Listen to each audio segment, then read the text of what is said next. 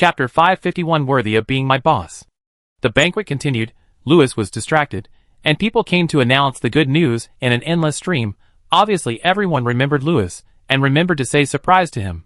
Although he was very annoyed, Lewis knew that this was because everyone cared about him, so he had to forcefully open the door to welcome the guests, but the smile on his face became more and more ugly. However, the old wizard who came over at this time made the smile on Lewis's face softer. After all, this old friend had a good relationship with him. In fact, he is still his steward in the Moon Court. Surprise, Lewis. Archbishop John's eyes showed admiration, just like Lewis' fanatical fans in the Holy Moon Knights. Since Lewis's status in the Moon Court has been rising step by step, Archbishop John's address has gradually changed from little friend to lord. This is not because the relationship between the two has become estranged, but because Lewis has gradually become his boss. In fact, since the establishment of the Holy Moon Knights, Bishop John, who is in charge of the political affairs of the Knights, has been rising in the Moon Court with the help of Lewis and the Knights' various merits. Now he has risen from a regional bishop to the position of chief bishop, archbishop, and metropolitan bishop. Now he not only manages the diocese of the Three Kingdoms, but also wears a red robe and joins the College of Cardinals. It is said that after Bishop John followed the Holy Moon Knights to the underworld, he was appointed by the church to become the Pope advisor, becoming one of the several stewards in the church, and also becoming Lewis's steward in the Moon Court. In other words, he has been speaking for Lewis. Lewis remembered the battle record of the Holy Moon Knights in the Netherworld.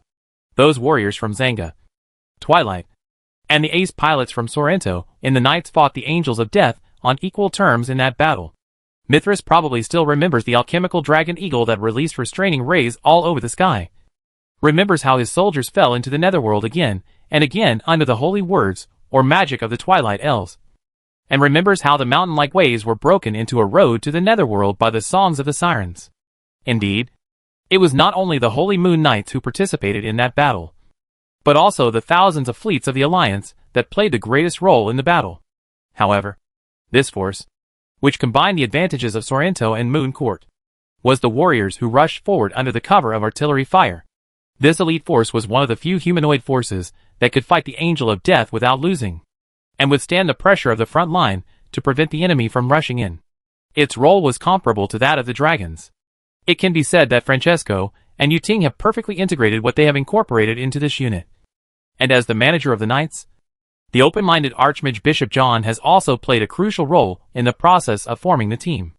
Now Lewis and Miss Moon have brought back new things from the sanctuary, and Francesco and other leaders also intend to add some new gadgets that other armies dare not use, such as the prototype of the Son of Lant and several newly produced Crimson Angels, to this Knights.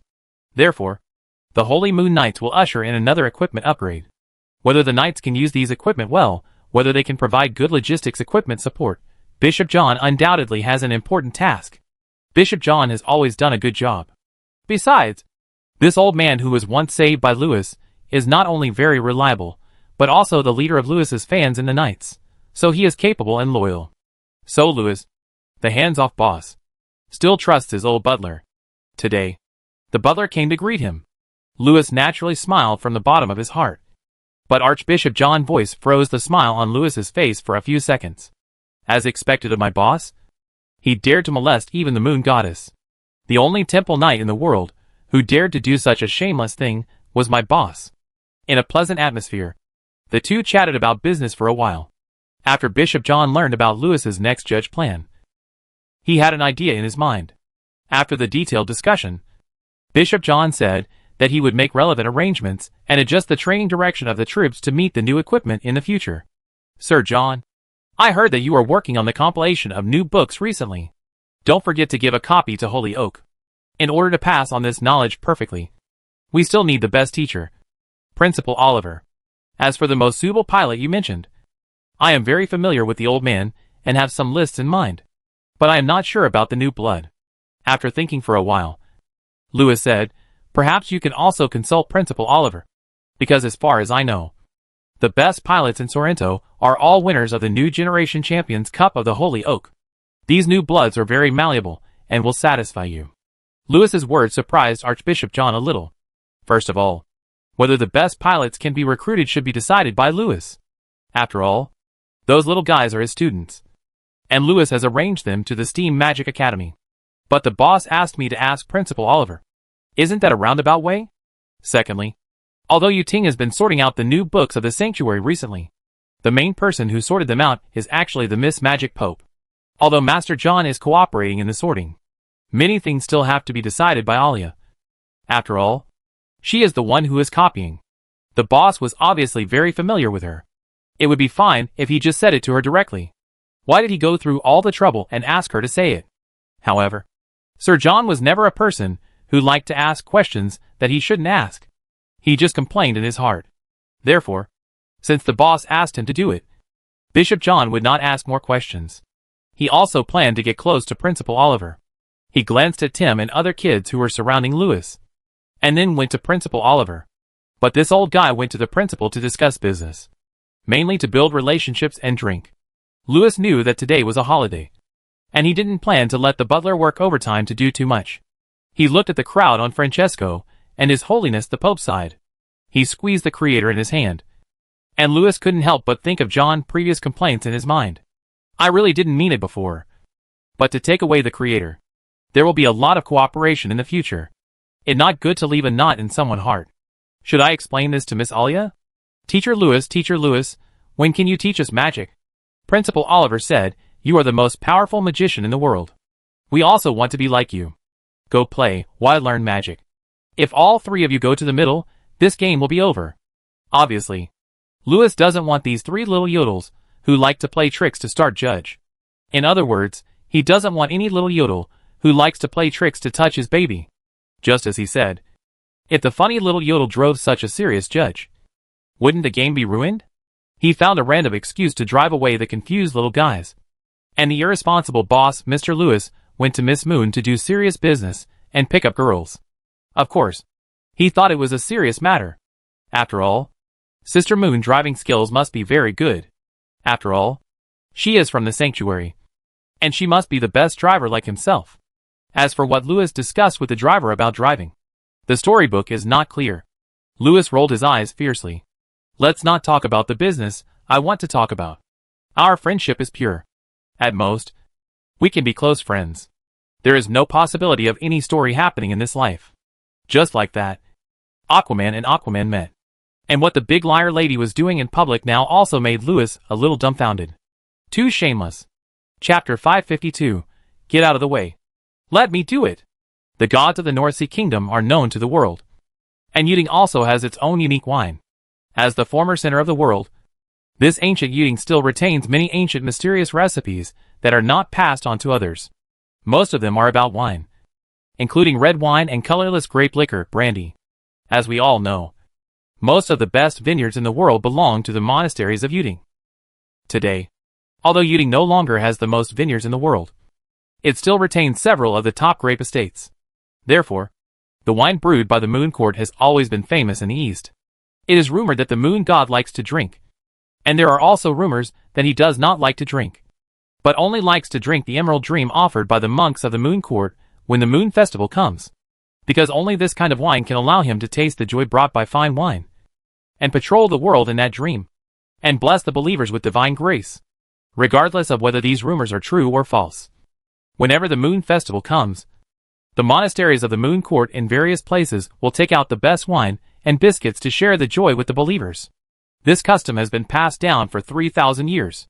Over time, the Moon Festival has also become a wine festival to celebrate the harvest. Therefore, this is a festival accompanied by wine and the bright moon. You have to get drunk to be happy.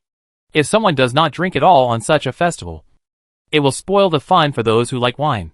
His Majesty Francesco is a person who does not like to be spoiled. She is a domineering person and does not like to have the atmosphere of the festival ruined. What more? This festival is named after the lady who wants to ruin the atmosphere. So how could this lady not gather the glasses and have fun with everyone? Therefore, under the tricks of the Demon King, Miss Mooncake successfully lost a small bet. The bet was drinking. Since the bet was won, it was natural to watch Miss Mooncake fulfill the bet. After all, after being harassed by a shameless person today, Miss Mooncake seemed to be very unhappy. It was definitely not because she couldn't drink, because she saw everyone drinking. Wine is obviously a good thing that can make people forget unpleasant things. Therefore, The Demon King, who can become a drinking buddy with the old black dragon, does not think that she is now forcing Miss Mooncake to drink. Nor does she want to see Miss Mooncake drunk. But to comfort Miss Mooncake, when Louis squeezed through the crowd to watch the fun, he saw the scene in front of him. The red-faced Demon King held a glass of wine, leaned on the table, and rubbed her head. Ordered his general, Miss Annabelle, to compete with Miss Mooncake in drinking. Miss Mooncake, whose face was neither red nor white, was sitting on the other side, with an innocent look on her face. She waved her hand to reject Annabelle, and looked harmless. I really can't do it anymore, Sir Annabelle. Either. Or have a glass of red wine. Looking at the black dragon's sister holding the bottle aggressively, Miss Mooncake was frightened and secretly wiped her saliva. Red wine. This stuff tastes like water. How can it taste? Come! Drink this brandy called something dreamy. Drinking alone is boring. Let roll the dice. No! If not, I will teach you. As she said this, Miss Annabelle, with shining eyes, stepped on Miss Mooncake's chair with her boots, then she bit open the cork, smelled the long-awaited Moon Court collection, and after wiping her saliva, poured Miss Mooncake a full glass. It seems that Miss Black Dragon is really happy today, and she is already drinking for the second time, and she also thinks this place is a tavern in Dragon Nest City. The people around are the same. When the good-hearted Helen brought all the toys, Miss Annabelle's interest became more and more high. The people around her also became more and more cheerful. The only thing that was not so good was that Miss Mooncake seemed to refuse. Every time when Annabelle urged her to drink, she just smiled and took a big sip. This timid look of being afraid of getting drunk also made the drunk ladies around her more crazy. Obviously, the more Miss Mooncake refused, the more interested Miss Annabelle became. After all, she had never seen anyone in the world who could drink 1,000 cups without getting drunk. If there was anyone, they thought it was themselves. Miss A.O. and others who were toasting to cheer her up also believed this. Indeed, look at how Miss Annabelle looked when she was drinking. At first, it was fine. This female man was still a little reserved. But after she had a good time, she actually pulled Miss Mooncake to teach her how to play finger-guessing games, and started to toast the cheerful crowd around her. By the end, Miss Drunkard had already started to drink from the bottle, with a silly smile, under everyone's encouragement. When she fell into Louis's arms with a red face, the table was already full of wine bottles. As for Miss Mooncake, whose face was slightly red and her expression was still a little embarrassed, she had been sipping her wine glass from beginning to end. There was one more bottle of wine under her feet than Annabelle. However, Miss Mooncake seemed to be a little bit exhausted. She stood up crookedly and almost fell down, so she had to sit back on her seat. It seems that she still hasn't drunk enough. The crowd around them became more and more noisy, and the noise drowned out Francesco's snoring. Under the encouragement of everyone, Miss A.O. had already rolled up her sleeves with great interest, intending to take advantage of the situation. Boring. Miss Di, who was passing by, took a look and left. This woke Louis up, seeing that this shameless big liar was about to succeed, and the silly little A.O. was going to be tricked again after Francesco and Annabelle. Louis couldn't help it. Ossicles, you can't drink more than her. Yes, sister, you can't drink more than her, Helen said. Get out of here. Louis. Miss O picked up the emerald dream that Helen brought. Louis shook his head, helped Miss Annabelle up, and sent her back to the room. When Louis came back again, Miss O was already lying on the table. There were a little more people around. The White Queen was in the crowd booing, and her eyes were red as she drank with her former enemy. This time, Miss Moon also looked very excited. The two of them looked like they were going all out to defeat each other. They were indeed fighting hard, because the two ladies seemed to be the kind of people who never drank, but could drink 1,000 cups without getting drunk, and who could finally get the Moon Goddess. Today had become the most anticipated fun event of the festival. After all, His Majesty Francesco, who had just woken up halfway, doubled her reward. Boring. Miss Di, who passed by again, left the crowd with her head held high. Louis shook his head and helped Miss A.O. up, and sent her back to the room. When they came back, Lady Aishwarya had already fallen into the arms of a twilight elf, and Miss Mooncake seemed to be unable to stand up. However, she leaned on the chair and drunkenly swung the bottle in her hand, and smiled and swung the dice in her hand, looking at Francesco, who was rubbing his head on the table. Miss Moon seemed to have drunk a little too much this time. Francesco seemed to have sobered up, but she didn't dare to drink any more, because if she fell before Miss Moon, she would lose, and she would lose the bet after cheating and letting others block the wine. Compared to before, there were more people around, but it was a little quieter. Everyone was discussing the patriarch wealth in a low voice in amazement, and also discussing the bet between the Northern Alliance and the Moon Court.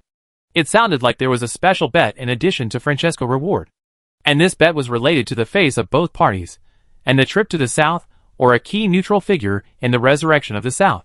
Louis walked several times in the middle, and was not clear about the details of the bet, nor did he care much, and he also thought this matter was boring.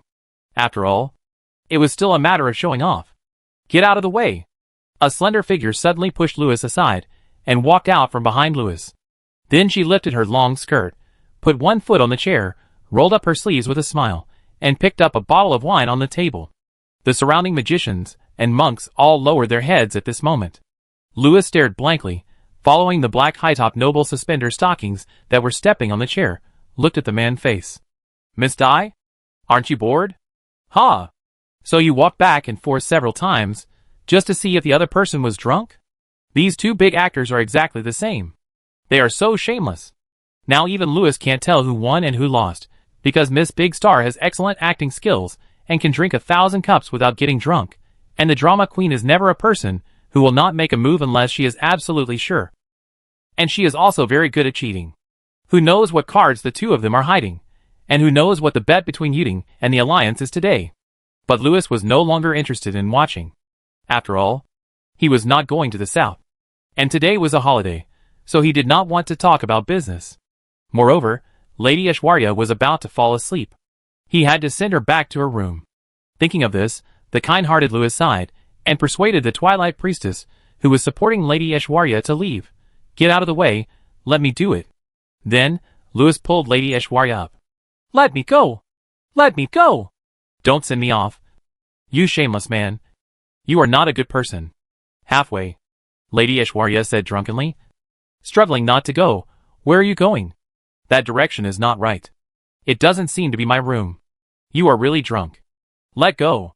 Why not? Her Highness Osikris, and the others are waiting for you. Louis sighed again. He took out a small metal bottle from his waist, and gave her some to drink. Drink it quickly. This water, why does it smell like alcohol? Aishwarya pushed the metal bottle next to her mouth, wiped the corner of her mouth, leaned on Louis's shoulder and fell asleep. Goddess tastes better. Right? Louis asked with concern. Aishwarya nodded, and then shook her head. Louis's eyes sparkled, and he quickened his pace. Unfortunately, no matter how much he planned, Louis never expected that it would turn out like this. Chapter 553. How can a family be reunited without one person? When Louis helped Lady Aishwarya back to her room, there were bursts of joyful noises from the crowd behind him. Louis looked back curiously, and found that the Alliance members in the crowd suddenly cheered happily, while the knights and monks of the Moon Court were all dejected in surprise. Then, several female knights hurriedly helped a saint in a white robe who had fallen asleep out of the crowd. The seemingly mean Miss Di finally won over the honest Sister Moon. She was indeed honest. After all, Francesco cheated by calling for help in the gambling game. So Miss Moon could have asked for help before she was completely drunk. Even if she was willing to be as shameless as the Demon King, she could have kept calling for help. Let the gambling game today end when there was no one left standing in the entire venue. Maybe she was too happy? Or maybe she was too conceited. And it is undeniable that the Emerald Dream is indeed very powerful. People who drink this wine sometimes start to dream, but think they are awake. What more? Miss Di must have secretly put something in Miss Moon wine when she passed by the wine table a few times before. It really too mean. Louis complained indignantly. If I could not bear to see Lady Aishwarya drunk, I would have to be the referee and preside over the fairness of the gambling game. Lady Aishwarya, who was leaning on his shoulder, was talking nonsense in her dream again. After hearing her talk like "don't send me off," and "you are not a good person," Louis shook his head and sighed, and helped the struggling lady back to the room. After putting Lady Aishwarya on the bed, Louis couldn't help wiping the hot sweat on his head, and sat down on the bed. After taking a few breaths, Louis took off his coat, unbuttoned the collar of his shirt, and planned to cool down for a while before going out. He was really exhausted today. The party was so lively that Louis always met drunk friends on the way back and forth. Everyone had a very good relationship, so how could he watch them go back to their rooms by themselves? He had to see them off. right? But they didn't seem to appreciate it, and they were all very strong. This made Louis very helpless. A foot suddenly kicked Louis on the back, and Louis helplessly reached out and pushed away the foot that was still not honest even after sleeping. I'm so tired. Everyone is really crazy today. They all drank so much. Everyone is so strong. They thought I was a bad guy. Oh! Shaking his head, Louis turned around and looked at the 7 or 8 ladies on the bed, and said, I just sent you back to the room. How can I be a bad guy? But the problem is, the room you sent me to is obviously not right. If you don't believe me, take a closer look. Did you recognize the wrong room? What the hell am I looking at? Louis said speechlessly. Why is it wrong for me to send my wife back to my room? Are you sure? Rolling his eyes, Louis stood up and planned to go out. After all, Miss Di must have drunk too much and was waiting to be sent back to her room. And if one person is missing, what the point of a family reunion? You know, in order to get everyone together today, I don't know how many times I walked around the venue. Hey, where's my coat? Louis looked around the bed and the floor with some confusion. But the bed and the floor were all the ladies' things, which made him scratch his hair while standing by the bed. I clearly put it nearby just now. Strange. A hand suddenly handed over the coat from behind. Louis took it and said casually, Thank you. Surprised, Louis turned his head with a black question mark on his face, and then he looked at the woman standing behind him in a bathrobe, drying her hair, and his face turned pale with fright. Ahem. Your Majesty. You haven't slept yet? Louis looked a little embarrassed. I was just about to go to bed. Francesco looked at his daughters and friends crowded on the bed, and nodded slowly. Just say you went to the wrong room. Obviously you are not familiar with the route of the moon court. Louis. You just said. Who is your wife? Which room do you want to send her to? The Demon King yawned, and his voice was a little drunk. It seems that she drank a lot today. Otherwise she would not have taken a bath without noticing that there were several people sleeping in the bedroom. If Louis hadn't just opened the door and talked loudly to himself beside the bed, she would probably still be sleeping soundly in the bathtub. The alcohol in the Emerald Dream was really strong. Ahem. Your Majesty. I think you must have heard it wrong. The road to the moon court is really complicated. I sent you back and forth, but I found that we were all in the same room. It's a coincidence that I have been in your room several times. We are really destined to be together. Hee hee. Yeah. Rubbing his forehead that was slightly swollen and painful due to drunkenness. The somewhat tired Demon King threw the towel to Louis and sat on the chair. I'm a little tired. Louis was slightly stunned by these words. For a moment, he looked at the beautiful lady sitting in front of him and couldn't help thinking of Xiao Dai. It seemed that because Louis hadn't moved yet, a murderous aura filled the room. Louis forced a smile and bowed slightly. Then with a bitter face, he came to the bedside and helped a lady up, intending to send them back to their rooms. The murderous aura became stronger. Obviously, the Demon King has seen through your trick. You are such a daring guy. You actually planned to send them back to your room in front of the Demon King. Well, Your Majesty, you should find someone to send them. I'm not familiar with the road, and I'm afraid I go to the wrong room again. With that, Louis quickly put on his coat and left. When Louis returned to the bedroom, his face was wooden.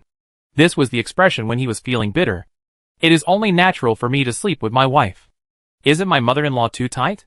Rubbing his face, Louis threw his coat and shirt on the clothes hanger, and fell on the bed with his bare chest. He was upset. It seemed that sleeping with his wife was out of the question, and as long as the mother-in-law, the Devil King, did not leave, his family would not be able to reunite. Thinking about it, Louis felt a little sleepy. He also drank Emerald Dream today. Hey, I didn't close the window? Feeling a gust of cool wind in the room, Louis looked up at the window and found that it was open. He stood up, picked up the full wine gourd on the table, and came to the window. It was snowing outside. It already December. I remember. When I went to the netherworld, it was still summer. Who are you? The wind was getting stronger. The heavy snow outside the window fell on Louis's shoulders. He shook his head, put down the things he shouldn't think about, put down the empty wine gourd, closed the window, picked up his pajamas, and put on one sleeve. When putting on the other sleeve, you found that the sleeve seemed to be caught on something. You pulled it again impatiently. But that thing pulled tighter. Louis? Chapter 554. Is this the confidant you mentioned? Who are you? The wind was getting stronger. The snow outside the window fell on Louis's shoulders. He shook his head, put down the things he shouldn't think about, put down the empty wine gourd, closed the window, picked up his pajamas, put on a sleeve. But after pulling for a long time, he found that the sleeve seemed to be caught on something, and that thing seemed to be fighting with him. Hey now you should have noticed me. Right? Presents +1+1+1. While Louis was distracted, Louis's shirt was pulled a little further. This scene was so familiar, Louis turned his head woodenly, looked at the window, and found that there was a figure above the window. It was a slightly drunk woman in a white robe. She was holding a wine gourd in one hand, and with the other hand, she stretched out a finger to pull Louis's pajamas. And when Louis looked at her dully, she showed a playful smile on her face. The woman who should have been sleeping soundly in her room after losing to Miss Di suddenly came to the door. What does she mean? Now you know who I am? While the woman was speaking, she couldn't help but secretly glance at Louis's perfect upper body. When this sentence came out, the first reaction that popped up in Louis's mind was 3 words. Female hooligan. It seemed that the woman also noticed that there was something inappropriate in her words. She coughed a little awkwardly, raised her eyebrows and said, "What, boy, are you scared?" As she spoke, the drunken woman, in embarrassment and anger, put more strength in her hands. It was as if she was angry because Louis did not reply to the message. With a tearing sound, Louis looked at his torn shirt woodenly, rubbed his face and said, "Your Majesty, don't be like this. Your clothes are torn. You are scared by the female hooligan. Humph! You know who I am. And you still dare to come to me?" The drunken woman said with her chin raised and squinting eyes. There was a sense of arrogance and laziness in her tone. How could it be the cautious and careful look of the incomplete Alia? You come to cause trouble again and again. Do you really think that I will not kill you just because I saved you once? Louis looked around woodenly.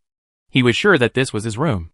He rubbed his face, ignored the woman's words, and then pulled back his torn shirt and said, "Your Majesty, you are drunk." I am not drunk. I lost to her on purpose." Louis glanced at the woman. From her slightly angry face and drunken eyes, he saw the look that the woman wanted to convey. "Look at my clear eyes. I am not drunk at all. Why don't you say anything? Why don't you ask me why I deliberately lost to her?" Speechless, Louis put on his clothes and said perfunctorily, "Oh, why did you deliberately lose to her?" Because. The woman was suddenly stunned by the question. She tapped her chin with her finger and started thinking. But obviously her brain couldn't think too much now.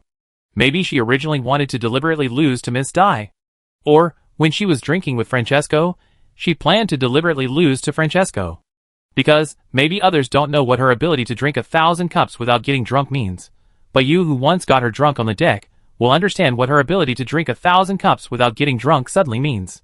Anyway, happy birthday today. Your return and the sweet wine made Miss Luna a little greedy. So she changed her mind, took a few more sips, and planned to lose to Miss Annabelle, who came up second. Then she took a few more sips, and planned to lose to Miss Ao, and beat Lady Aishwarya. Finally, she was too competitive, and lost to the shameless Miss Di.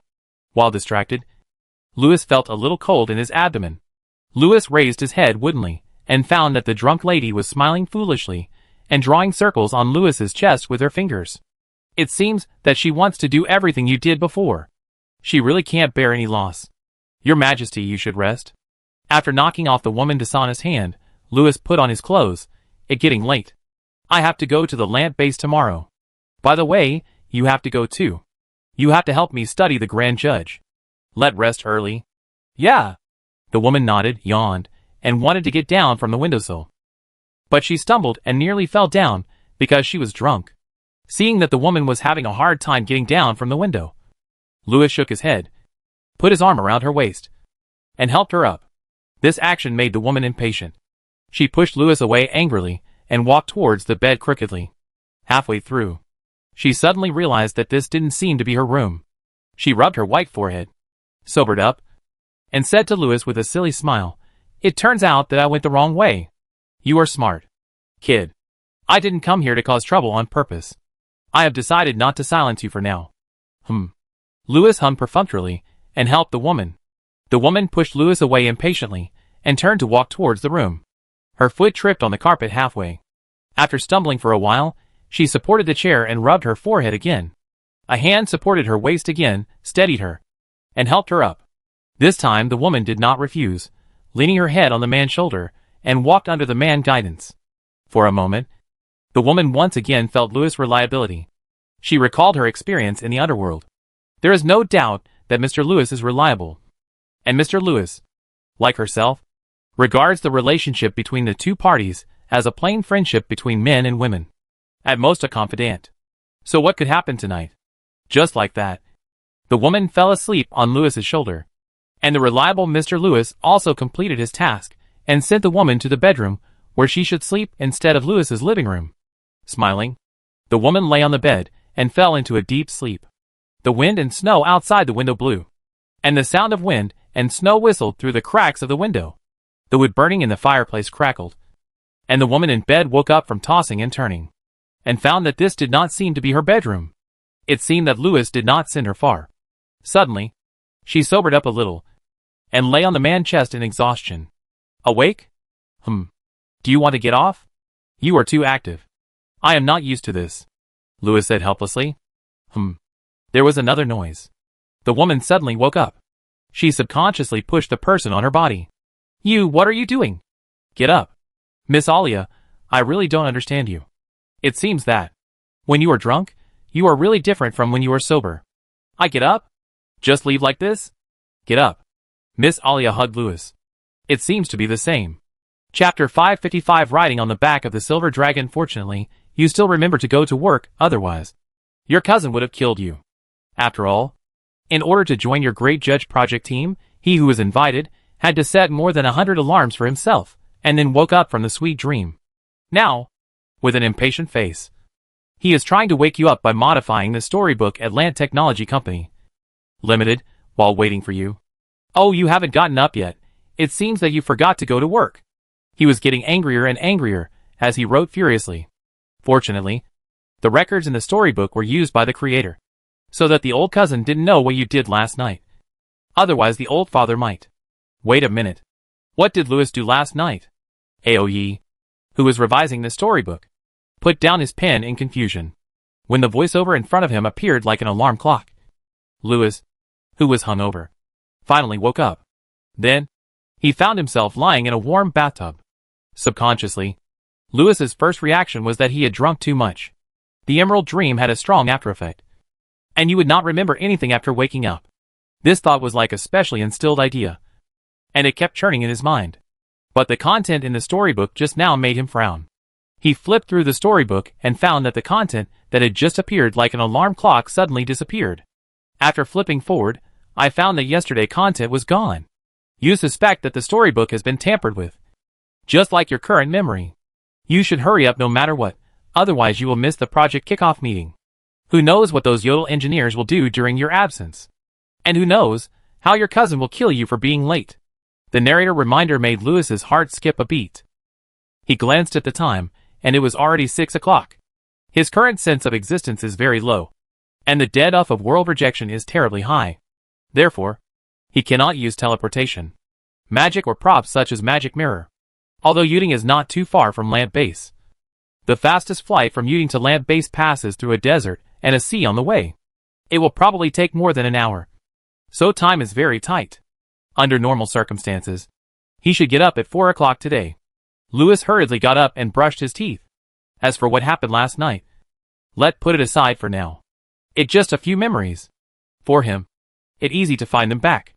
After changing his clothes, Louis walked out of the bathroom and found that several diligent old ladies had cleaned his room and replaced the bedding. Fortunately, I didn't sleep in the room. Otherwise it would be embarrassing to be rushed in by a group of old ladies to clean the room early in the morning. But shouldn't the novice monks be responsible for cleaning my room? Why are they a group of old nuns? Louis, you finally got up. The old nanny in the lead saw Louis walking into the living room with his hair wiped. She picked up Louis's coat with a somewhat impatient look on her face, and put it on Louis directly. Your Majesty and His Majesty Ao, he have been waiting for you at the land base for a long time. It's not very polite for you to do this. Go quickly. It seems that these nannies were arranged by the patriarch to call Louis. And it seems that this nanny's status in Yuding is not ordinary. It is very likely that she is the same as the 4 heavenly kings around Francesco, and belongs to the type of nanny plus etiquette teacher plus bodyguard, who has watched Alia grow up since she was a child. Therefore, even though the Prince of Yun was right in front of them, the big maids hidden in Yuding were also straightforward when they spoke. In the midst of the maids nagging, Louis, who was in the wrong, was too embarrassed to say anything more. After learning that there should be dragons in Yueya who had not left Yuding, he hurriedly put on his coat and walked out of the room. When leaving the living room, Louis looked behind him with a strange expression, and found that several maids were cleaning ice and water stains under a window in the living room. It seemed that the window was not closed last night, but Louis remembered that he should have closed the window. Hearing the impatient push of Mammy behind him, Louis, who was kicked out of the room, scratched his hair and headed for Moon Cliff. There had been no dragons in Moon Court for 3,000 years, which made the monks forget that there were dragons and magic in this world, and they spent these years like muggles. In recent years, the priests of Moon Court have gradually known the world of dragons and magic again, but the areas in Moon Court that were once suitable for dragons to settle are no longer there. The buildings in the Moon Court were not suitable for the dragons to settle down. Therefore, when a dragon came to pick someone up, it would wait at the Moon Cliff. Standing under the Moon Cliff, it was empty. It seemed that most of the dragons who visited the Moon Court had left. Under the morning light, there was a silver glow on the top of the cliff. Louis knew that it was the last flight of the day. With his feet exerting force, Louis jumped up the 100-meter-high cliff and landed accurately at the feet of the dragon. Silver Dragon. Louis has seen many dragons, and has been to Dragon Nest, but he has never seen a silver dragon. And this dragon lady didn't seem to know Louis. She thought he was a latecomer, and a magician who hadn't learned to fly yet. It seems that this dragon lady is a bit talkative.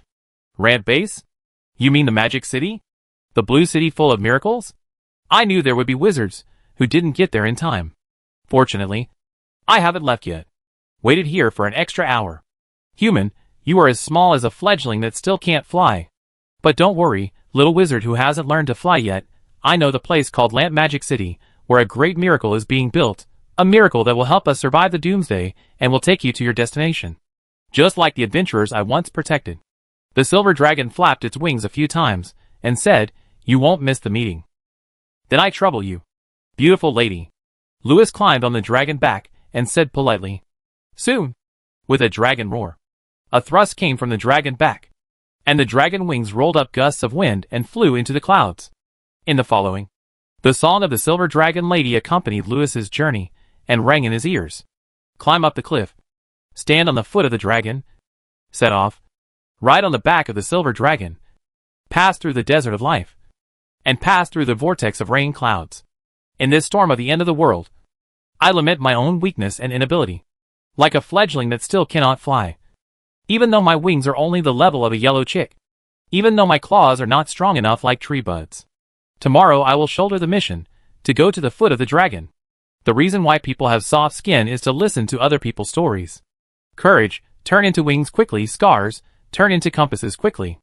Let go, riding on the back of the silver dragon, passing through the eye of the storm, passing through the vast sea. Riding on the back of the silver dragon, the blue magic city full of miracles, accompanied by the morning light, rises on the horizon. Chapter 556 Gods. Please listen to my judgment. 10:16 a.m. that day. Land Technology Company. Ltd. Director, AOE. Female lead, the late new female manager Yushin. Male lead, the late new male manager Louis. Supporting roles, Technical Director Lant. More than 100 engineers. Several senior magic technicians. Scene, after the project launch meeting. The awkward handshake ceremony. And the noisy crowd below the stage. Male lead monologue, my name is Louis. The one who is squinting at me beside me is my cousin. And the one shaking hands with me in front of me is my cousin daughter, who is also my new colleague. Judging from the script, we probably had some embarrassing things happen last night that shouldn't have happened.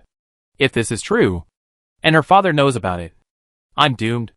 Director AOE who is reading the script? The male protagonist who shows a fake smile after discovering the script leak. It's just a script. Director. Don't believe it. The female protagonist monologue, my name is Alia. The one looking at me with astonishment beside me is my father. And the one shaking hands with me, with a fake smile, is my new colleague. The gentleman I met in the bar last night after drinking too much should be him. And from the various suspicious traces in the room this morning, we seem to have had some embarrassing things that shouldn't have happened. Now we have to work together under my father, So embarrassing. What should I do? After reading the script, the old father director Ao, he looked extremely unhappy. The male protagonist looked pale, and thought he was doomed. Oh, by the way, Rant, you go and make arrangements first. Regarding the grand judge, I suddenly remembered something to talk to Lewis about. The kind bald old man smiled, and asked the engineers to start work as planned. Then he separated the two male and female colleagues, who were shaking hands with fake smiles, then put his arm around Lewis's shoulders, and forcibly took him aside. The crowd gradually dispersed. Alia, who was no longer the focus of attention, breathed a sigh of relief. She withdrew her gaze from the backs of her father and Lewis, who were leaving, then rubbed her aching forehead, and came alone to the special oil painting hanging on the wall. In the midst of curious observation, she temporarily distracted her attention. Dad came here today to consecrate the design of the judge. But it seems that this matter will be delayed for a while. Consecration is another strange word that came out of Lewis's mouth. He always said some strange words. But Alia knew what Lewis meant. Dad said that this thing appeared in an age older than itself. It is alive, and has self-awareness. Even if it is just a painting, a design, it may have its own consciousness. Therefore, in the sanctuary, one design can often only produce one set of equipment. According to Lewis's plan, he intends to use this design to create at least 8 judgment angels, the final form of Lant. The Lant base cannot produce a real grand judge. So using this design to split it into multiple copies can maximize the use of this resource. And Dad consecration work is to erase the consciousness that may exist in the grand judge design. Although this will greatly weaken the 8 judgment angels, it will be a pity. But this is the best solution now. After all, if this picture is really alive, then there may be failures in the subsequent manufacturing work. Dad and Lewis said it with great confidence. The two guys just burned incense and prayed for a long time. It was as if this thing really had life. However, Alia believed what her father and Lewis said, because when she looked up at the painting on the wall, she could personally feel his powerful power. Alia even had a feeling that there seemed to be some resonance between him and herself. Resonance does seem to resonate, because it has the ability to make the gods listen to its voice. Let the gods accept its baptism, accept its judgment. When the voice of the judge call sounds, it means that the gods have ushered in the dusk. Why should the gods be judged? Why should the patron gods, who violated the rules of the sanctuary, be purged? Alia didn't quite understand, and felt a little angry. She believed that she had never done anything wrong, even in the era of the gods 3,000 years ago. She just did her best to maintain the power of faith in this world. Let those gods, who could always be in their heyday, under her leadership, prevent the old gods from making a comeback. I didn't do anything wrong. I did take the wrong path. But since I was born, has there ever been a creator to guide me? Now, I have created this thing to deal with myself? So, what am I doing? The signal of the purge protocol has been received, and it is being activated. Moon God? Please listen to my call. A voice, like singing, suddenly resounded in the heart of Moon God. It was like a ringing bronze bell, shaking his entire spiritual world. At this moment, the Moon Goddess' mind was defenseless in the Judge's vast consciousness. For many years, she had had similar experiences. It was the helplessness she felt when she first faced the old god. It was like a rabbit trembling in front of a tiger. Subconsciously, the Moon Goddess wanted to leave here. But in the blink of an eye, she found herself suddenly in a void. The Moon Goddess knew that her consciousness was pulled into the oil painting, under the background of the vast galaxy in front of me. A strange unknown object is floating. It looks like a few flat crystals that are put together and rotate continuously. These crystals with divine patterns and luster simply outline an abstract pattern like words. It looks very different from when you look at it from outside the oil painting. Perhaps this is the appearance of the consciousness of the judge sealed in the oil painting. The moon god also knows what this pattern means. In the books of the sanctuary, there is a translation of it, justice. How ridiculous. The moon god stared blankly at the vast god of judgment in front of her, with a hint of bitterness on her lips. The judge I brought back is judging me with all his power. Hey, can you listen to me? Great God. You don't have to be afraid, because I have no intention of depriving you of your life and power. Because everything in the world, every blade of grass and every tree is unique and indispensable. Should not be replaced, nor should they be eliminated. Should be treated fairly. Justice exists for hope. I hope the world is full of hope. Even though I know that humans are not kind.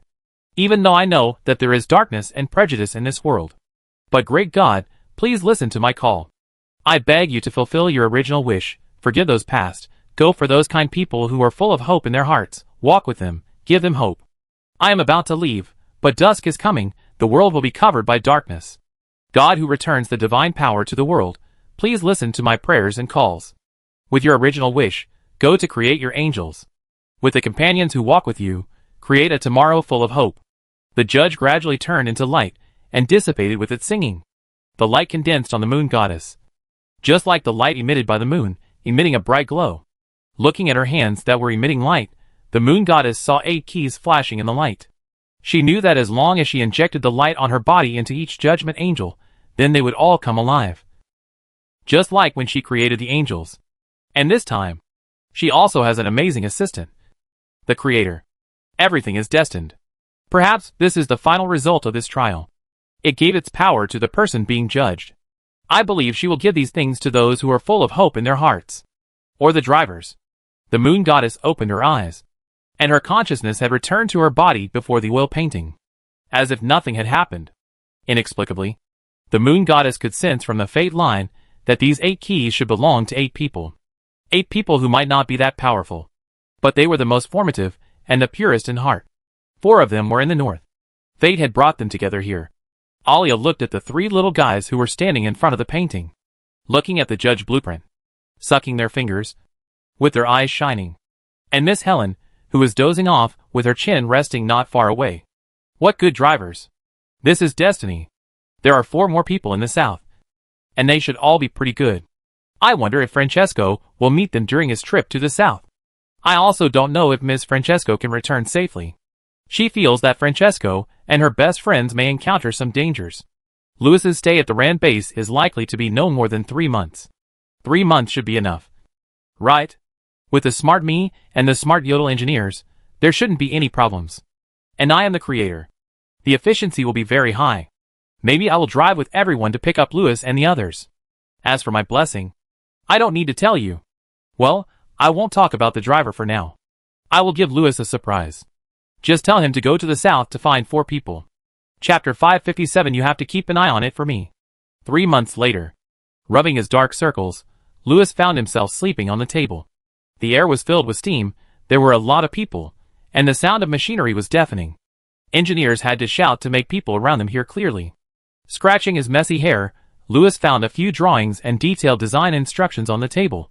Then he kicked awake several magic apprentices, who were dozing on the chairs around him, and pulled them to start today's work.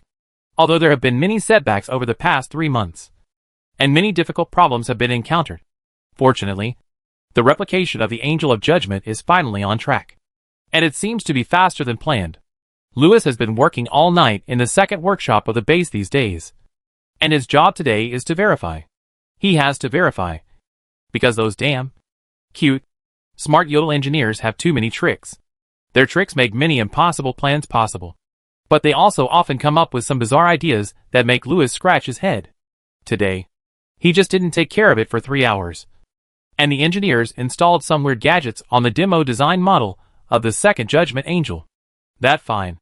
After all, these newly added gadgets can be said to be the crooked ideas that the engineers came up with to meet the unrealistic requirements of the chief engineer Mr. Lewis. Sometimes they can be successful. As long as the effect can be achieved, Lewis will accept it. Or he has been convinced in the past 3 months.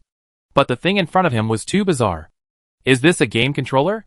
Standing in the cabin design area of Unit 2, Lewis looked at the things on the console that the engineers explained as the ultrasonic neural network access terminal, wondering if he hadn't woken up yet.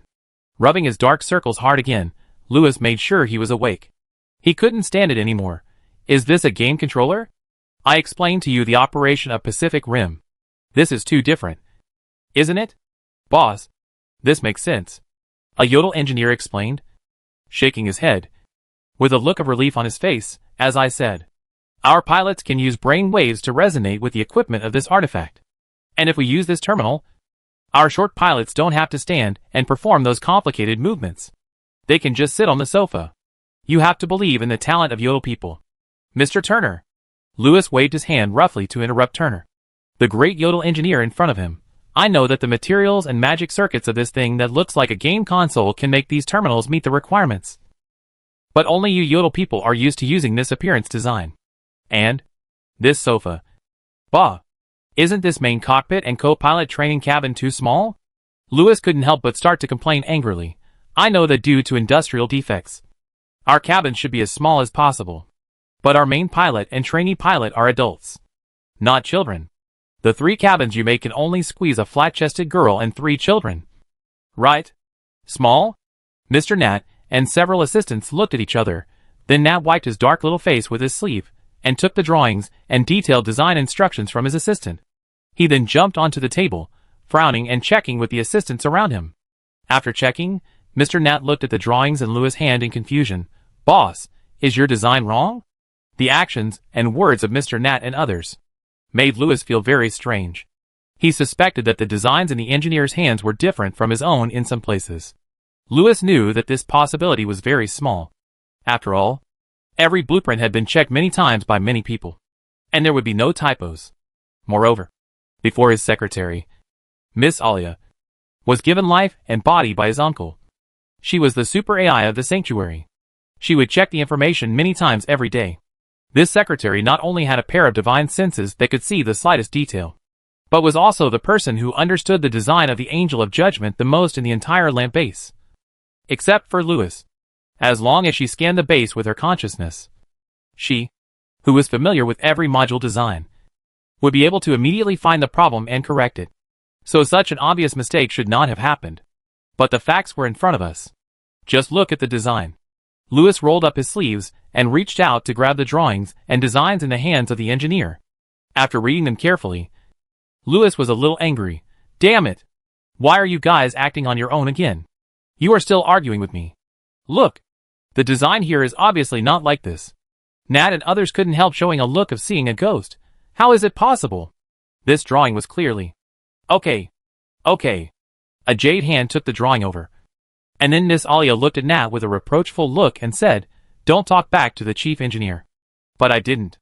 Nat had just said half of his words, when he was glared back by Miss Luna. Nat, I know Yodel is the best driver in the world, but they are not suitable for the Angel of Judgment. Miss Alia's tone became very serious, and I have stated many times that there are no Yodels among the pilots in the north or the south. But you said? Nat had just said half of his words, when he was glared back by Miss Moon's vicious eyes. After some persuasion, the engineers began to work again, and Lewis, with a tired face, followed Miss Moon out. Sorry, Alia. I've been a little irritable recently, but these engineers really like to act on their own. Especially in the past 2 days when I went back to do verification, the problems I found were really annoying. At this point, Lewis shook his head helplessly. Acting on one's own, this is a taboo. But in this RAM base, every engineer is a self-made person. He couldn't find an engineer without unique ideas. And sometimes, although these guys' strange ideas would cause a lot of trouble, they were more good than bad. If there were no geniuses with strange ideas in their heads, many things would not be possible. Lewis, I know you care about the Angel of Judgment, but you should take a break. Alia said, in fact, you didn't have to come back the day before yesterday. I mean, you don't have to worry about the situation here and turn back to do the last verification. With me here, there will be no problem. Even if you are not here today, I have already checked here, and will not let the demo design model of this module be made by the creator. Lewis still trusts Miss Moon very much. Not to mention that the creator is in her hands. So this means that Miss Moon controls the last step. In addition, her current understanding of the Angel of Judgment is almost better than mine. So I should let go. After all, His Majesty Francesco has been out of contact for 3 months. Whether it is because of the importance of this spiritual leader, the importance of the strength of this human-shaped Angel of Judgment, or emotional reasons, Lewis has to go. Alia, are you sure His Majesty Francesco is in danger? Lewis felt that this matter was a bit strange. After all, this guy is a big demon who can compete with the ancient gods. Even if he encounters someone he can't beat, he can run away. What more? There is no ancient god in the south now. Neutral Aku is not a danger factor. So she can be said to be the biggest demon in the world now. So how could she encounter the kind of danger that prevents her from returning? And from the perspective of fate, only I can find her? Chapter 558 Your Majesty. Don't be like this. Alia. Are you sure that His Majesty Francesco is in danger? And I am the only one who can find her? Louis hesitated when he said this. He didn't believe that a wizard like Francesco, who was a faceless man, would be in danger. Unless she met an old god, she could escape back without any trouble. But it was a bit strange that Francesco had been out of contact for 3 months. Maybe, and in the fate I see, you may need the help of the Angel of Judgment. The moon goddess stopped at the gate of the first workshop and looked at the behemoth. You should leave anyway. Miss Moon added a sentence in her heart, otherwise, the construction of the Angel of Judgment will be delayed again. Forget it. I should leave too. I am still very relieved to have you here. Louis nodded and looked up at the real Angel of Judgment in front of him. See the essence post, this mage armor has already taken shape. This is the first Angel of Judgment, or the 9th one. It is the strongest angel that is incomplete because it lacks the energy of the judge soul, and can only be driven by itself. With it, he will not worry about not being able to show his Dharma image because of the lack of water from the South China Sea on the southern continent. And it will be stronger than when showing his Dharma image. So even though it is smaller than a Ku, Louis is still confident that he can use it to pin a Ku to the ground. I be leaving tomorrow morning. It up to you here, Alia. You have to help me keep an eye on the remaining angels. You must make them according to this prototype. In addition, I may not drive it this time. So don't let the Yodel engineers continue to improve it just because it is not yet perfect. Wait until I come back to continue to improve my magic armor. Don't worry. Miss Moon nodded. Louis breathed a sigh of relief. Although it was his first time to work with Miss Moon. But he still believed that Miss Moon was more reliable than those Yodel engineers. Right. But Alia, I'm a little confused. Why does my mage armor require such high vitality from the driver? Louis said with some doubt. Although the angel in front of him was built by Louis himself, he always felt that this angel was lacking something compared to the other 8 angels. Oh, your angel just hasn't been baptized by me. Miss Big Liar smiled and looked at Louis and said, so this judgment angel lacks a little soul. So if ordinary people drive this judgment angel, they may die. Only advanced drivers like you can control it. In other words, you are the soul. And only you can drive this judgment angel. Louis rolled his eyes secretly. Baptism. He has heard this word from Miss Moon many times. Miss Moon believes that since it is an angel, it should be baptized by God to have a more soul. As a magician who never takes God seriously, Louis naturally does not believe in such things. So when Miss Moon said that she would not baptize Louis's angel, Louis readily agreed. As for the lack of soul, Louis thinks such talk is bullshit. This angel is the first angel. A prototype. It is reasonable to have some defects in the design. And how can defects be made up by a baptism? It's just superstition. But there is one thing that Louis thinks Miss Moon is right. Others can't drive it, but it doesn't mean he can't drive it.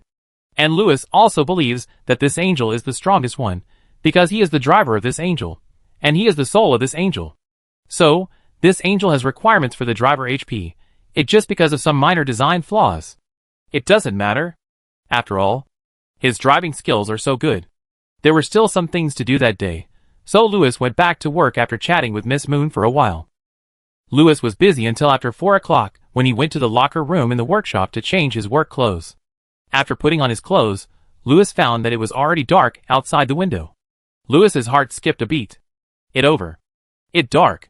He still has something important to say to Miss Moon. Looking at the dark sky outside the window, Louis hesitated for a long time. Finally, he made a decision to go to the bar. Sure enough, Miss Moon was drinking in the bar. She was really punctual. By the way, since Miss Moon lost the bet with Francesco, this honest lady forced herself to fulfill the bet and drink a little every day. Although Francesco's bet was just a joke, but Miss Moon, who disliked drinking the most, attached great importance to her promises. She even developed a good habit of going to the bar on time after dusk every day. This is normal. After all, the bar in the base is the only entertainment and leisure place for everyone in the base. Everyone likes to gather here after get off work, including the elves who occasionally come to the base to deliver supplies. Therefore, even if the drunken Miss Moon is now urging several priestesses who really don't drink to drink, the big guys in the bar think it normal, or they are used to it. But when Louis saw Miss Moon hanging out in the bar, his heart suddenly skipped a beat. It over. I've drunk too much. After hesitating for a long time, Louis rubbed his dark circles. walked over with a stiff upper lip, and bowed his head to Miss Moon's ear and persuaded her earnestly, "Your Majesty, don't drink any more. It's harmful to your health." Before Miss Moon could answer, some female knights, who were drinking with the boss, started to complain in their hearts. Is Mr. Lewis too nosy? Every time the boss came to drink, he would persuade him. But whether other people drinking is harmful to their health, what does it have to do with you? Miss Moon's answer was even more straightforward. Go away. Don't spoil the fun. The woman hugged the shy priestess and said to Lewis impatiently. At this moment, Miss Moon, who was drunk, did not look as gentle and elegant as she was during the day. It seems that the atmosphere and wine in this bar are really good. It allows every tired person to relax here, and it also allows everyone who has worked all day to take off the mask here. After a fruitless persuasion, Lewis left the bar with an ugly face. And the moment he walked out of the bar, he saw Miss Moon actually smiling, grabbing the tail of a passing tree demon, and telling him a little joke. It seems that this female hooligan who gets drunk at night can do anything after drinking too much. Just like someone. But obviously, someone can't control this guy who likes to drink. This schizophrenic female alcoholic. Why do you like drinking so much? This is such a waste of time. I have to get up early tomorrow. Forget it, you win. After hesitating for a while whether to sleep at the base or go back to the room tonight, Lewis finally went back to the room. He has been too busy recently. He hasn't gone back to his room to sleep for 2 days. Although he prefers sleeping at the base to his own bedroom. But he has to travel far tomorrow morning, so he has to come back at least to take a shower and pick out some clothes to change. After closing the doors and windows, Lewis took a shower and then packed his luggage in the room. He was busy until after 8 o'clock in the evening, and all the gifts were packed. After taking another look at the locked doors and windows, Lewis adjusted his suspenders, waistcoat, and shirt in front of the mirror, then turned off the lights, picked up his coat and luggage, and prepared to spend the night in the basement. You are such a bummer, Mr. Lewis. You haven't been back to the room for 2 days. Do you hate me so much? A lazy sound came from the soft bed behind him. The smell of wine and fragrance filled the room and reached Lewis's nose. The husband who was about to travel felt a pang in his heart. He forced a smile and looked at the woman who had changed into pajamas and was waiting for him to go to bed.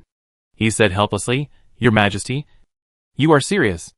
First of all, you are unmarried and I am unmarried. It is not appropriate for you to come here so late. Secondly, you have drunk too much. You should go back and rest earlier. You little brat. The woman raised her eyebrows, sat up from the bed, and was a little angry. You bullied me when I was drunk a while ago. Now you've had enough. You say you're unmarried and I'm unmarried? Sister, don't come over. Let me sleep well tonight. I haven't slept for more than 2 days in the past 3 months. Look at my dark circles. I have to get up early tomorrow morning to travel. Let go. Let go. Before the husband could finish his words, his straps were grabbed by someone, and he was pulled onto the bed. Chapter 559. The person who should not be resurrected dream. The tragic battlefield, the hysterical shouts of killing resounded in my ears. Exhausted, Lewis stopped running, used his last bit of strength to raise his head, looking up at the shadow that covered the sky above. Is this the power of the former Lord? I have tried my best. I have tried my best. I can't do it anymore. I can't hold on any longer. I am so tired. At this moment, Lewis closed his eyes deeply with a bitter smile, and his mouth revealed a bitterness full of despair and helplessness. If God gave him another chance, he swore that he would never provoke this big tiger. The shadow suddenly moved, and he stretched out his hand towards Lewis with a fierce smile. Lewis no longer ran away. The laughter resounded in the sky, and the great former master, in the laughter, issued his final judgment. He said, Dear, you can do it. Come here quickly. Why do you look like that? Dear, do you think there will be a result between man and God? Forget it. Let do it again. Let do it again. Let do it again. Suddenly, you woke up from this nightmare-like call. Lewis shuddered and woke up from the bed in a sweat. In the dim room, there was a rustling sound, and there was a graceful figure beside the bed, who was wearing a nightgown. She got up early. No wonder, Lewis is leaving today. She can't let her man go on an empty stomach. So she going to make breakfast and beat a few more eggs. Miss Alia hums a little tune in her joy, and slaps you on the back. Get up, it's 4 o'clock. Go brush your teeth, you missed the boat. You hum twice, and don't want to move. Alia pinches your ear, and goes to prepare breakfast. Louis finally got up from the bed. After washing and having breakfast, Miss Mooncake put a small bag on the dining table, and then took out a bunch of messy things from the bag. These things are all prepared for Louis' trip. The things are very complete. There are also a few special things. After some introduction, Miss Mooncake put a strange compass and a special feather pen into Louis's arms. They will help you find the most suitable driver. Do you remember what I said before? Remember? Remember. These things are specially brought by my cousin from the North Sea country. They can help me find 4 ordinary drivers. Louis yawned and said perfunctorily, if you meet someone who claims to be the emperor, you should avoid him. Don't take him to Sorrento. Miss Mooncake nodded with satisfaction. After thinking for a while, she suddenly remembered something. Then she took the bag back from Louis's arms, and took out a few bills from it. Oh! This is the boat ticket. And this is the hotel accommodation order.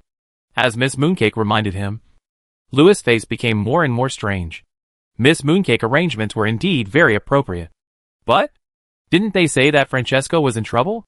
It was such an urgent matter, but in the end they asked me to take a boat, and to stay in a hotel. It seemed as if I was not going to save people, but to travel. Thinking of this, Louis could not help but interrupt Miss Mooncake. Are you sure that His Majesty Francesco was in trouble? You didn't deliberately use this excuse to trick me into leaving the base? Well, he did encounter a little trouble. But it's not a big deal. Well, I mean there's still plenty of time. As long as you follow the guidance of fate, you will definitely find her. And as long as you find her, nothing will happen. Speaking of this, Miss Mooncake put the bag on her lap, and added, so, you can stay in the south for a while longer. I mean, you can go shopping on the road for a while. And look for the pilot. They are very important. Maybe you will meet them on the ship. Or in a hotel. Okay. Louis rubbed his sleepy eyes and said, anyway, I can't use the portal now. But, Alia, I have always had a question. Why did Francesco have to go there in person this time? I heard that it was for someone. The last time Miss Mooncake and Lord Demon made a bet, it was because both of them wanted to find that person. So Louis was a little curious about this matter. It was indeed for someone. He should have been resurrected. Thinking of this person, Alia relaxed and happy smile suddenly became complicated. She added in her heart, a terrible ruler who was feared by gods and wizards. A person who should not be resurrected. The biggest variable before the revival of the old gods. Finding that she was distracted, Alia smiled and said to Louis, you don't have to take this person to heart. It has nothing to do with you. Miss Alia, nothing to do with you actually refers to the driver, because she did not predict this person. But Louis' face was a little ugly. What going on? Look at Miss Moon's face. This person is very important. Right? As soon as they found out that he was resurrected, they rushed to find him with Francesco. It already so late, and they ran so far for someone. Isn't this too unimportant? And they said it has nothing to do with me, and I don't need to take it to heart? Who is this guy? Is he really related to Sister Moon and the Demon King? Thinking of this, Louis knocked the egg in his hand with an unhappy face. Don't let me run into him, or I kill him. As if she had heard Louis' thoughts, Miss Moon secretly rolled her eyes, put down her wine glass, and opened her mouth to tell Louis the identity of this person. At the same time, the egg that Louis was beating in his hand also broke. Seeing the egg white and yolk flowing out, Louis was slightly stunned and felt a little disgusted. The same was true for Miss Mooncake. Her face changed, and she covered her mouth and went to the bathroom. Louis got off the table speechlessly and followed him. I told you. Drink less. Drink more after a hangover. Throw up after drinking. Why bother? 2 weeks later, the huge steam tanker docked at the dock. The whistle sounded in this ancient city. There were constantly strangely dressed northerners getting off the ship. And the port was also full of curious people in strange clothes. Both sides looked at each other curiously, and pointed at each other. This scene has happened many times in this city. Since the truce between the North and the South, trade between the North and the South has begun. Various novel things have flowed into the South. And many magic items from the South have also flowed into the North, which has opened the eyes of both sides. Especially since last year, the scale of trade has become larger and larger, and some cities have even begun to open to muggles from the outside world. In other words, since the monarchs of the South left, the nobles of the South have increased trade for their own interests. This has gradually led to the fusion of the cultures of the North and the South. Some kingdoms in the south have even seen some special trends and innovations.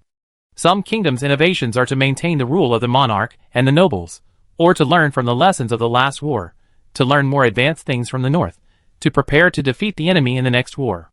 But some kingdoms have a little bit of magic revolution, which has a lot to do with the secret promotion of those resurrected people. New ideas and old ideas finally began to collide in the once closed southern countries.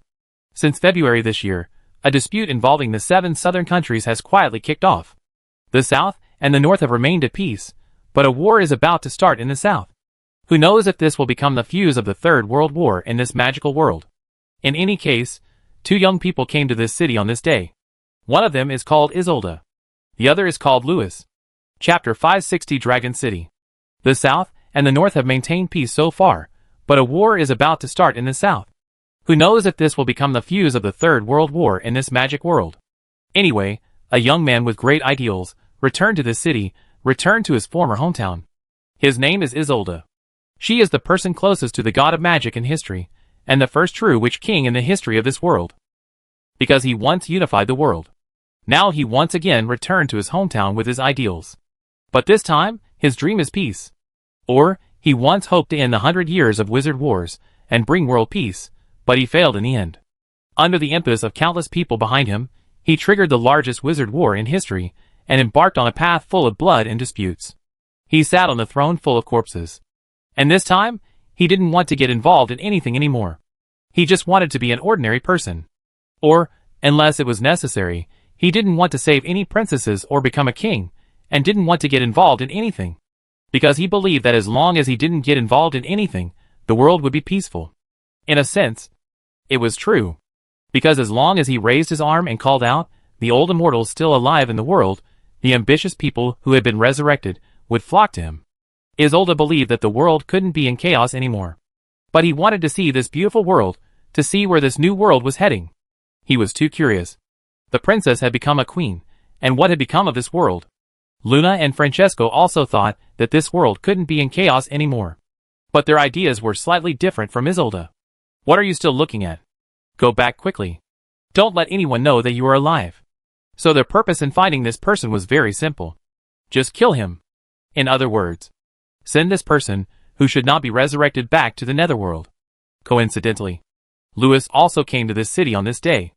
Obviously, wherever this guy goes, there will be no peace. Isolde, who had just woken up at the dock, passed by Louis, who had just got off the ship at the port. The two stood 2 or 3 meters apart and looked at the bizarre city in front of them.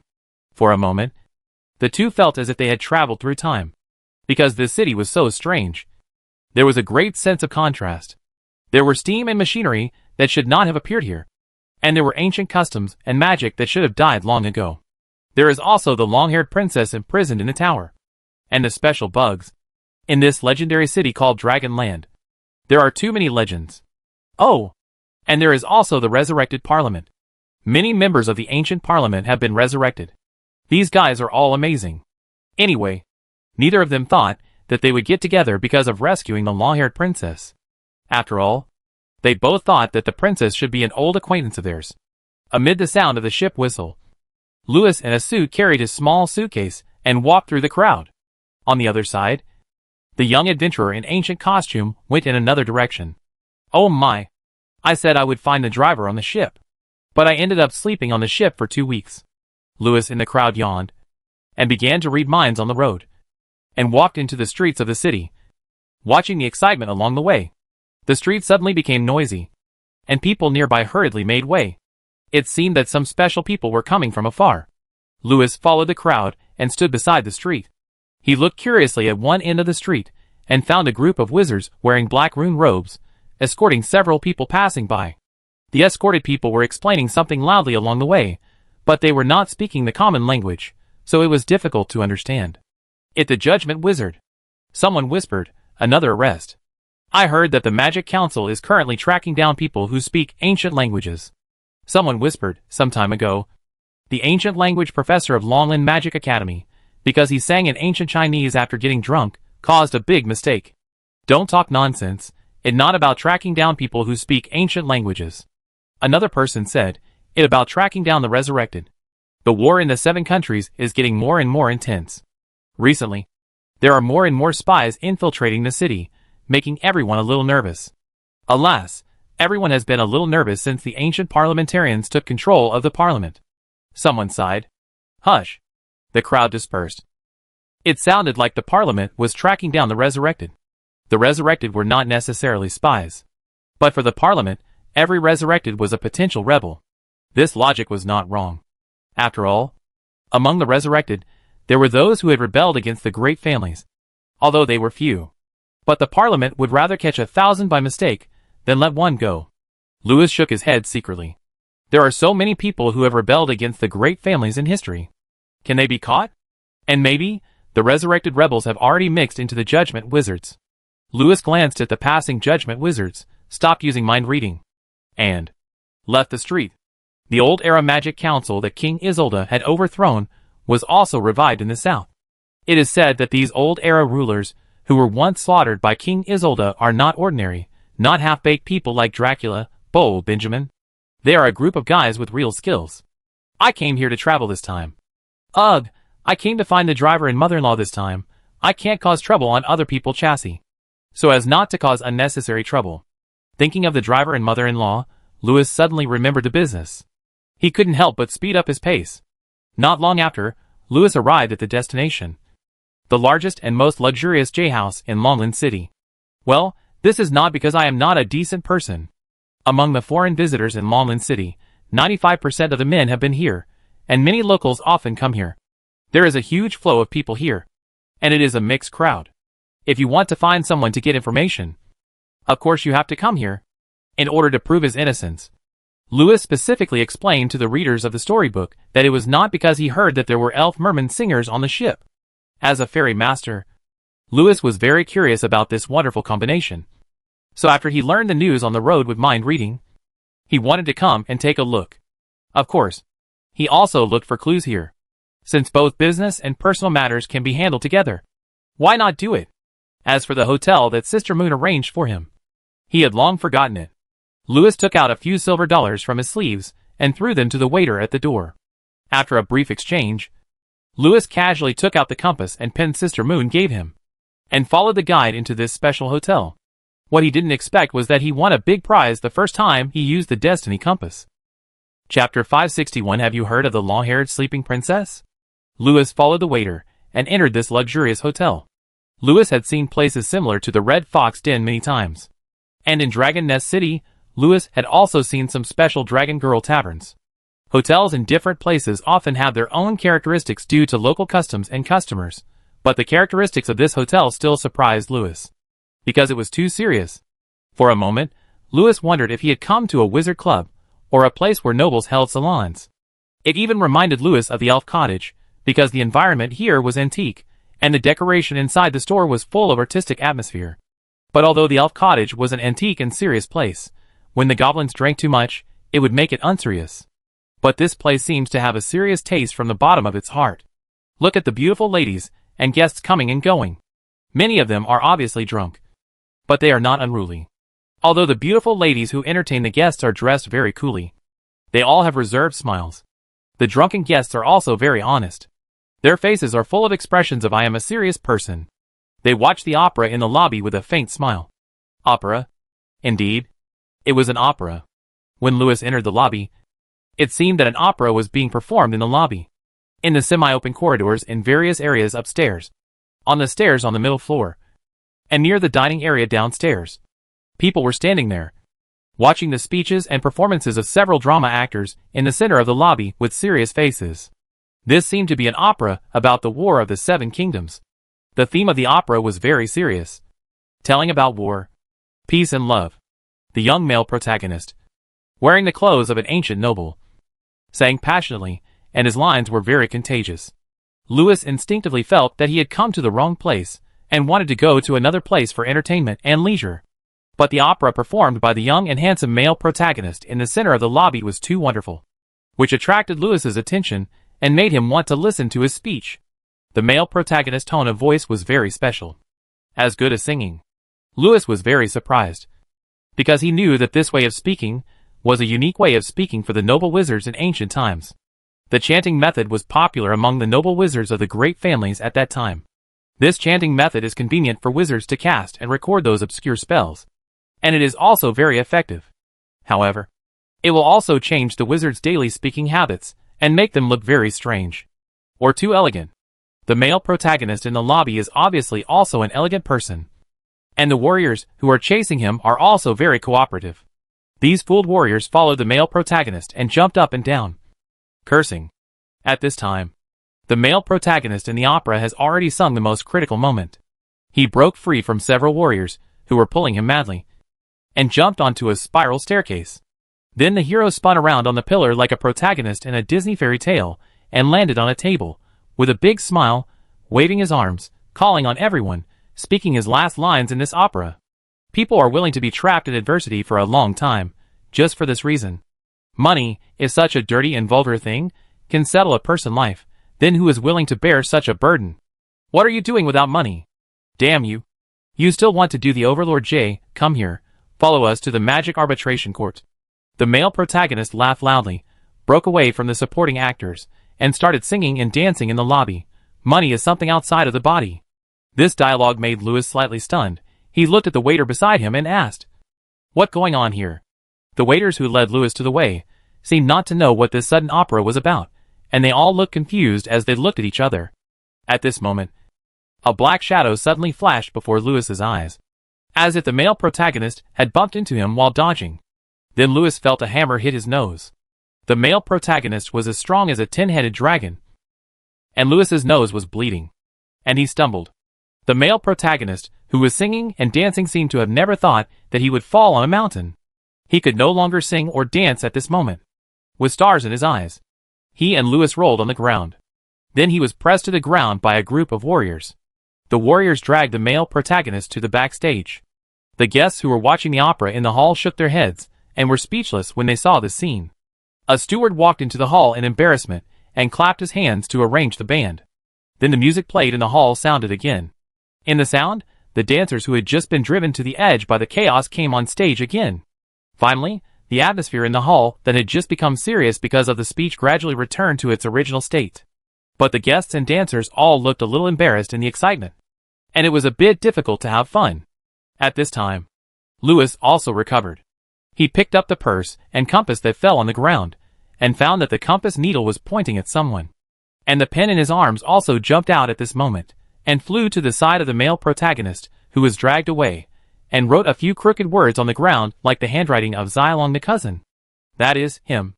Louis raised his head woodenly, looking at the male protagonist. The male protagonist who was dragged away was smiling awkwardly at this time, discussing something with the warriors. Okay, you won, don't drag me, I don't want to cause trouble, nor do I want to wash dishes. Who can lend me some money? The male protagonist rubbed his head helplessly, and said, planning to ask the bold guests in the hall to help him out. When he spoke, he still sounded as good as singing, but his words made people feel that he couldn't afford to be embarrassed. King Isolde treasure. 1 piece. A great cake. The dream of every adventurer. I know where it is. Now I only need $2 silver for travel expenses. As long as... Hey. Sir. I see that our fates are intertwined. You and I are very destined. Can you lend me your purse that fell on the ground? The male protagonist grabbed a waiter with shining eyes and shouted. Louis on the other side walked over woodenly, snatched the purse from the waiter's hand, patted the dust on his butt, ignored the compass needle in his hand, and walked over to the second floor. A hand holds you tightly. You hear a low voice complaining. Damn it, why are the waiters in this place dressed like nobles, and the nobles dressed like messengers? You turn your head expressionlessly, and see a pair of expectant eyes.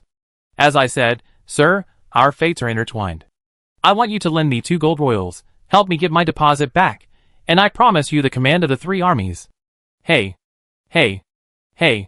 Don't go, have you heard of the little princess of Aralinda family? That proud and beautiful Princess Fran. The world's most famous long-haired sleeping princess. Her father, Cardos, and I are very familiar with her. She is now sleeping in a tower outside Longland City. I will teach you how to remove the spell on her, and I will be your matchmaker. Hey. Don't go. Don't go. What a broken compass. Louis pressed the male protagonist's hand tightly, and muttered while looking at the compass in his hand. It broke the first time I used it. Chapter 562, Elves, Fish, People, and Singing Girls. Location, Luxury Box. Characters, Elves, Fish, People, and Singing Girls. Reserve 3 Army Commander Lewis, Reserve Driver Charlie. Rolling his eyes, Lewis waved away the narration prompts in front of him, and continued to count the gold coins in his purse. The opera actor who called himself Charlie squatted on the bench and ate heartily. Seeing that the new delicacies on the round table were eaten up by Charlie, Lewis took out 2 more gold royals from his bag with some pain, and threw them to the waiter, asking them to add more food. Obviously, the guy in front of him, who claimed to know all kinds of big shots, didn't look like a big shot at all. Instead, he looked like a starving ghost who had just been reincarnated. Fortunately, Lewis was very satisfied with this reserve driver. If the appetite and physical fitness were related, then Lewis felt that after a little training, this driver could still give Lewis Judgment Angel a try. Charlie was also very satisfied with Lewis. Look at what he said. I didn't expect you to be so knowledgeable. It really good. Although it very strange. I can hear that your description of the Judgment Angel is true. With such knowledge, experience, and such talent in martial arts, after a little training, you can also try to challenge King Isolde to test and inherit his ideals. Charlie wiped the oil off his mouth and said, at least being a general is no problem. Go away. Lewis interrupted Charlie impatiently. I'm not interested in One Piece. Hearing this, Charlie got anxious. Hey! Such a good opportunity is right in front of you. Why are you so unmotivated? Now the throne of the Emperor has been vacant for 300 years, the magic world is gone, everywhere is in disarray, the 7 countries are in chaos, the East is in internal and external troubles. Someone should bring everyone together. Charlie adjusted his crooked hat, chewing on a chicken leg, and continued, you are so young. It is the time to make achievements. You don't have to worry about not understanding or not being able to do it. As long as you are willing to study hard. I mean that one. Mr. Charlie, let's talk about business. Lewis looked at the 4 singing girls in the box, who were performing Sleeping Beauty with long hair, and said, I can keep you by my side. But I came here to do business this time. You are a local. How much do you know about the princess imprisoned in the tower in London City? Lewis was indifferent to the matter of Rapunzel before, because no matter how he looked at it, it seemed like Charlie was trying to coax people to borrow money. After all, Lewis knew Erlinda, and knew that there was no princess in Erlinda family with long hair that could cover the tower. He also knew the name of Her Highness Helen. And Mr. Charlie even got the princess name wrong. But after Lewis entered the box and started to listen to the music, he found that the story of Rapunzel was almost known to everyone in Longland City. And it happened just in the past few months. At this time, the 3-meter-tall long-haired fish monster lady who played the princess was already singing loudly. And she strangled the goblin who played the warrior with her long hair. Then, the ghost lady flew out of the goblin and began to cry miserably. At this moment, the human singer who played the wizard began to go on stage and began to fight with the fish monster princess with long hair, and finally sealed her on the mini tower of the opera stage. Lewis did some research on opera. Or rather, when he worked at the Holy Oak Mysterious Pension Office, he read a lot of ancient opera scripts collected by the Tree crew. I have also seen operas performed in places, like the Rainbow Kingdom, that were in ancient times. These scripts and operas have not yet evolved to the Renaissance, but in the Middle Ages. And the performances of this era often took ugliness as beauty, and took pranks as fun. Look at the opera made up of the story of Lewis defeating a coup in the Rainbow Kingdom. It is a completely different version. The performance of the 4 clowns in front of me was compiled based on folk rumors. Lewis believes that, although there is some truth in this folk rumor, there are many fabricated things in it. After being adapted by the clowns, the story is even worse. But in any case, the opera in front of him seems to have verified some things. The story of Rapunzel does seem to be about a seriously injured Sleeping Beauty, and this matter seems to be related to the revived Parliament. His Majesty Francesco seems to have encountered a trouble recently. Sleeping Beauty is very consistent with her missing situation, and if there is anyone who can put Francesco under house arrest, it is probably the ancient Parliament that fought with King Isolde for world sovereignty.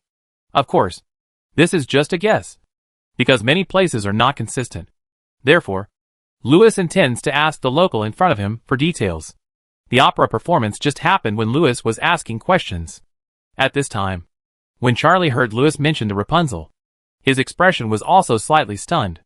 Noah said that he really knew a long-haired princess. But that was 300 years ago.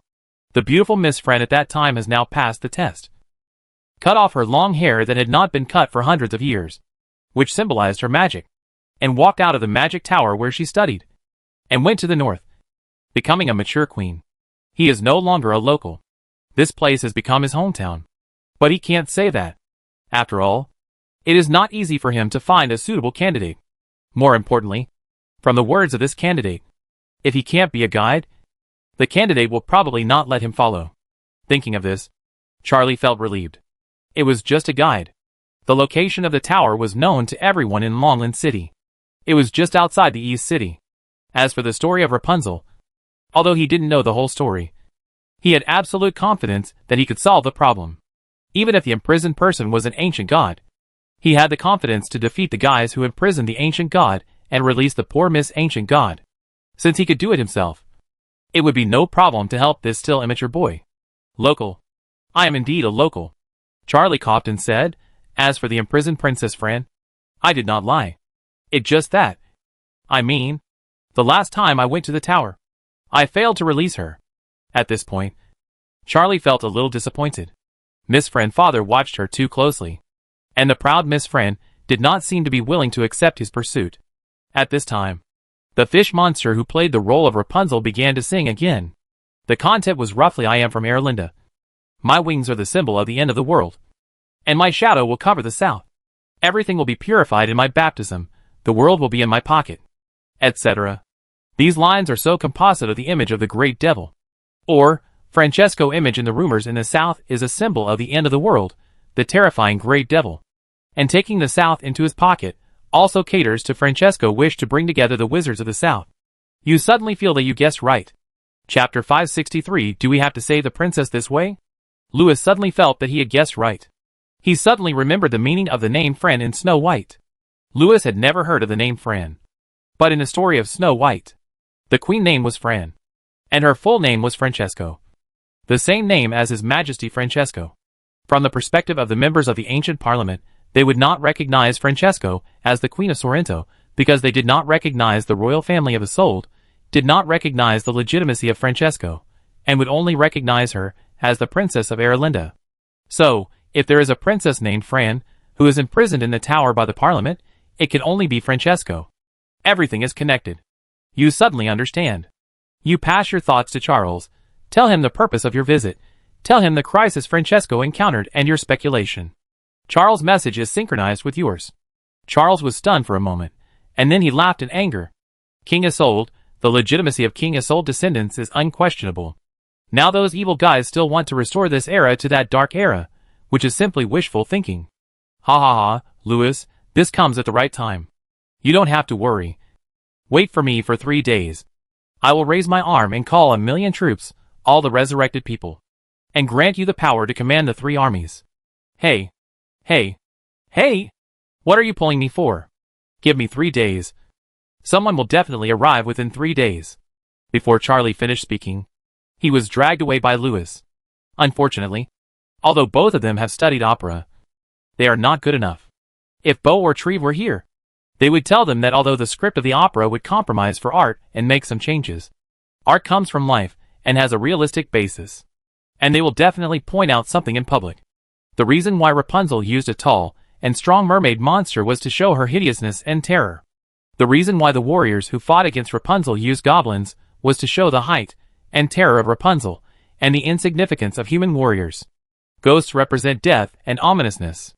Even if many ancient counselors joined forces, they were unable to kill the princess and could only barely seal her in the dream. It seems that this monster princess is not just scary. As for why this princess is called from Erlinda, and what is her connection with Francesco, I'm afraid we will have to wait until the two find the princess to find out. Since there is a local guide leading the way, it should not be difficult to reach the destination. Moreover, both of them know a little magic. But this journey still experienced some twists and turns. Louis, who knows a little magic, was the first to say that he was not very used to apparition, and Mr. Charlie, who knows a little magic, then said that he was afraid of heights and was not used to flying. A wizard who is not used to teleportation magic, and a wizard who is not used to flying, are they still wizards? Fortunately, The two of them are equally matched on this issue, so after secretly complaining about each other's unprofessionalism, they reached a consensus on the means of transportation. Charlie, do we have to ride this to save the princess? Mr. Lewis, it seems that we have no choice. The bicycle, the greatest product of the 18th century. Or, this is the most advanced and efficient means of transportation that Longland City can find. It was indeed very efficient. At least under the two warriors' swift legs, the speed of the wheel that was kicked and smoking was not much slower than the flying broom. It was just a bit wasteful. Charlie, I'm a little hungry. Are you sure we are on the right road? Lewis wiped the sweat off his face while pedaling the wheel hard, looking at the forest that was passing by quickly. Oh dear Mr. Lewis, as I said, I have been to that tower many times. So on this issue, you should trust me. The gentle Mr. Charlie leaned over and stared at the bicycle, panting, and said, Look, this is the Ida Forest outside Longland City. And we are in this forest. And the tower is in the forest. This is correct. I trust you very much, Charlie. And what you said is indeed correct. But it's almost 2 o'clock in the morning now. If I remember correctly, we set off after having breakfast at the hotel. Lewis's tone was full of doubt. It'd been 18 hours now. I swear we have walked at least 3,000 kilometers in this forest. If we started from my hometown, we would have reached Xe by now. The maze? Lewis, we were careless. Charlie narrowed his eyes slightly, lowered his body, quickened his pace, and his face became a little solemn. Those damned restorationists, in order to prevent us from saving Princess Fran, set up a great magic circle in the entire forest. The purpose is to make us walk through every corner of the forest to find the tower. Charlie, I know a little bit of magic. Lewis, a prince who knows magic will not ride a bicycle to save the princess. While bickering, the two rode faster. Perhaps if they speed up a bit, they can eat a bun in the tower. Lewis' doubts about whether Charlie is a local have been growing. If Charlie hadn't been hiding from the judgment wizards of the Parliament when he was in Longland City, Lewis would even start to suspect that this funny guy was deliberately sent by the parliamentarians to play tricks on him. But there was one thing that Lewis believed Charlie was not lying about. If he didn't walk through every corner of the deep forest today, he might not be able to find the tower. But now he had been walking for so long, and he was about to walk through the forest. There was no point in changing the guide. Or rather, he had already accepted it. Finally, at about 2 o'clock in the middle of the night, the trees in the forest began to become hideous and strange, and the grass and trees on the ground began to turn yellow. The strange environment was like a signpost, pointing the way for the two. A few moments later, the trees in front gradually became sparse. In the middle of the night, a gloomy castle was covered with a layer of pale snow and frost by the dim moonlight. Castle. Lewis didn't know whether he should use this word to describe it, because this huge castle was like a prismatic building. But if he used a tower to describe it, it would be too tall. If the black hair on a princess' head could completely cover such a tower, or even curl into a cocoon, how long would her hair be? Picking up a strand of long hair, Lewis and Charlie looked at the dry bones between the black hair of the castle, with a strange look on their faces. They all felt that something seemed a little wrong. Chapter 564 Rapunzel. Why does it feel a little weird? Lewis used his fingers to fiddle with a strand of hair on the edge of the tower, with a strange look on his face. Charlie, are you sure this is the princess' hair? It not silk, cocoons or spider webs or something? Oh, Mr. Lewis, this is a forest. There are a lot of insects. It's reasonable for some spiders to come here and make webs. As he said, Charlie gently stretched out his hand and pulled off the thick spider web on the long hair. Then, he smiled and looked at Lewis. Look, as I said, in this tower, there is a beautiful princess imprisoned. This is her long hair, which is black. The spider web is white. Well, there are indeed some spider webs on the hair. Lewis looked at the tower completely wrapped in long hair in a blank look, and said, But do you think His Majesty Francesco hair will grow so long in 3 months? Lewis, you haven't seen the former Princess Fran. When she was young, she also had beautiful long hair like this. Charlie stroked a strand of black hair. With a look of admiration in his eyes, he continued, For a witch like her, if her magic power gets out of control, it is reasonable for her hair to grow longer. As he spoke, Charlie gently sniffed the long hair in his hand, then he retched a few times, with a strange look on his face. Why does it smell like the sea? Brother. You vomited. Brother. Isn't this hair? Charlie gave Lewis a look. It turns out that goddesses also poop, don't wash their hair. Looking at this stubborn guy, Louis rubbed his face hard, and didn't intend to argue with him. Well, you win. Whether it hair or not. Charlie. I'm curious about how you climbed up last time you came here. Louis, who couldn't teleport, looked up at the magnificent tower and questioned Mr. Charlie, who couldn't fly, whom Charlie was stumped. Louis frowned. Charlie, who was stumped, also looked up at the magnificent tower covered with sticky black hair in front of him. Climbed up along the hair? Big brother. Have you ever been here? Why is there a question mark in your interjection? Are you a local? While Louis was complaining in his heart, Charlie, who was in tune with him, seemed to have heard his voice and smiled calmly. Yes, I climbed up along Her Highness friend Longhair last time. As he said that, Charlie rolled up his sleeves elegantly, and then he exerted a little force with his legs, and tentatively jumped more than 10 meters, and stuck to a large piece of long hair in the shape of a big character. Louis. Louis looked at Charlie blankly, and Charlie smiled. It seems that Her Highness friend Longhair is indeed covered with a lot of spider webs. Oh dear Mr. Louis. Don't pay attention to these details, as I said. Charlie tried to break free from the long hair, but failed. The Princess Longhair suddenly moved, and entangled Charlie. Charlie struggled a few more times. Unsuccessful. Help. Louis. At this time, the violent shaking of Longhair finally attracted the attention of something. Then, in the dim tower, there were bursts of rustling sounds. It is the Dreamweaver, an ancient magical creature. It was used by the witch kings to guard the tombs, so that their souls can return to the embrace of magic in the dream world after death, dissipate, so that the gods hidden in various parts of the world can steal their souls, and create some angels. In other words, these things can deal with gods. They have been extinct for many years. I don't know where the counselors found them. But it seems that you have already alarmed the bosses, who are guarding the princess. Ahem, help. Louis nodded woodenly. He was sure that Charlie was not invited by the congressman to play tricks on him. He was invited by God. Ahem, Louis, it seems to be Dreamweavers, and there are quite a lot of them. It seems that the mystery has been solved. The spider webs on the Princess Longhair are all Dreamweavers. Wait a minute, they seem to be coming towards us. Since they are guards guarding the mausoleum, they are very sensitive to the breath of life. There are now 2 blazing suns outside the tower. And these 2 suns have been active outside for a while. Now the 2 of them have touched the hair and spider webs many times. Hey Louis, did you hear that? They are coming towards the 2 of us. No, they are coming towards you alone. Saying that, Louis used magic to hide his presence. Then he flew up, looking for a way to get into the tower. He didn't want to touch the hair or spider webs again. Charlie. Well, okay.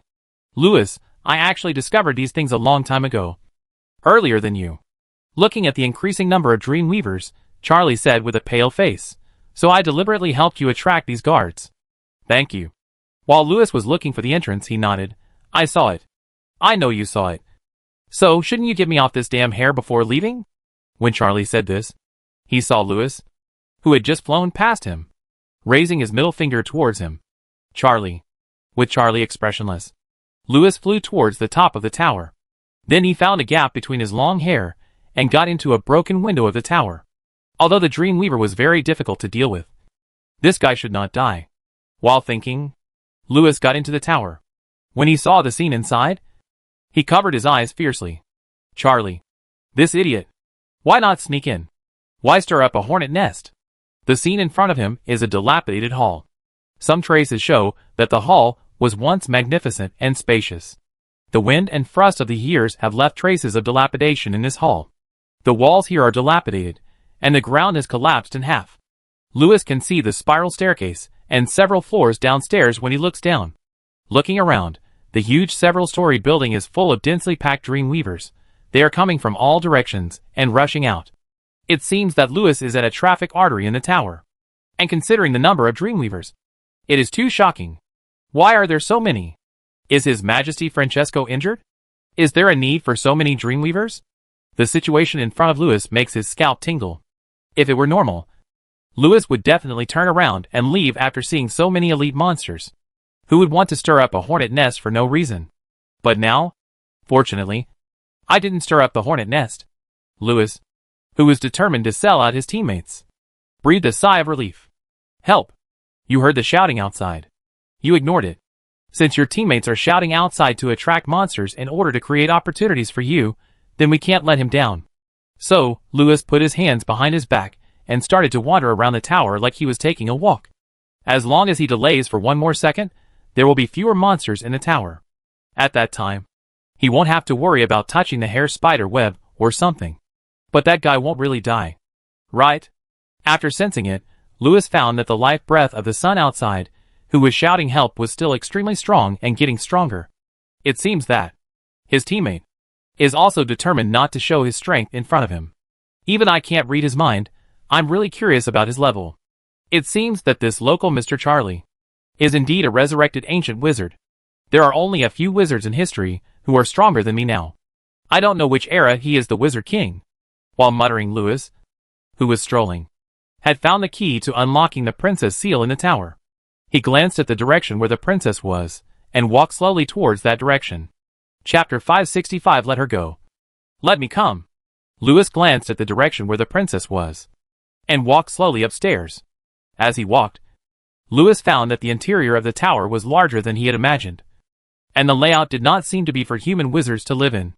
Judging from the tall doors and tall stairs, the owners who once lived in this ancient ruins might have been a group of giants. There was definitely no giant tower near Longland City. Otherwise, even if the local Charles is not a modern local, he would definitely know about this ancient ruins. Therefore, this tower may have been moved by the parliamentarians, and it was specially renovated. Could it be that when the parliamentarians were resurrected last year, they guessed that Majesty Francesco would go south? So they specially got a tower to imprison her? Lewis felt that this statement was a little difficult to justify. With doubts, he went deep into the tower. The dream weavers in the tower were almost gone. On the way, Lewis saw some scattered octopus monsters working on large patches of long hair. It seemed to be real hair. Lewis looked up at the long hair above. These long hairs were pushed down from the top of the tower, like a curtain hanging down, and spread everywhere. The dream weavers climbed on these long hairs, and wove them into various exquisite patterns. And each piece of woven long hair would show various colors under the moonlight. For a moment, Lewis felt as if he had entered a large workshop dedicated to drying cloth. It is rumored that every dream master has the ability to weave dreams. They can weave a person dream, and let the dreamer have a corresponding dream. If a person dream is constantly woven, the sleeper will fall into the cycle of dreams. Dream weavers are the best dream masters, and they are also doing this work. Rather than saying that these woven things are long hair, it is better to say that they are dreams pulled out of the sleeper's spiritual world by the dream weaver. So far, these dream weavers have woven countless dreams from the spiritual world of the sleeper. Some magical creatures are slowly being born from these woven dreams. The new dream weavers are like grasshoppers woven from hair, gradually coming to life. No wonder so many dream weavers have been bred here in just 3 months. They are not from some place, but born here. Lewis felt that he had learned a lot today. As a foreign student in the sanctuary, Lewis did not dare to say that he knew all the local magical creatures in the East. But he had seen the documents about dream weavers in the temple library of Lady Ishwarya. As a former wizard king, Lady Ishwarya magical documents were still very comprehensive. But today Lewis discovered that there were some errors in these documents. In other words, the wizard who created these dream weavers in front of him had studied some magic more deeply than Lady Ishwarya. At least in the study of dreams and dream creatures, the creator had studied more deeply. I know that dream weavers can feed on dreams, but I didn't know they could be born in this way. Indeed, it is birth rather than reproduction. Otherwise 3 months is not enough for them to reproduce. These magical creatures were created from scratch by the wizard using dreams. What a great creator. It seems that the counselors have used the dream of the long-haired princess as a nest for making dream weavers. During this period of time, the dream weavers born from the princess dream should not be just those in the tower. What on earth do those counselors want to do? Where were the congressmen assigned to the weavers who were transferred away? If they were given more time, wouldn't they have an endless army of weavers? Shaking his head, Lewis got down to business. He continued to observe the woven long hair while strolling around. These long hairs are the nests where weavers are born, and they are also mazes. These mazes are very delicate and complicated. Even if Lewis himself falls into this maze, he can't easily get out. The dream weavers are very skilled in dream weaving, but these technicians alone cannot do it. So behind the dream weavers, there should be an extraordinary dream designer. The one who created the dream weaver is an extraordinary wizard. And the one who designed these dream mazes is a master. It seems that those ancient counselors are really good, compared with modern counselors such as Bull, Benjamin, etc. The attainments of those ancient counselors in magic can be said to be the teachers of modern counselors. Moreover, these counselors not only have deep research in magic in various disciplines, but also have great magic power. No wonder even my uncle said that wizards are the masters of the Eastern world. Today wizards are not worthy of being treated with respect by the North Sea Kingdom, nor are they worthy of being revered by the ancient gods. But the ancient wizards are qualified. It seems that with the rebirth of the Netherworld, the southern continent has become a high-level copy. Moreover, Lewis also found some problems. These dream mazes in front of him were not all inherited from the Forbidden Sanctuary. The dream weavers in front of him were also somewhat different from those recorded in the documents of Lady Ishwarya. The original dream weavers were not octopus-like, and they were obviously recreated by the counselors. The forbidden magic from outside the sanctuary. The new dream weavers that looked like spiders. Lewis couldn't help but think of a group of insects that made his palms cold. The Hilyak tribe. The dream maze was the specialty of this group of alien demons. I hope I'm overthinking. The wizards of the big families are obviously from the old gods, and the insects are obviously the enemies of the old gods. If the counselors have any connection with those insects, things will be complicated. While thinking, Lewis has already reached the top floor of the tower. Rapunzel is sleeping in the door of the room at the end of the corridor on this floor. But then again, is His Majesty Francesco dream so huge? The power of dreams is closely related to magic. His Majesty Francesco is undoubtedly the most powerful human in this era, and her magic can also be called the strongest among humans. But her strength does not come entirely from magic, but half comes from magic, and half comes from her attainments and talents in magic. So it is absolutely impossible to say that her magic power can give birth to thousands of dream weavers. After all, she is a human, not a god. But the magic power of this long-haired princess in the tower is not like that of a human. The hugeness of this guy's magic power and dreams makes Lewis feel numb. The reason for the tingling scalp is that since Lewis came to this world, the guy with the strongest magic power he has seen is a Ku, except for his cousin in Zanjia. But the strength of this princess is much higher than a Ku. And it seems that if there is no dream weaver, her power will be even higher than it is now. Logically speaking, no matter how strong the counselors are, it will not be possible to get such a princess here and let her serve as a dream-making place for them in a year or two. So the only explanation is that the princess was originally in a deep sleep. A princess of this level will not fall into a deep sleep casually. So there are generally only two possibilities. Either she is seriously injured, or she is undergoing transformation, or this is a princess who is both injured and undergoing transformation. Moreover, the counselor should have been eyeing her for a long time, and they may have done in-depth research on her in ancient times.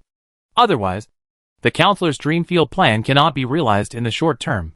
A princess who existed very long ago, whose activity area is near Erlinda, who was recently injured by some chance, and gained great benefits, and finally had to fall into a deep sleep, defenseless, and could only allow others to bully her? Lewis' face became confused.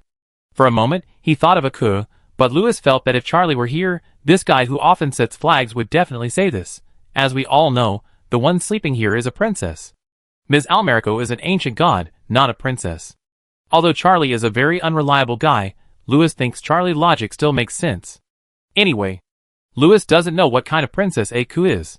With doubts, Lewis, who was in stealth mode, had already entered the crack of the door of the princess' room. As soon as he entered the room, Lewis's eyes widened. This is too evil. Look at what is happening in this room. 8 weird and ugly things, doing strange things to the princess in front of her bed? At this moment, Lewis, who is full of justice, just wants to shout, "Let her go! Let me do it!" Chapter 566, Your Majesty is not so white. The long-haired princess lay quietly on the bed, as if she had slept for 1,000 years. The ancient hall was dilapidated and withered. The bed, the carpet, the walls had completely faded. The faded colors turned the center of the entire hall into a silent black and white world. No, it was not just as simple as fading. The faded colors came from the power of the princess' dream, and this power enveloped the princess like a cocoon protecting her. At the same time, the area around her was erased from the world. This made the area that was supposed to have color become a faded blank world. This faded area seemed quiet, but it was actually extremely dangerous. The demigod spider women obviously knew this, and knew this doomsday princess very well. They were very well prepared, and each of them had an ancient artifact that had been lost for a long time. And each one was enough to drive the wizarding world crazy. At this moment, they were surrounding the edge of the fated area, stretching their upper arms and lower claws while chanting. As the demigod spider women chanted, complex magic circles continued to emerge on the fated ground in the center of the hall. The spider women artifacts, chanting, and magic circles in the hall confined the fated power in the center of the hall, preventing it from spreading. At the same time, countless silk threads were being pulled out of the fated area by the spider women, like peeling cocoons and pulling silk. It seems that the long hair that wrapped the entire tower came from this fated area. Or, it came from the power that protected the princess, and from the cocoon that the princess used to transform. Because too much long hair was pulled out, the princess became very weak. In addition, these long hairs were woven into a dream maze by the dream weaver, causing the princess, who was transforming in her sleep, to constantly reincarnate in the dream world, unable to wake up successfully, and unable to successfully complete the transformation. There is no doubt that the entire tower and the personnel arrangement inside the tower are designed for this princess. I am afraid that when the princess wakes up, there will be enough dream weavers here to eat her. Of course, she may not be able to wake up, because the maze woven by the dream weavers is too big and too complicated. If no one helps her, then with the IQ of this brainless princess, it is unlikely for her to get out of the dream maze, let alone distinguish between dreams and reality. The spider women were very powerful, but Louis' ability to hide was not something these demigods could easily discover. So when Louis had wandered around the room for a few rounds, the spider women who were guarding the princess had not yet noticed that there was another person in the room. Moreover, this person had walked into the terrifying fated area that the spider women dared not touch and sat down on the bed. His Majesty Francesco's body was quite white, but obviously not this white. His Majesty's body was also very soft and smooth, but obviously not this smooth. Looking at the sleeping princess on the bed, Louis' expression became more and more strange. Speaking of princesses with white bodies, I have seen quite a few of them, but in Louis' impression, no princess looks like this. For a moment, Louis felt that this lady looked a bit like a Ku. Louis had indeed seen a Ku in human form, but he remembered that a Ku did not look like this. Her body had many bone armors, barbs and scales, as if she had not completely shed her shell. There were also many chitinous shells on her face, like half a mask, so her face could not be seen clearly. And there is a pair of butterfly wings like stone on a Ku back. These appearances are very different from the princess in front of him. The princess' body is very smooth, there is no shell, mask and big wings. She can even be described as having skin as white as cream, and eyebrows as beautiful as moths. She is completely a living person. How can she be as ferocious as a Ku? The most important thing is that there is a very special mark on her forehead. That mark is like the sun, which is very different from the mark that a Ku once left on the back of Louis's hand. It seems that this princess is related to the sun god. Perhaps she is the daughter of the sun god? The sun god, Louis has never heard of it. If Charlie were here, he would definitely say, as we all know, the most famous and oldest god in the world is the moon god, not the sun god. In surprise, Louis noticed that there seemed to be some white chitinous shells on the woman's elbows that had not completely faded. But before he could observe more, there was a sudden movement in the room, interrupting his thoughts. At this time, Sleeping Beauty frowned suddenly, and the faded area in the center of the hall suddenly expanded. The spider ladies immediately became nervous, but fortunately, they were already familiar with such emergencies. After suppressing them, Sleeping Beauty fell into a deep sleep again. The children have been gone for too long. A demigod spider lady frowned and said, "The 8 of us can't suppress them for too long. I said that the guy outside is not simple. Maybe he is him. We should have asked the mistress to bring people to support us earlier." When another half-god spider woman mentioned him, the faces of the spider women around him all showed a fear from the depths of their souls. "Shauna, don't panic. He may not really be resurrected, and the rumors about him are too exaggerated. Let comfort the Doomsday Princess first. We will see later whether he is as powerful as the rumors say." Indeed, with the Doomsday Princess here, what does it matter if the moon goddess comes? As long as we pull him into the dream maze, he will let us do whatever we want today. While the spider ladies were talking, the princess showed signs of waking up again.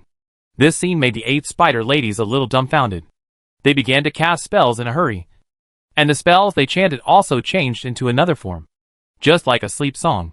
Louis, who was teasing the princess' nose with a feather pen beside the bed, yawned and was shocked to find that he was almost tricked without knowing it. He stopped playing around, and instead looked at the spider ladies seriously, eavesdropping on their conversation for a while. You were surprised to find that the mistress of the 8 spider ladies was actually an ancient counselor. She was the dream designer. I have been in the East for a long time, and I have developed the habit of judging people by their appearance. Wizards are strange creatures, and their species are not limited to humans. It seems that the magic world in ancient times was more colorful than it is now. Although he was complaining in his heart, Louis's expression was a little more cautious. The 8 sisters in front of him were not easy to deal with together. And in this room, the princess' power could be borrowed by them. If a fight broke out, it might not be resolved in a short time. He might be trapped in the dream maze for several hours. Even if he got out by then, the tower would probably be full of enemies coming to support him. Therefore, he had to use some tricks. But, who is Charlie? Louis thought, while he reached out and quietly changed the runes of the magic circle in the room. Who is it? A spider woman looked towards the head of the bed in shock and anger. It seems that in this moment, you who were hiding were discovered. In a blink of an eye, the spider women raised their artifacts one after another. But before they could do anything, they suddenly found that their magic had failed. It seemed that the rules of magic had changed a little. If they were given some time, she was confident that she could adapt to the new rules of magic again. But at this moment, some changes suddenly occurred in the room. Suddenly, the fading power that continued like a storm in the center of the hall became violent. In an instant, those powers were like a flood after a dam broke, and began to wash over the 8 spider women frantically. The 8 spider women turned pale in the blink of an eye. Some spider women looked at the young man beside the bed in amazement and pain. This man seemed to have no sense of existence, and even his face could not be seen clearly. A bunch of ignorant kids, who haven't learned how to use chopsticks yet, are wielding red-hot iron swords. Is it hot? After the words fell, Louis pointed at a spider woman who had successfully channeled magic, and then, the spider woman suddenly turned into a pile of broken building blocks. Just like a monster that was killed in seconds in Minecraft. This is how to use a sword. After Louis finished speaking, the whole room suddenly became distorted and weird. In an instant, the remaining 7 spider women were pulled into the dream maze in astonishment. The boss was killed in seconds by you. You obviously can't handle Charlie. Chapter 567. This is really a big risk. A few minutes later, there were some small blocks and scraps of paper on the floor of the hall. These blocks and scraps of paper seemed to be eaten by insects, with many black holes. There were many small black snakes-like shadows, drilling in those holes. Putting the folded paper in his hand into his trouser pocket, Louis looked at the Sun Princess sleeping beside the bed not far away. Sun Princess? There is no sun god in this world. Right? I don't know any Sun Princess, but why do I feel that she looks a little familiar? The faded area suddenly began to expand again. Louis gathered his mind, and calmed the princess down, with the spell of the Dream Weavers. Then, he stood in the center of the faded area of the hall, and carefully observed the dream maze woven by the Dream Weavers in remote viewing. The good news is that you have successfully dealt with these 8 Dream Weavers, and you are no longer sleeping in the same bed with the princess and having strange dreams. The bad news is that, without the Dream Weavers, the princess' situation seems to have become worse. This is true. There are too many dreams accumulated in the dream maze. Now the power of these dreams is like a storm trapped in a small cage.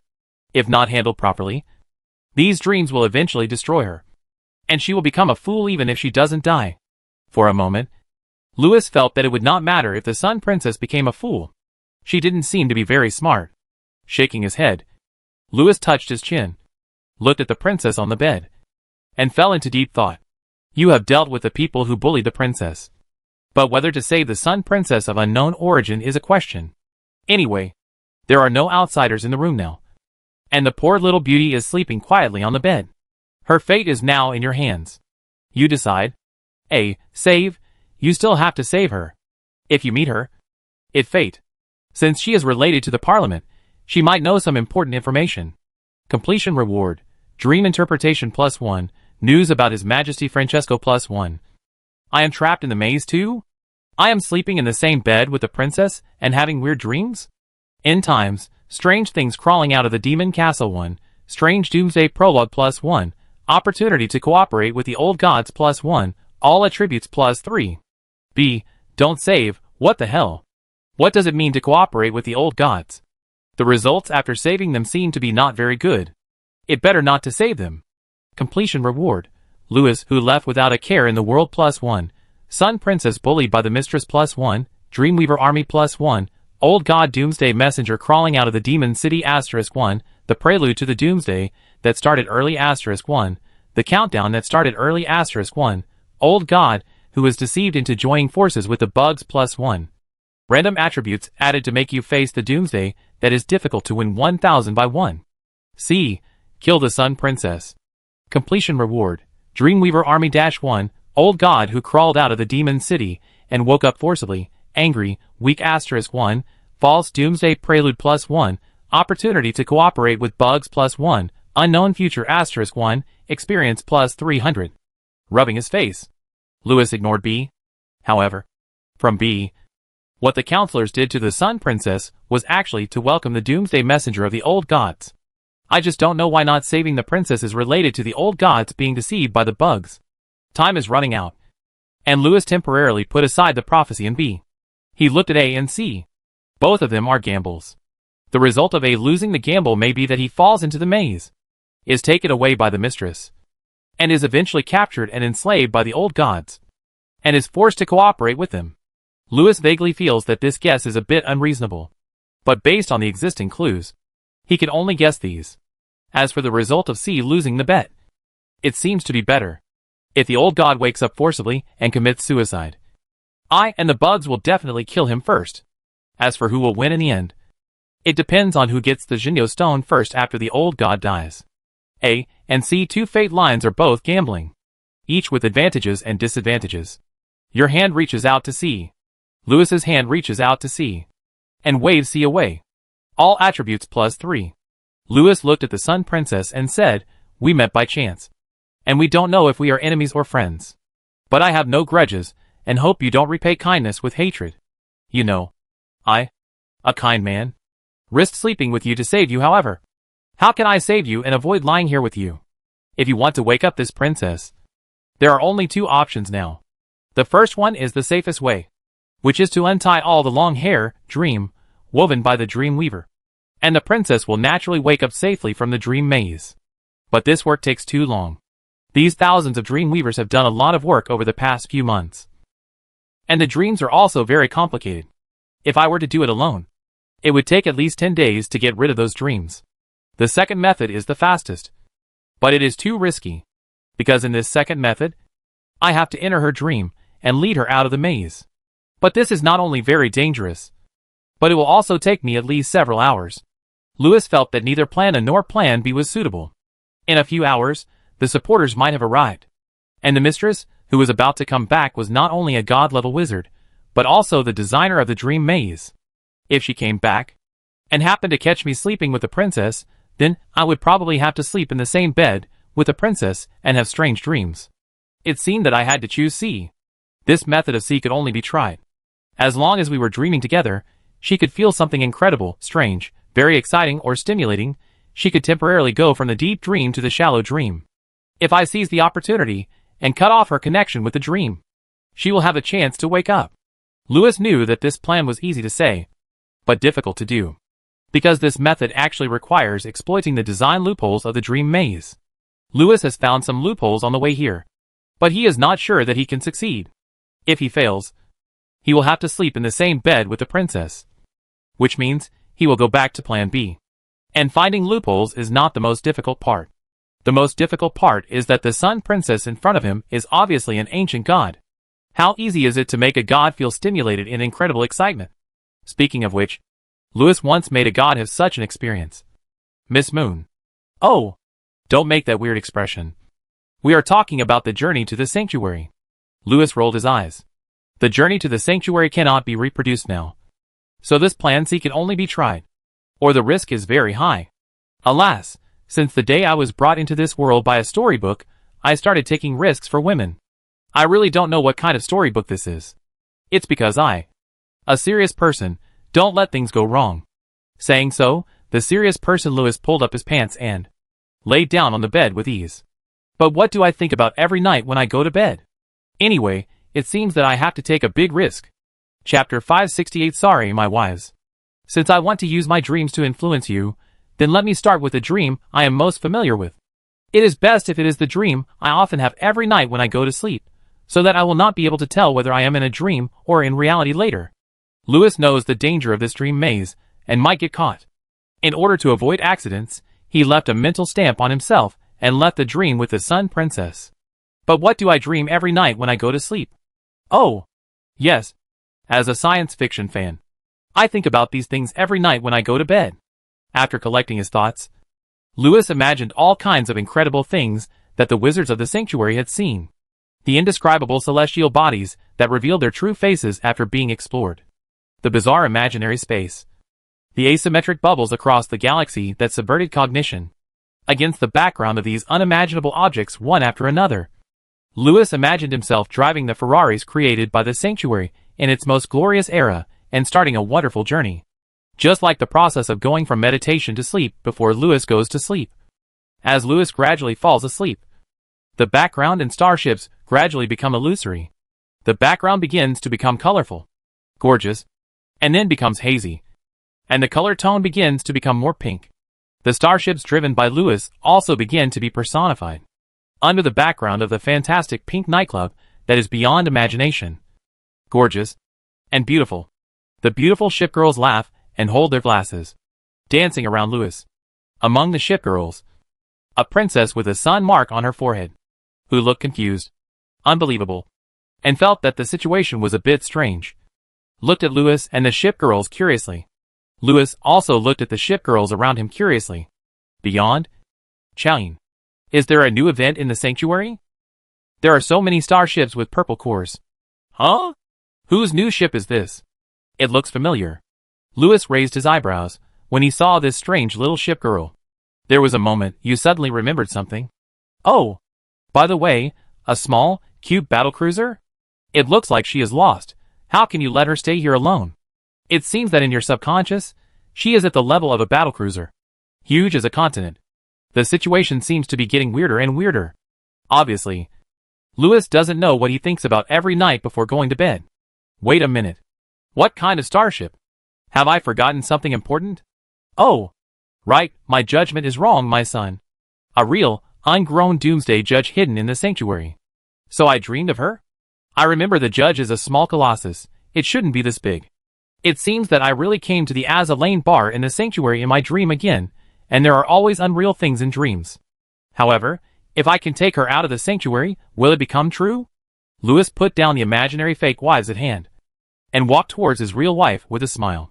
He remembered that he wanted to take his little wife out of the dream. You are here too? Hey! You! What are you doing? It's so strange. The Sun Princess was a little curious.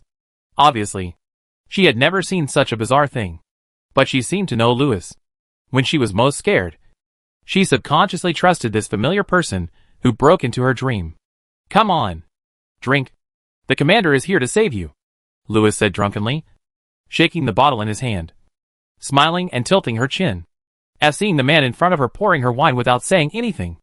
The girl raised her eyebrows and wanted to say an ancient divine language starting with F. As a result, in the angry eyes of the heavy ships, battleships, and colossi around her, Miss Light Aircraft shrank her neck slightly in fear, forced out a smile, and looked at the commander as docilely as a kitten. Find. It seems that the power of this dream maze is not ordinary. Even you are fooled. I hope you can get her out within an hour, because the bugs have already discovered that you are a thief who wants to steal their starship. Does it take an hour? 3 minutes is enough. Look, isn't it already filled with gas? Good boy. Fill it up. Fill it up. Otherwise, how can I take you out of this dangerous area?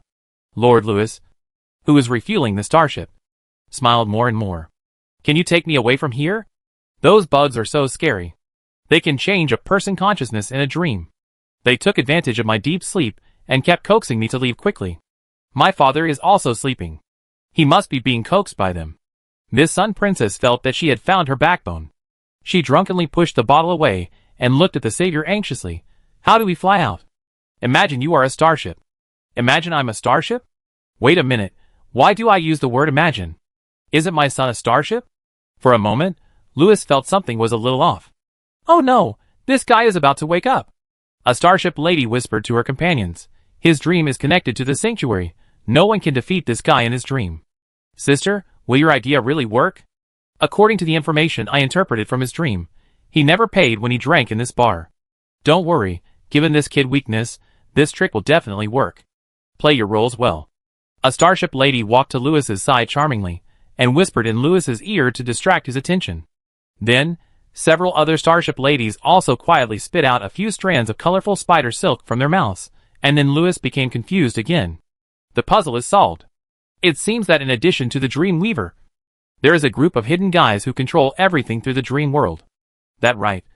You shouldn't imagine that you are a starship, Louis remembered, and he stretched out a finger drunkenly, and said to the Sun Princess in a decisive tone, you have to imagine that you are a DJ, and I will take you to fly. As he said that, Louis pulled up the Sun Princess, and came to the dance floor to dance. In this colorful nightclub, the dream of the Sea King became more and more unreal. Gradually, in the dance floor, between the bar, and on the tea stage, there were more and more ship girls. Many EVA girls wearing sci-fi tights appeared on the high platform, wearing headphones on their heads, happily playing music.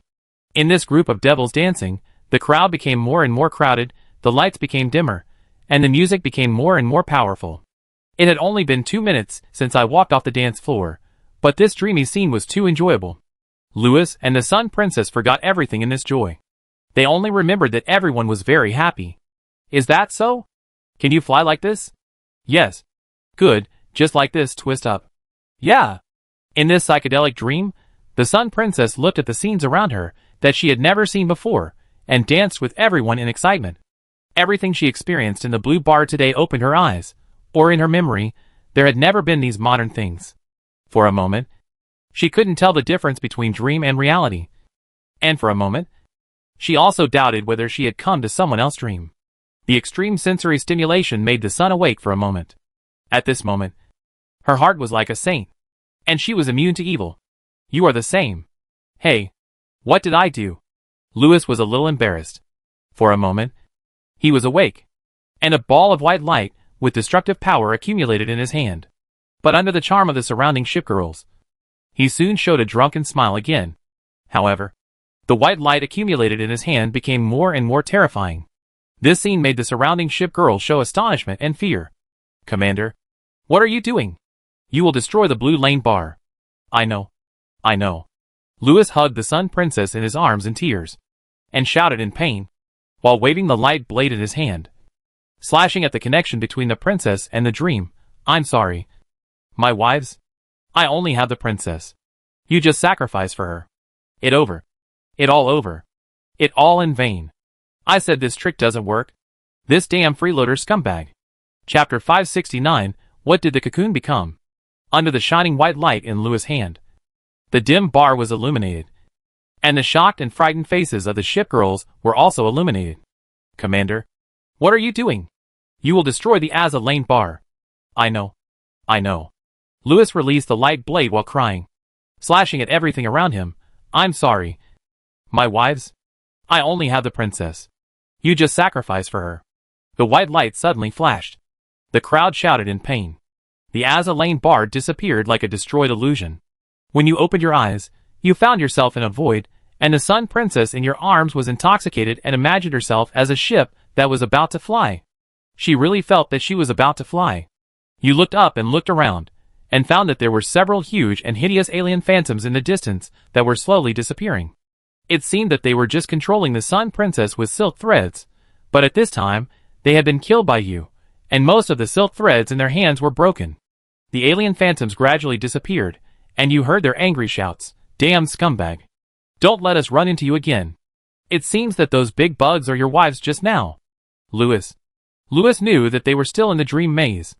Or in other words, they had come from the deep dream to the shallow dream. Now the Sun Princess has been cut off from the dream maze, and the opportunity to wake up is right in front of her. Time is running out, and Louis has no time to think about it. He hurriedly searched in the void. After a while, he found a suitable exit. Then he stretched out his hand in that direction, and used the high-dimensional cube. In an instant, A rotating sphere suddenly appeared in the distant void. The surface of the sphere was like a 3D movie, reflecting many scenes of the real world. You suddenly feel a very strong dark force gradually enveloping you. The worms have discovered you. Louis felt the powerful force, and he pulled the Sun Princess and flew towards the wormhole in the distance. Hurry! Don't sleep. There's no time. Let fly over. Fly over? I feel like I'm really about to fly. The Sun Princess in his arms twisted a few times. She looked at the wormhole in the distance. Her face became more and more red. The power of darkness enveloped them at a speed far exceeding the two of them. And countless silk threads appeared near the distant sphere. And in the blink of an eye, the sphere was about to be wrapped into a cocoon. At this moment, Louis's heart skipped a beat, and a trace of despair flashed in his eyes. It over. It too late. And he still has to lie in bed with the princess and have strange dreams. At this moment, Louis suddenly felt that the Sun Princess in his arms was also getting bigger. Then, the starry sky around him began to pass by quickly. The silk wall in front of him that was about to close was passed by Louis in the blink of an eye. Then, Louis saw a burst of strong light. The white warship took the commander through the wormhole. He gradually woke up. Louis opened his eyes woodenly and sat up from the bed. Suddenly, Louis found that the princess lying next to him was gone. He suddenly raised his head and saw the red-faced Sun Princess, floating in the air with her eyes closed. Her long hair had been cut off. She still looked like a human. Louis breathed a sigh of relief. Fortunately, it was just a dream. The princess did not turn into a strange ship girl. Louis wiped the cold sweat from his head. It was really a strange nightmare. A few light things fell from her body to Louis's body. Louis picked them up and saw that they were a few spider silks. Suddenly, a dazzling white light lit up in the room. Louis quickly covered his eyes. When he looked up, the princess had disappeared, and a shining white light was shining outside the window.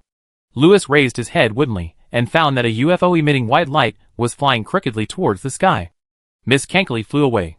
It seems that Miss Sun Princess, who advanced in her sleep, has completed a strange advancement after experiencing the fantasy dream journey of the blue bar in the sanctuary, and learned some strange transformation magic.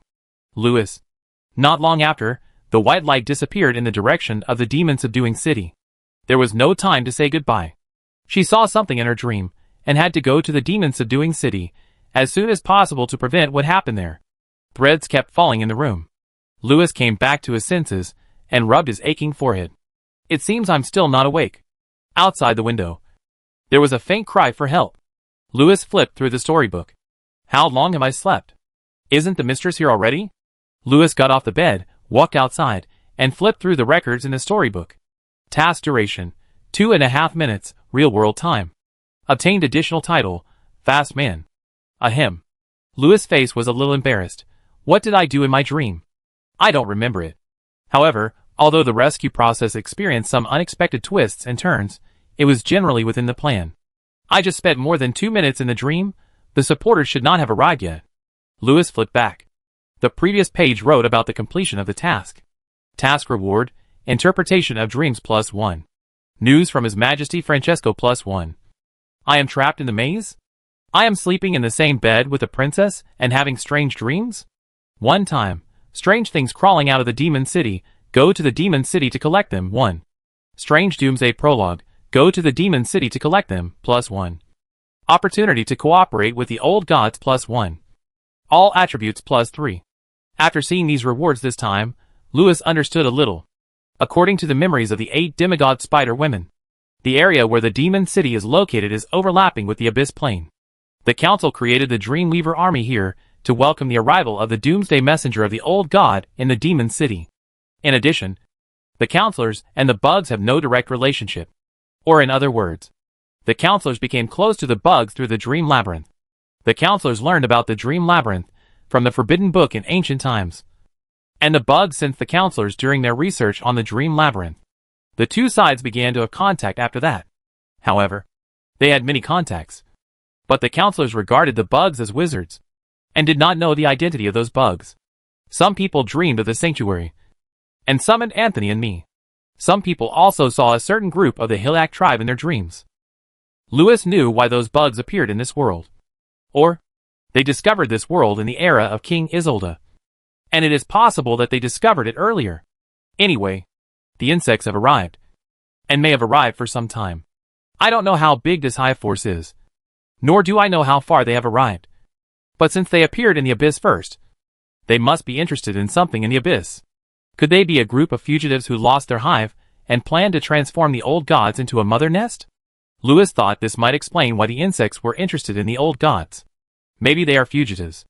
Their strength is not enough to pull together the forces represented by the old gods and the new gods, the kingdom of clouds plus the kingdom of the North Sea plus the gods represented by the moon god plus the wizards represented by Francesco, to defeat them. But if they get together with the old gods, or if they trick the old gods into taking their bodies, things will be difficult to deal with. After all, the power of the forces represented by the old gods is equivalent to more than half of all the power in the world. Chapter 570, the god closest to the god of magic. Lewis felt that the current situation was becoming more and more complicated. The old gods, bugs, these were all very difficult things to deal with. The power of the old gods was undoubtedly very terrifying. In addition to himself, he also had 8 Gundams and half of the abyss. As for the bugs, they were still hiding too deep, and it was currently impossible to assess their situation. Compared to the old gods who were exposed, these cunning bugs were more worrying. Shaking his head, Lewis looked at the long-haired girl in the hall. From the memories of the Spider Women, the actions of the counselors against the Sun Princess were secretly induced by the insects. The counselors' goal was to welcome the old god Doomsday Messenger, who crawled out of the Demon City. This shows that the insects are also paying attention to the Demon City. Maybe in the Demon City, I can meet some behind-the-scenes representatives of the insects. If I don't catch some insects and interrogate them, I will always be unsure. However, having said that, it was predicted before that if I didn't save the princess, the Doomsday Messenger would crawl out of the Demon City. Now that I have rescued the princess, what will crawl out of the Demon Castle? What happened in the Demon Castle? Why did it become the exit of the abyss? Lewis could not help but stop and frowned. Lewis suspected that there was a special mysterious phenomenon in the Demon Castle, but he was not sure what it was. From the memories of the Spider Women, it seems that Her Majesty Francesco has fought with the parliamentarians. She should also know the situation of the Demon Castle. Such an important matter, she is likely to be there. But why did she lose contact? Yes. A thoughtful voice came from behind. Lewis turned his head suddenly, but found only long hair hanging down behind him, and no figure. It was quiet all around, and I could only vaguely hear the shouts for help outside the tower. It seems that I have not completely escaped the influence of the dream maze. Rubbing his forehead that was still aching slightly, Lewis quickened his pace and walked through several halls of the tower. The connection between the Sun Princess and the dream, long hair, was cut off. And the long hair remained here. Therefore, the hall is still full of long hair. These long hairs are essentially the god dreams pulled out from the spiritual world of the Sun Princess by the dream weavers. Their existence makes the area near the tower still affected by the dream maze. If ordinary people step into the vicinity of the tower, they will directly fall into the dream world. This has an impact on the entire deep forest. If these god dreams, long hair, woven into the dream maze are solved, the long hair and the dream maze will disappear directly. Lewis doesn't have time to deal with these god dreams for now, so he can only leave these nuclear wastes here for now. There is no time to deal with them for now. This workload is too heavy. My research on dreams is not deep enough. I can't find the trick to solve these mazes in a short time. Lewis thinks that unless the dream master of the sanctuary comes, even if the thousands of dream weavers come back to interpret the dreams, it will take several weeks. However, since the Sun Princess has left here, the congressman can no longer use the dream maze to create any more dream weavers. While thinking, Lewis walked towards the collapsed outer wall of the tower in front, behind the long hair covering the gap. He was outside. He had to help Charlie deal with the thousands of dream weavers quickly, and then leave here. Otherwise, when the supporters came, something might happen. After all, even the strongest boss is afraid of being beaten up. Moreover, the bugs might come to take a look at the situation. By the way, after Charlie made a move, I should be able to see his attributes from the storybook. Right? I don't know how many dream weavers he has dealt with. So many dream weavers together. They are equal to the wizards, who beat me, and the son of Lant in the Stober Dragon Arena. This kid is not wearing wizard armor, and there is no Sorrento wizard to help, but he still has the strength to help. This strength is scary enough.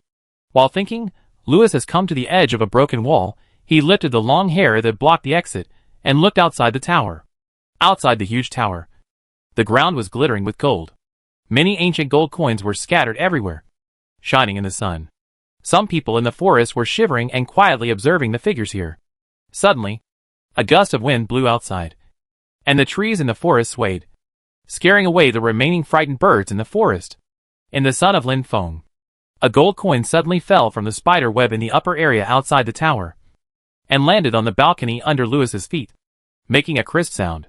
This is an ancient gold coin. From the style, it should be the style of the Witch King Isolde. But the pattern on it is not the 12 books, but a moving dream weaver. It shouts help in its mouth, and the voice imitates the same voice as Charlie. Fortunately, the man next to him picked up the gold coin and said, "A wizard happened to pass by here and help me out. Otherwise, I can't handle these guys with my brute force." As he said this, the man kneaded the gold coins in his hand into golden water. Those dream weavers with a mass of hundreds of kilograms have truly turned into gold coins weighing a few grams. Being able to do this shows that the man has approached the level of the author of the Book of Distortion in the field of distortion magic. Obviously, the gentleman in front of you is showing his magic to the candidate. Louis pursed his lips and looked at Charlie. The feeling that Charlie gave Louis at this time was somewhat different from before. Louis had felt this feeling in someone before. The moon god in the netherworld, the moon god with buffs. Charlie was right. He was indeed a magician. A magician whose power reached just slightly smaller than Louis. But he was a normal magician. A magician whose magic power was many times higher than his power. In other words, a great boss of the ancient god level with rich knowledge. Louis knew why the moon god was afraid of this mortal. Because this person is the closest to the god of magic, Anthony, since Anthony, his knowledge may be slightly less. But with his strength, he can see the essence of many worlds. He can see the essence of many worlds that Louis has not yet understood in practice. He is qualified to be called the big brother. Even in front of Louis, the younger brother who inherited the sect. "Charlie," Louis said, "have you read all the forbidden books?" "How is that possible?" Charlie smiled, looked at the young man next to him and said, "As we all know, the only two people in the world who have studied all the forbidden books are Teacher Anthony and King Isolde, who unified the world. I am Charlie, not King Isolde. I believe you." "Thank you." "Charlie, are we still going to ride the bike?" "Well, my waist is a little sore." "Charlie, you should take some Luo Dihuang pills." "So do we still need to ride bicycles?" "Charlie, the greatest means of transportation in modern times is not actually just bicycles. Riding this thing to save the princess is not cool. When we get to the town ahead, I will show you a real modern means of transportation that you don't need to pedal." Saying this, Louis turned a gold coin into sunglasses and put them on Charlie's head. "By the way, I changed your clothes. Your ancient clothes are too conspicuous. So you plan to please me, and then let me teach you a few tricks? How about starting with the magic that can make the sense of existence infinitely close to zero? You seem to have some talent in this kind of magic. You must have experienced this kind of thing. There are a lot of such magic in that treasure. And in the treasure hidden by King Isolde, there are all the magic in the world, including known and unknown. As I said, Louis, I know that treasure, but I don't have time to look at it more. But you have solved the matter of the demon castle. I will take you there, as long as you can pass his test. Charlie, we can discuss some magic, but I'm not interested in One Piece." Louis shook his head and said that he was indeed not interested in the treasure Charlie mentioned. After all, no matter how many magic treasures this treasury has, can it be as many as the Forbidden Sanctuary? Louis thought so. Louis ignored the narration and continued, "After solving the matter of the demon subduing city, I will take you to see my One Piece, and then you can come to our academy as a teacher. By the way, I will teach you too." Chapter 571 Glass Bottle with Snow Tumbling. That evening, the Dream Tower, the Sun Princess Hall with blocks and long hair on the floor. The witch in black robes closed her eyes tightly, standing quietly in the center of the hall. Using her spirit, she explored the remaining dream maze in the room. Sometimes she frowned, and sometimes she raised her eyebrows. After a while, a snow-white claw stretched out from her sleeve, and fiddled with it in the air for a few times. Then, the long hair in the hall was woven into snow-white spider webs by a huge magical power. The woman gradually opened her eyes, and looked at the spider webs as if reading. Occasionally, she would stretch out her snow-white hands to stir the spider webs, and carefully interpret what happened in the tower today. The dark witch robe formed a sharp contrast with the woman's white body. What was even more surprising was that under her robe, there were 2 pairs of arms and a pair of chelicerae. It seemed that this was a witch with 8 limbs. If you look closely at the embroidery on the lining of her robe, you will find a crimson ace of diamonds embroidered on it. A flowered ace. It seems that this is a great counselor. If the broken blocks on the ground were still alive, they would definitely call her the mistress. Amazing little fellow. The mistress' eyes swept over the broken blocks and paper on the ground. And then she grabbed a spider with a straw body and a pumpkin head from the spider web. It was a spider woman treated by Lewis. And this magic came from a friend who loved sunshine at the bottom of the magic prison. Do you understand the magic of the sun servant? Several black shadows, like smoke and dust, suddenly appeared in the air around them. And then 8 wizards wearing the uniforms of the Ministry of Magic agents appeared. The uniforms of these 8 people were standard. But there were no signs. Many agents without signs and work badges were temporary workers. But since these temporary workers could appear here, it means that these temporary workers are not ordinary. At least from their attitude towards the mistress, they should be teammates. Miss Akasha, there are no traces of them nearby. They may have gone far away. An agent shook his head and said strangely, they don't seem to have used magic to leave. There are only some wheel tracks on the ground. There are wheel tracks everywhere, sir. Another agent said with a strange look on his face, and the whole forest has their breath. It seems that they have walked through every corner of the forest in order to hide their tracks. I don't know what kind of magic this is. It really a bit weird.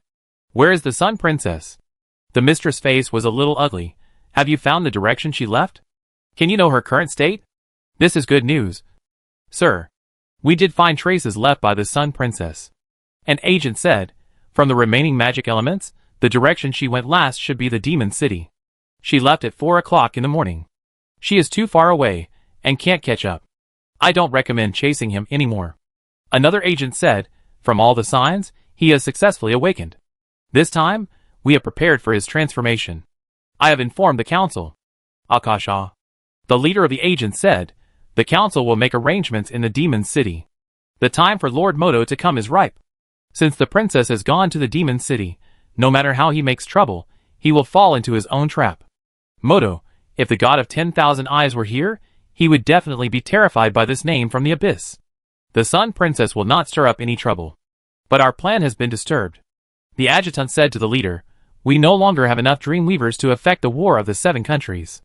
This will result in a lack of many souls that should have been sacrificed. This time, no matter what the result is, the Lord will probably punish us from heaven.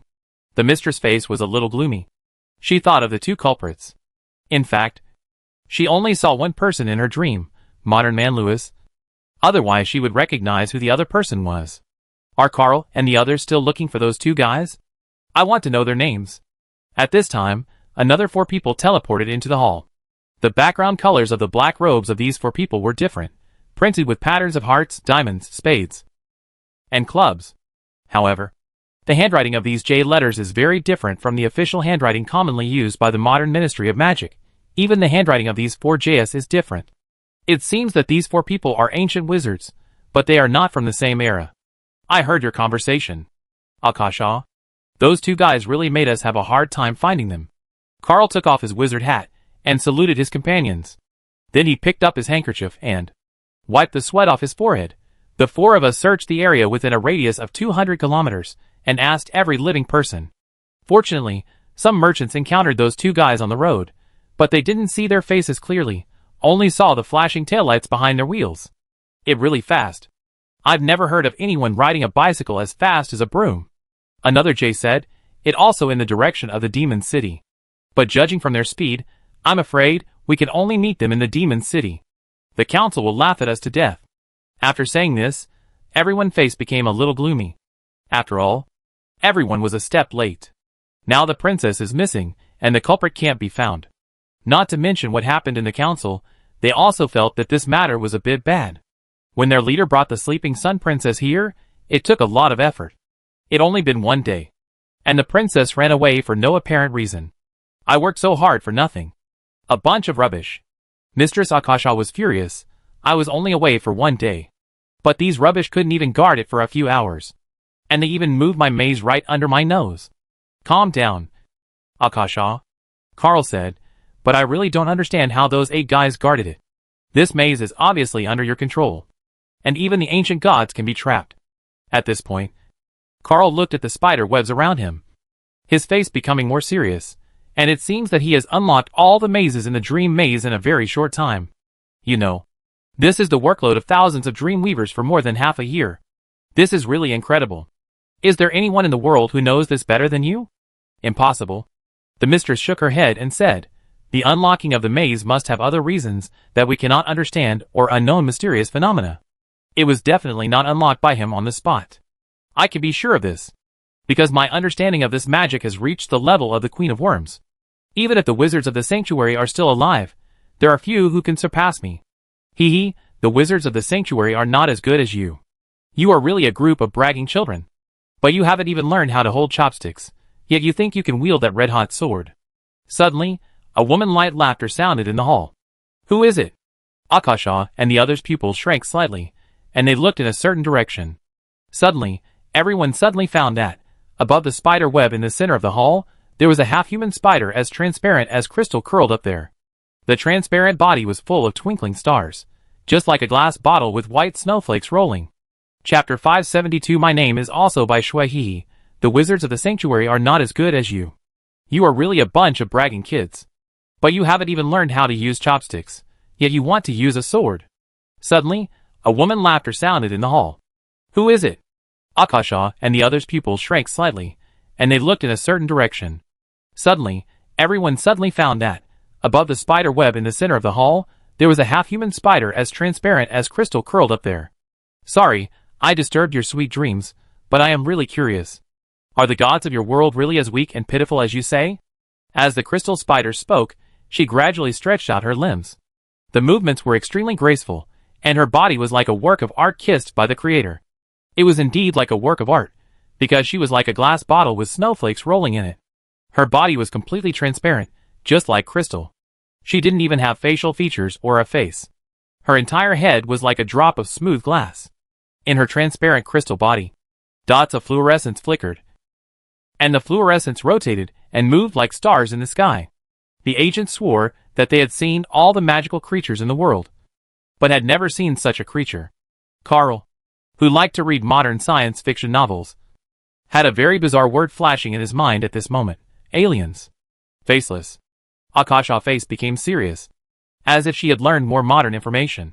She narrowed her eyes slightly and said, I know you. The Faceless God. The Faceless God?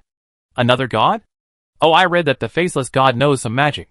So he can be considered a god? The crystal spider couldn't help but burst into laughter. She had no mouth, and no sound when she spoke, but her voice seemed to be everywhere. It's really interesting to communicate with you. The natives of the primitive planet. Interesting?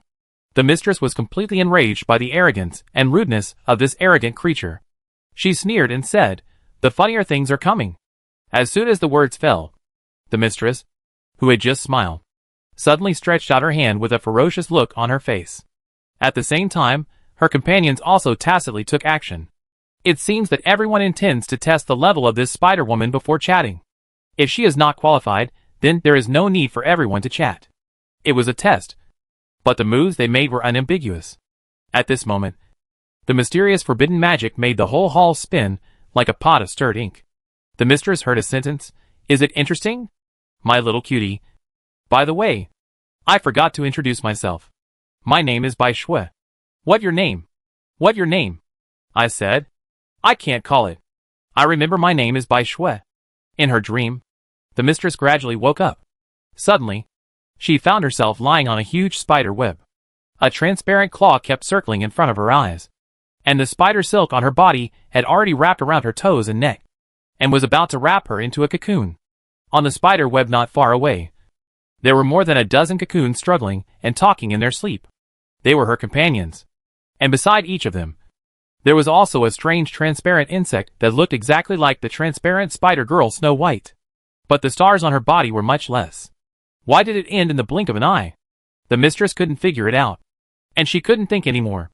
Her mind had begun to become rigid, just like her dreams and soul that were being sucked and chewed.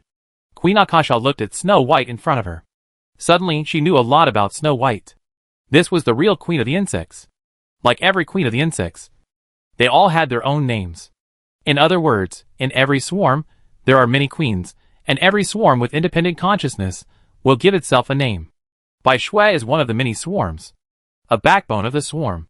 Soon, Akasha knew more and more, and her rigid mind gradually became active. In other words, her mind had been completely eaten up, and had merged with the queen, and through the queen as a medium, into the entire swarm. When Akasha opened her eyes again, she was no longer the same person she once was. She also looked different. She looked like a glass bottle stirring snowflakes. But she decided to continue using this name, because in this world, there seemed to be too many people named Snow White. Moreover, the name Akasha would allow her, who had just come from afar, to quickly integrate into this world. It seems that the gods of this world are indeed like docile, cute, and delicious kittens. What else did I see in their dreams? A beautiful world. A simple, cute, and heavenly world. This is exactly the world we have been looking for. Snow White's body trembled in excitement. Gradually, as her body trembled, she slowly turned into Akasha. Crystal, tell the brain spiders to inject the spider eggs. I can't wait to see my children cute blades crawling all over this paradise. Call me Carl. Akasha. The spider girl who was turning into Carl said to her sister unhappily. Also, I want to remind you that your decision violated the order of the master. He is too cautious. He is just the last forbidden wizard in the sanctuary. Crystal, there is nothing to fear here. The new gods in the surface world, referring to the eastern world outside the abyss, are the same. The sun god lost once, and then he praised his former opponents to the sky. My name is Carl, Akasha. Also, although I am also looking forward to it, as an adjutant, I still have to remind you that most of our mature bodies have died on the way here, and lack the backbone strength. So the scope of our team is only 7 countries. If the scope is expanded too much, it will be too conspicuous and may affect the Master Abyss plan. We need this Leviathan. So we should expand the scope a little bit, and collect more biomass to feed our children. The sun god hiding in the abyss can't escape, because when he appears, our spider web will cover the whole world. He will just dive into my big web, and become my cocoon for hatching spider eggs. Akasha said ambitiously, as if she was not willing to be just a queen of insects. After all, this opportunity is too rare. And what queen doesn't want to be the sole ruler of the swarm? Moreover, she is not content with being ordinary, and she does have the qualifications to go further. It does sound interesting, a cocoon that belongs to us. Oh, and that damn forbidden wizard. I want him to hatch our eggs. I remember this, Crystal. Akasha narrowed her eyes slowly. I will wrap him up in the demon city. Call me Carl. And I will wrap him up. If Louis were here, he might feel that the voices of Snow White and Crystal sounded familiar. If the two of them called him freeloader, scumbag or commander, he might really recognize them. I hope the ship girls will not say similar words again. The inexplicable narration in front of him made Louis look like a black question mark. Which ship girl? What word? Chapter 573, The Great Escape of the 7 Kingdoms. When Louis and Charles were heading towards the demon exorcist city, the road ahead of them was sending out a great famine. The drought made this once vibrant wetland somewhat withered. Under the scorching sun, the cracked earth was covered with withered grass, and the ground was full of flying locusts. Something on the ground tripped Little John again. He didn't say anything, because he was starving to death, and he didn't look at the things in the thorn bush, because he knew it was definitely not food. There were many moving objects on the road. Perhaps a dried corpse. A person who had drowned in the swamp. Or perhaps a living person sleeping. But no one would pay attention to them, because there were so many things lying on the ground, and it was hard to tell whether they were alive or dead. There were many people walking on the official road not far away. They were ragged, staggering, and they were silent as they walked, ignoring the people in the shacks on the roadside, like a group of walking corpses. But Little John envied them, because they still had the strength to go on. Little John also had the strength to go, but he felt that he might not have the strength to go much further. Just like those people lying on the ground waiting to die. There was a creaking sound under his feet, which was the cracked soil. Little John guessed that there should have been water here, and there should have been fish. But this great drought has dried this place up, and the cracked soil is like the broken crust of black bread, which makes people salivate. But Little John knew that he could not eat these things anymore. Nor those thorns. These plants that were not supposed to grow in this wetland were now growing everywhere, because they were difficult to chew, and would make the mouth full of blood. and would also be very painful to swallow. But the berries they grew were very sweet. The brothers and sisters under the dead tree not far away looked over, and in their hopeful eyes, Little John felt a sense of despair. He shook his head slowly, and then lay on the ground. He told his parents with his gestures that he had not found any fish. There was no lake nearby, and there was no water. His mother must have remembered it wrongly. "Don't worry, Little John. I just found some delicious berries." The weak but still beautiful woman smiled at Little John, and took out the hidden magic wand from her sleeve with great effort, and stretched it towards a thorn bush in front of her. Did the mother find something again? She is always so powerful. A glimmer of hope appeared in Little John's desperate eyes. The brothers and sisters not far away also climbed up and looked at their mother with hope. A hand stretched out from the ground and stopped the woman's hand. It was the father, who was lying on the ground chewing the bark. "Lena, you can't cast magic anymore, you will die." The father whispered weakly to the woman, "You are the professor of the Holy Oak, you know what will happen." "No. White. I just found some berries." The woman smiled and looked at the hopeful children, and then she gently pushed away her husband's weak hand. In the children's joyful expectation, the woman picked up the magic wand in her hand again, and used up her last strength to search in the thorns. The man showed a bitter smile, unable to stop his wife. Instead, he looked at the crowd on the pipeline not far away. Those people were like him, and they were once well-off city dwellers or wealthy country people. But the War of the Seven Kingdoms broke all the peace and tranquility. People began to be displaced. Then there was a great drought, plague, locust plague, forced collection and conscription. Those who had some ability left, or were captured by the Sun Army and sent to the army. Their method of judging who could go to the battlefield was very simple. As long as they had a magic wand and could use 3 magic spells, they could wear the uniform. Being able to cast 3 magic spells in one day was considered good among civilians. But in the past, such civilian wizards could only serve as logistics or third-line troops at most. But now they have to be regarded as the main force. And those strong dumb cannons, even if they don't have magic wands, will be captured. Because there are often many people with unique talents among these people, and the army lacks such magic knights. Although these special dumb cannons can't use magic, they can make the magic power in their bodies resonate with the gems on the armor, making them invincible on the battlefield full of dangerous magic. White was once such a knight, or a deserter. This war is meaningless, everyone is doing meaningless things. What they have done can only turn this once beautiful land into a purgatory on earth. Now people's blood has been spilled all over every city. People have forgotten the original purpose of launching the war. The Empire Sun Army has also forgotten their original intention of suppressing the rebels. Perhaps they have not forgotten. They are indeed sending many people back to the netherworld. But the 7 kingdoms are becoming more and more chaotic. Order has not been rebuilt at all. The new world that the rebels shouted for has gradually become a new world full of despair, pain and exhaustion. Everything was meaningless. Wright just wanted to feed his children so that they could continue to walk. But in this cruel war, in the disasters caused by the war, even a person with a little ability like himself seemed so weak and powerless. If it weren't for Lena, who ran back from the Holy Oak, everyone would have died of the plague. But even she now can't do it. And he couldn't lead everyone to complete the last part of the journey. Lena's search this time took longer than usual.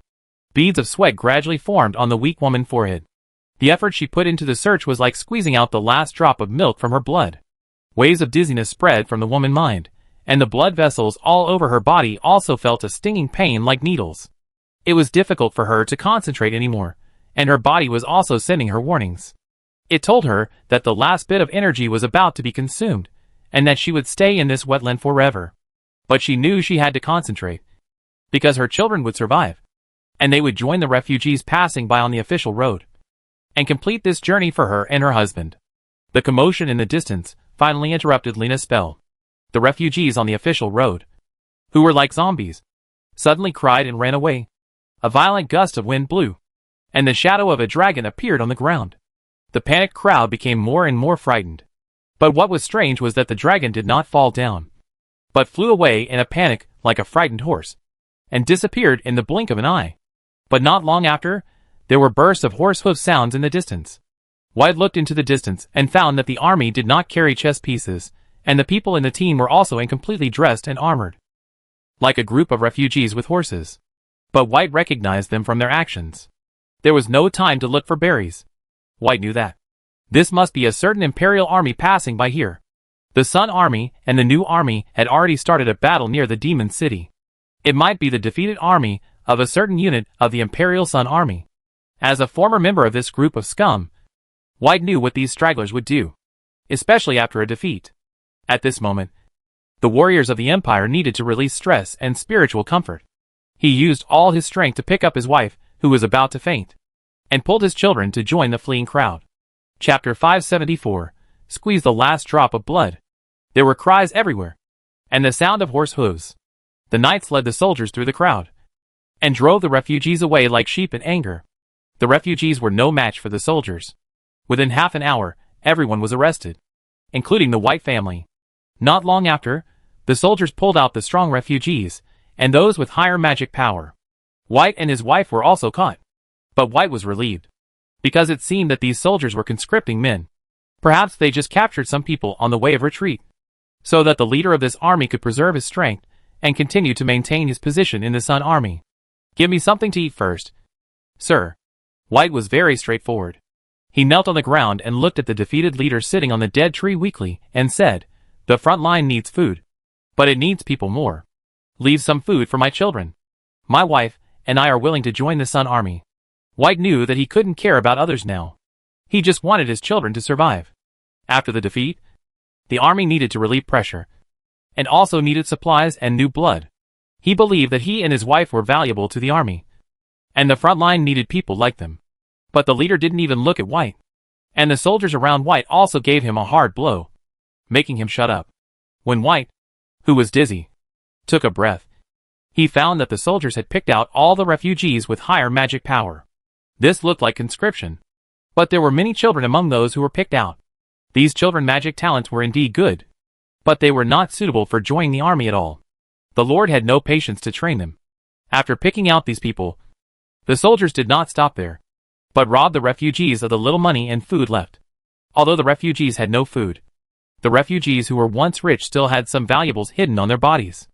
After seeing the money, the soldiers' eyes turned red. They fought for the money, and after getting it, they did not intend to hand it over to the army, but kept it for themselves. But the leaders and officers did not say anything because the soldiers hid the money, but chose to turn a blind eye. Only when the leaders and officers saw that a soldier had looted good things would they call the soldier over with shining eyes, and then take away some of the best property and put it in their arms. White's heart skipped a beat, and he suddenly had a bad premonition. The crowd became more and more chaotic, and many refugees cried out, "There is no food at all, sir. There were only some grasshoppers, tree bark and dried mud cakes. I know you have no food." The leader chewed the dry food, pointed his chin at the thorn bush on the ground, "But there are plenty on the ground. Thorns and berries. The reason why there are so many red thorns on this road is because there are many refugees who have passed by here. They are like Lena, using their last strength to use this magic, allowing their loved ones to go on instead of themselves. Now, this group of defeated soldiers is squeezing the refugees' last drop of blood." Several officers came out to supplement the leader's words. They told everyone that whoever could perform the magic would be able to take their children or relatives away with some food. But White knew that none of them could leave alive today, because he found that these soldiers did not seem to carry any food. They did not take anything with them during their escape. They may have been hungry for several days. They needed a big looting, and also a big catharsis. After the looting, the soldiers would kill everyone. Those with better magic power, or those who were strong, would have their heads cut off after death, and then be given a new identity as rebels. The children could not survive, because everything that happened today would be covered up by the soldiers. White's eyes revealed a kind of despair, which came from his own powerlessness and his faith in the Empire and the Sun God. The kingdom he once swore allegiance to had completely fallen, and the order that the Sun Army once swore to protect and the doomsday that they swore to fight against had long been forgotten by the Sun Army. Maybe everything is fake. It has been fake since the beginning. The so-called expulsion of the resurrected to protect order by the Sun Council is just to maintain the rule of the Great Family and the Moon God from the north, the Moon God who is about to wake up, the Moon God who symbolizes the end of the world, may not exist at all. But White knows that. Maybe the Moon God in the Council's mouth is just an excuse for them, but the end of the world is real. Because they are experiencing an end of the world now, this end of the world belongs only to civilians, to ordinary people like them, who have no power to resist in the war. In this apocalypse happening in the wilderness, the defeated soldiers were showing their ugly faces in the carnival. The soldiers robbed property, selected rebels and beautiful women, and committed atrocities against them. The officers told the refugees in a friendly manner that the selected people were spies, and told them that the Sun Army would fulfill its promise and let their children or relatives leave with some food. Some smart refugees had already realized the lies of the defeated soldiers, but these rebels were dragged out as spies. The remaining people knew that those who were dragged out were not spies, but a fig leaf for the defeated soldiers. But they all chose to remain silent. They numbly watched everything that happened in front of them, watched their wives, daughters and friends being dragged away, and watched the crimes of those soldiers. There was no emotion in their eyes, as if they were people who had already died. In these years, they have seen and heard too many things similar to today. Maybe today is also a forced conscription. Maybe no one will survive today. But no matter what the final result is, it makes no difference. They have long been accustomed to the departure of their loved ones, and have also seen death, and know that their last loved one or themselves will die sooner or later. It just a day earlier or later. Everyone will die on the road to escape famine. Yes, everyone is always fleeing, because this world no longer has their home. They kept running and walking, but they knew that there was no light on the road ahead. There was only pain and despair that overwhelmed them again and again. Sometimes, they didn't know why they had to keep moving forward, and continue to walk like zombies, with their last relatives on this road full of suffering and without light. Perhaps, it was just because of the inertia of life. Or perhaps, it was because in the deepest part of their hearts, there was still a hope that they didn't even believe in. This expectation, which they themselves did not believe in, made them keep moving forward. On this road without light, waiting for the miracle that always appears at the last moment. The wind gradually blew in the wilderness, and the strong wind mixed with dust swept over, ruffling Lena's long hair. The dust covered the desperate faces of Lena and White. Amid the clamor of the soldiers and the numbness of the refugees, a huge shadow enveloped the place. It seemed that the dragon that had originally fled to the distance was slowly flying back. After the frightened old horse calms down, it often regains its sanity and returns to find its owner. But today's scene is obviously a little different, because this horse did not come back alive, but was thrown back by someone. Moreover, the dragon emitted hot smoke when it was halfway through its flight, like a flying steak. It seems that you have seen everything that happened here without missing a word. Mr. White will guide you to the intersection of destiny. Lewis put down the storybook in his hand, and with a gloomy face, took Charlie to the crowd. He knew that the real local guide was here. Charlie, the magic of sand of death created by King Isolde has been boasted by you for a day. Here is the material. Show it to me. Lewis looked at the soldiers. Chapter 575 Princess Army. When the fire dragon whose spine was broken in the air fell to the ground and knocked over the dead tree, the leader under the tree was hit by the overturned ancient tree and cried out heartbreakingly. Dust was raised by the fire dragon fall, and the noisy wasteland became quiet. When the dust began to dissipate, people found that there seemed to be 2 more people on the body of the fire dragon. What I saw in the book happened here. Charlie, the younger young wizard, put down the book in his hand. His voice was a little hoarse, and he seemed to be in a very bad mood. It Lewis, who fled from famine again. In the past few days, how many disasters have we witnessed? The older young wizard pursed his lips. Then he stretched out his hand and pointed to the crowd. White and others did not hear the conversation between the two, and the refugees could not see the narration. The dust around them had not yet dissipated, and a stronger wind blew up. Soon, there were bursts of terrified shouts from the crowd, and then the refugees suddenly found that the bodies of the soldiers around them were scattered from their feet upwards, like sand. In the blink of an eye, the soldiers who gradually lost their legs crawled on the ground one by one, crying and begging for help to the people around them. The desire to survive made them beg for help from anyone they saw, and asked for help from the refugees, who had just been abused by them. No one responded to them. The refugees watched everything happening in front of them numbly. It was unknown whether they did not react for a moment, or whether they thought that the 2 new wizards were just parliamentary arbitration wizards, who were specifically here to punish deserters. If that was the case, then everything would be completely different, because even if they did not massacre civilians, they would not leave any food. They were just starting a new famine escape. Nothing had changed, until the 2 men each said 2 words. We are the wizards of the Princess Army. Charlie said the name of an army he heard on the road, and this name seemed to work. It made the refugees' eyes light up a little bit. The Princess Army. Sometimes they would leave some food, but their food was very little. Food. Louis pointed to the fire dragon under his feet. This time, people's eyes suddenly brightened. The refugees finally moved, and the crowd swarmed over. At this moment, no one is shouting out words of gratitude to you, and no one is praising you or some gods. Just as they ignored those soldiers who died tragically just now, they also ignored you. They have been hungry for too long, and now, these hungry refugees only have food in their eyes. Until some people eat some food, they start to look at you with their curious eyes in their spare time. Miracle. It really came. It is this big steak that fell from the sky. Looking at those refugees who are swallowing food fiercely, and looking at themselves curiously. A complicated expression appeared on his face. In fact, it had been a week since Louis walked out of the sleeping forest. During this journey, Louis saw many fields full of weeds, many desolate ghost villages, and many refugees like White and his friends. Fortunately, those refugees did not encounter the route.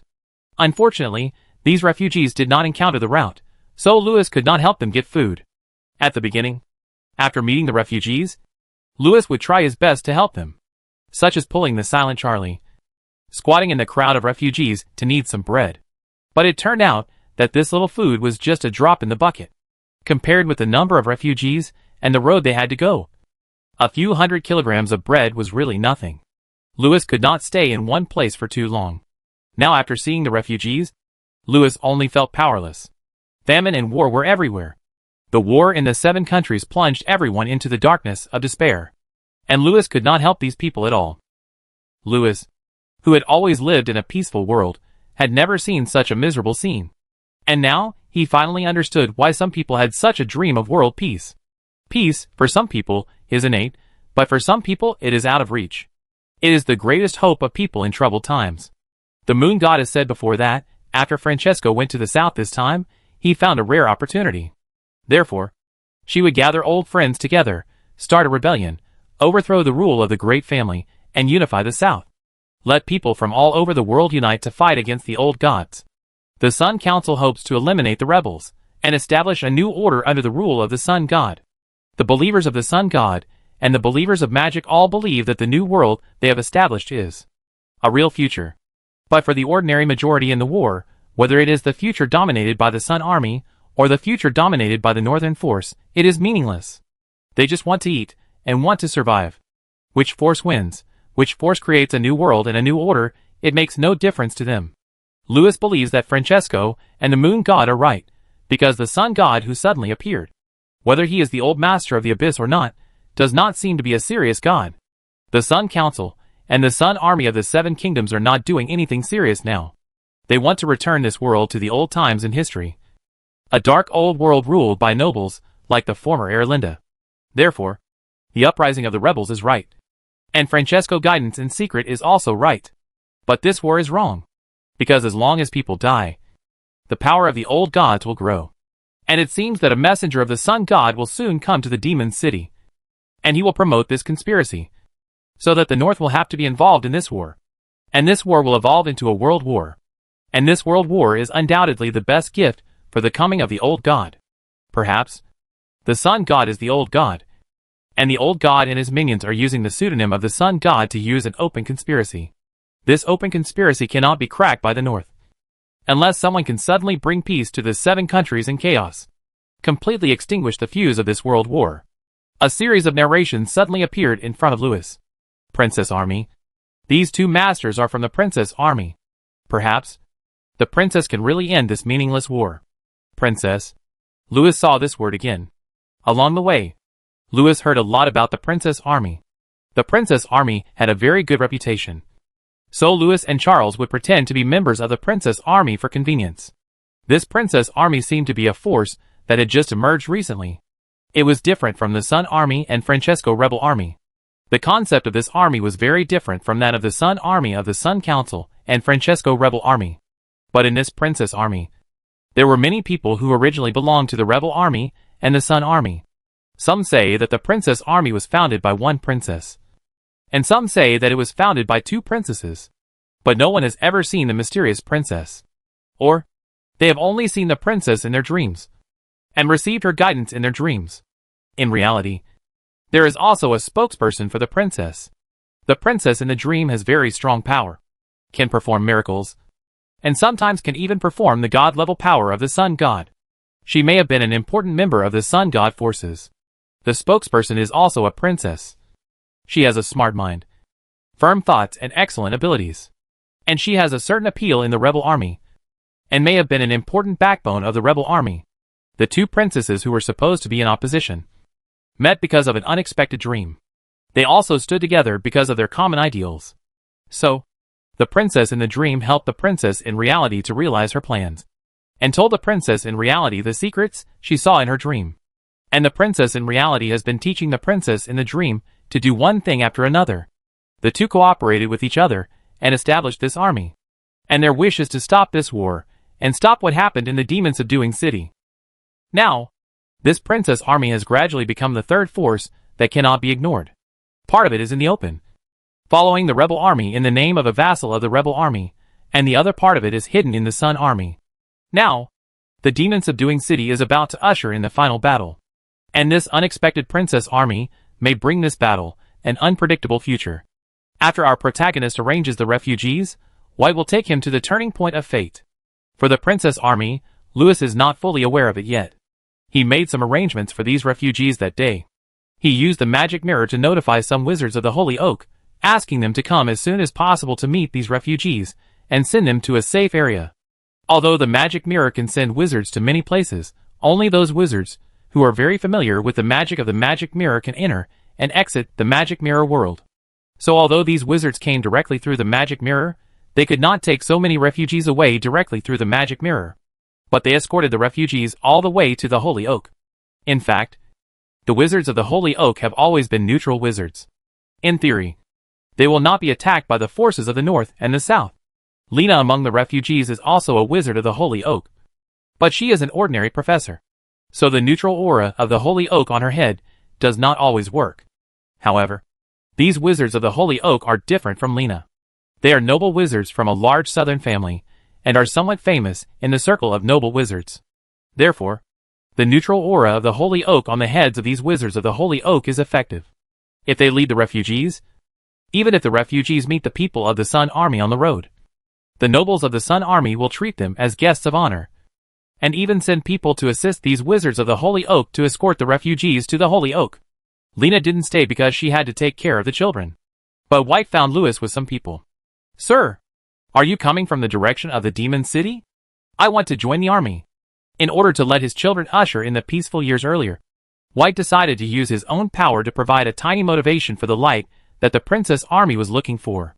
Lewis and the others obviously didn't come from the Demon City, and they didn't know where the princess army was now. But Wright knew, because he knew where the nearest princess army near the Demon City was. The defeated Sun Army was originally stationed at Swan Pass. There must be a princess army there. Maybe the princess is there too. Chapter 576, The Princess on the Run. Swan Pass is a town in the outer defense line of the demon-subduing city. It is less than 100 kilometers away from the demon-subduing city. When you get here, you are actually in the territory of the demon-subduing city. Swan Pass is not so easy to enter, but the guards here are useless to Lewis and his group. After entering the pass, Lewis looked at the tall and short, prosperous and simple medieval buildings in the distance of the street, and was a little stunned. In his impression, the word Guan means a fortress, and the buildings inside should be mainly for military defense. So it should be a monotonous, cold, and lonely style like snow outside the Great Wall. However, the Tianguan in front of him looks like a prosperous city. Judging from the Gothic spires of many buildings, Tianguan seems to be a city at the forefront of fashion in the Seven Kingdoms. Judging from the scale of the buildings, the population here is probably more than 100,000. In this era, this is not a small number. In addition, there are no buildings here, so the entire Swan Pass covers a large area. How can this be called a pass? If it weren't for the heavily guarded troops on the solid walls behind him, Lewis would even suspect that he had gone to the wrong place and came to a fashionable trading city. "Sir, when it comes to Swan City, we have to talk about the origin of the name of the demon-subduing city and the history of the Dragon Kingdom. Sir, come this way." The guide White has talked a lot about the Seven Kingdoms along the way, But it is the first time he has talked about the history of the demon city. Before King Isolde appeared, there was a dragon kingdom on the southern continent. A wizard country completely ruled by dragons and dragon wizards. The ancestor of these dragon wizards was a dragon wizard who once followed Anthony. After the fall of the gods, this dragon hero wizard established a country in the Dragon Valley on the southern continent on behalf of the Dragon Nest City to protect a secret in the Dragon Valley. Just like Anthony's other disciples, the descendants of the dragon-born heroic wizards also became one of the 12 great families. 2,500 years have caused the Dragon Kingdom, which was once known for its protection, to gradually degenerate. The dragons have forgotten their vows in their extravagant lives and revealed the brutal and greedy nature of the dragons.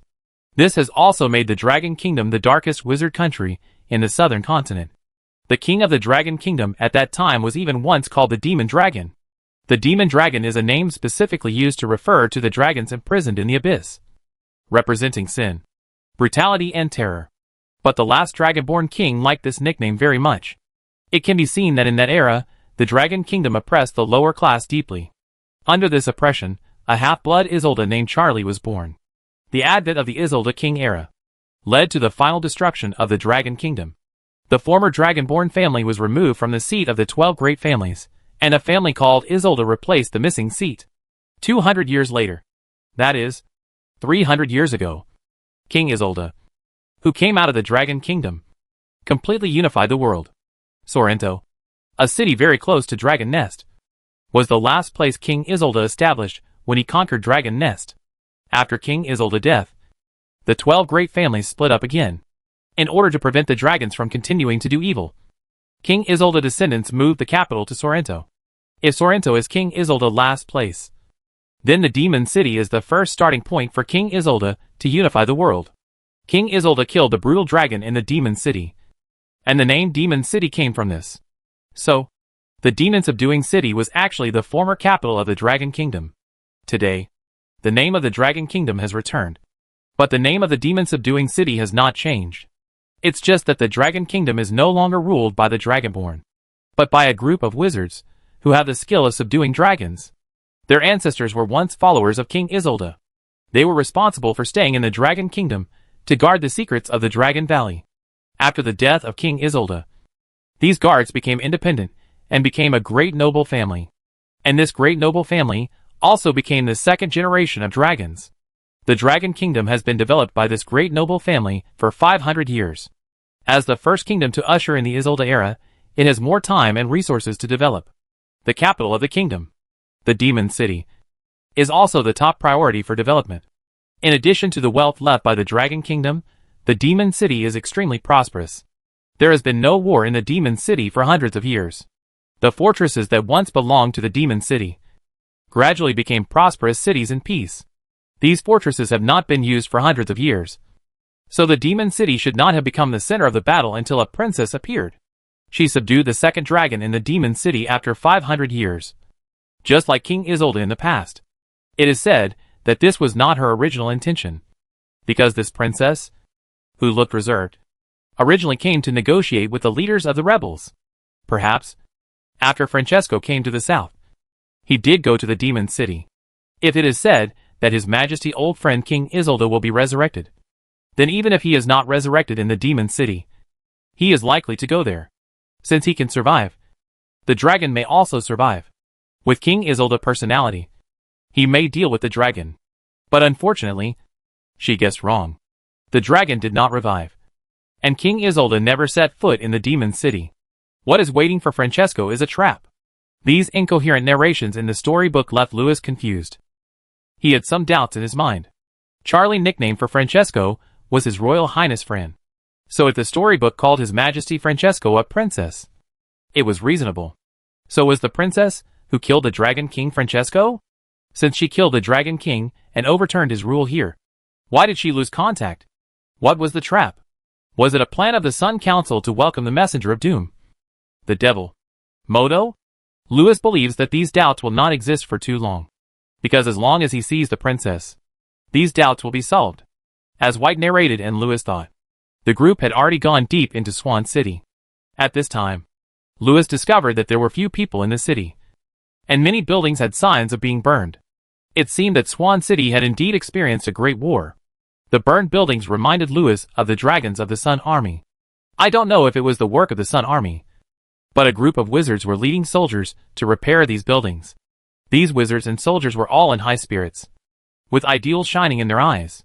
What they wore was very special or very simple, because they only had a thin uniform. The uniform was red with white pendants. The appearance was very Sauron style. At this time, a sound of horse hooves came from the street in the distance. Lewis turned around and saw that it was a group of cavalrymen escorting prisoners. Those prisoners seemed to be newly captured, and their equipment had not been taken off. From the sun badge on the battle robe, their identities could be identified. The equipment they wore was also very luxurious, with shining knight armor, shiny mail, or exquisite leather armor. The captives were dejected, and seemed to be confused as to why the Sun Army could not defeat these poorly dressed rebels. They were indeed very poorly dressed, because the knights of the Princess Army who escorted the captives had no armor on them, only a simple military uniform, and a strange fire stick. Taking a closer look at the fire sticks carried by the Princess Knights, Lewis' face showed a blank expression. That was Mauser. Didn't His Majesty Francesco say that he would keep a low profile in the south? Who formed this army? Lewis' face became more and more strange, and this can be regarded as telling the big families that the Magic Alliance is openly intervening in the affairs of the South. Although the ordinary troops of the wizards of the big families are a little worse, the elite magic troops have a deep foundation. Therefore, considering that there would be no support from the Magic Alliance when they went south, Luna and Francesco were very cautious and planned to do things in secret. If they failed, they would withdraw. The two leaders did not want to interfere deeply in the affairs of the South, nor did they want to cause a war between the North and the South. However, the people who established this princess army were bold and reckless, like a wild horse that had been unbridled without restraint. Could it be that the Demon King suddenly had a reason to do something? Or, after she was detained, some people who were originally very reserved got angry and let loose? Chapter 577. Where did the princess go? The princess army made Lewis and Charles curious. When they passed by a square, they found many onlookers. They stopped here and took a look. They found 3 fire dragons that had just been subdued by the princess army. The 3 fire dragons crawling on the square had a hint of the abyss. They were also very large, and looked like 3 residential buildings collapsed on the square. Ordinary fire dragons are not so big. It seems that they are specially cultivated by the Sun Army. These 3 dragons may have the blood of the abyss. From the discussion of the people, last night, these dragons flew to Tynegwin and carried out a harassing night attack. Some buildings in the city were burned down last night. But these big guys were dealt with by the wizards of the princess army. Ordinary wizards can't deal with these invisible bombers at all. It seems that there are many experts among the wizards of the princess army, and they are also very good at subduing dragons. It's amazing. Although a few wizards have good magic power, most of them are just ordinary wizards. But they look well trained. Some look like the Garrick magician. With only those who went south, I'm afraid they can't bring out so many people. Perhaps there are wizards from the era of King Isolde in the princess army. The Garrick wizards of the Northern Alliance, plus the dragon wizards of the Isolde era. The dragon subduing wizards of the princess army have these 2 teachers to teach them. No wonder they can easily deal with these dragons. Lewis couldn't help but glance at Charlie, and found that Charlie's eyes were looking at several officers in the distance. From Charlie's disappointed look, it can be seen that he must have seen an acquaintance. However, those officers did not recognize the young Charlie now. This may be because few people have seen the young Charlie, or it may be because Charlie is not using his own face now. It seems that my guess is right. There are indeed wizards from the Isolde era here, Lewis thought in his heart, and Charlie can actually recognize these people. As a leader, the acquaintances that Lewis can recognize at a glance are all bigwigs in the Magic Alliance. At least they must be at the level of Grey Glove leader Igor or Archbishop John. And Charlie had died many years ago. The people he could remember most had extraordinary identities in the past. But these big guys now seemed not to reveal their identities in the princess army, but stayed in the princess army like ordinary high-ranking officers. Even the big guys who were once under King Isolde followed the princess? White's stomach growled, and Lewis and Charlie also felt a little hungry. They had basically not eaten anything in the past few days, and were very tired from sleeping in the open. Several people talked for a while, and planned to find a place to rest first, then find a chance to meet the princess. I just heard that the princess is in the city recently. Lewis said the news he got from mind reading. Let's find a place near the city hall. Louis planned to visit the princess in the evening. Find out why she didn't stay in the demon city, but ran here. Also find out who she is. When several people left the square, Charlie looked back at the solemn princess army for the last time, and fell into memories. It seemed that he saw the shadow of Isolde's army in this army. Or, he saw his own shadow in the princess. If he had not met Louis, he might have joined the princess army incognito, and witnessed the growth of the princess. The Sun army of Swan City was defeated. The town that had experienced the war was no longer as prosperous as it was in the past. And there were fewer people. It seemed a little withered. But the streets near the city center were very lively. Swan City is still between the Middle Ages and the Renaissance, so the layout of the streets is somewhat retro. And the ground is also bluestone. It seemed to have just rained last night. The streets were crowded with people, stalls, adventurers, and mercenaries. The ground was trampled into mud. But this did not stop people's enthusiasm. Louis even saw many foreign merchants, a large number of special workers, and thieves everywhere. If they were adventurers and mercenaries, it would be easy to say. They might have been in the city when the war in Swan City took place. So I didn't leave now. After all, the city is now closed. But in a city during war, you may see many mercenaries on the street. But if you can see special workers and merchants on the street in a city, it's a bit strange. According to White, these merchants and special workers originally came with the Sun Army. Such an important city fortress, but there are so many merchants, special workers and thieves, it sounds a bit strange. But the places where the noble troops of the 7 countries were stationed, it seemed to have always been like this. Almost wherever the troops went, women, merchants and thieves followed. And the Sun Army never stopped these followers. In their philosophy, if there were no merchants and special workers in the military camp, it would be abnormal. And if the soldiers and officers did not have leisure, they would also rebel. I really don't know how they fought. The princess army was very exclusive to these idle people, but in this era of war, expelling them from the city was tantamount to letting them die. In addition, the princess army barracks are completely isolated from the outside world. So these idle people were placed in the city. However, this will inevitably allow some spies to sneak in. In fact, this kind of thing cannot be stopped at all. After all, for top wizards, there is no fortress that is impenetrable. Therefore, there are many military police patrolling here, and arbitration wizards. And there are also many intelligence personnel of the princess army hiding in the crowd, as ordinary people. Especially the old hands in the intelligence department.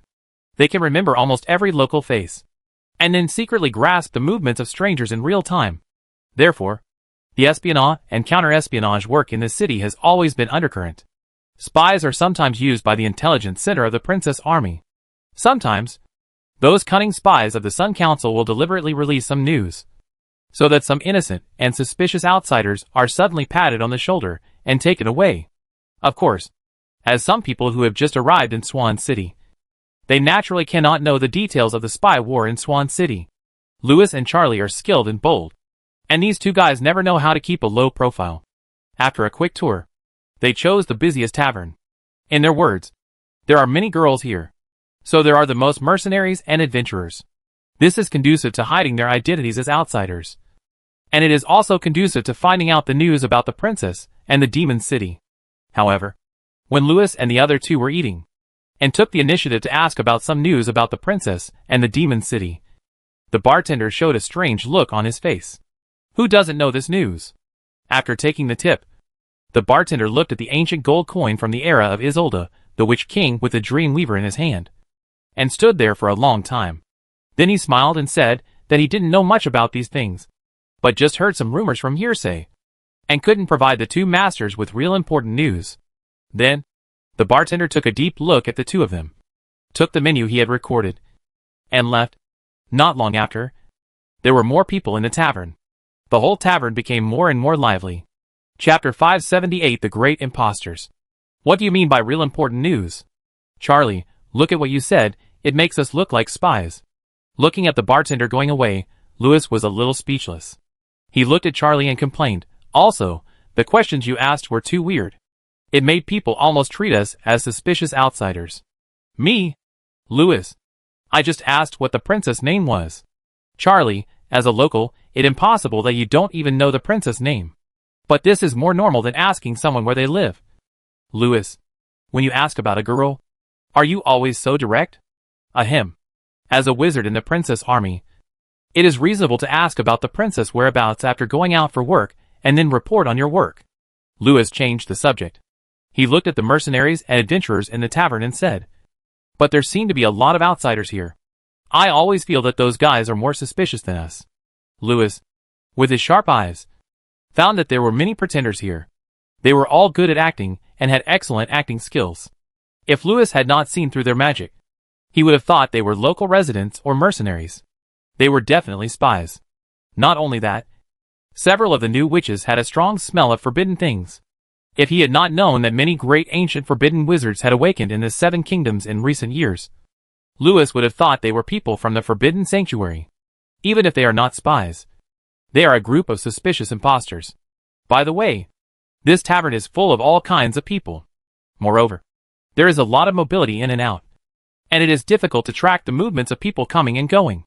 Therefore, it is possible that the spies from various forces in the 7 countries will really choose to meet here. In addition, there may be some truly suspicious real outsiders who really chose the wrong place. Louis did not think that the spies chose the wrong place. He thought he chose the wrong place. He was going to take Charlie away. Especially the witch's occasional looks of "I'm very interested in you. Would you like to have a drink?" made Louis feel a little creepy. Louis always felt that they were like man-eating spider spirits. "Charlie, I feel like we have chosen the wrong place. If we are implicated by those guys, it will be awkward to meet the princess with those spies." "You think too much, Louis. Not everyone can see through others at a glance like you. Spies are professionals, and will not be caught so easily. So we will not be implicated. We are not spies. And we will not be targeted. So we will not go to see the princess with the spies." Charlie, who was already a little hungry, did not want to leave. He looked at a group of beautiful girls, prostitutes, passing by, took out a few gold coins, and threw them accurately into the girl's arms, and said with a smile, "The person who can provide the real news is here." Looking at the gold coins thrown into their arms, the girls were stunned for a long time. Then they came over happily. Many ordinary people may have never seen gold coins in their lives. Therefore, some people couldn't help but take a bite. And many people set their eyes on this end. After all, whether it was the girls or the 2 generous outsiders, they were too eye-catching. Louis and Charlie didn't get the news from the bartender, but the news they wanted to ask was known to everyone. Therefore, not only those enthusiastic girls knew about it, many people in the tavern were also talking about recent events. Louis and Charles paid attention to the news. They found that the uprising of the 7 kingdoms had actually been going on for many years. It was just because of the suppression of the nobles of the great families that it had never been accomplished. More than a year ago, the appearance of the resurrectionists gradually made the rebels stronger, but just because of the difference in ideas, the rebels had been divided into several parts. It was not until King Isolde appeared a year ago that everyone gradually became united. Hearing this, Louis looked at Charlie with a strange expression. Charlie's expression was even stranger than Louis's. He listened to the discussion of the diners nearby, touched the girl in his arms, and gave Louis a look. "Don't look at me. It seems that King Isolde is not Charlie. And Charlie has not participated in any uprising. After all, he has just woken up. I'm afraid that King Isolde is a fake. There should be many people in this world who know King Isolde, because there are many resurrected people. But there are probably only a few who can do magic like transformation without being discovered. Louis knows one." While Louis was thinking, Charlie continued to ask about the 7 kingdoms. The diners around also joined the discussion. Since the appearance of King Isolde, the war between the Sun Army represented by the nobles and the rebels led by King Isolde has swept across the 7 kingdoms. At the beginning, various forces responded and joined the 2 forces, including many passionate civilians. But the wizard's magic war was too cruel. They could easily create a terrible plague, or let the useless old, weak, women and children join the war with the plague after death. The chaos made many notorious and ambitious black wizards emerge. Often, a top black wizard could bring his summoned or resurrected test subjects to make a large area barren, especially those black wizards from noble families. Once they released the darkness in their hearts, they were almost impossible to be resisted by ordinary wizards. In front of these wizards, who were once comparable to gods, the civilian wizards were like muggles who were slaughtered at will. As the war continued, the land was covered with scars, and people gradually felt the pain brought by the war. Gradually, people forgot their original intentions. When the demands of both the Sun Army and the rebel army were understood, the goals of both sides gradually changed. The Sun Army no longer wanted to expel the resurrected, but only wanted to wipe out all the rebels, kill King Isolde, and prevent the awakening of the Moon Goddess. In other words, prevent the shadow of the Moon Goddess and Francesco from covering the south. After learning about the situation of the Sun Army, King Isolde changed his goal and only wanted to kill all the nobles who colluded with the Sun God, to prevent the Sun God from waking up, or to prevent the shadow of the old God from covering the south. Later, even all those who believed in the Sun God and all those who worshipped King Isolde became sinners. But if you want to survive in this war, you only have to join one of the two camps. The consequence of joining is death on the battlefield. The Sun Council, which wanted to use the old gods to maintain their rule, became the minions of the old gods to collect souls. And King Isolde, who wanted to stop the old gods, gradually became more and more like the cold-blooded demon king in the rumors, who would do anything to achieve his goal. Both sides began to weaken the members of the other side, and no one cared about the future of the civilians of the 7 countries. The war became a simple killing, as if everything could only end if the people they were against were killed. Perhaps the future direction of the 7 kingdoms is to become 7 empty kingdoms. Many people saw this result, and saw this meaningless result. But there is no other way to go, because no one is better than only the other party people or gods. When the decisive battle that determines the future direction of the 7 kingdoms is about to start, a princess appears, and her name is gradually known to people. Some people say it is Ao, because this word means dragon in Yunwa. It is said that she is a legendary golden dragon that shines like the sun. Some people also say that the word is Ao, because in the wizard language of King Isolde era, Ao is a symbol of magic and a phoenix of nirvana. In the Sun language, this word means morning light and salvation. Ao persuaded the nobles of the 7 countries and the leaders of the rebels to temporarily end this meaningless war. Therefore, there was the negotiation in the Demon City 3 months ago. Mediated the war? Why does a princess, who appeared out of nowhere, have such a strong appeal? Louis was a little speechless. Louis believed that this princess had strong strength, but the rumors were a little exaggerated, because people said that. The moment she suddenly appeared on the battlefield, Francesco and the leaders of the 7 countries were silent. Except for the Moon God and the Sun God of the year, Louis felt that there could not be a third person in the world. What more?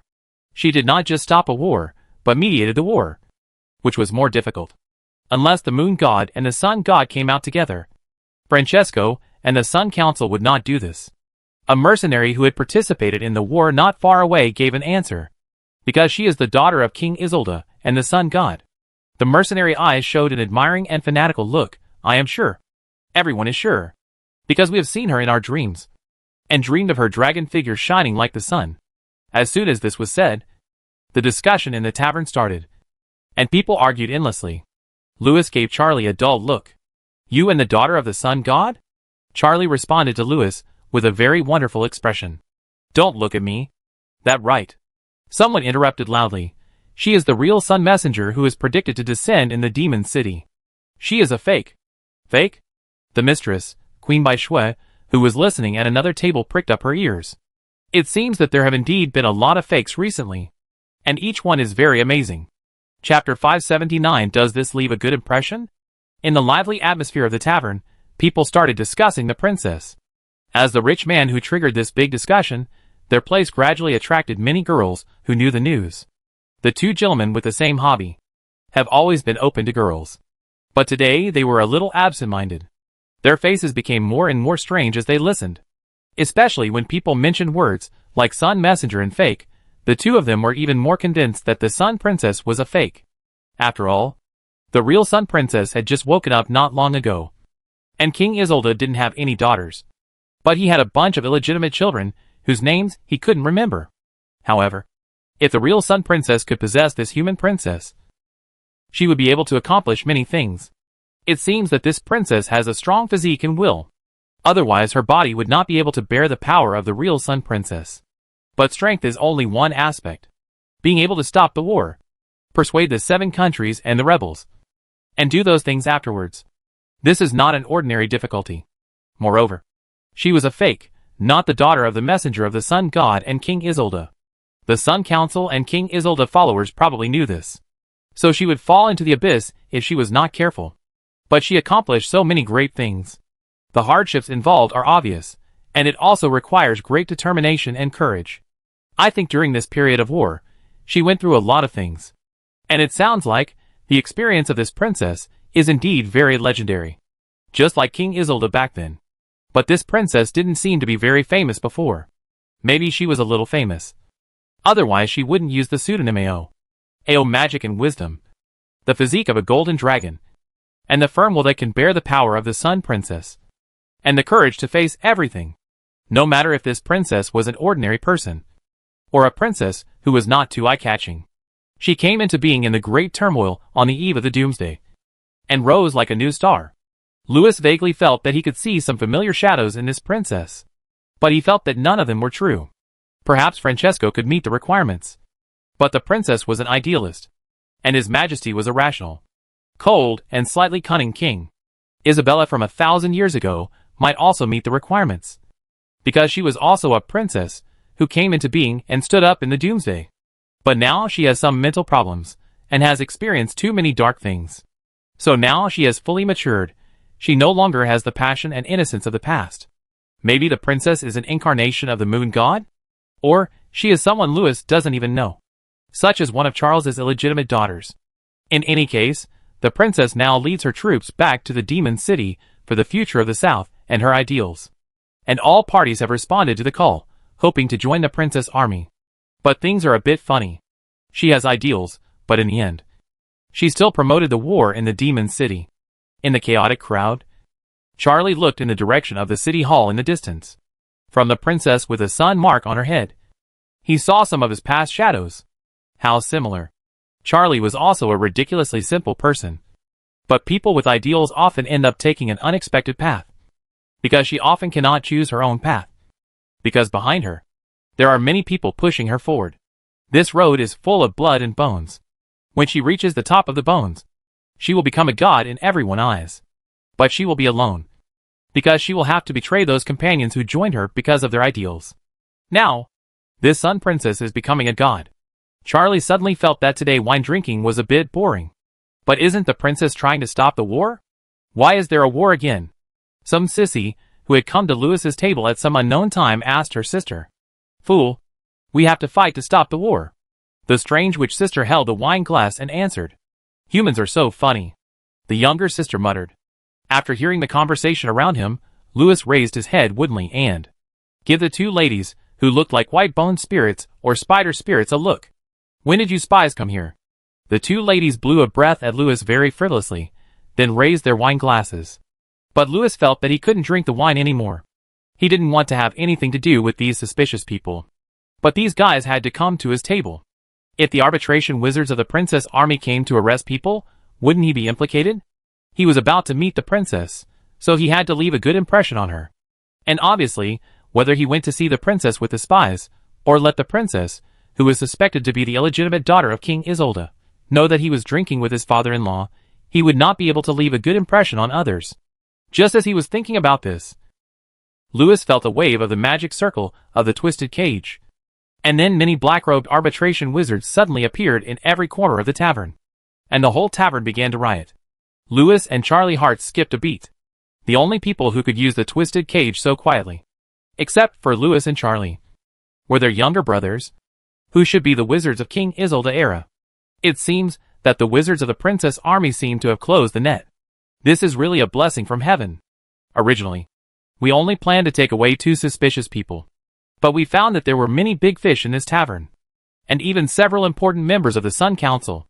Therefore, the arbitration wizards, who originally planned to take people away, went back to report. And the best princess army wizards and hidden Isolde wizards in Swan City were called over and carefully arranged. It seems that after today, Swan City can be basically quiet. What you fear will come true. This damn group of spies. If I were involved in this matter today because of them, it would be so unfair. Charlie and Louis looked at each other, and said this at the same time. At this moment, the spies in the tavern were like headless flies, lost in this twisted tavern. They were subdued and taken away by the arbitration wizards. But what made the two of them somewhat happy was that the arbitration wizards, who suddenly appeared, rushed to several rooms upstairs not far away, or the seats around the two of them. Ignored Louis and his group. This made the two of them feel relieved. People were constantly being taken away, and the innocent diners were also released by the arbitration wizards around. But most people were still sitting in their seats, drinking quietly. Mainly the dozen people who had gathered at Louis' seat before, and the dozens of people at the surrounding tables. Everything was in order. It seemed that the arbitration wizards could tell who was who. The focus today was not on their side. Since they could no longer drink the flower wine, Louis and Charlie stood up and planned to leave with those innocent diners. Seeing Louis and Charlie standing up, the strange witches looked at each other and followed them. Then the diners at the table and dozens of people around them also stood up and followed them to the door. When they arrived at the door, the diners who followed them out patted Louis, Charlie, and the strange witches on the shoulders. Louis looked back in surprise and saw the smiling faces of the friends he had just met through drinking. Mr. Louis, Mr. Charlie, Mr. Akasha, Mr. Carl. Your Highness has been waiting for you at the City Hall for a long time. Since you are so curious about the Sun Messenger, would you really like to meet him? Louis, Charlie. The two smiled awkwardly, took white, and followed this group of friendly diners to the City Hall. They were both single, and they knew clearly that since they had to meet the princess anyway, then let go. After all, this is above board. But if we don't go now, but choose to visit secretly at night, things will be more embarrassing. Besides, this can be regarded as a big catch for the princess. On the other hand, it can be regarded as leaving a good impression. Right? As long as it can prove that I am not a spy. Seeing that the two were going to follow everyone, Akasha and the others did not make any resistance, but looked at each other, and followed Louis and the others in front with a grim look. Like Louis and the other two, they were also single. And they knew clearly that it was a good idea to blend in with Louis, Charlie, and the Sun Princess as the captives of the Sun Counselor. It would help to hide their identities. After all, Charlie and Louis already knew that they were spies and enemies. So they were also escorts. Therefore, among the escorts of so many kind-hearted people, they could only be captives for the time being. Chapter 580. Your Highness, you look like my wife. The guards and wizards of the princess army stood on both sides of the hall, and the spies stood in the center of the hall with strange faces, just like guests. The high platform at the top of the hall was now empty. It seemed that the princess had not come yet. The guests below could not help but whisper to each other while waiting. The guests were very confused at this time. They felt that they should have been sent directly to the cell for interrogation, but now everyone was sent here in a friendly manner. This made everyone a little confused. And this matter was indeed worth discussing secretly. Occasionally, the guests would glance at Mr. Louis and Mr. Charlie with a strange look while discussing. If it weren't for Mr. Louis and Mr. Charlie, everyone wouldn't be gathered here today. So they should be the culprit. But when everyone looked at the real faces of Akasha and Mr. Carl in the center of the crowd, they were a little confused again. As Sun Counselors, Ms. Akasha and Mr. Carl are considered as one of the bosses of everyone. But it seems that they came to Swan City with those two guys today, and they seem to be very familiar with each other. So, which group are those two guys who helped the Sun Army to close the net? The word double agent flashed in some people's minds. The spies were guessing. And the people of the Princess Army were also guessing. In those pairs of eyes like swords. Louis was very uncomfortable. Since meeting Charlie, the prospective pilot, I have embarked on a journey to find the princess. The princess friend mentioned by Charlie is Francesco. From the information obtained in the tavern, this princess is probably not Francesco, but as the most important figure in the forces of the Sun God and the Resurrectors, this princess must know Francesco. Louis believes that after meeting today, she will definitely know the troubles that Francesco encountered. Therefore, he is very close to his goal now. And judging from the princess' goal and ability, he will definitely get some help from her. But if he has a choice, he still hopes to meet again another day. Thinking of this, Louis looked around with an unpleasant expression and looked at the companions who came with him to meet the princess today. Today, he came here to discuss cooperation with the princess. How should he talk now? The first impression is very important. What impression will you leave on the princess now? Spy. Ahem, Ms. Akasha, Mr. Carl, we don't seem to know each other well. Can you two not stand so close to each other? Louis, who was squeezed in the middle of the crowd, said with an unpleasant expression. No way, there are so many strangers here. Mr. Carl, who was standing next to Louis, looked at the wizards of the Princess Army and said timidly, I am only familiar with you. Standing here? Where else can I stand? Louis' face turned ugly. Yeah, look at what you said. It really disheartening. Miss Akasha timidly added, if it weren't for you today, why would we be gathered here? Just now, when we were plotting the princess affairs in the tavern, you didn't say you were not familiar with her. Now that the matter has been exposed, and everyone is in great trouble, you are anxious to distance yourself from her. Faced with the dirty water thrown by the two spy chiefs, Louis' face turned even uglier. He took a step to the side, and the two men came closer, as if to say, we are in the same group, and we must muddy the waters. A hand patted his shoulder, and Louis turned around and saw that it was Charlie. Charlie smiled calmly, signaling Louis to stay calm. Charlie has been calm today, as if he has a plan for the next step. I know what you are going to say. Charlie, everyone here today is a spy, and we are obviously not spies. Right? Louis pushed Akasha's hand off his shoulder with an ugly look on his face, and pointed at Akasha and Carl and said to Charlie, we are now in the same group with these Sun Counselors. This matter cannot be explained? Hearing this, Akasha and Carl smiled. They believed that today matter could not be explained no matter what. Even if the real Sun Princess was in the body of the fake, she would never recognize Louis. Don't worry, Louis. Charlie smiled and gave Louis a thought. There are only two kinds of people in the world. Those who know you, and those who know me. Of course, it is not convenient for us to introduce ourselves now.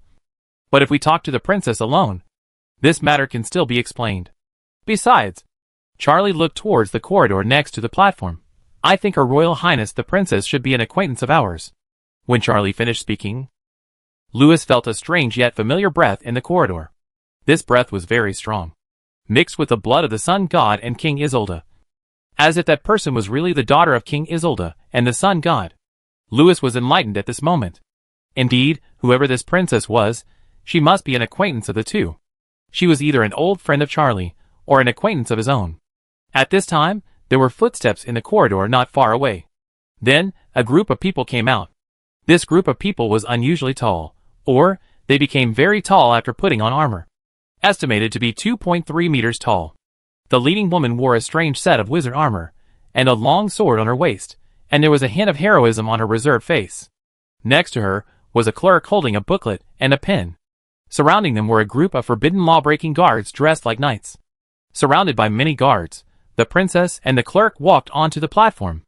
Louis and Charles did not see the princess' face at first, but only vaguely saw her forehead exposed in the crowd. She had blonde hair, and a sun mark on her forehead.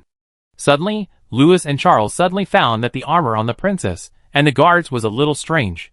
After recognizing what kind of armor it was, their expressions became more exciting. What puzzled Louis was that the costumes of the forbidden law-breaking guards were exactly the same as those of the guards of the forbidden sanctuary. This surprised him. He definitely did not bring any armor from the forbidden sanctuary, and this kind of magic-powered armor should be impossible to imitate. After being stunned for a while, Louis looked at the princess with a strange expression. Where did these magic-powered armors come from? After Charlie was stunned for a while, he looked at the princess with his eyes solemnly. Someone had already been to his one piece. At this moment, the hall was so quiet that you could hear a pin drop. The princess had already stood on the high platform, revealing her true face. Louis and Charlie looked at the princess' face with curiosity, as if to see who this princess was. Suddenly, Charlie found that this princess looked very familiar. And so did Louis. In addition to Fran, is there another acquaintance in the world that the two of them know? Charlie suddenly thought of a possibility. He looked at Louis, who was standing there with a very wonderful expression. Louis, it really fate. Charlie looked at the princess with some regrets. I feel she looks a bit like my wife. Ahem, I also feel she looks a lot like my wife. Father-in-law Charlie? And that clerk? She looks like my sister-in-law. Louis stared, pointing at the clerk.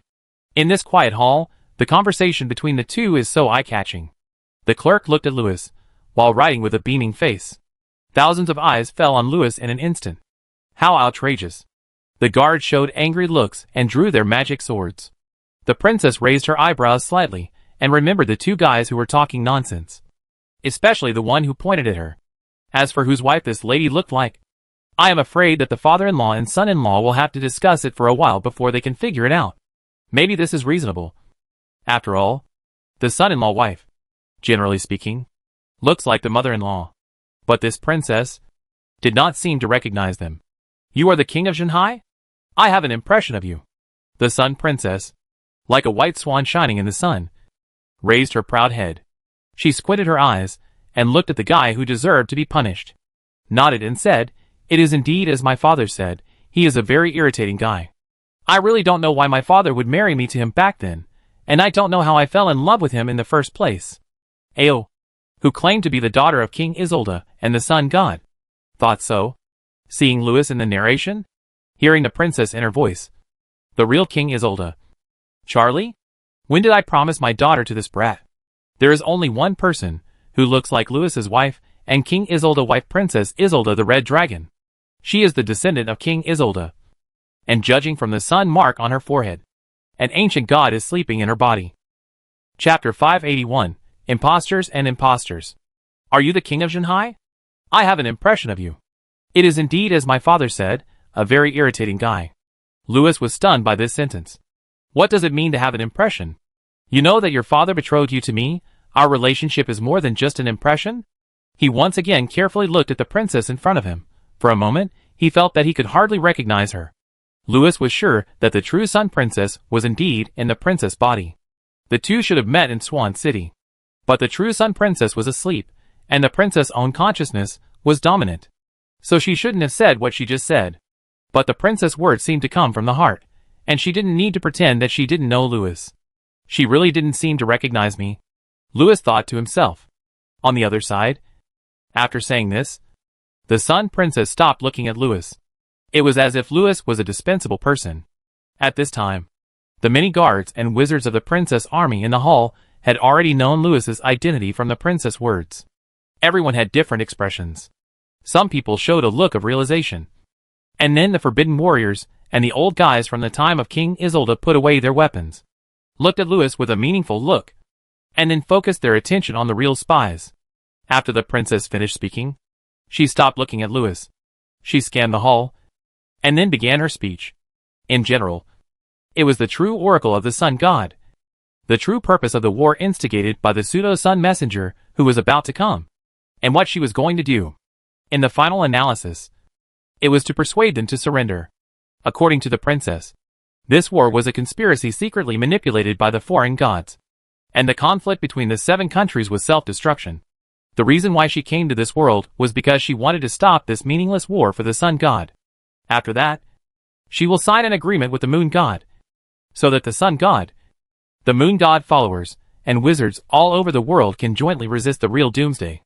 In this hall, whether it is Akasha or the spies of the Sun Army, they have been curious about this princess, who calls herself the son of the sun for a long time.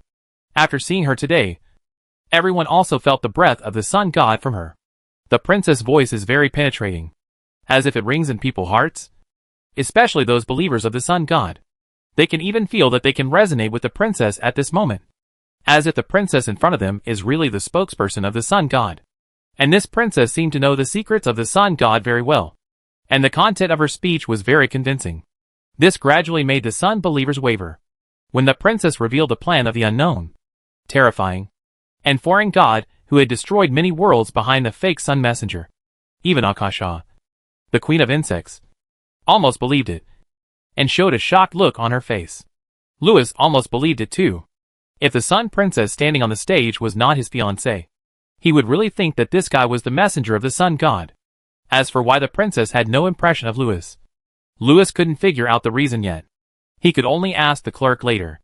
At this time, the sun princess' eyes had already fallen on Akasha, and then she called out the name of the sun counselor. It seemed that the princess knew Akasha, and it seemed that the princess had a better impression of Akasha than Louis.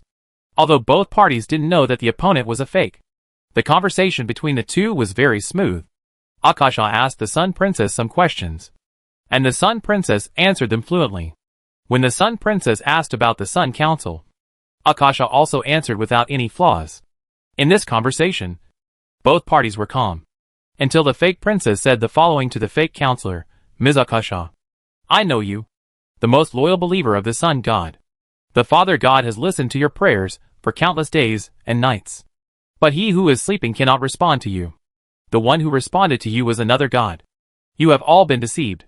These words stunned Akasha, Carl, and others.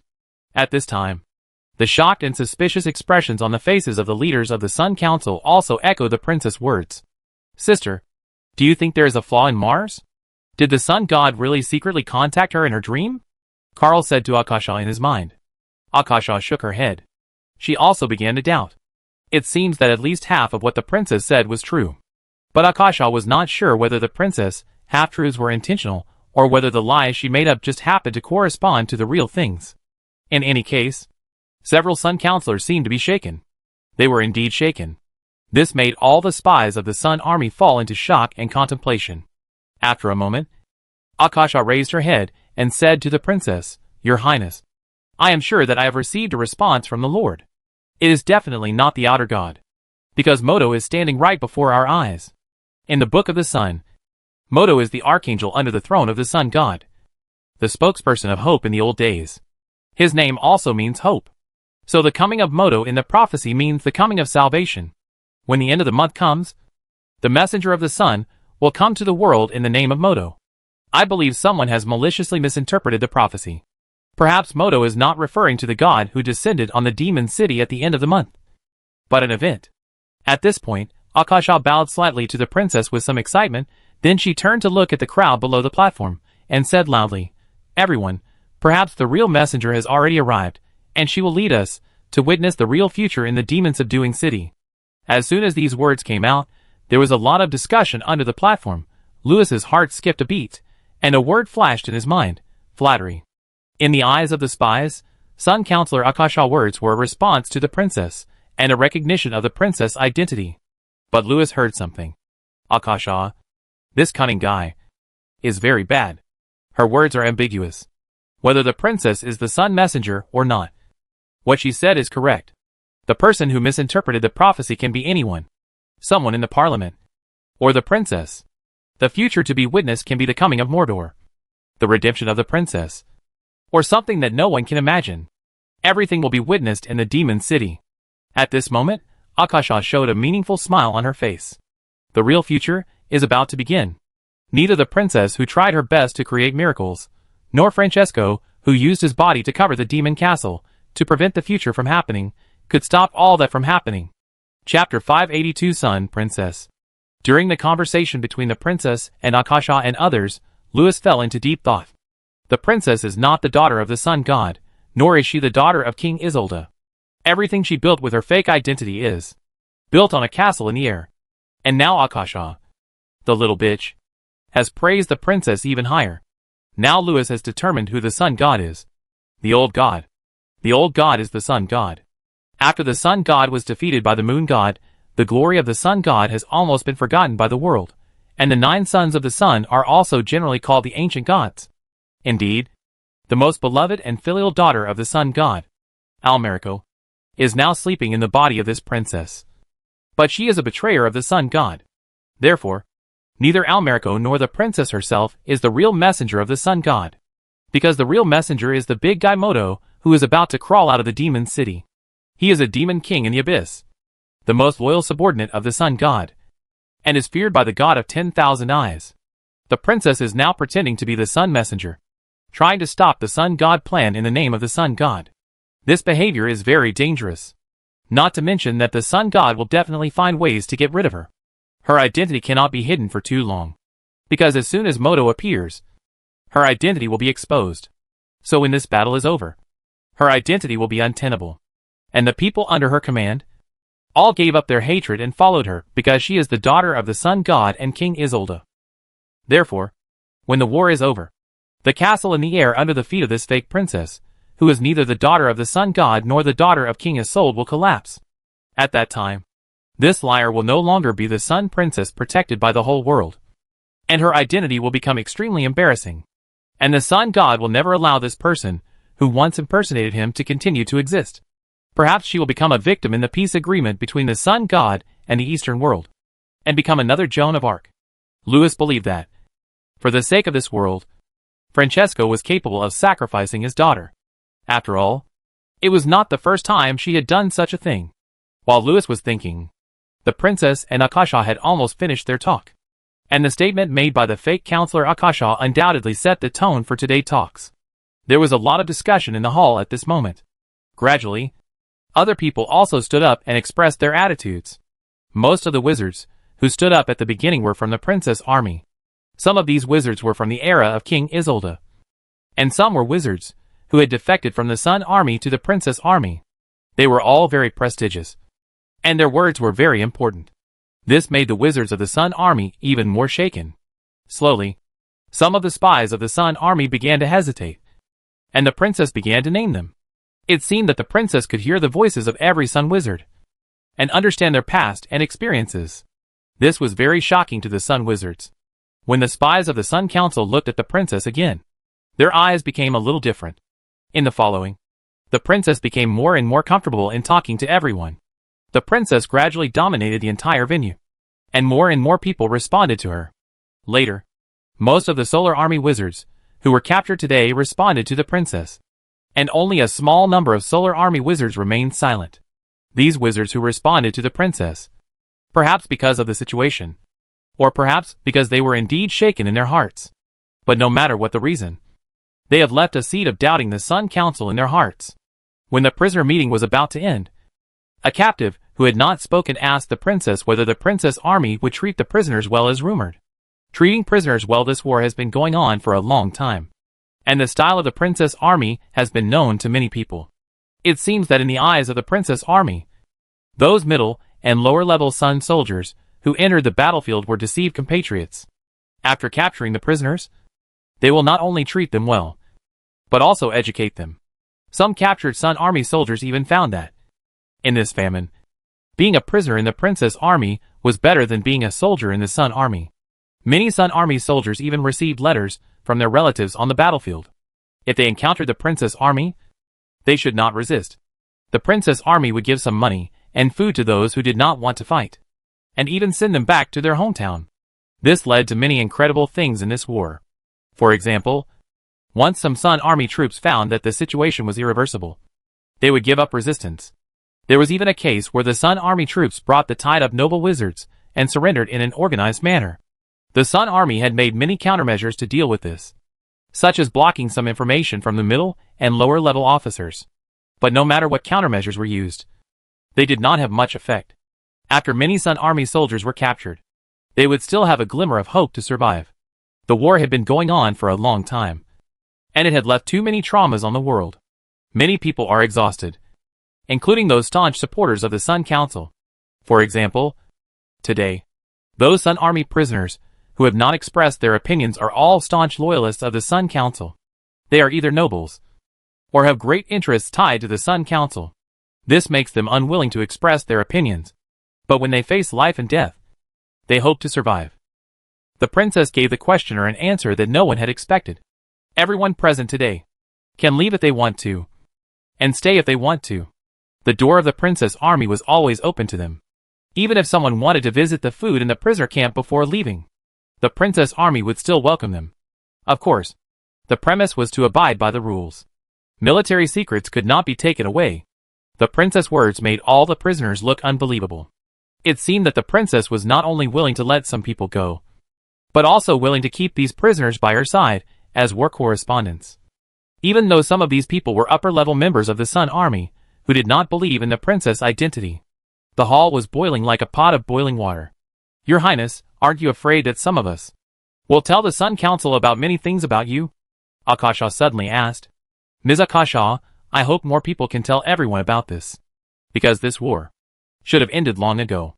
We need more people to put aside their disputes and hatreds and join us, open their blinded eyes, and fight against the real enemies together with the Father God, King Isolde. The fake Sun Princess looked at Akasha. The fake one? Seriously?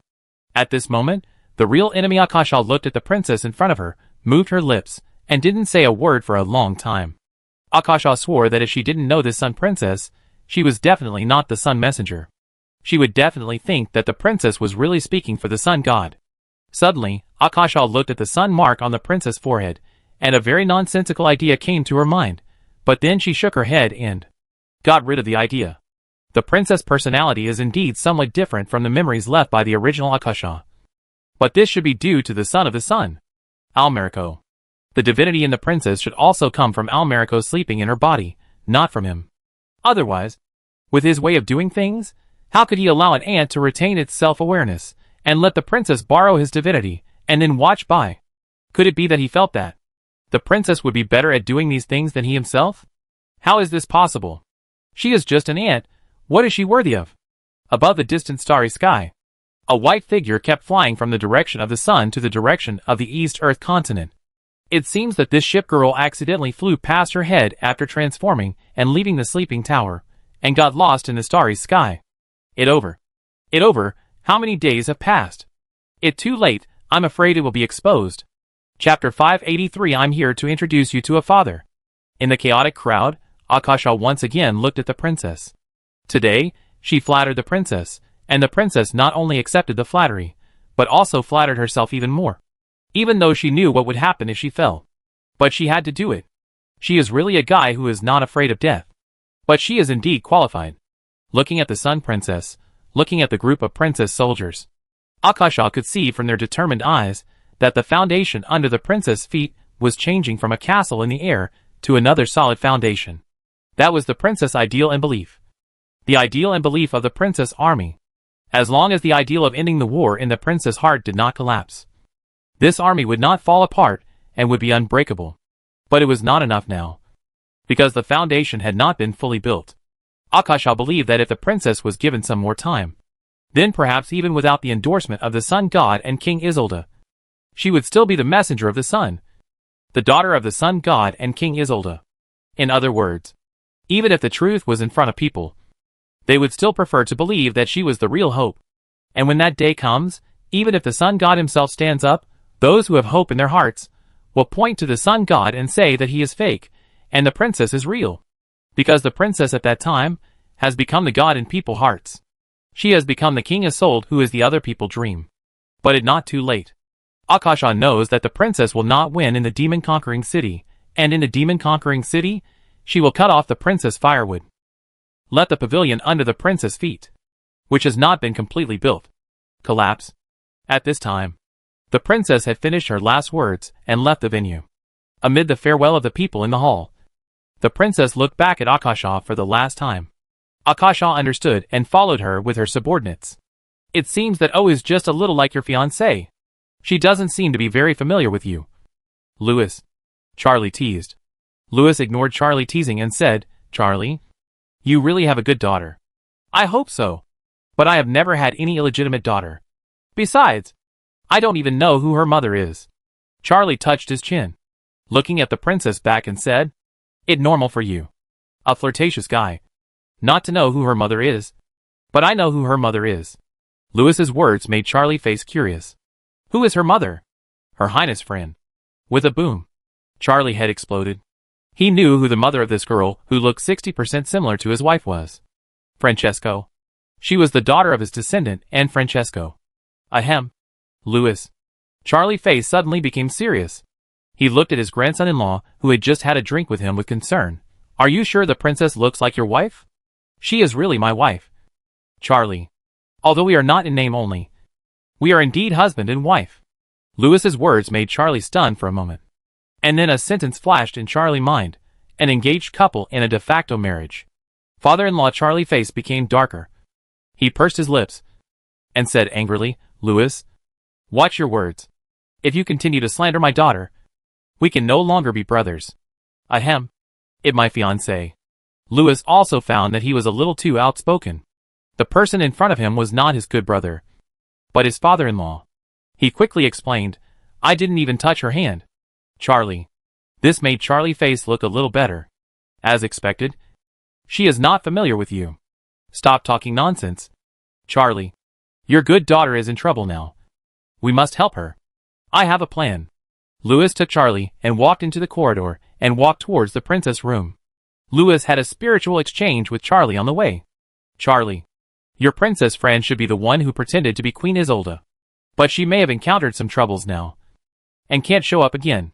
Now the whole world is questioning the identity of the princess. If someone brings out evidence that Francesco is impersonating King Isolde, I'm afraid I'd be in trouble. So, Charlie, as an old friend who knows some of King Isolde's secrets, I think you should still be able to play this role. From the perspective of strength, you are more suitable for this role than me. I understand what you mean, Louis. But I'm really not King Isolde. His last name is Wang. And my name is Charlie. We are obviously not the same person. Charlie told a cold joke in Yunguoyu. But under Louis' cold gaze, Charlie's voice became smaller and smaller. He sighed and said helplessly, "Okay, Louis, I might give it a try for the role of King Isolde. But the key is, even if Ao is King Isolde's daughter, she lied too much. Even if I can play the princess' biological father King Isolde in the mortal world, how can we prove that the princess' father is the sun god? And you know, Louis, if we want the Sun Army to lay down their weapons, and even let the Sun Council join us in the Demon City to deal with the fake Sun Messenger Moto, then the role of the Sun God must be there. And it must be an actor who knows the Sun God very well, and can even deceive those Sun Council wizards. Otherwise, Moto can't take the initiative to prove that the princess is the Sun Messenger after he appears. Right? Don't worry, Charlie. I have already notified the Sun God. She will come tonight, Louis said meaningfully. I am afraid that no one in this world knows the Sun God better than her. And this big star acting skills can definitely play a good role in this movie. Louis was full of confidence. But Charlie shook his head secretly. Obviously, Charlie had no confidence in Louis's words. Or, Charlie felt that Louis's words were too exaggerated. There may be many superstars with excellent acting skills in this world.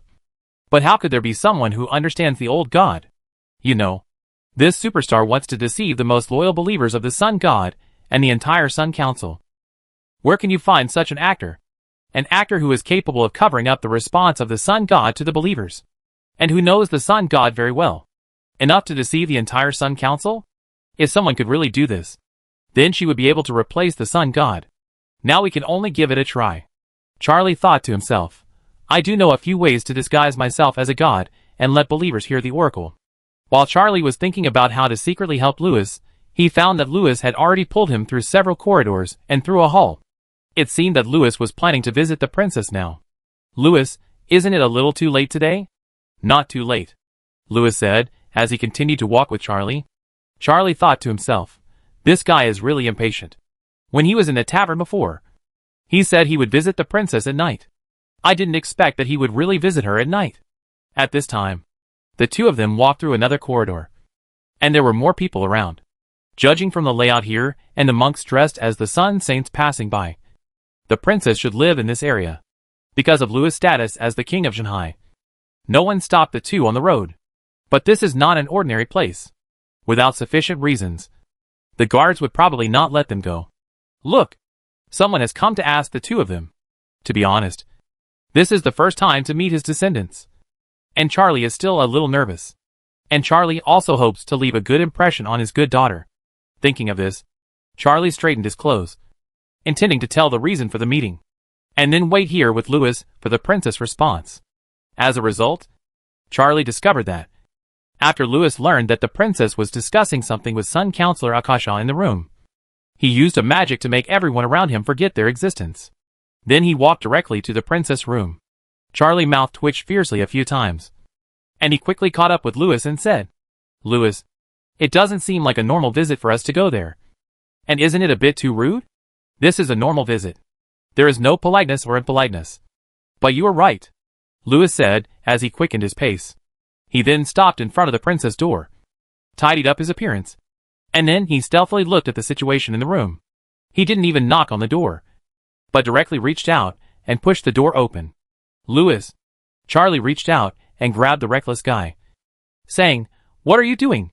At least let someone know. What the hell? Charlie, I said it. Louis frowned and glanced at Charlie, reached out and pushed the door open. She is my wife, you are her father. Charlie? Relax, Charlie, don't be so nervous.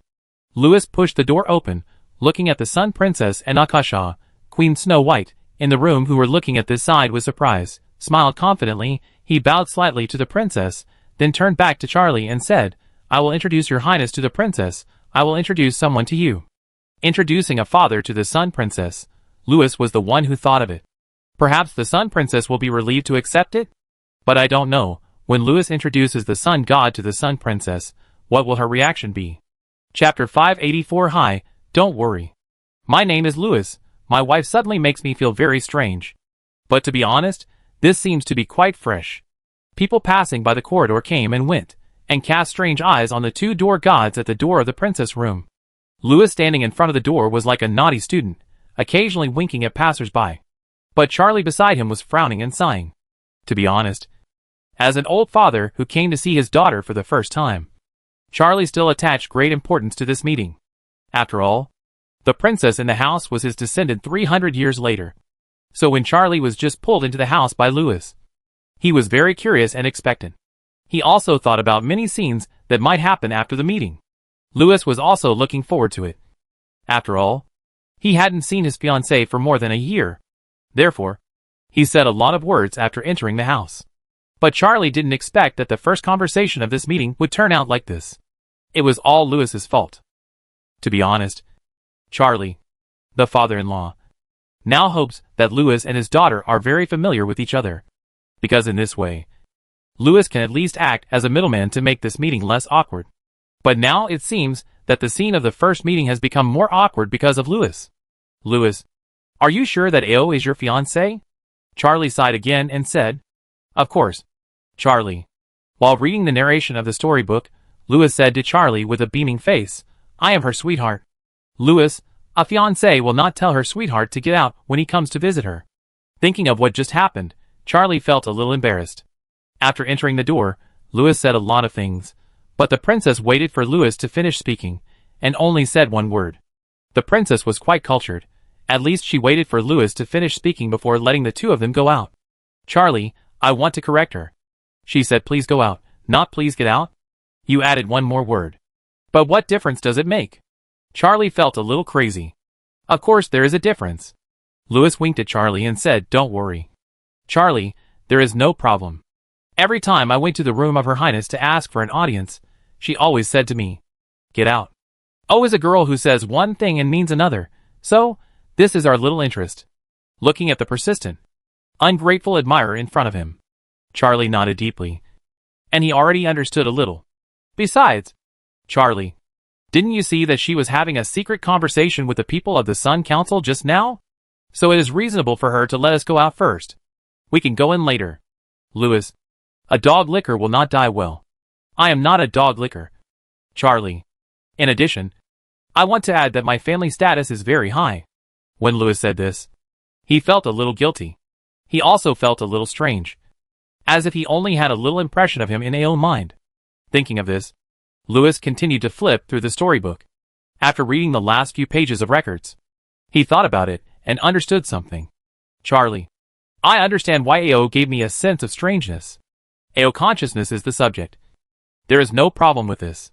But she and the son of the sun sleeping in her body share dreams and memories. When a person's memory suddenly increases by tens of thousands of years of memories and many important secrets, it will naturally be affected. At this point, Louis's face showed some doubts again. Ako also has Louis in her memory, not to mention that they met a few days ago. But now Ao seems to have not seen her for tens of thousands of years, so that she only has some impressions of herself in her mind. This is a bit strange. But Charlie, no matter how much impression I have left in her memory, I am the most important person in her heart. Louis said with certainty. As for today matter, she is just trying to save face. You should just listen to her words the other way around. Charlie nodded deeply, patted Louis on the shoulder, said sincerely with his eyes, Let go. Louis. Louis. At this time, the door behind him was pushed open, and the secretary secretly stuck her head out. Then she winked at Louis, and quietly led the two into the house. Not far away, in the wide semi-study room, Ao was having the final conversation with Akasha and others. Ao was asking questions, Akasha and others were listening and answering. And at this moment, compared to her previous thoughtful look, Akasha's face had a little more relief and ease. It was as if she had confirmed something, which made the stone hanging in her heart fall to the ground. So much so that she no longer cared about the princess in front of her, and no longer focused on this conversation test. Therefore, Ao also felt that the conversation could end. I don't know why, you always feel that Akasha was fooled. Just like the first time you were fooled by the moon goddess. The inexplicable narration in front of him made Louis look questionable. He then frowned and thought about it, and he understood the meaning of the narration. They were all fooled by Ao, right? Except for a few people like himself, everyone was fooled by Ao's fake identity. However, as a Sun counselor, after meeting the Sun messenger, isn't her attitude a little too relaxed and casual? And from the records in the storybook, the Sun Council should have already obtained evidence that Francesco played the role of King Isolde. No matter how he fooled her, Akasha should have some doubts. Right? Just when Louis felt something was wrong, a small hand pinched his door. Lou and I. You always come in without knocking. The secretary looked at Louis with some blame. And she whispered solemnly, now my sister's identity is different from before. You have to be more careful later. I know. I know. Saying this, Louis winked at Charles. Look, I tell you, your highness is just trying to save face.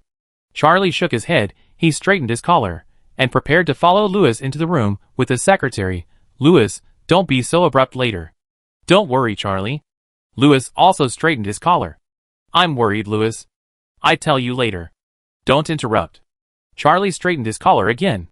Don't worry. Charlie. Let me talk first. You are not normal. You always like to make trouble. I am worried. Louis also straightened his clothes. Louis, it is you who are worried. Besides, I am a normal, ordinary person. Charlie, ordinary people will never sing opera in such a place, nor will they promise to command the 3 armies to a stranger as soon as they meet, and shout things like I raise my arms, and call for the army to come to me. Louis, a trustworthy guy, would not casually say in the tavern that he plans to visit the princess at night. Listening to the conversation between the two, the secretary, who had already witnessed everything in the Book of the Gods, rolled her eyes fiercely. She left the 2 people behind, and went directly into the semi-study room. The 2 hurriedly followed. At this time, Akasha and others, who had already stood up and were about to leave, suddenly smiled after seeing Louis and the others come in, and actually sat back on the sofa, as if they would not leave until they finished listening to the conversation between Louis and the princess. What worse is that the Sun Princess didn't even chase the guest away. Louis looked at the clock on the study and became anxious. Miss Big Star was coming soon. How could we talk about things with an outsider here? Was she going to introduce 2 fathers to the fake Sun Princess in front of Akasha, the Zerg that monitors the Sun God? At this moment, Louis and Charlie brains were working rapidly. After seeing the narration in the Book of the Gods created by the 2 people thinking, Miss Secretary rolled her eyes fiercely. Chapter 585 Ahem. I am the Sun God. After Louis entered the semi-study room, Akasha and others who had stood up to say goodbye actually sat back on the sofa. Seeing this scene, Louis could not get straight to the point and talked about things. So he talked about this and that. But Her Royal Highness did not seem to understand what Louis meant. Not only did she not drive him away, but she talked to Louis perfunctorily. It seemed that the princess was very impatient with Louis. After the greetings, Her Royal Highness could not help but ask the reason for Louis's visit. Louis deliberately glanced at Akasha. But Akasha just lifted her hair. Carl also winked at Louis. What the matter with this octopus woman and that sissy? They are so inconsiderate. Seeing the 2 guys' annoying smiles, Louis's noses were swollen. For some reason, Louis always felt that these 2 guys were at odds with him. Every time he met them, nothing good happened. And they were still haunting him. You can meet them everywhere. We are about to go to the demon-subduing city. It seems that everyone will go together. I accept it. But today we are here to plot the identity of the princess. How can we let the spy chiefs of the Sun Council hear this? Charlie also realized this problem. He said to Louis in his mind, Ao doesn't seem to want to talk to you privately. Is it appropriate for the big star you invited to discuss the script in front of the Sun Councilors? Hearing Charlie urging, Louis also became a little anxious. He hurriedly gave the Sun Princess a look. Wife, hurry up and drive them away. Lord Louis. Ao didn't even chase him away. He just nodded slightly to Louis, signaling Louis to get down to business. Why do you come here again and again? Well, there are some things. Louis glanced at Akasha again, making a gesture of wanting to say something but stopping. This time, Akasha finally responded. She smiled and stood up, and said to the Sun Princess, Your Highness, Lord Louis came to you overnight from the sleeping tower recently. He must have something important to discuss. We won't stay any longer. This made Louis feel relieved again. And he sighed for Ao. Louis thought to himself, it seems that this lady has been to the sleeping tower before. I am afraid that after today's test, Akasha should have seen the double act between Ao and the Son of the Sun. Fortunately, the 2 actors I found. One is King Isolde himself. and the other played the role of the sun god in ancient times, and successfully deceived the followers and faith of the sun god into his hands. Even if the Sun Council clearly suspected that Ao was not the Sun Messenger, what could it do? As long as we write the script for the demon subduing city tonight, Ao identity will be perfect. Thinking of this, Lewis's heart could not help but calm down. But the princess' words made Lewis's heart skip a beat. No need to do that, Ms. Akasha. Mr. Lewis, you can speak freely in front of me. Ao frowned, she said solemnly. I have nothing to hide. Lewis rolled his eyes in his heart at these words. This guy who is too proud. Look at the attitude of those guys. They are sure that you are a fake. You are still standing there. What the point? It seems that it is not appropriate to talk about the script today. Let's change the script of the liquor. As the senior liquor, it is reasonable to rush over to the princess overnight to show your courtesy. The secretary wrote with a beaming face. The narration in front of him made Lewis's eyes twitch. But what the secretary wrote does make sense. If the people in the Sun Council knew today that we were going to discuss the script here, what would happen afterwards? Your Highness, there is really nothing to be shy about in our affairs. Lewis bowed slightly. And then? He showed a serious look, stretched out his hand to push away Charlie, who wanted to speak, and stepped forward gently and said, I came all the way from the Cloud Kingdom this time, just at the invitation of King Isolde. Hey! Lewis, I should be the one to say these words. Don't interrupt. Since Her Excellency Akasha is here today, then let her be a witness. Charlie pushed Lewis away, looked at Ao with a serious face, and said earnestly, I know you have always hated the marriage that Fran arranged for you, but as the current head of the Isolde family, your marriage is not only about you. And if you want to realize your ideal, give the South a real new world, the attitude of the Cloud Kingdom is the top priority. But you know, they are now inclined to stability, maintain the status quo. Charlie's words made everyone look confused. Lewis stood up and wanted to say something, but Charlie covered his mouth again. Don't interrupt. Lewis. Maybe Lewis has many shortcomings, and I even hate him. But my father believes in Fran eyes. Lewis was invited by me on my own. But I hope you can understand. I know the situation in the Demon City very well, and it is extremely dangerous there. Now Fran life and death is unknown, and you have to go to the battlefield of the Demon City in person like her.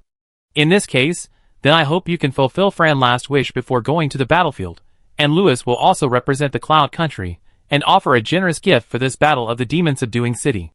Let me interrupt for a moment. Akasha, who was the main guest, showed a face full of black question marks. She looked at Charlie and said, You talk for a long time, but I don't quite understand what you mean. You invited Lewis to come, to fulfill Fran's wish? You are? Ahem. Lewis interrupted hurriedly and said, You heard wrongly. Ms. Akasha, I invited Charles. He was a former friend of His Majesty Francesco, and almost became the father of His Highness. Akasha finally understood.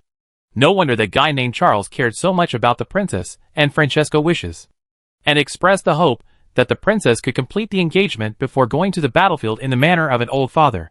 Lewis, I haven't asked for the name of this gentleman yet? The Sun Princess looked at Charlie. Her expression was different from the previous one, which seemed to be calm after thousands of years. She looked solemn and curious. Lewis quickly winked at Charlie, but Charlie was stunned. Charlie, some people also call me Charlemagne. Charlie thought for a moment, and said, Charlemagne von Mavis Isolde should be this name, right? Lewis? Lewis. When Charlie said this name, Akasha and the others, and the Sun Princess all said oh softly. Then the Sun Princess nodded slightly with a smile, and read a few words from Charlie's face. I am your father. What about you? The Sun Princess looked at Lewis, and asked with a smile, Lord Lewis? Ahem, I am the Sun God. Lewis said to Charlie, with a forced smile. Oh! The Sun Princess nodded slightly, and read a few words from Lewis's face. I am also your father. Man means great in the common language. When King Isolde was young, he had no surname. He was just called Charles. And in that era, many people also had no surname. It was not until later that long names became popular. Having a long name meant that the family had a long history. There is no doubt that Charles's middle name and surname were given by later generations. When he was still alive, others called him Charles or Charlemagne, which means the Great Charles. It was not until later that Charles's descendants and historians traced the origin of Charles's family and bloodline that those vain descendants of Shao added the name of this ancestor as Charlemagne von Mavis Isolde. This made Charles unsure of his name. But he did get the name right. Chapter 586. Oh, she just wants to save face. Charlie. Some people call me Charlemagne. Charlemagne. Vaughn. Mavis. Isolde. This should be the name, right, Louis? What about you? The Sun Princess looked at Louis and asked with a smile, Louis? Ahem, I am the Sun God. Louis said jokingly. This time, Akasha and others finally couldn't help laughing.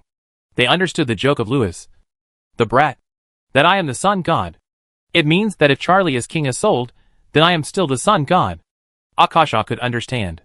Louis tried to get out of the situation by joking, but this kind of joke was meaningless. What old friend of Francesco? I almost believed it. After hearing this, Akasha and others had already guessed why Louis and his companions came here today. That forbidden wizard kid, who hadn't even grown all his hair, planned to find someone to impersonate King Isolde. But he obviously didn't find the right actor. That forbidden wizard kid was also out of his mind. That idiot too. In front of me, saying that someone is King Isolde? You should at least dress up. Right? Do you really think that I, Akasha, have met King Isolde? Looking at Charlie's thin face, Akasha felt that she had heard a big joke today. Indeed, Queen Baishua is not Akasha herself, but she has Akasha memory. As King Isolde's mortal enemy, although she has never been with King Isolde day and night, who doesn't know that guy is a super fat guy? How could he be so handsome? If he had lost weight back then, Princess Fulon would probably not have married his descendant 300 years later. The guy in front of him does look a bit similar.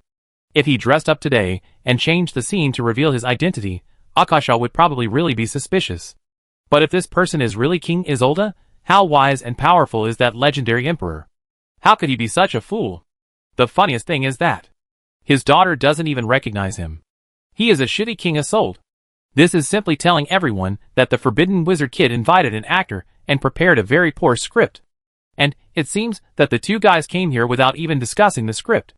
Look at their next performance. After Louis finished joking, he began to explain why Charlie said Charlemagne von Mavis Isolde. As a result, the two clowns spoke at the same time. Ahem. Your Highness. I am obviously not the Sun God. In fact, Charlie. Ahem. Indeed. Oh. Louis was just joking. Don't take it seriously. Firefighter Charlie grabbed Louis and quickly put out the fire. Louis is certainly not the Sun God. He is the spokesperson for the Sun God. Louis smiled awkwardly, looked at Charlie and said, Charlie? Can you let me finish my words first? Louis. Charlie said very seriously, you are indeed the spokesperson for the Sun God. Louis looked at Akasha, the Sun Princess and the others, and forced out an ugly smile. Really not. The Sun Princess kept a reserved smile on her face, and nodded to Louis very politely, saying, I believe you. Okay. Your Highness Osiris.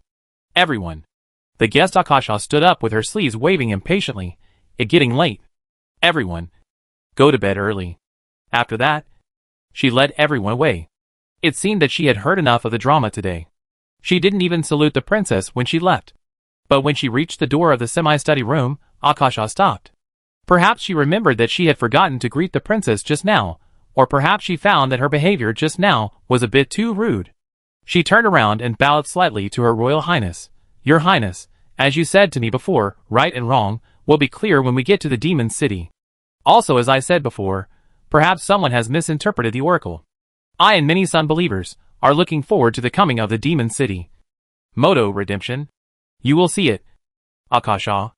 The Sun Princess smiled faintly and looked at her real enemies. I will see it too.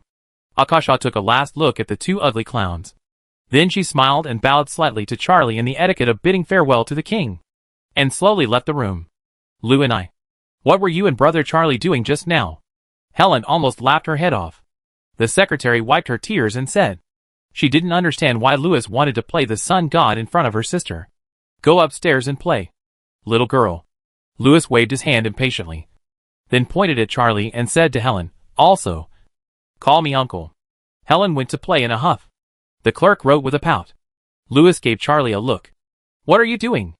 Now those guys treat us too as fools. Charlie didn't care. He wiped his hands with a handkerchief, looked at the door and said lightly, Louis, you have to understand that today we are here to cooperate with AO, not to show our identity. Compared with AO plan, It is not important whether we make those people believe in our identity today. Charlie was no longer as dazed as before. Listening to Charlie's words, Louis' head buzzed. I am the fool. As the senior brother said, you are still too young. Yushin is a big liar, and Charlie is also a big liar. But being deceived by these two people is not wrong. Charlie didn't say anything more, but Louis already understood. Since the Sun counselors have determined that we are all imposters, we might as well play the role of the imposter. In that case, the gift package we prepared in the demon-subduing city will really achieve its effect. On the other side, the Sun Princess was looking at Charlie. Her eyes were still calm, but there was a little more doubt and curiosity. This curiosity might be because Charlie called himself a father. Or maybe it was because of Charlie's previous behavior. But in any case, Louis seemed to have invited a real firefighter today. Without communicating with the princess, he completely fooled Akasha. This made Ao's plan come true, and also allowed the sun god to see the true appearance of the enemies. Perhaps feeling his daughter's gaze, Charlie looked at his daughter. At this moment, Charlie's eyes showed some appreciation, and also some kindness. This is his true descendant. Seeing that he still has such a daughter in the world 300 years later, Charlie felt that it was worthwhile to come again. I don't know Ao's plan, but I believe that with Ao's wisdom, she must have already made up her mind. Charlie didn't intend to ask more about Ao's plan. Indeed, he had seen the true situation of the Sun Princess. He also didn't believe in the thing standing behind the Sun Princess. But he believed that Ao would succeed, because he would help his daughter realize her dream. As Charlie said before, he had already chosen the Sun God, whether the Sun God was willing or not. Charlie didn't plan to ask, because he had already chosen the Sun God. But the Sun God chosen by Louis was different from Charlie. So he had to ask.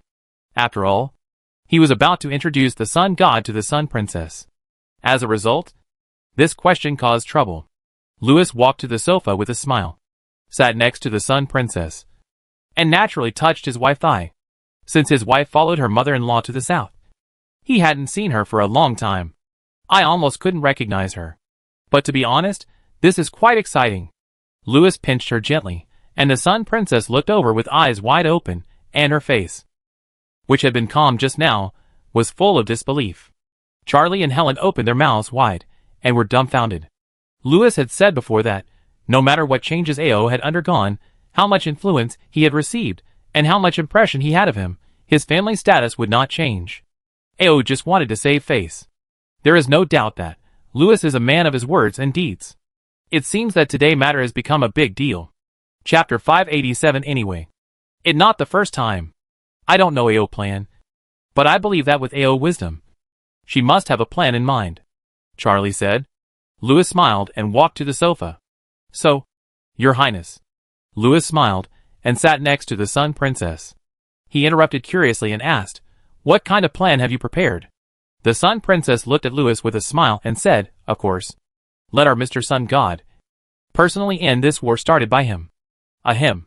Louis coughed awkwardly, but his hands were not honest. The smile on the Sun Princess' face became more meaningful. She changed the subject and said, Lord Louis, you are really brave. You dare to impersonate the Sun God? As soon as she said this, the Sun Princess' face suddenly froze slightly. Then she showed an unbelievable look and lowered her head to look at the hand that touched her thigh. This is more than just daring to impersonate the Sun God. Just when the Sun Princess' mind was blank, she felt the big hand secretly pinching her again. Louis, speaking of which, this ancient god is now in Ao's body. So who am I touching now? With a buzz, the god mind exploded like thunder, and an unprecedented storm ushered in the ancient abyss. Mother-in-law 2 anger value plus max. The Sun Princess' face was golden red. Her mouth trembled, and fierce flames came out of her eyes. The golden light illuminated the entire hall, and the princess' holy face was already furious. At this moment, Helen and Charlie were already dumbfounded when they saw the scene. They quickly winked at Louis. But Louis was not honest with his hands and feet, and was blinking his eyes while reading the storybook. Who is mother-in-law 2?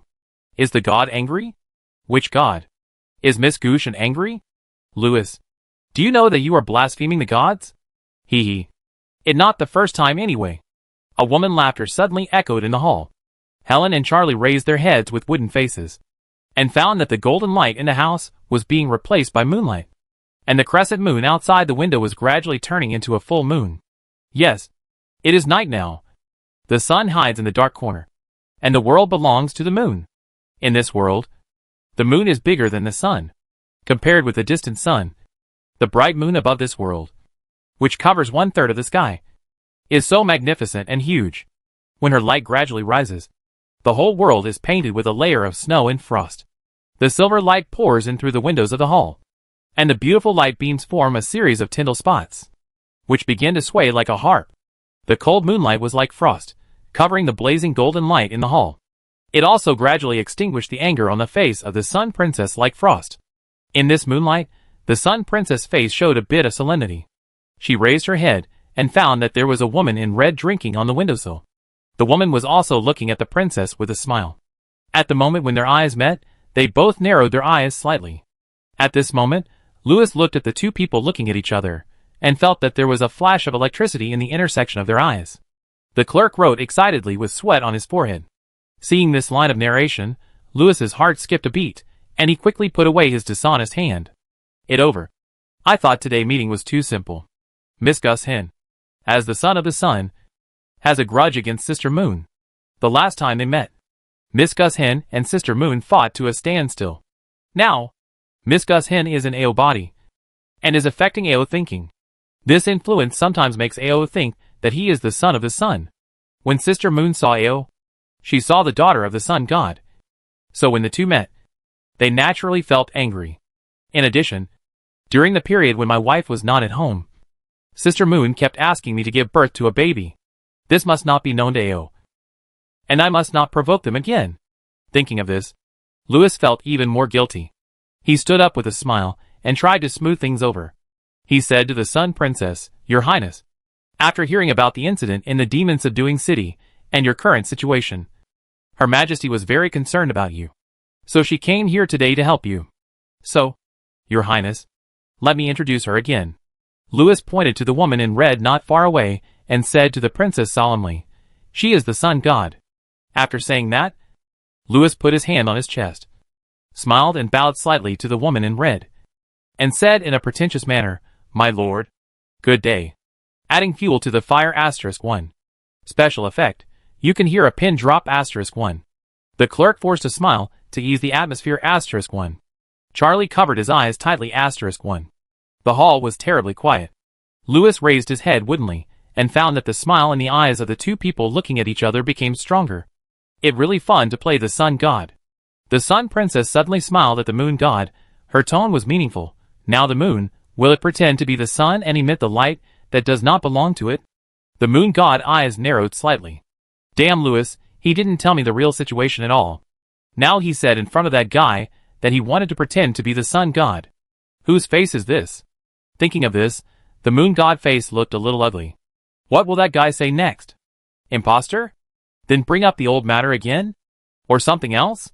I can guess without him saying anything. There is no ivory in his innermost part. On the other side, Louis looked at the increasingly abnormal faces of the two people, and his heart suddenly skipped a beat. It bad. If it were normal, then even if Ao and the moon goddess disliked each other, it would be okay to let the moon goddess play the role of the sun god.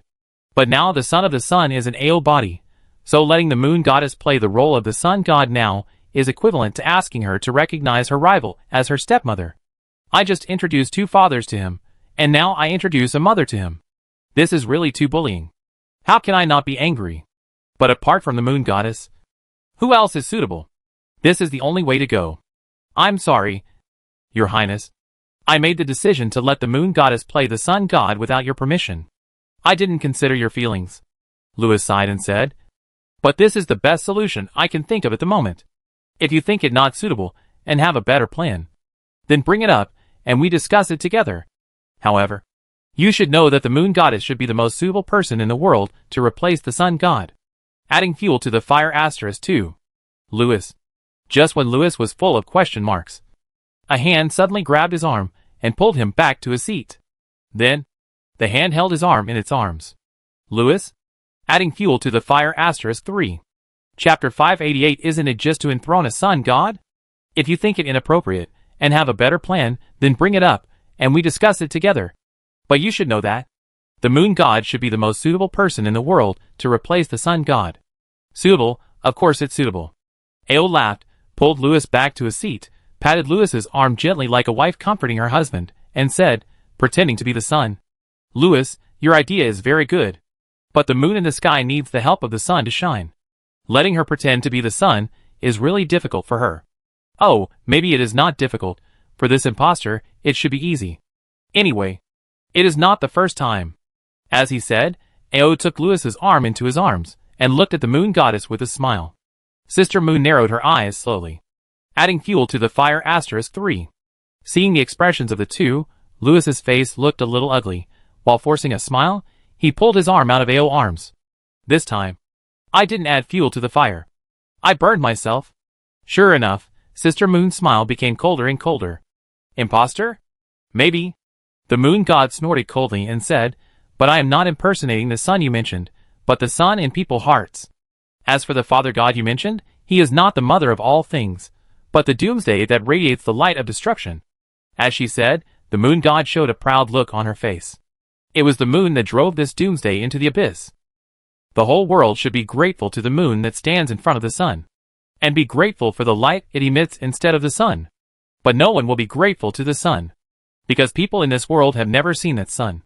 Even those who believe in the sun are like this. They call themselves believers of the sun, and they think they know the truth of this world. But from the day they learn to worship, what they worship and believe in is the moon. Therefore, the sun in this world is just a thing without any sense of existence. The little dot that occasionally appears next to the moon in the sky is just a fake thing reflected by light. The real sun has already fallen into the abyss behind the moon. So, don't say that letting the sun rise in the demon city is embarrassing him. Even if he really rises, his believers, I am afraid they will not recognize him. Speaking of this, Moon God turned his face and looked at Louis with a smile. Those sun believers will probably pray for the moon to go and destroy the sun. Don't worry, Louis, you don't have to worry about the sun god doing anything in the demon city. I am familiar with dealing with him. Adding fuel to the fire *4. Hee, get the sun god? I only remember that you would cry and look for a godfather, but I'm afraid there will be no godfather to help you this time. Oh, by the way, this time there is another group of guys coming from the outside world. Maybe when you cry, you can recognize a few of them now? Speaking, the Sun Princess blinked at Louis. She is familiar with it. Adding fuel to the fire *5. The two people words, one is more derogatory than the other. One said that the moon was a fake with no good, the other said that the sun was a thing that deserved to be replaced, worse than not, and had no sense of existence. In this quarrel, the two of them added fuel to the fire, and their anger grew. But they revealed the secrets hidden in this world. Louis suddenly became more curious about the border of this world. The Cloud Kingdom. Wait a minute. Louis waved his hand to disperse the narration, interrupting the quarrel between the two. Stop arguing. Tomorrow we will go to the demon-subduing city. If this matter cannot be handled, the sun and the moon will not be able to shine. Miss Alia, I asked you to act, not to replace the sun god and return this world to 3,000 years ago. Miss Ao, whose group are you on? I have already found the actors today. Let's see if this thing works. If she doesn't light up tomorrow, you will have to light up yourself tomorrow. Sister Sun, who was sitting on the sofa, snorted coldly, crossed her legs, and fiddled with her fingernails. Sister Moon, who was leaning on the windowsill, took a sip of wine, and threw the small metal bottle out of the window, said, I have no objection. At worst, we can destroy them together. Louis breathed a sigh of relief at first, and then his face darkened. Sister, what does it mean to destroy them all together? Destroying everything means destroying them all together. Sister Moon snorted coldly, and then disappeared, leaving only one sentence. The moon and the sun cannot share the same sky. I didn't say that. Louis, did you hear it all? Looking at Sister Moon's disappearing figure, Ao shrugged his shoulders, and said to Louis, she is the one who really wants to destroy this world. Destroy it. Louis, tired, lowered his head, and covered his face, rubbing it. How did a good script become like this? Now the big star was invited by the director. But as a big star, she didn't seem to intend to play the role arranged by the director. Obviously, she had her own ideas. The prophecy said that the demon city is the prologue of the end of the world. You tried every means to prevent the prologue of the end of the world from being opened. But it seems that you can't stop it. And it seems that you just took the initiative to pick up this prologue, making it open faster. Louis raised his head in an upset, and waved away the narration in front of him. And he found that Ao had stood up from his side. Louis, it seems that you can't control your good sister Moon. And she is not the kind of obedient baby you think she is. You should have heard what she just said. If she really appears in the Demon City as the sun, I can't guarantee what will happen. The people you invited, you should persuade them to leave. Don't let me see her in the Demon City. At least don't let her come so early. Louis looked up at the Sun Princess and said, "Oh, what do you mean?" "It meaningless. Mr. Louis. Let the Moon God play the Sun God. You're so stupid to think of it." Ao smiled coldly and said meaningfully, "Mr. Louis, maybe I didn't understand her before. But now no one in the world knows what kind of person she is better than me. She has never been a law-abiding person. I don't know why you rescued her from the underworld. And I can't stop your idea. But this time, you must not be willful again. Now the situation in the whole South has changed. There are no real wizards here. There are sun believers everywhere. There is worship and belief in the sun everywhere. You trust the Moon God too much. I didn't have the ability to stop the matter of the netherworld at the beginning. But this time, I will never let you repeatedly hand over the future of this world to an untrustworthy person to decide." Speaking of this, Ao pursed his lips and turned away. When she left behind a sentence like this, "Louis, once there is a person who can gather such a huge amount of faith in the name of the sun. You should know what this means. His Majesty Aoyi and his men have done such a thing before. This role can never be played by any god again. Once a person can gather so much faith, it means that she will become a real god. If a god does this, he will be as eternal as the sun and will once again dominate the world.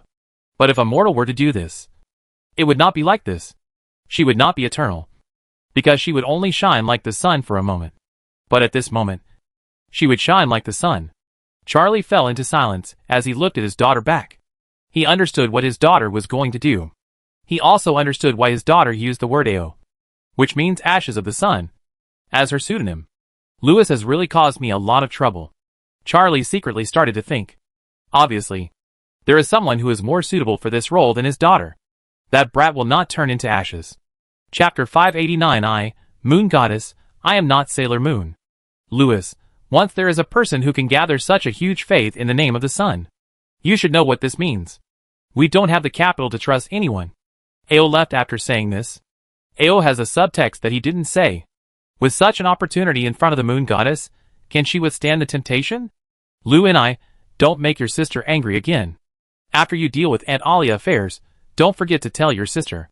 As he said that, the clerk also followed his sister with his books and pen. Louis sighed and did not answer. He walked to the balcony and bent down to pick up the bottle of wine that the Moon Goddess had dropped. On the wall outside the balcony, a woman was leaning against the wall and staring at the moon in a daze. She heard everything that was said in the house. In a blink of an eye, Charlie was the only one left in the hall. He leaned against the fireplace, watching his daughter back as she left, and fell into silence. Unlike everyone else, Charlie had just spied on the communication between Ao and the sun god. The moon god could not do this, and Louis had not grown up yet, and could not even spy on the storybook. But Charlie can, because he is the closest person to the god of magic in history. It turns out that Ao has long been noticed by the sun god. The sun god pays more attention to her, even more than Francesco, who has been destroying his plan. He chose Ao and told Ao. A group of foreign gods have come to this world. They are very powerful, and spy on this world. And what worse is that? The sun god is considering cooperating with this group of foreign gods. That day, in the dream that the sun god showed Ao, Ao saw everything. She saw the prelude to the end of the world opening before her eyes, saw her relatives and friends die one by one, and saw the world finally turn into scorched earth under the light of the sun god and the iron claws of the insect swarm. The war in the south was the prelude to the end of the world. When Mordor descended to this world in the name of the sun, the city of demons would overlap with the abyss. At that time, an abyss passage that could not be closed would appear in this world. And the prelude to the end of the world would be completely opened. And everything would be irreversible. The only way to stop all this is to prevent the events in the demon city from happening. Francesco did not see the prophecy, but she had already discovered the spatial anomaly in the demon city. She tried to stop it, but fell into the trap set by the Sun Council. Her life and death are still unknown. It seems that the future is being verified. facing this unchangeable future. The lonely Ao finally chose to stand up. But this time, there was no King Isolde, Francesco, as the princess backer. No one believed in this princess, who relied on her father's name. She could only move forward alone on the thorny road. Despair and helplessness always accompanied her. But she knew that she could not ask for help from anyone. Not even Louis. Because she did not believe in the moon god beside Louis. In the hardships, her firm belief and stubborn persistence made her successfully do many things that she could not imagine before. One day, when everyone stopped calling the name of King Isolde and called the name of the princess, Ao became the true successor of King Isolde. Ao's behavior finally convinced the sun god. And perhaps all of this was just a test of the cunning sun god. The perfect soul and body, just like Queen Isolde in the world. Charlie could predict the arrangement of the sun god. He took a fancy to Ao. All he did was to make this determined girl, whom he liked, become his incarnation in the world. Ao knew that, if he wanted to truly end this war, the people on the side of the sun god would need to compromise. At least not let the sun god and the foreign gods unite. In the choice, she finally accepted the olive branch handed by the sun god. The sun god also promised to give Ao everything. Give her supreme authority. Let her represent the sun. And shine brilliantly in this world. As Charlie said before, a person often walks on a path that he is unwilling to walk under the recommendation of the people behind him. The young middle school magician, who hopes for world peace, finally launched the largest human war in history, and became King Isolde, who unified the world. Now, his descendant, who firmly opposed the gods, after a long journey, finally made a choice and embarked on a path to become the incarnation of gods on earth. No, she did not completely choose this path, because she gave herself a new name. Oh, the word O means the sun, and also represents the phoenix of Nirvana. The magic mark of Osiris is the phoenix, and the sun god is the sun. This makes the name fit her very well. And the sun god also likes the new name that Ao gave her. But after the phoenix burns out, it may not choose Nirvana. Charlie knows that the real hidden meaning of this name is the ashes of the sun. But the ashes of the sun do not mean devoting oneself to the sun god, but the ashes in the true sense. Ao will not accept everything that the sun god gives her. After she shines in the demon city, she will choose eternity. She would turn into ashes as a mortal. The sun god could not understand the princess' faith, nor could he see Ao's true intention. He was fooled. There is no doubt that Ao chose the third path between the two paths in the prophecy. She would not let the sun take control of the world again. She would use the power of the sun god to stop the overlap between the demon city and the abyss, and then turn the part of the will projected by the sun god into ashes. When the abyss loses its exit to this world, the insect swarms that need nutrients will continue to plunder the abyss. The sun god also needs the nutrients of the abyss. How can the two sides really cooperate under such circumstances? The sun god will break up with the outer gods, everything will be reshuffled, and the world will have more time.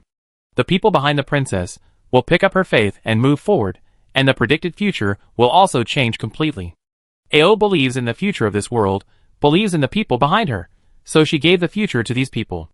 Now, Charlie also stands behind Ao, and the person Louis found is undoubtedly capable of deciding the future. Just as Charlie said before, he had never heard of the sun god, and had no interest in the future development of this world. After all, this person who should not exist in the first place came back for a trip. But now, he wanted to take care of it. He would not let the sun god succeed, and he would not let his daughter face it all alone. If someone had to sacrifice, then in the name of the sun, stop everything. The sacrificed person should obviously not be his innocent daughter. Charlie had already chosen this person. Whether the sun god was willing or not. Whether the sun god liked this spokesperson or not. It was not up to him to decide. Charlie narrowed his eyes, and looked at the scumbag, who was talking to the moon god outside the window. I don't know what sweet words the scumbag said, but Sister Moon seemed to sneer at the temptation of the throne. That night, after Louis dealt with Sister Moon, he said hello to Charlie in the house, and planned to go to Sister Sun's room to report on his work or something. But he was caught by his father-in-law. So, Louis, who was full of depression, slept with his happy father-in-law for another night. I wonder if Sister Sun would feel a little angry about Louis not coming to report to the princess at night. But Sister Moon, who returned to the base laboratory, was very angry. Looking up at the magnificent angels in the hall, Sister Moon narrowed her eyes. It was one of the many judgment angels. and Alia named it the Confinement Angel. It seems that Sister Moon should have been taken care of by Louis tonight, because she sneered at the temptation of the throne. But she was not completely taken care of. Although she sneered, she was very unhappy with Louis's words. I believe you. But don't come. The throne? What's so tempting about it? After all, isn't it just the position of the chief of a primitive tribe? No matter how big the name is. In front of the real civilization, it is just a small ant under the street lamp pole. Miss Mooncake in the real world has long sneered at the chieftain, the ant head and the like. That idiot sun god is so short-sighted. Isn't he going to borrow a body to project over to the demon city? Then let him see the real moon god. At this moment, Lady Alia, who was looking up at the moon angel, had an extremely holy face. She slowly closed her eyes, clasped her hands in front of her chest, and her body gradually rose in the moonlight. At this moment, the moon angel turned into moonlight, and gradually combined with the beautiful girl body as she spun and jumped.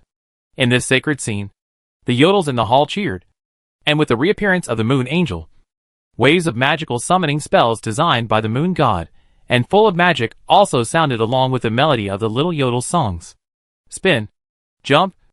I closed my eyes. It seems that the moon angel will lead several other little yodel angels to fight with the ace pilots in the demon city.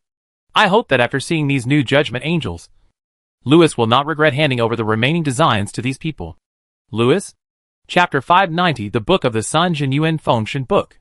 The sound of horse hooves and armor clashing constantly echoed among the troops. The flags in the troops fluttered in the wind like a forest of guns. This spectacular team was marching on the road to the demon-subduing city. Occasionally, the wizards on horseback would raise their scepters, making it easier for the horses and knights to travel. This made the team move very fast, and it was expected to reach the vicinity of the demon-subduing city before the sun went down. Ayo! Louis and others were at the front of the team. Perhaps because they were about to arrive at the demon-subduing city. Everyone was chatting about some relatively relaxing topics to relieve their tension. The age of solar magic? Louis asked curiously. Yes, Ayo said. That was an era once created by the Solar Council. And the former Solar Council was also a group of great reformers. The former Solar Council originated from a great reform 500 years ago. They opened a window full of sunshine for the chaotic and confused era 500 years ago. In that era 500 years ago, it was the most glorious era of magic. And it was also the most confused era for wizards. The wizards of the great noble families once controlled the magic resources of the whole world. Some wizards even thought that they had studied all the magic in the world. And the only mystery that had not been explored was the secret of God. Finally, a monarch of a great family took this step. He ignited the divine fire and established his kingdom of God. And his family also became a family of God. It became the first group of gods on the East continent. Then, these gods discovered a problem. Their power needed to be supported by faith. But in the eyes of the territory wizards, these gods were just a group of more powerful wizards. Even a magic apprentice who had just come into contact with magic could not pray devoutly. Because in their view, many miracles were just the laws of nature. And many so-called miracles could also be achieved by magic. The power of faith that the gods can collect from their believers is pitifully meager. What the gods cannot tolerate even more is the curiosity of their believers. They never know how to be reverent. They only want to explore the Lord's secrets. They even question the Lord's existence and constantly challenge the Lord's authority. The gods who need the power of faith cannot tolerate mortals prying into the secrets of the gods and the nature of the world. They don't want their believers to question or ask why. What they need is a group of ignorant, obedient, and devout believers. It would be best if they believed that the stars in the sky were also created by God. But the path of magic is to explore the unknown, to question and be curious, and to ask why. Faith and magic are in conflict, and God cannot collect the power of faith from magicians. Magicians cannot tolerate God actions, because the world ruled by the gods does not allow the truth to exist. So, this family of gods, which ignited the divine fire because of magic, also began to suppress magic in their territory. They followed the old path of the moon god, attempting to extinguish the flame of truth, attempting to turn believers into docile, obedient, and ignorant lambs. The civilian wizards in the territory began to rebel. This turmoil attracted the attention of other great families. The wizards of the great families could not tolerate the emergence of another moon god. In order to eliminate this hidden danger, the great families launched a war against the god family. In the joint attack of the major families, the powerful god family eventually fell, and the first wizard monarch, who ignited the divine fire, also completely perished. But in this glorious and confusing era of magic, there will always be wizards who attempt to ignite the divine fire and become new gods. Every wizard wants to talk about the true nature of the gods, and no one can withstand the temptation of eternal immortality. Therefore, in the next 100 years, no matter how the major families prohibit the study of theology, the monarchs of the major families, who secretly ignite the divine fire, continue to emerge. The story of the family of God continues to unfold in this confusing era. And finally, a century-long wizard war involving major families begins. In this chaotic era, a group of ambitious people quietly emerged. They were the first group of sun wizards. In a ruin in the Cloud Kingdom, they found a magic book called the Sun Bible. This book depicts a great era of sun magic. In the era of sun magic described in this book, it tells the secret of how to become a god, and also tells a world after becoming a god. It seems that becoming a god is just a starting point for exploring the unknown new world. Just a higher step. The world depicted in the book also provides an answer for that confused era. Wizards have not studied all the magic. They have more things to explore and seek knowledge. This book also provides another way to become a god. Sun wizards do not need faith and believers, because the Sun Bible allows people to meditate and continuously improve their magic power. Finally, the divine fire is ignited with power. If igniting the divine fire does not require believers and faith, then there is no need to eliminate people's curiosity to explore unknown things. The god-becoming person does not need to collect faith like the former moon god and the ignorant world. This makes the new god no longer have conflicts with wizards. And if igniting the divine fire becomes a path of practice for wizards, then becoming a god also becomes a step for wizards to explore more unknown journeys. The era of solar magic, it makes readers yearn for it. It seems to provide a real answer for this confused era. The only drawback is that the process of lighting the divine fire is very difficult and requires some special conditions. Wait, I interrupt. Lewis raised his hand with a strange look on his face, interrupting Miss Ao. Let me ask. Before lighting the divine fire, do you need to go through a tribulation? Go through a tribulation. Ao had several question marks on his head. What tribulation? If the 9 heavens divine thunder. Lewis made several exaggerated movements with his hands on his head, describing it as swishing, swishing, slicing on the head. Omu was about to raise his head. Too scary.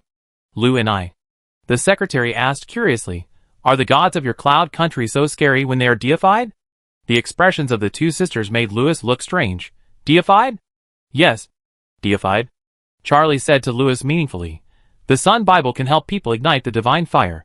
The condition is to write the name of a wizard in this book, and he can ignite the divine fire and step onto the steps of God. Indeed.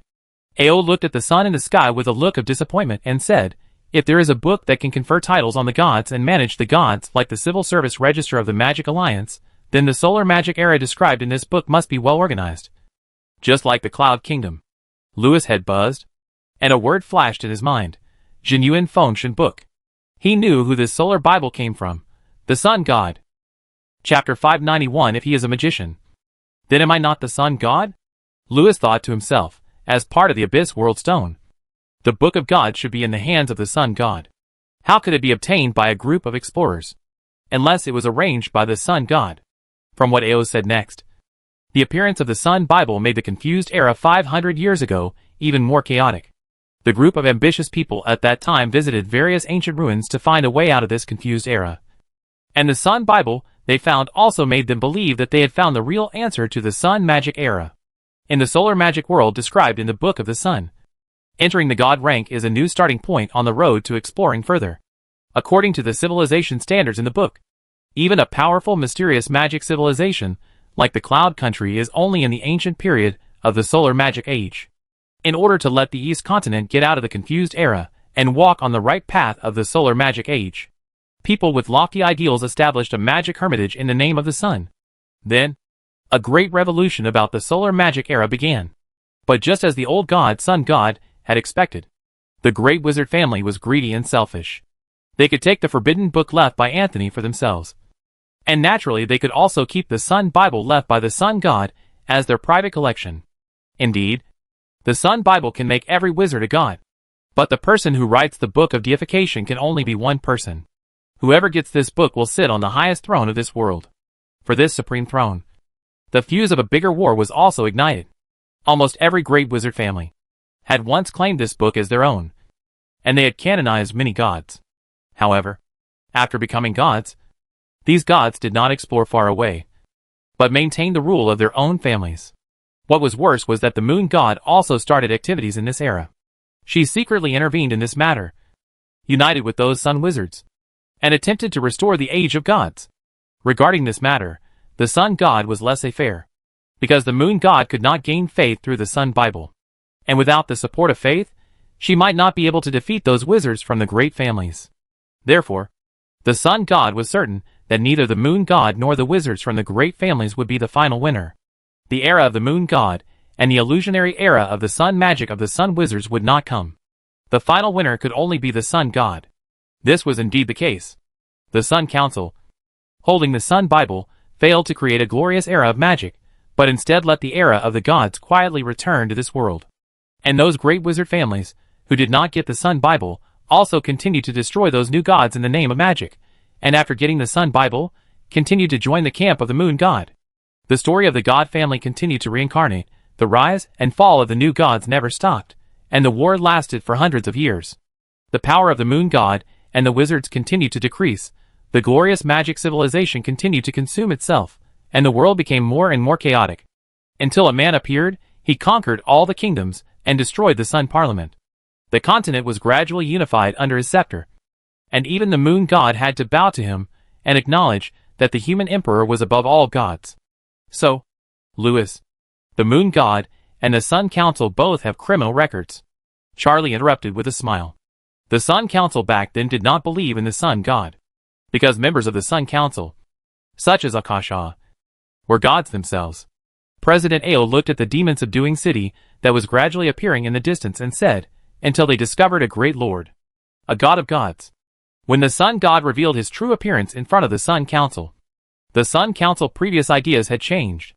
They found that if they wanted to create a new world, they needed a divine court to manage those powerful magic practitioners.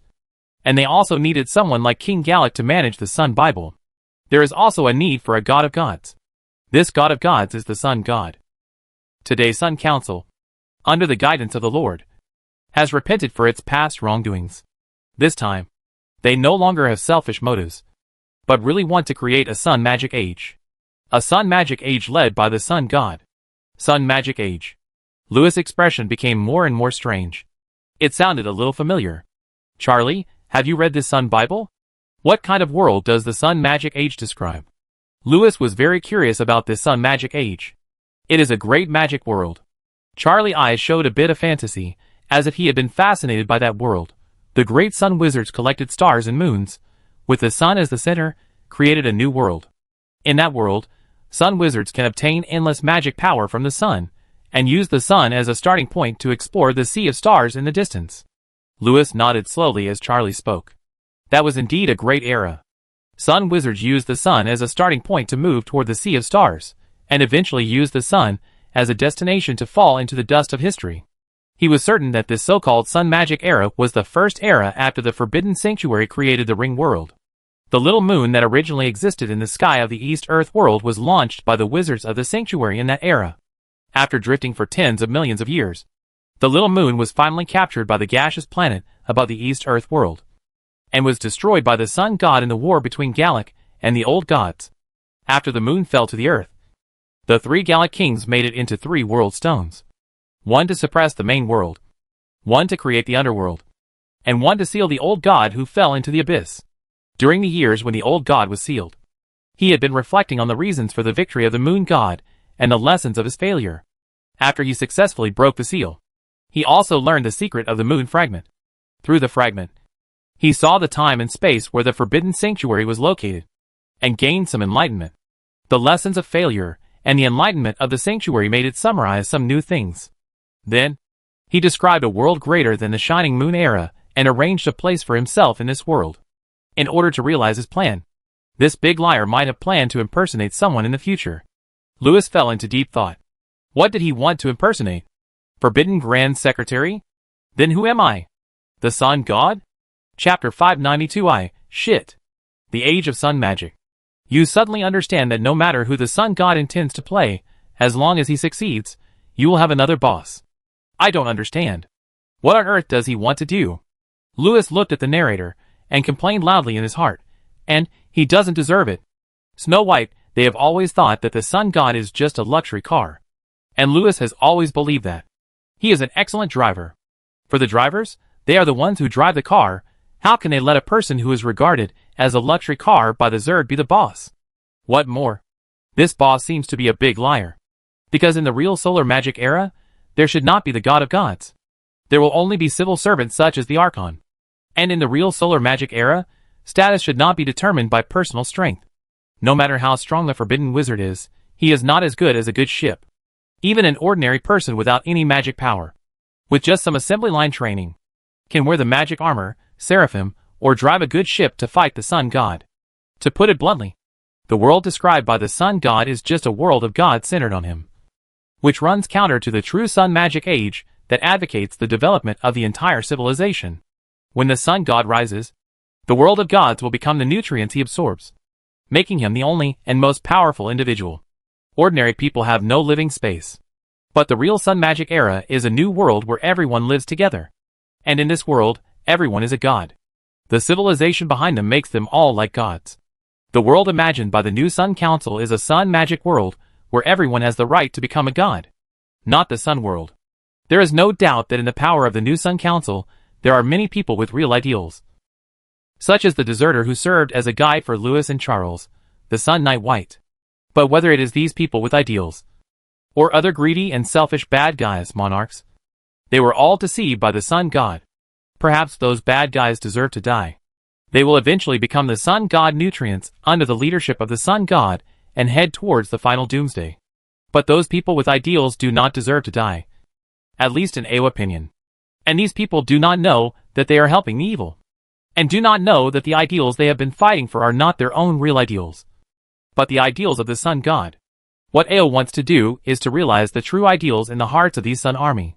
She wants to pull all the deceived people back from the wrong path in the name of the sun god in the demon city. The prophecy says that the believers of the sun will usher in a true redemption in the demon city. Perhaps this is it. At this moment, AO looked at the sky above the demon city in the distance with a solemn look. The sky in the distance has been torn apart. It was like this 3 months ago. The torn sky. Like a torn cliff. The sea of clouds poured into the earth from the crack in the sky like a waterfall. The demon city was filled with fog. In the fog, the Sun Army and the Rebel Army, who fought for the same ideal, were about to start the final decisive battle in this battle. Decisive battle. What should have happened here should have been a negotiation, not a decisive battle. If the leaders of the rebels had listened to AO's request in the letter, they would indeed choose to cease fire, and postpone the time of the general attack for a few days, to wait for the arrival of the Sun Princess. It seems that the leaders of the rebel army did not accept AO's request in the end, because the request of the Sun Princess ran counter to their mission. To seize the demon-subduing city, and prevent the arrival of Mordor, was the last order issued by King Isolde. As loyal followers of the king and defenders of their ideals, the leaders of the rebel army are fulfilling their mission. The Sun Army is also fighting for their ideals. Damn it! Those stubborn old guys. Looking at the movement of the city in the distance, the always well-mannered AO cursed, snatched the golden flag from the Knight Lewis, and led the people to rush towards the direction of the demon-subduing city.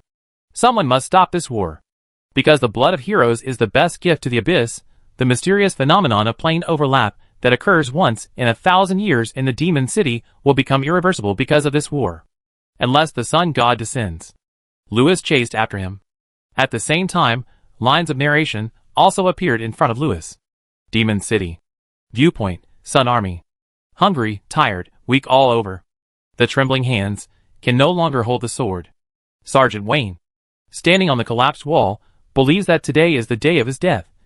Perhaps in the next battle. But he is ready, and all his companions are ready.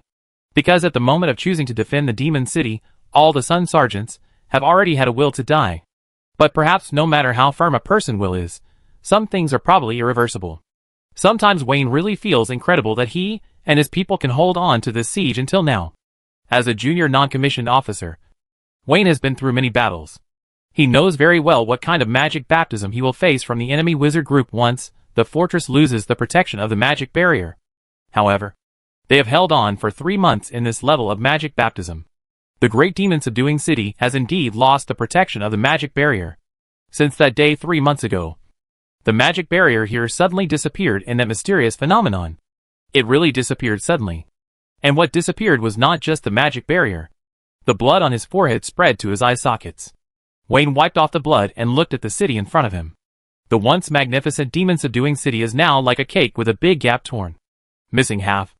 The demon-subduing city now is like a kitten with its soft belly exposed, lying on the ground, welcoming its owners to come and ravage it. Whenever Wayne thinks back to the moment when half of the city disappeared, he will feel a lingering fear. That day, half of the people and buildings in the city gradually disappeared like a dissipating mirage, including the King Isolde, who came to negotiate. After they disappeared, many new things appeared in the demon city. The wizard said that those ugly, burning, tall monsters came from the abyss. They didn't seem to know why they suddenly came here, but the bloodthirsty demons started a feast and carnival in the city.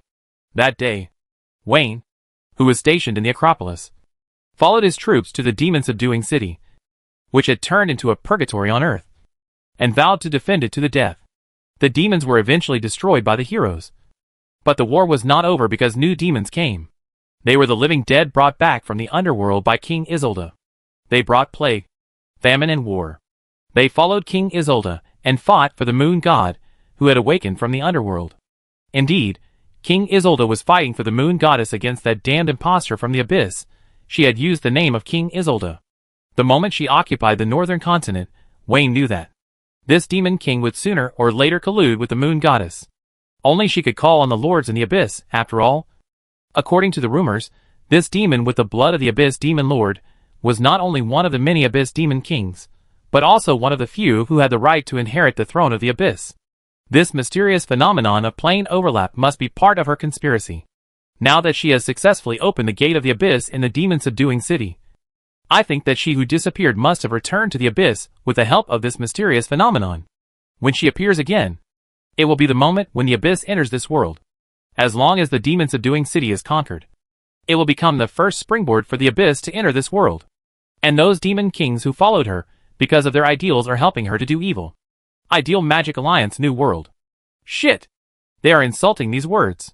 They are using the great blueprint of the Sun Magic era, but in reality, they are trying to realize a world of gods ruled by the King of the Abyss and the Moon God. The negotiating Sun Counselor should have killed her that day. Woo, woo, with the sound of the horn in the distance once again resounded through the earth, interrupting Wayne's thoughts. Wayne has heard their horn. Wayne has heard their horn, knowing that this is the order for a general attack. Perhaps this is the last attack of those weak bastards. Or maybe it was the last defense for himself and his companions. Because the war had been going on till now, everyone was already exhausted. And because today, only one party could survive. The fog was gradually dispelled by the sound of the magic horn. The fatigue of Wayne and his companions was dispelled by the enemy trumpet that resounded through the earth. They looked at the enemy-occupied area where the Demon King army was located at the edge of the city in the distance. And looked at the enemies swarming in with the sound of the trumpet. We must buy more time for the King of the Sun. Because the last disciple of the God of Magic, the guardian of the Torch of Truth, the King of the Sun, the Lord of the Cloud Country Genuine has led his Sun Wizards, and entered the great abyss from the direction of the Cloud Country. Before he stops the mysterious phenomenon of plane overlap from completely erupting, we must not let the Demon King army occupy this place. Warriors, we have no way to retreat. Wayne and his companions drew their swords, because behind us is our new world. Lewis. Me? Fuck? Your uncle. The Sun God. Chapter 593. I'm really not the Sun God. While Sergeant Wayne was conducting pre-war mobilization, the Demon King army also launched an attack on various areas of the Demon City with the horn of the charge.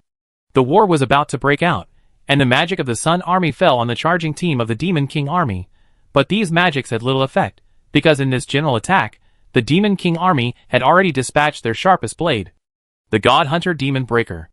As God Hunters and Demon Breakers, if they use magic, they may not be as good as a fresh graduate of the Holy Oak. But on this battlefield, they are invincible, because very few magics can work against God Hunters and Demon Breakers. And if they are a group of demon breakers wearing the magic mirror armor, then wizards below the demigod level will be helpless against them. Therefore, even if a Sun Counselor is approached by a dozen demon breakers, he will die in regret. Nadine is one of the god hunters and demon breakers of the Demon King army. The mission he and his companions shoulder is to withstand the baptism of enemy magic, break through the defense line of the position in front of them, and then rush into the Sun Army wizard group behind the position, eliminate that group of wizards, and extinguish the local magic. As long as they break through the defense line of the position in front of them, then the Sun Army defense line in this small area of the Demon City will be torn open by them, an ever-expanding, unbridgeable gap. Magic cannot stop the god hunters and demon breakers. This group of magic knights has always been invincible in the battlefields of the past. But today they were stopped, because what stood in front of them was a wall of flesh and blood led by the sergeants of the Sun Army. Armor, shield, flesh and blood, swords collided with each other. This was a battle that took place in silence. There was no magic to interfere with this battle, because the people on both sides were already intertwined, without distinction between you and me. The battle was extremely brutal. Nadine had no idea how many times she had swung her sword. She had no idea how many bodies had fallen under her feet. People on both sides kept dying. And there were also constant reinforcements. But the defenders of the positions never changed. The Sergeant Major of the Sun Army, Nadine, knew these people, and each of them was a Sun Knight. Once, Nadine's greatest dream was to become a Sun Knight. But now, he has seen through this group of people. He knew what kind of people these people were. These cowardly scums who served the Sun Council, except for fleeing, they would only help the evil. But occasionally Nadine would encounter some difficult Sun Knights, and the group of people guarding the Demon City are such enemies. Fanatical believers, each of them is a lunatic. They came to the Demon City from all over the world, they stopped the negotiation, slaughtered half of the civilians in the city, and blamed the sin on the demons of the Abyss. Perhaps this statement is not wrong, because the Sun Army has long been in league with the Abyss, and the Sun God they worship is the master of the Abyss. Now, they have opened the gate to the Abyss above the demon-subduing city. They are holding on here, trying to summon their Sun God before the rebels attack the demon-subduing city, so that the Abyss and the demon-subduing city overlap. Welcome to their new world. The era of solar magic. Now, the only way to stop all this is to eliminate all the Sun believers guarding the demon-subduing city. Stop their rituals. Admittedly, the Isolde wizards did not find any signs of the summoning ceremony here, but everyone believes that the Sun Army must be summoning their Sun God in some way. Otherwise, they have no reason to stay here. Kill all the Sun believers. This is the only salvation for the Demon City. In the midst of rage, Nadine's teammates and the enemies in front of her kept falling down. Gradually, there were fewer and fewer people around. Nadine knew that neither her own side nor the enemy would have any reinforcements for the time being. But in a few minutes at most, the enemy reinforcements would arrive first, because their large forces were closer to here. Only by killing the last enemy and taking this position will we have a chance to intercept the enemy reinforcements and wait for the follow-up reinforcements. This is the last chance. Pulling out the long sword from the enemy chest, Nadine looked up and saw the last few sergeants guarding here, who had already brought their few remaining subordinates, rushing over from not far away. At the moment when their eyes met, Nadine and Wayne on the opposite side vaguely recognized someone in their memory from each other's faces. Picking up the long sword, the two did not say much. They knew that this day would come sooner or later. At the moment when we left our hometown, we went to the battlefield for the common ideal of a new world. Now, he has forgotten his original belief and has become a fanatic of the Lord of the Sun / the Lord of the Abyss. And we finally met on the battlefield. There is no need to say more. Blood will bear witness to our beliefs. The dawn will appear / the sun will rise. The darkness will be driven back to the Abyss. And the Demon City will usher in true salvation. The battle was about to break out, and the weapons collided together. For that common ideal, the best friends who were once have become fanatics in each other's eyes. Fanatic Nadine / Wayne has heard this name too many times. They ask themselves honestly, if the ideal of a new world is also a belief, then they are indeed fanatics. Since the war began, they have been running around, firmly believing that the dawn / sunshine will come, but sometimes they also ask, when will the real dawn come? The sound of hurried horse hooves rang out from the chaotic battlefield. The shouts were like waves, from the border of the battlefield to the center of the battlefield. There were more and more horse hoofbeats and shouts. It seemed that more and more people stopped fighting and joined the shouters.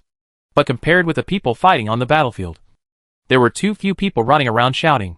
Suddenly, the victory horns of the Demon King army sounded. At the same time, the magic and sound of the entire battlefield suddenly became silent in a dazzling light. Nadine and Wayne were also in this abnormality, and looked at the source of the light. It was a golden sun flag. The victory horn of the Isolde army, Demon King army. The sun flag of the Sun army symbolizing victory.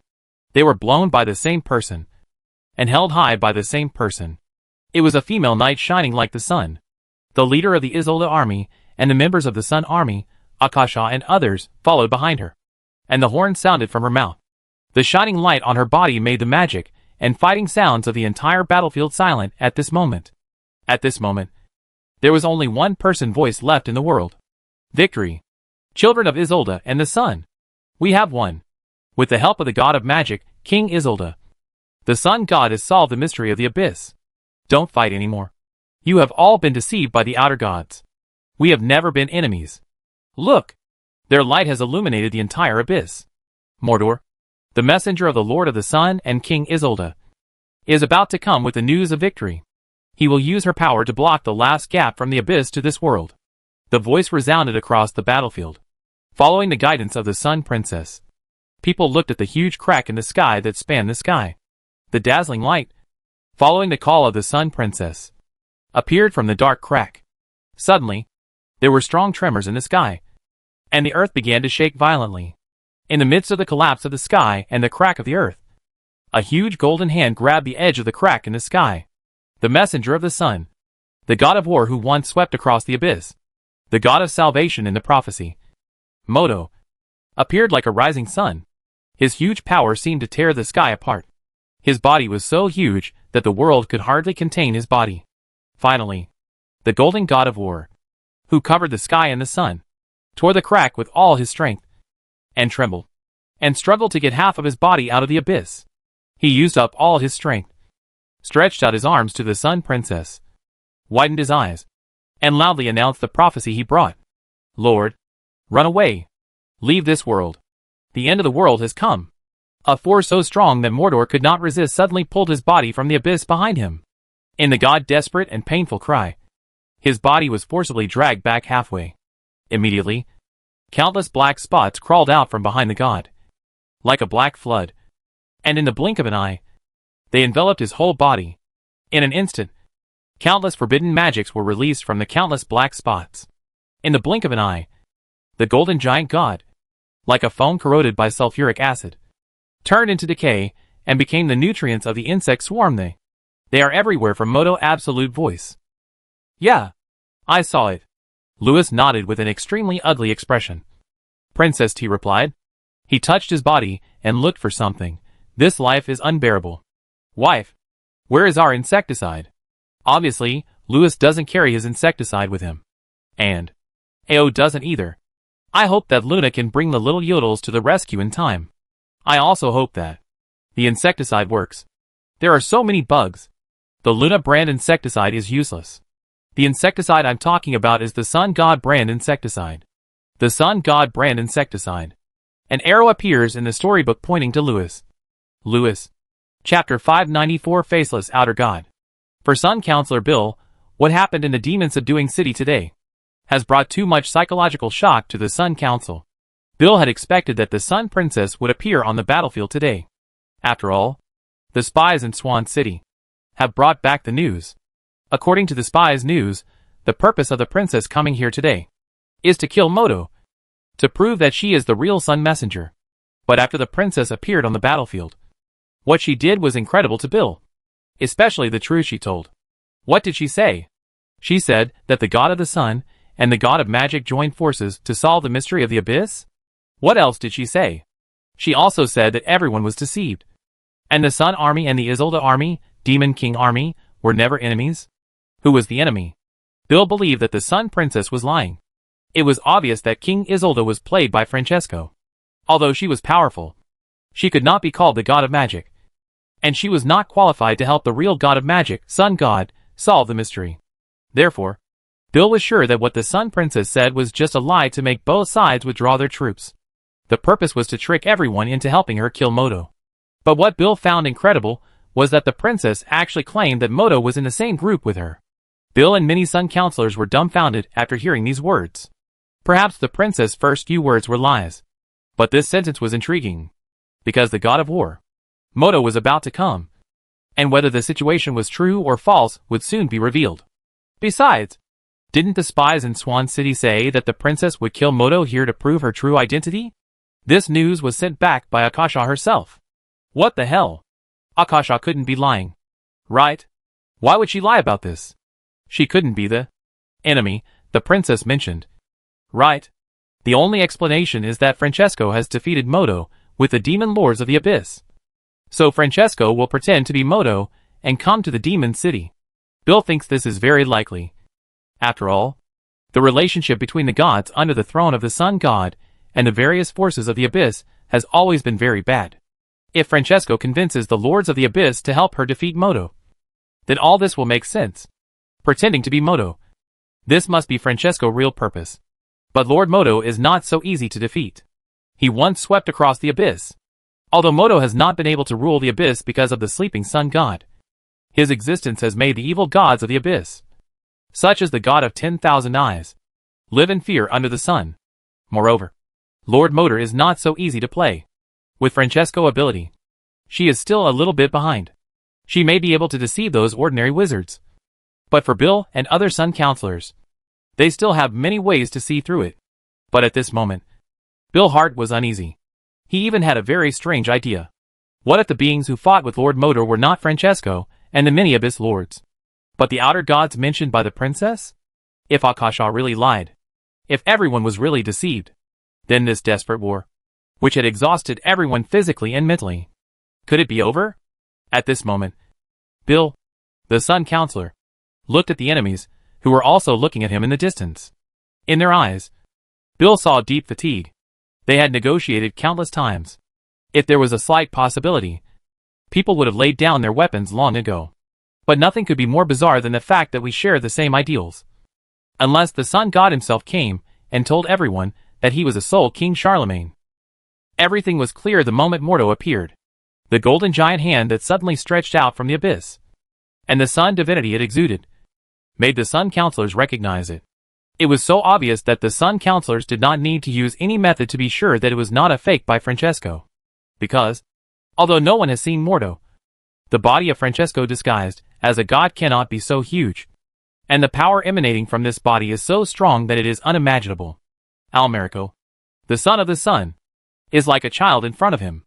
Therefore, this is definitely the real body of Lord Mordo. And he seems to have just experienced a fierce battle.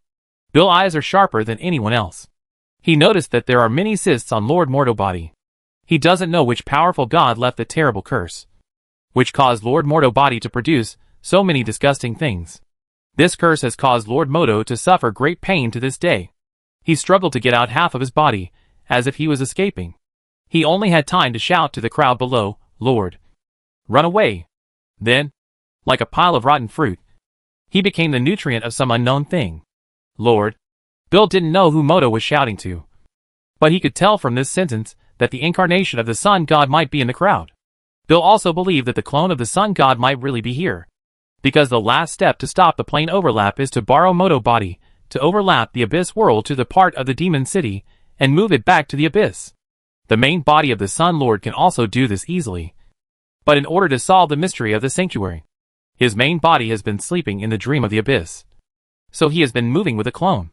Another clone of the Sun Lord is now in the abyss to solve the puzzle of plane overlap. So it is very likely that he uses another clone here to cooperate with the clone in the abyss to prevent plane overlap. But Bill knew that the rescue plan of the great leader of the sanctuary, the Lord of the Sun, had completely failed, because Mordo was dead, and because the group of unknown things were everywhere. On this day, Bill finally knew their real enemy, and also knew the real prophecy. The prophecy that even the Lord of the Sun could not control. The black swarm of bees appeared from the abyss like a raging flood.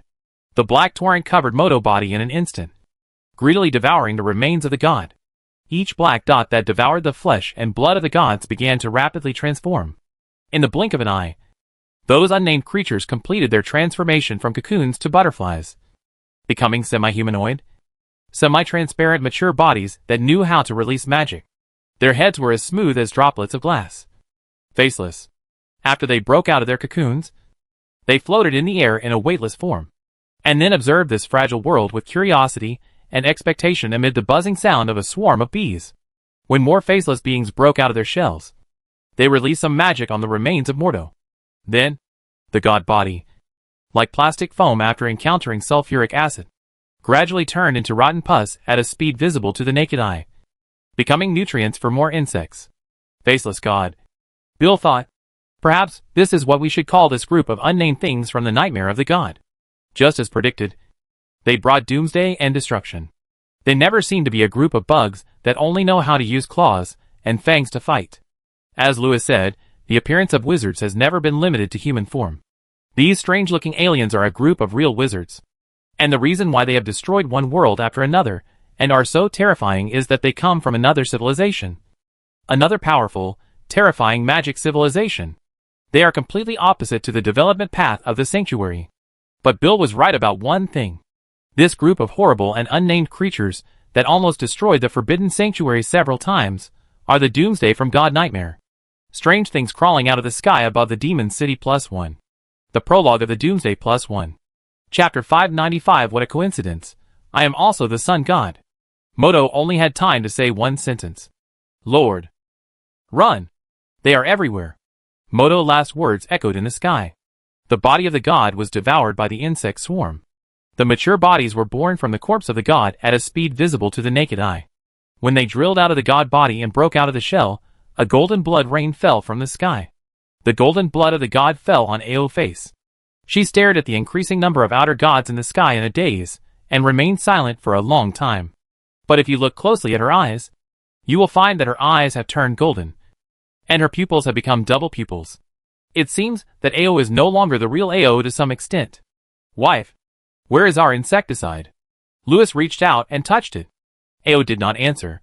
She quietly reached out her hand, took away the salty hand on her chest, and looked at the huge crack in the sky leading to the abyss. The next second, many sun angels flew out from the abyss. Moto is the pioneer of the sun god, and these sun angels are Moto troops. In the original plan, they would come here with Moto. Together with Moto, they would build the demon city into the first god and demon fortress leading from the abyss to this world. Therefore, the vanguard troops led by Moto are of a certain size. The fall of the general shocked the angels, and then their hearts were replaced by humiliation and anger. At this time, the insects that kept breaking out of the cocoons from the corpses of the gods also found new food and rushed towards the sun angels excitedly. The sun angels that kept flying out of the abyss also raised the sun spears in their hands, and kept releasing golden thunder, and began to punish those insects. It seems that the angels under Moto had not encountered these insects before, and only Moto had encountered the insects. But they were obviously together originally. Ao's face showed some doubt. After a moment, she seemed to see the answer in some way. After a slight surprise, Ao fell into deep thought. She just saw everything that happened a few hours ago. Those things were born in Moto Dream. The insect plague in the abyss has appeared for a short time. Although they are like cockroaches, they always appear suddenly in the corner. But they can only be said to be annoying, not worth worrying about. Recently, as the sun god gradually awakens, all the forces in the abyss have become nervous. They tried to stop the sun god from awakening, and those little bugs occasionally came out to make trouble. This made the situation in the abyss more complicated.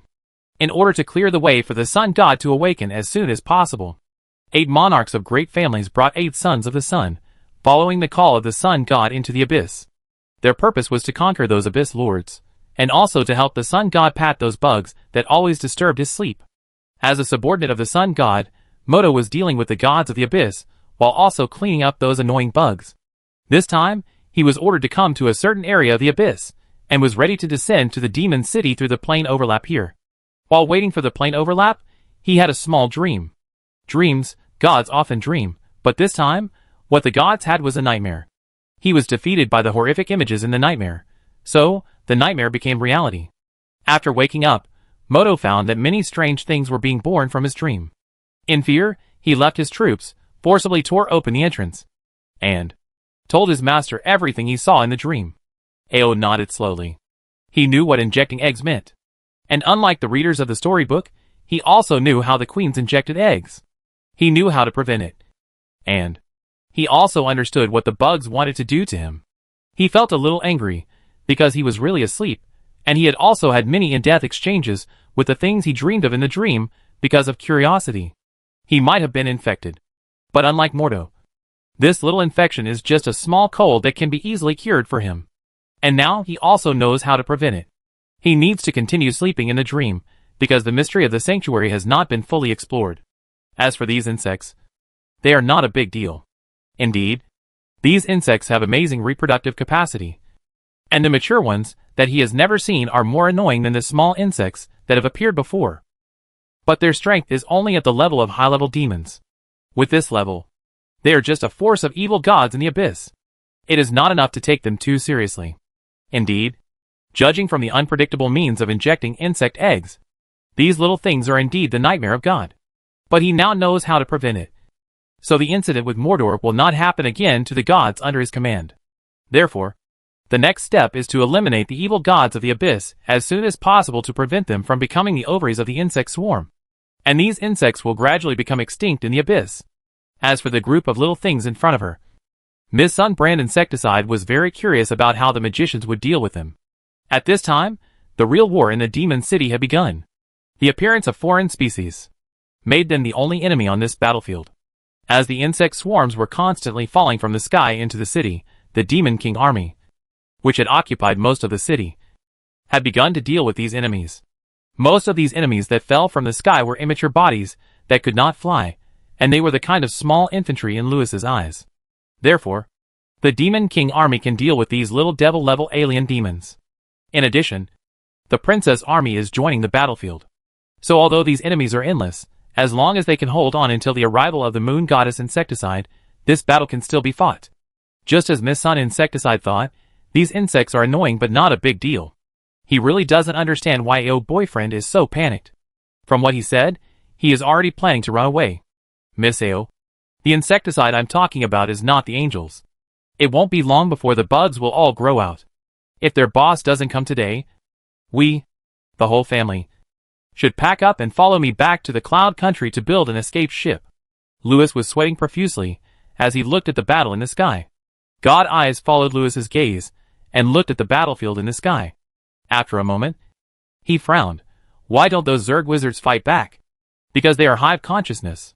Lewis said a word that Miss Sun Pesticide had seen in the sanctuary, but did not understand. What is hive consciousness? Miss Sun Pesticide looked at Lewis. In Ao memory, Lewis was an overseas student from Yun country, but he seemed to know more. It sounds like you know a lot about them? Yeah. Lewis pursed his lips. He looked at the battlefield in the sky, and said with a dead heart, because I am the sun god. Ao nodded. What a coincidence, I am too. Chapter 596. Have you ever watched Dragon Ball? Lewis felt that the current situation was already very urgent, but the storybook was still constantly teasing him with arrows about being the sun god. So when Ao asked him, he said, because I am the sun god. Ao next sentence, what a coincidence, I am also, made Lewis feel a little upset. That right, if he is the sun god, then anyone can be the sun god. But unexpectedly, after hearing the two people teasing, Charlie interrupted. He said to Lewis very seriously, Lewis, I said, you are indeed the sun god. Lewis rubbed his face hard and nodded. Come on, Lewis, I will make you the sun god. As he said that, Charlie did a strange gymnastics and motioned Lewis to do it with him. Lewis and Ao? Charlie gave the two a look. Have you not seen Dragon Ball? Lewis's understanding, Ao turned and left. Lewis, I can really make you the sun god. No, thank you. Lewis turned and wanted to leave, but Charlie grabbed his shoulder. This is the only way, Lewis. You must merge with me. Don't pull me. Get out of here. Who wants to merge with you? Idiot. The two people behind him were still playing tricks. Ao had already turned and looked at the battlefield in the sky. At this time, the battle in the sky has entered a white-hot stage. The sun angels are waving golden thunder in anger. At this moment, the whole sky has been reflected in gold, and countless insect swarms are also being wiped out. However, the nutrients of the insect swarm are too much. Moto's body is too big. Although he just crawled out a shoulder and a hand, it is enough to give birth to enemies that are tens of thousands times more than the sun angels. Moreover, those mature bodies seem to have great resistance to attacks of divine attributes. Therefore, The Sun Angels found that the insects did not decrease during their cleaning, and the number of mature bodies among the enemies began to increase gradually. The Sun Army was the first to join the battlefield in the sky. In their eyes, the Sun Angels were the high-level Sun Knights in the Sun Sanctuary. So the Sun Army was essentially part of the Sun God Vanguard. There is no doubt that the Sun Army led by the Sun Angel is the strongest among all the human forces in the Demon City. Ms. Sun Brand Insecticide has great confidence in this Vanguard Army that is preparing to conquer the world, because those Sun Counselors are the strongest villains from the era of King Isolde. Just as King Isolde is the wizard closest to the god of magic, the Sun Wizards are also the people closest to the ancient forbidden wizards in the past 3,000 years. If all the Sun Wizards in the world gathered together, they would be enough to threaten the gods, although they could not use AoE like the Sun Angels. As long as there was sunlight, they would have endless magic power. But with the assistance and protection of the Sun Angels, they could focus on dealing with the mature bodies. Moreover, the magic of the mature bodies had been seen through by AO, and it was very monotonous, and was only effective against creatures with divine attributes. So although there were many mature bodies, they were no match for the Sun Wizards. The situation was just as Miss Sun Pesticide had expected. When Bill led many counselors and Sun Wizards to join the battlefield, the situation changed. Those mature bodies had no power to fight back. Indeed, they had no power to fight back. Bill found that many mature bodies were like fools and did not fight back at all. It was not that they did not fight back at all, but their magic was just very ridiculous. Sometimes, the semi-transparent half-human witches killed by Bill even tried to use daily magic to deal with themselves. This made Bill very confused. This made Bill feel that, except for the corrosive magic that was only effective against divine creatures, they did not know how to cast other magic. The only thing that made Bill feel a little uncomfortable was that those mature bodies seemed to have the characteristics of magic mirrors. So before the mature bodies died, they would always counterattack some of Bill's fatal magic. As more and more mature bodies were killed by the Sun Wizards, the situation began to change. Bill became more and more frightened. When a mature body suddenly made a move that Bill was very familiar with, Bill suddenly had a very frightening thought in his mind. He took a step ahead and activated the magic mark in his mind, and instantly smashed the mature body. But after the mature body died, Bill saw something that made him terrified. After the mature body died, several companions around it actually made a gesture to Bill to activate the magic mark. At this moment, Bill was scared to death. He turned into a golden lightning and fled the battlefield like a fly, never to return. Those mature bodies were ultimately unable to release the magic, because there was no magic imprint in their sea of consciousness. But similar things have begun to happen in various places on the battlefield. The Sun Angels, who were gradually taking control of the situation, are facing increasing pressure. Many Sun Wizards have begun to flee for their lives. AO fell into deep thought. Lewis, Charlie's attention had been drawn to the situation in the sky at this time. He frowned and looked at Lewis. Have you noticed that the fighting style of those translucent faceless bodies is very similar to the faceless man in the rumored Black Corner alley you mentioned? Lewis wiped the cold sweat from his head and gave Charlie a look. You just found out. Charlie, they are not learning magic by themselves. They are the hive consciousness. If one person learns, everyone will learn. They are understanding the world in this way. They are teaching the children who are hatching. Now, the body of the god above the demon city is only a small part of Moto body, and the area of his entire body is more than several counties. Lewis said with a grim expression. Most of his body is on the other side of the abyss. Such a large province can breed hundreds of millions of things. Maybe there are many of Moto's subordinates there who are bearing the pressure and cleaning the eggs. But they can't hold on for long, because it won't be long before there will be hundreds of millions of faceless gods in the sky. And this is just the beginning, because these firstborn things are just cannon fodder for the insect swarm. Once they have truly established a foothold in this world and established a nest. Lewis shook his head. He thought to himself, the only thing that can solve them all at once is insecticide. Sanctuary brand insecticide. Lewis felt that it would be in vain even if the sun god came today. After all, he did not understand the insect swarm. Charlie also felt that the sun god was no good. He stopped looking at him. He did gymnastics for Lewis again and gave Lewis a look. Come on. Obviously, Charlie thinks that you, the sun god, are good. Lewis. Chapter 597. Your god can't save you at all. It won't be long before there will be hundreds of millions of faceless gods in the sky. And this is just the beginning. Because these firstborn things are just cannon fodder for the insect swarm. Once they really gain a foothold in this world and build a nest.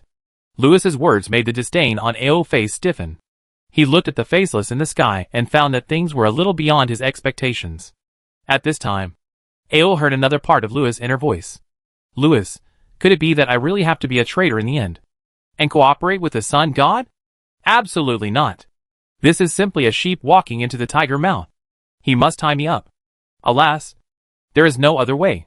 At this point, I can only let the Zerg give me some face. After all, I am not a little forbidden wizard. I still have a lot of face in front of the Zerg.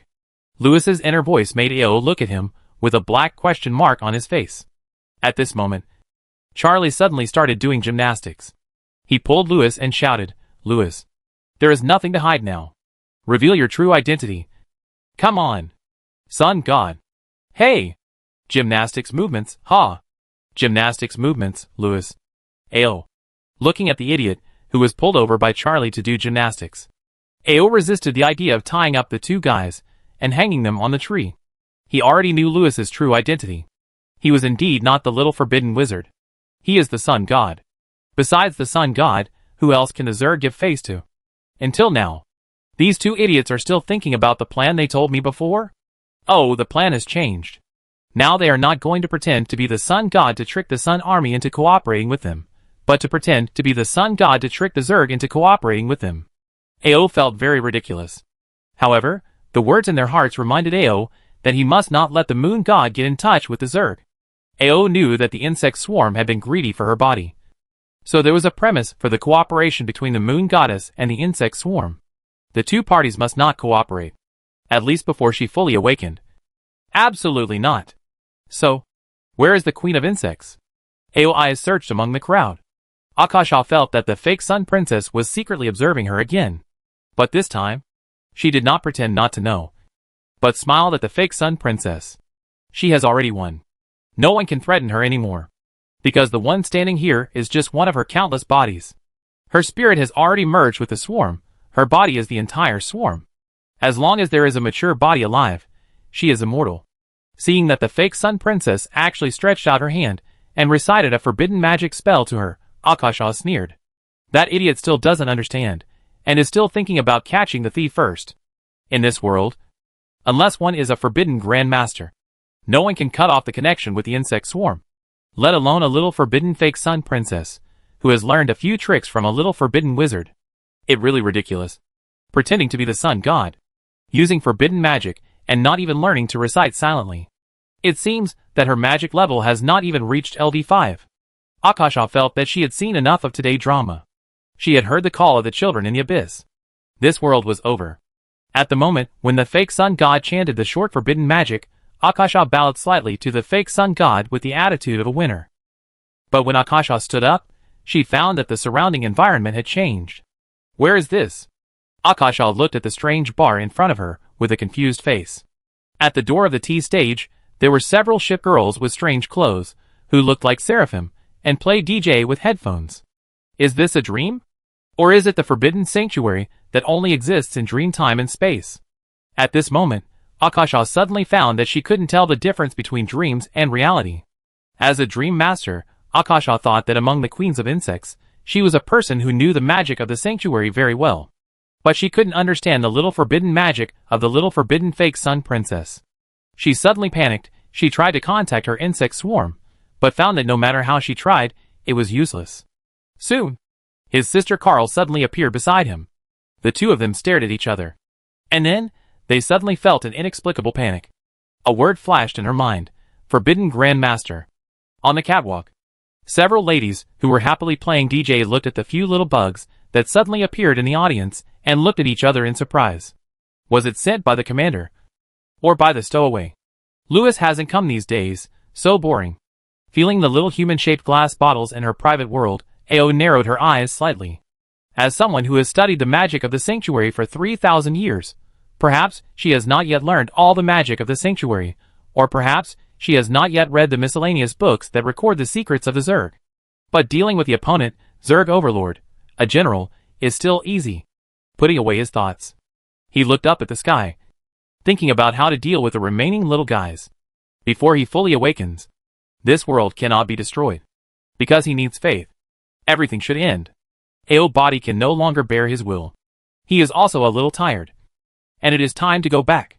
He is about to wake up. But he cannot let the swarm know. Everything that comes next.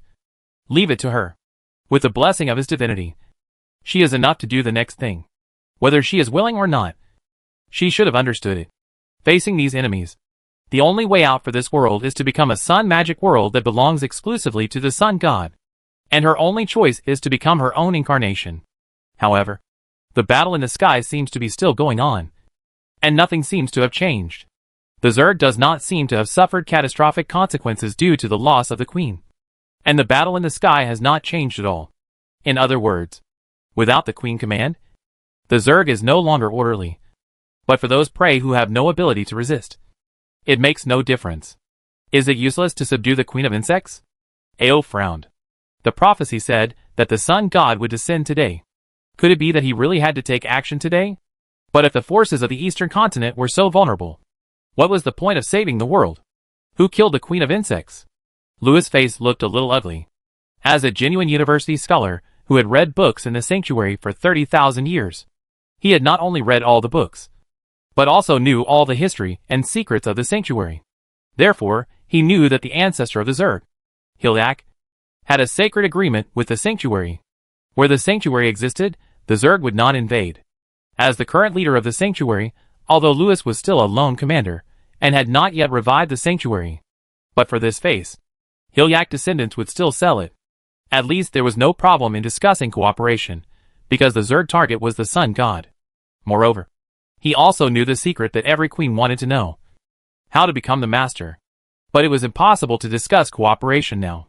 At this moment, the thing that worried Louis the most appeared. The large group of sun angels that had not descended into this world, and were cleaning the eggs on the other side of the abyss, suddenly ran away from the exit of the abyss, like crazy. The current situation. I am afraid that a sun god alone can no longer handle it. How are you thinking about it? Miss Ao? Charlie stopped doing gymnastics, looked at his daughter and Louis, who will be the sun god. The god fell into deep thought. Louis also fell silent.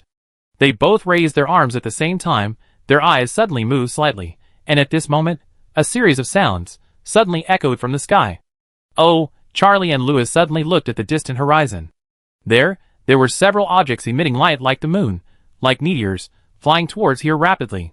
Don't expect it, your sun god can no longer save you. Chapter 598 Judgment Angel. What worried Louis the most was that the sun angels, who had not descended into this world, and were cleaning the insect eggs on the other side of the abyss, suddenly ran away from the exit of the abyss, like crazy. Only a small part of Moto's body crawled over, and the larger part was at the other end of the entrance. The insect swarm they faced was many times more than here. So they were defeated first. The entrance to the demon-subduing city became their last straw. This caused the collapsed sun angels to flee from the abyss to this world madly. Then, the cracks in the abyss behind the fleeing angels gushed out a light black flood. It seemed that the proportion of mature insects in the insect swarm had reached 1%, which changed the color of the entire insect swarm. They madly rushed towards the sun angels, and greedily preyed on the weak prey. Once the ordinary insects devoured the sun angels, they would absorb the divinity. Once the divinity they devour reaches a certain level, they will begin to transform. There is no doubt that a more terrifying enemy has arrived. The situation changed in an instant. The light black torrent that surged out of the abyss, in just a few minutes, washed away the sun troops in the sky like a flood washing away sand and gravel. Many angels were eaten by the insect swarm before they could even scream. And more cocoons also appeared. At this moment, people looked at the light black torrent that kept gushing out from the abyss in the sky, looked at the golden team that was submerged by the flood, and felt a sense of powerlessness in their hearts. God was silent. At this moment, a moon-like light suddenly appeared in the distance. In the dusk, the sudden cold light was too dazzling. People couldn't help but look in the same direction at this moment. And on the horizon of that day, there was an object emitting moonlight that was gradually rising like the moon. Suddenly, the Demon King army seemed to have seen the last hope, and they were excited. But the moon that suddenly rose made the Sun army doubtful. They remembered their biggest enemy in this war, the biggest villain, and the evil god who once dominated the world. His wanton laughter also revealed her identity. Your sun god can no longer save you. Is she an enemy or a friend? Everyone in the Sun Army, at this moment, had a question. My insecticide is here. Louis laughed loudly. He had excellent eyesight. He recognized that thing. The Angel of Judgment whose handle he had removed. Helen cried for a while because of it. She secretly put the handle away. Helen on the side secretly pressed the game handle in excitement. Louis? Your heart suddenly skipped a beat. On the other side, Ao didn't know what Louis was thinking at this moment. She had slowly narrowed her eyes, and looked at the highest wisdom of the magicians. The mature bodies in the sky also gradually quieted down at this moment. The object emitting the moonlight was getting closer and closer, and its light made the insect swarm agitated. At this moment, the mature bodies that were just so arrogant suddenly felt a very familiar breath, and all stopped their actions. They stared at the object that flew into the battlefield in a daze. The moonlight gradually fell on the bodies of the mature bodies, and this breath made their whole bodies tremble uncontrollably. It was as if some kind of fear in the deepest part of memory was suddenly awakened. Then, the object emitting the moonlight light traveled a parabola in front of everyone's eyes, and plunged into the center of the demon-subduing city. The smoke and dust rose, and the rubble of several buildings collapsed. The noisy battlefield was silent at this moment, and people watched the thing twitch, and a few wisps of green smoke came out, and then it was motionless. All the people and the insects? In the midst of the doubt, some mature bodies carefully looked at the thing emitting green smoke in the ruins. It was a blue magic puppet in the shape of a woman. The imitator seemed to have tried his best to reproduce it, but the crude technology and strange design ideas made it look a little strange. After all, in the deepest part of their memory, the Angel of Judgment did not look like this. It was an unknown object like a snowflake or a jigsaw puzzle crystal sheet. And the thing in front of them, even the appearance was not like that. The designer seemed to have deliberately made its appearance like a girl. Indeed, its appearance was very human aesthetic, but it was a little too funny in the eyes of the insect swarm. Moreover, there seemed to be no one in the cockpit of this thing.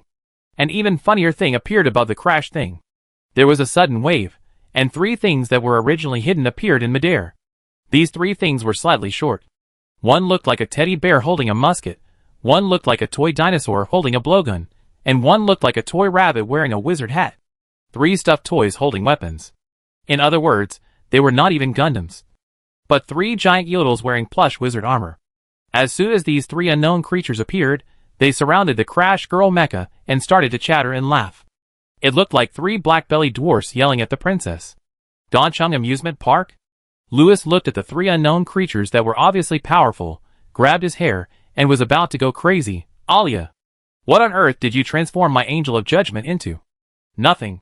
Just a few gods, go worship them. Louis. Everyone and the Zerg. Ao. After a short silence, a buzzing sound resounded through the sky from the direction of the great rift god remains. Just like a roar of laughter. The Zerg, who had been falsely alarmed, looked at those unknown strange objects at this moment, making a harsh noise. The Zerg became restless again. Didn't you hear what I said? Suddenly, the sky suddenly lit up. The light was like the huge bright moon that rises every night and occupies 3/4 of the sky. Its light makes the night of this world bright. People looked up woodenly. There was a huge pure white semi-human object. It was floating quietly above the sky at some point. In the blink of an eye, the object seemed to have taken off its invisibility and the last veil. It was another huge magic puppet in the shape of a woman. The real light shone. The sky was as bright as day. The dazzling light made people cover their eyes. A strange magic suddenly fluctuated like water waves. And then, in the dazzling white light, people heard the sound of glass breaking from the direction of the insect swarm in the sky. Chapter 599 The Blue Friend is the water of trouble. A few minutes ago, when the thing that fell into the center of the battlefield began to emit green smoke, Wayne knew that there would be no savior to save the demon city. But perhaps all this made no difference, because there has never been a savior in this world. There has never been a god who saved the world. After being quiet for a moment, the swarm of insects became restless. Looking at the light black flood in the sky that was gradually drowning the Sun Angel army, Wayne knew that today was the day for him to realize his wish and die in this demon city. Are you ready, Wayne? At some point, a group of people in black armor appeared beside Wayne and his companions. I'm ready, Nadine. I said that we were ready the moment we decided to come to the demon-subduing city. Wayne drew his sword. He knew what Nadine was referring to. And that's why they came. In just a few words, the sun angels in the sky were overwhelmed by the swarm of insects. And the sun wizards, who were originally supporting the angels in the sky, had to retreat in a panic. Since then, the saviors who resisted the outer gods, the god of war Mordo and his angels, have completely failed. But Wayne and Nadine knew that they had not lost yet, because the people who vowed to defend this demon-killing city had not died yet. The swarm of insects in the sky had begun to pour down slowly like a waterfall. But the people on the ground were moving. There were gradually more people around Wayne and Nadine, some of whom wore black armor, and some wore golden armor. They originally belonged to different teams, and they once came from various places in the 7 countries. But today they came to the demon city for the same ideal. For this ideal, they have long been prepared. People kept coming from all directions, standing beside Wayne and Nadine, standing in front of the area where the swarm fell, and forming a thick wall with their flesh and blood. The swarm did not seem to despise the enemy because of its weakness. After they fell from the remains of the gods in the sky, they did not directly attack the defense line in the distance, but first devoured those companions who fell to death.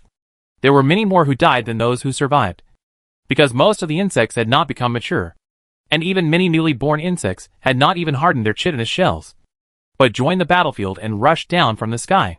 The falling swarm of insects became more and more numerous, gradually forming a 1,000-foot waterfall from the sky. The swarm of insects gathered on the ground also became more and more numerous. The wall at the edge of the battlefield became thicker and thicker. They arranged their formations, made the final preparations before the war, and quietly waited for this final war. Nadine and the others knew that the Northern Alliance could not bring only a few test pieces to support the battlefield, and the Dragon Group must be on the road behind. Maybe a few minutes, maybe dozens of minutes. They must do their best to block the enemy at the exit of the abyss. And they are the last line of defense before the outer gods step into this world. Therefore, when the swarm of insects gradually gathered again, like a spectacular flood, everyone knew that they must not take a step back in this flood today, because behind them is the world they swore to protect. The fierce swarm of insects rushed to the city wall like a tide, and the sound of armor and flesh colliding suddenly changed from sparse to dense. The flood-like swarm of insects climbed up to the top of the city wall in an instant, trying to drown the prey. The city wall also kept flashing dazzling magic light. It was a powerful resistance force formed by countless sun knights, and god hunters, and demon breakers burning their lives in magic. This force actually allowed the city wall to resist the swarm of insects at this moment, when the light began to grow larger and cover the entire battlefield. The swarm of insects and people could not help but squint their eyes subconsciously. In an instant, the earth was as bright as day. The dazzling light made people's heads buzz, and they could no longer hear anything. The whole world seemed to become quiet at this moment. When the light faded, Wayne opened his eyes, and saw that the surrounding insect swarms were retreating like crazy like a tide. Many insects even rolled into a ball during the retreat, constantly scratching the ground, as if they were in great pain. But watching from the sky, the faceless body commanding the battle was suspended in place in a daze, looking in a certain direction without moving. Pieces of translucent snowflakes suddenly fell on Wayne's golden armor, and there were crackling sounds in the sky.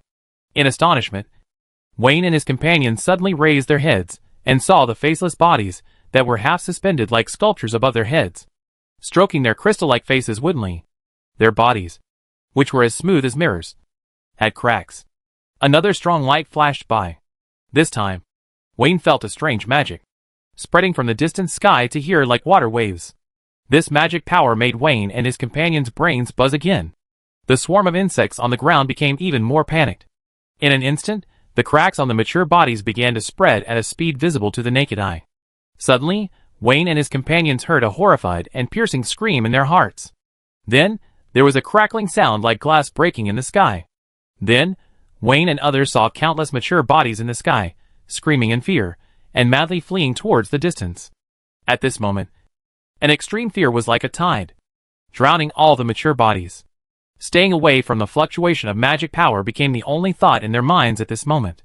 But before they flew a few steps, their bodies were in the fluctuation of magic power, like snow blown by the wind, and were gradually blown away. The test product forged by the Magic Alliance at the ramp base. At this moment, Nadine suddenly thought of something and looked up at the sky. That thing was like the moon quietly suspended in the sky above the battlefield. And that kind of fluctuation came from it. This kind of magical fluctuation, like insecticide, had an immediate effect on the mature bodies that approached. The more mature the members of the insect swarm evolved, the greater the impact they would receive. On the other hand, those ordinary insects could temporarily survive in this kind of fluctuation. In the blink of an eye, the center of the battlefield where insects were crowded just now had become clean. The ordinary insect swarms fled in all directions, and the mature ones all turned into snowflakes. Only those mature ones that were far away from the moon goddess did not die immediately under the effect of the insecticide. But they were also in pain, and did not dare to approach the center of the battlefield.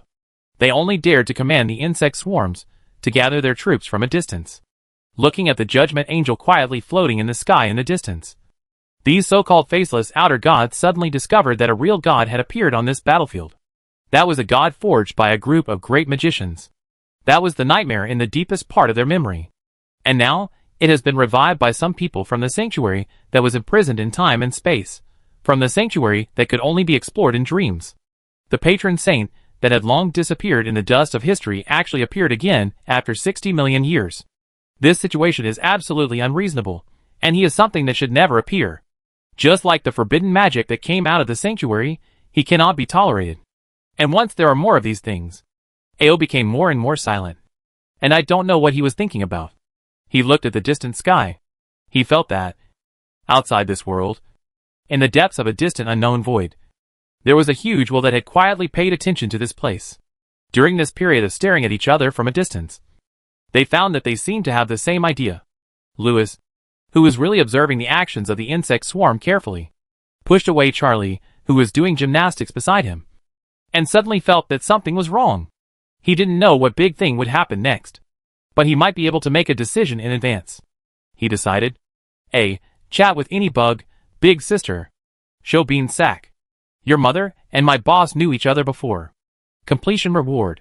Open the storyline of the male secretary beside the female bishop of the demon sect +1, life +1, the sun god who is at odds with the master +1.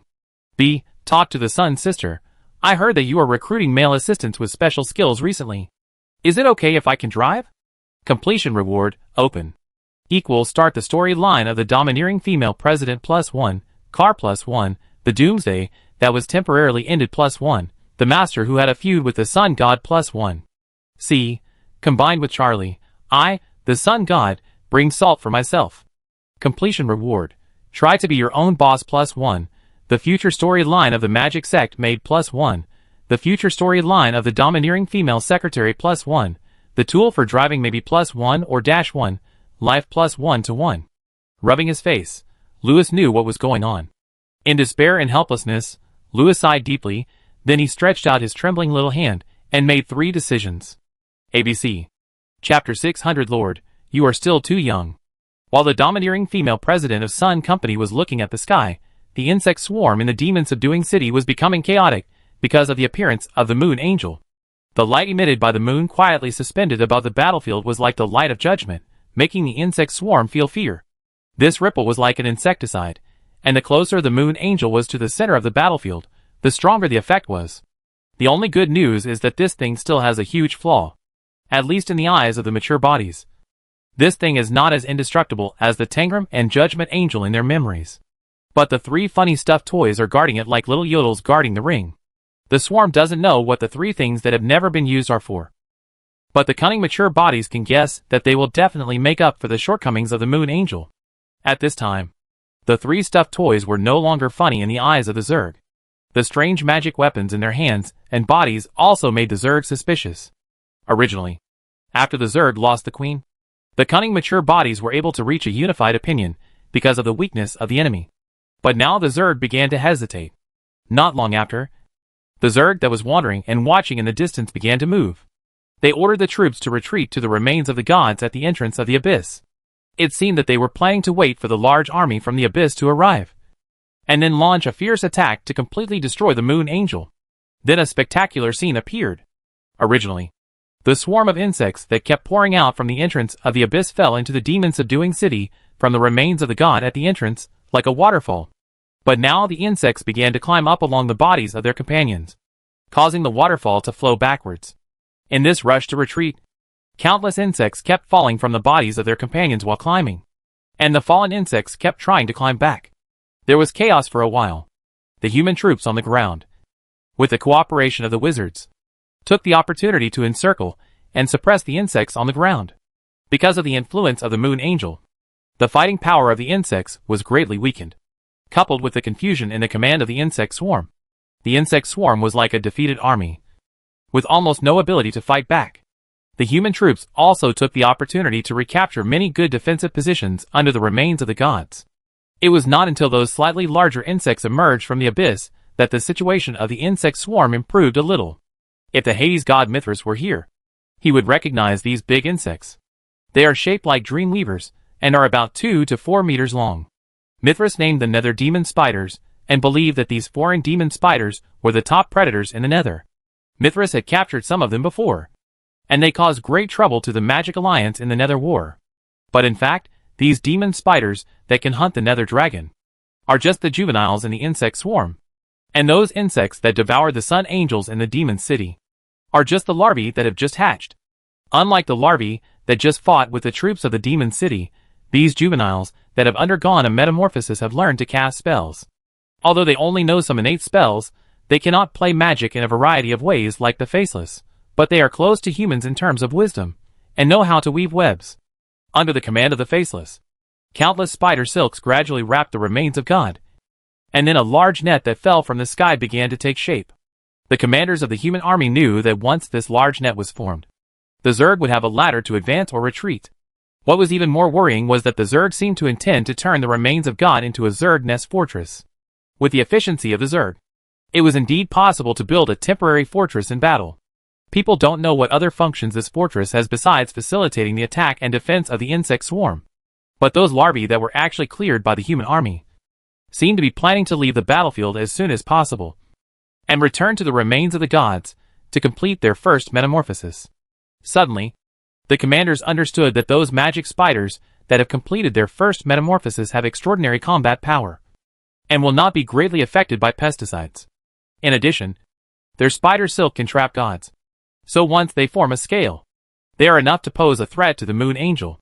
Once the insect nest fortress is formed, the number of demon spiders will continue to increase. At that time, the insect swarm will not only become a super nail house rooted at the entrance of the abyss, but will also be able to eliminate all enemies in the Demon City, including the Moon Angel. At this moment, everyone suddenly realized one thing: destroying the insect nest has become the most important thing at the moment. The Moon Angel suddenly moved. Suddenly, a series of magic war horns suddenly sounded in the Demon City. The wall on the ground made a whirring sound, and slowly moved towards the direction of the big crack. The dragons in the distance were coming, and they had to delay the larvae that fell on the ground as much as possible, so as not to let them return to the insect nest to transform. At the same time, the Moon Angel that was emitting terrifying magic waves in the sky also suddenly moved, and it moved towards the direction of the big crack at an extremely slow speed. At this moment, looking at the god who tried to block the exit of the big crack, the mature bodies were furious. They frantically ordered the swarm of insects, and continuously issued instructions. At this moment, something unexpected happened. The swarm of insects that lost the queen had many faceless commanders, with different orders, which caused the complete swarm of insects to split into several groups. Some of the swarm troops rushed towards the human ground forces, trying to get more larvae back, so that they could complete their metamorphosis and deal with the Moon Angel. Some of the swarm troops launched a reckless attack on the Moon Angel in the sky. Some insect swarms simply gave up the nest that had not yet been built, and tried to break through the ground defense line of the human army and escape from the demon-subduing city. For a moment, the insects rushing towards the human army and the escaping insects, like water flowing in two directions, formed a collision. This caused the army to be in chaos, and nothing was accomplished. Instead, the troops of the demon-subduing city took the opportunity to combine the insecticide effect of the Moon Angel to kill a lot of insects. As for the troops attacking the Moon Angel, they were not in sufficient numbers, and could not form an effective offensive. Instead, they were held back by the Moon Angel. In order to attract more attackers, the Judgment Angels driven by the three little yodels even paddled. What was worse was that due to the chaos at the entrance of the abyss, the Zerg support troops on the other side of the abyss could not pour out like a flood, and the Zerg battle situation also became a refueling tactic. This made the Zerg whose overall strength could completely crush the human troops, actually fight back and forth with the weak Demon City troops. Not long after, gusts of strong wind suddenly swept over the Demon City, and patches of shadows covered the Demon City like dark clouds. The humans and insects fighting on the ground suddenly raised their heads and saw many giant dragons appearing in the sky. Each of them had a powerful wizard on its body. On the distant horizon, a dark mass of dragons was rushing towards this side like a dark cloud. From the communication, the dragons and monsters from Dragon Nest City and North Sea Kingdom almost came out in full force this time. The Scarlet Wizard of the Northern Alliance, the Pale Wizard, and the Blackish Wizard of Eralinda were also among them.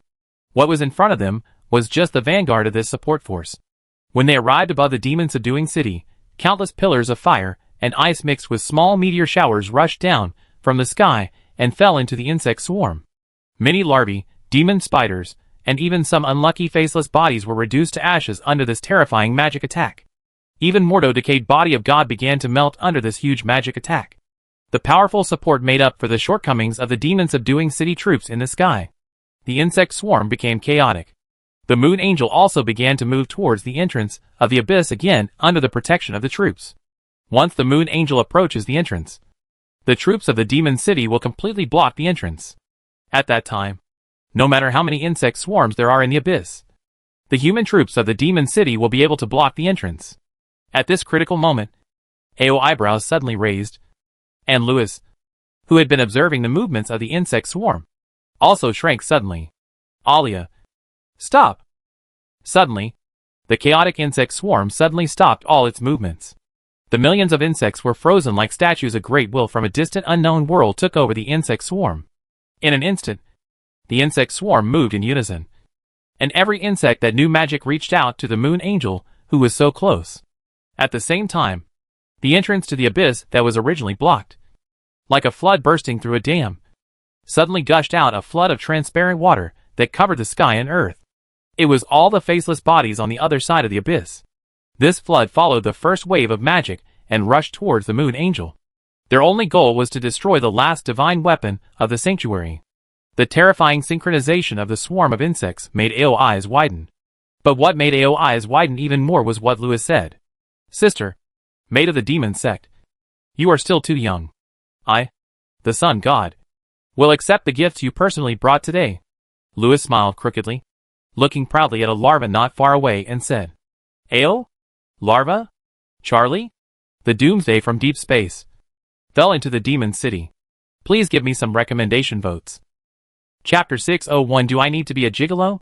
When the support troops from Dragon Nest City, North Sea Country, and Northern Continent arrived at the battlefield, the Moon Angels, with this powerful support force, began to launch a counterattack against the swarm of insects on the god remains at the entrance to the abyss, and were determined to block the entrance to the abyss. The swarm of insects, which had long lost their queen, exposed their fatal weaknesses in this counterattack, and the blockage of the entrance to the abyss made it impossible for the swarm of insects on the other side of the abyss to form effective support, which gradually gave the Magic Alliance troops an advantage in this battle. As the situation turned around, the commanders of the swarm of insects could no longer form a unified opinion. The huge swarm of insects in the chaotic command is like a mob of refugees and stragglers. When the Moon Angel gradually approached the entrance of the abyss, all the insects had no intention of fighting. Perhaps abandoning the base under their feet and spreading the seeds of the swarm to the whole world is the best decision. More and more insects are planning to escape from the demon-subduing city and the greater chaos, turning the mob into a group of ants on a hot pot. In order to prevent the swarm from escaping from the demon-subduing city, it will cause an irreparable disaster to the southern world. Many troops of the Magic Alliance left the center of the battlefield and chased the Zerg troops that tried to escape. The Moon Angel no longer hid in the center of the troops, and accelerated to the entrance of the abyss, where the remains of God were located, trying to take advantage of the chaos of the Zerg swarm to eliminate the faceless entities that commanded the Zerg swarm, so as to cooperate with the troops to block the entrance of the abyss. But at this moment, the ants on the hot pot on the remains of God suddenly stopped all their movements like statues, and a faceless troop that had been waiting outside the gate of the abyss for a long time suddenly stepped into this world. Under the secret control of the Zerg Master, a conspiracy to destroy the last relic of the sanctuary began. At the same time, in the distant deep space, A doomsday princess was flying towards the earth like a doomsday meteor. Judging from the distance, even if her speed was as fast as a doomsday meteor, it would take several days to reach the atmosphere. But there were 6 crystals waiting for her in front of her for a long time. And the space-time anchor formed by these 6 crystals also formed a void gate at this moment. Suddenly, the motionless insect swarm looked at the moon angel in unison. And then, the overwhelming forbidden magic and spider web flew towards the moon god. At the same time, Louis also stretched out his hand towards the moon angel. In an instant, the moon angel, who was flying towards the remains of the god, disappeared as if he had stepped into a door.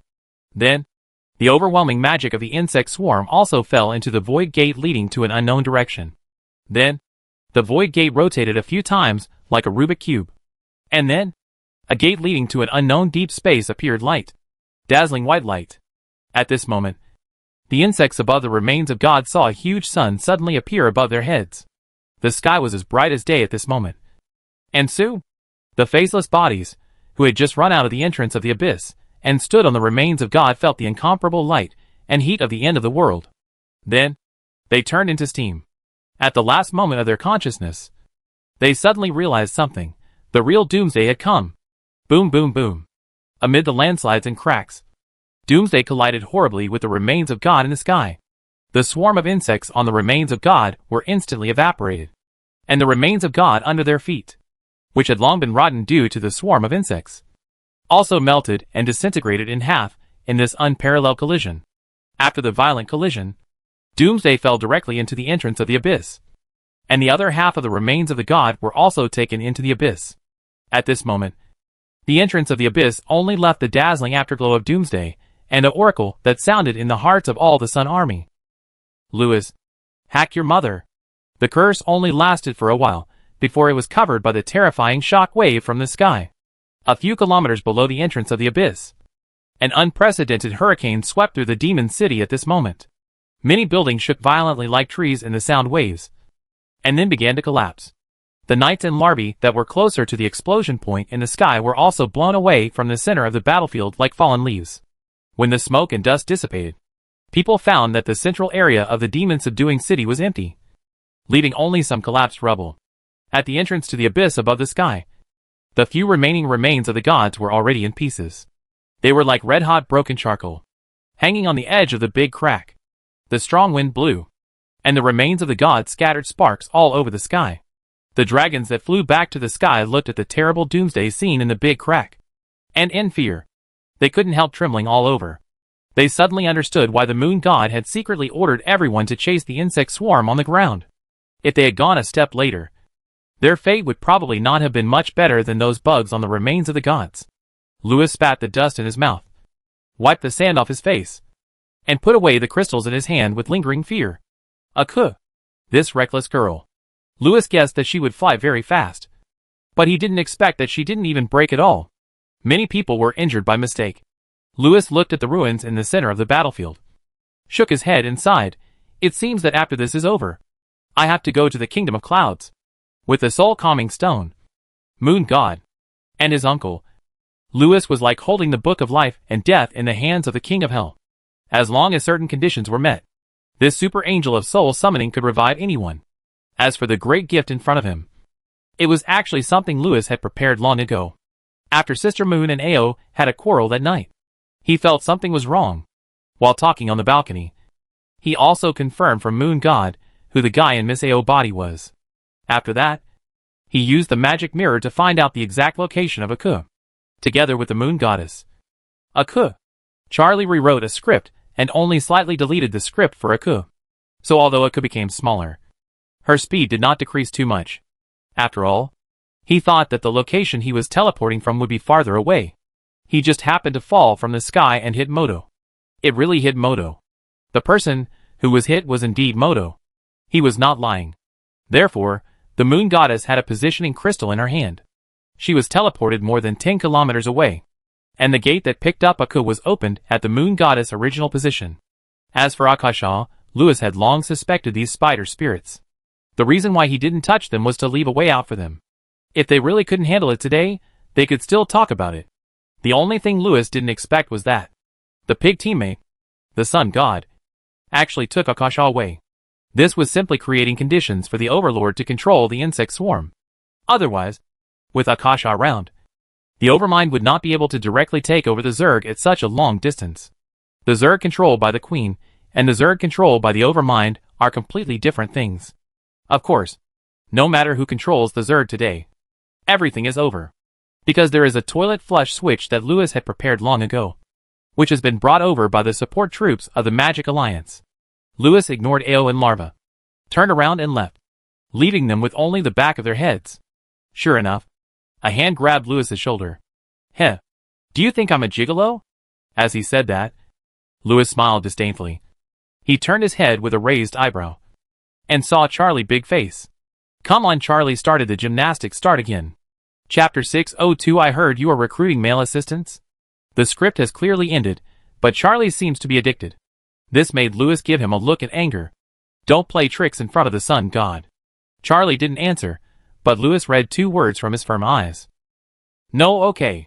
Lewis rolled his eyes fiercely, and pushed the guy away. He was definitely not willing to merge with Charlie. After complaining fiercely in his heart, Lewis looked up at the big crack in the distant sky. Another swarm of insects crawled out of the abyss. But at this time, the Magic Alliance troops had already organized a real defense line at the entrance. And the entrance no longer had the god remains, the insect nest fortress. The Moon Angel had not yet returned.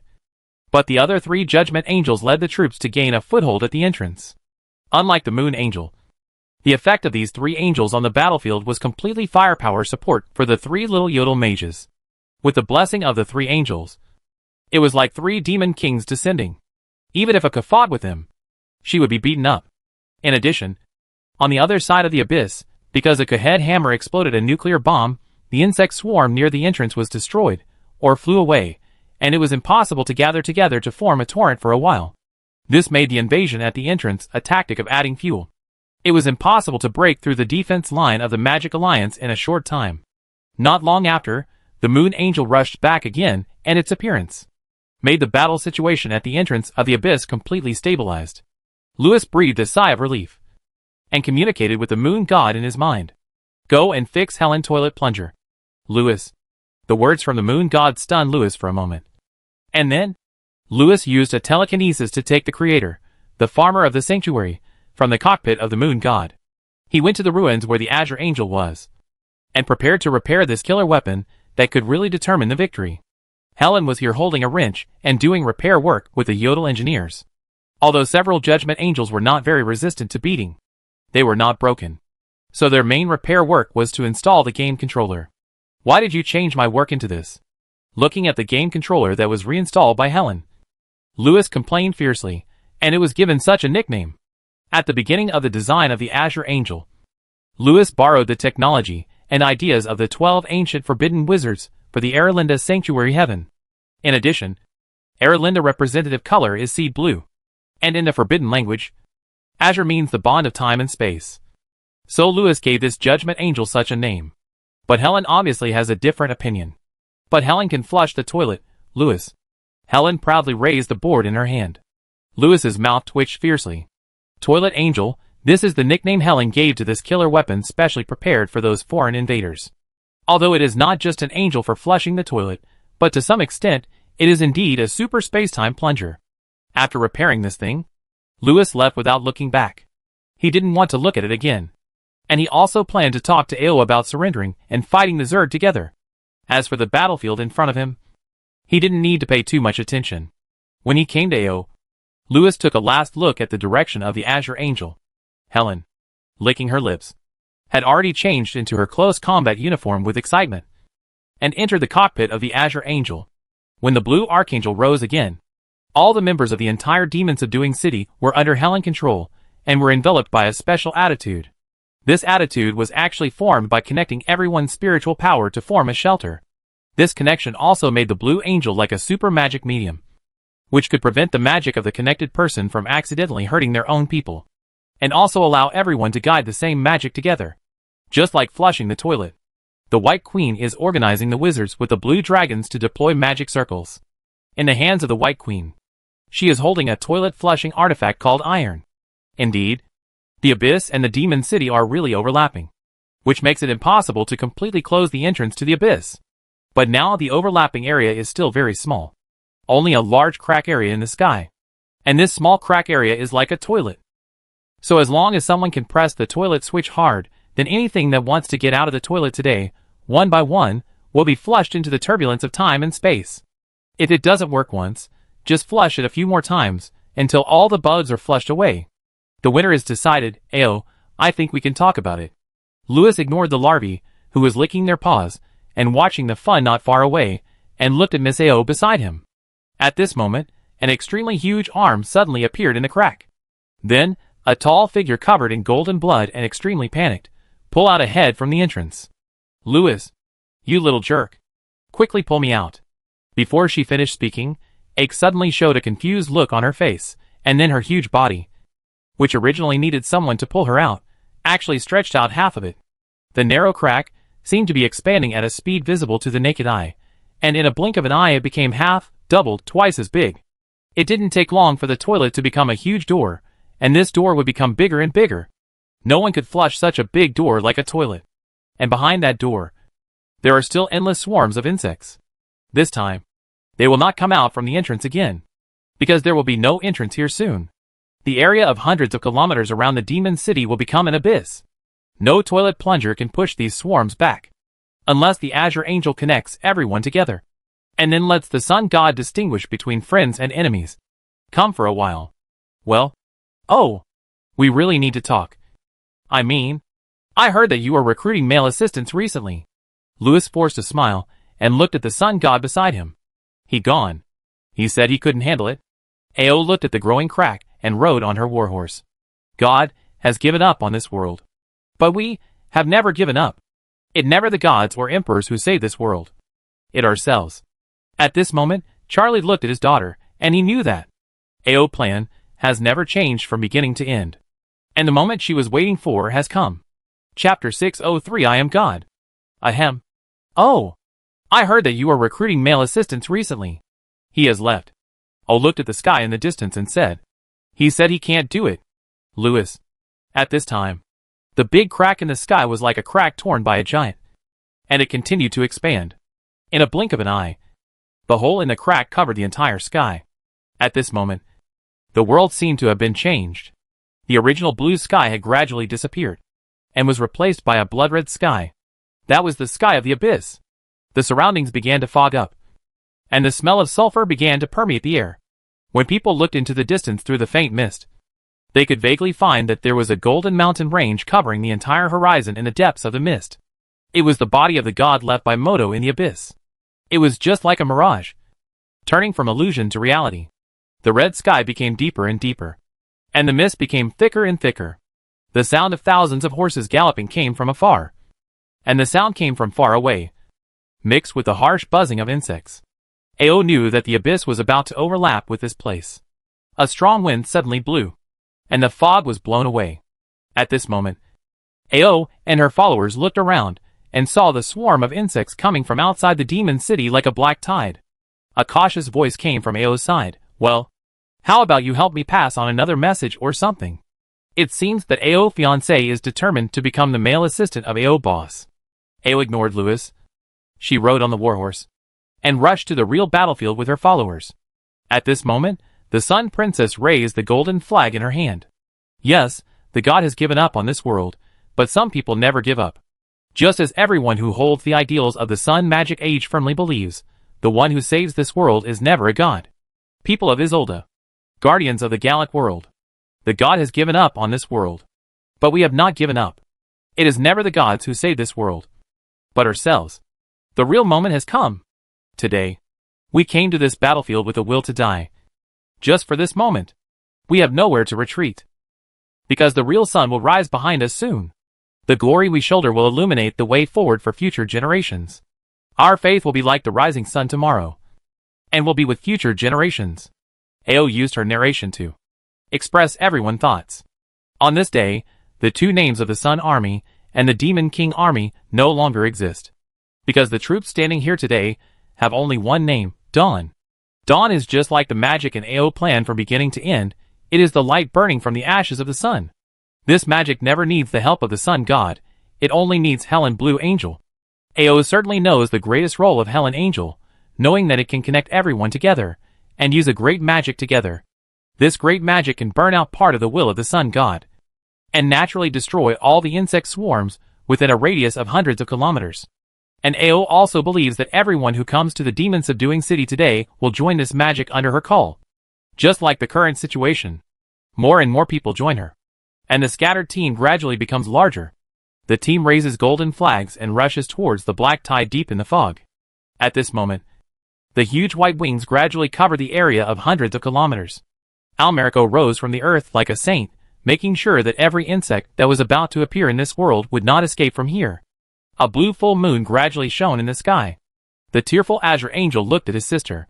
Under the Azure Angel gaze, the Sun Princess, holding the golden flag, gradually burned with a great light.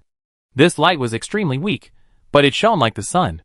At the moment when the sun rose, everyone understood everything. No more words were needed, because the real moment had come. The light, like the morning sun, rose and fell in the battlefield in an instant.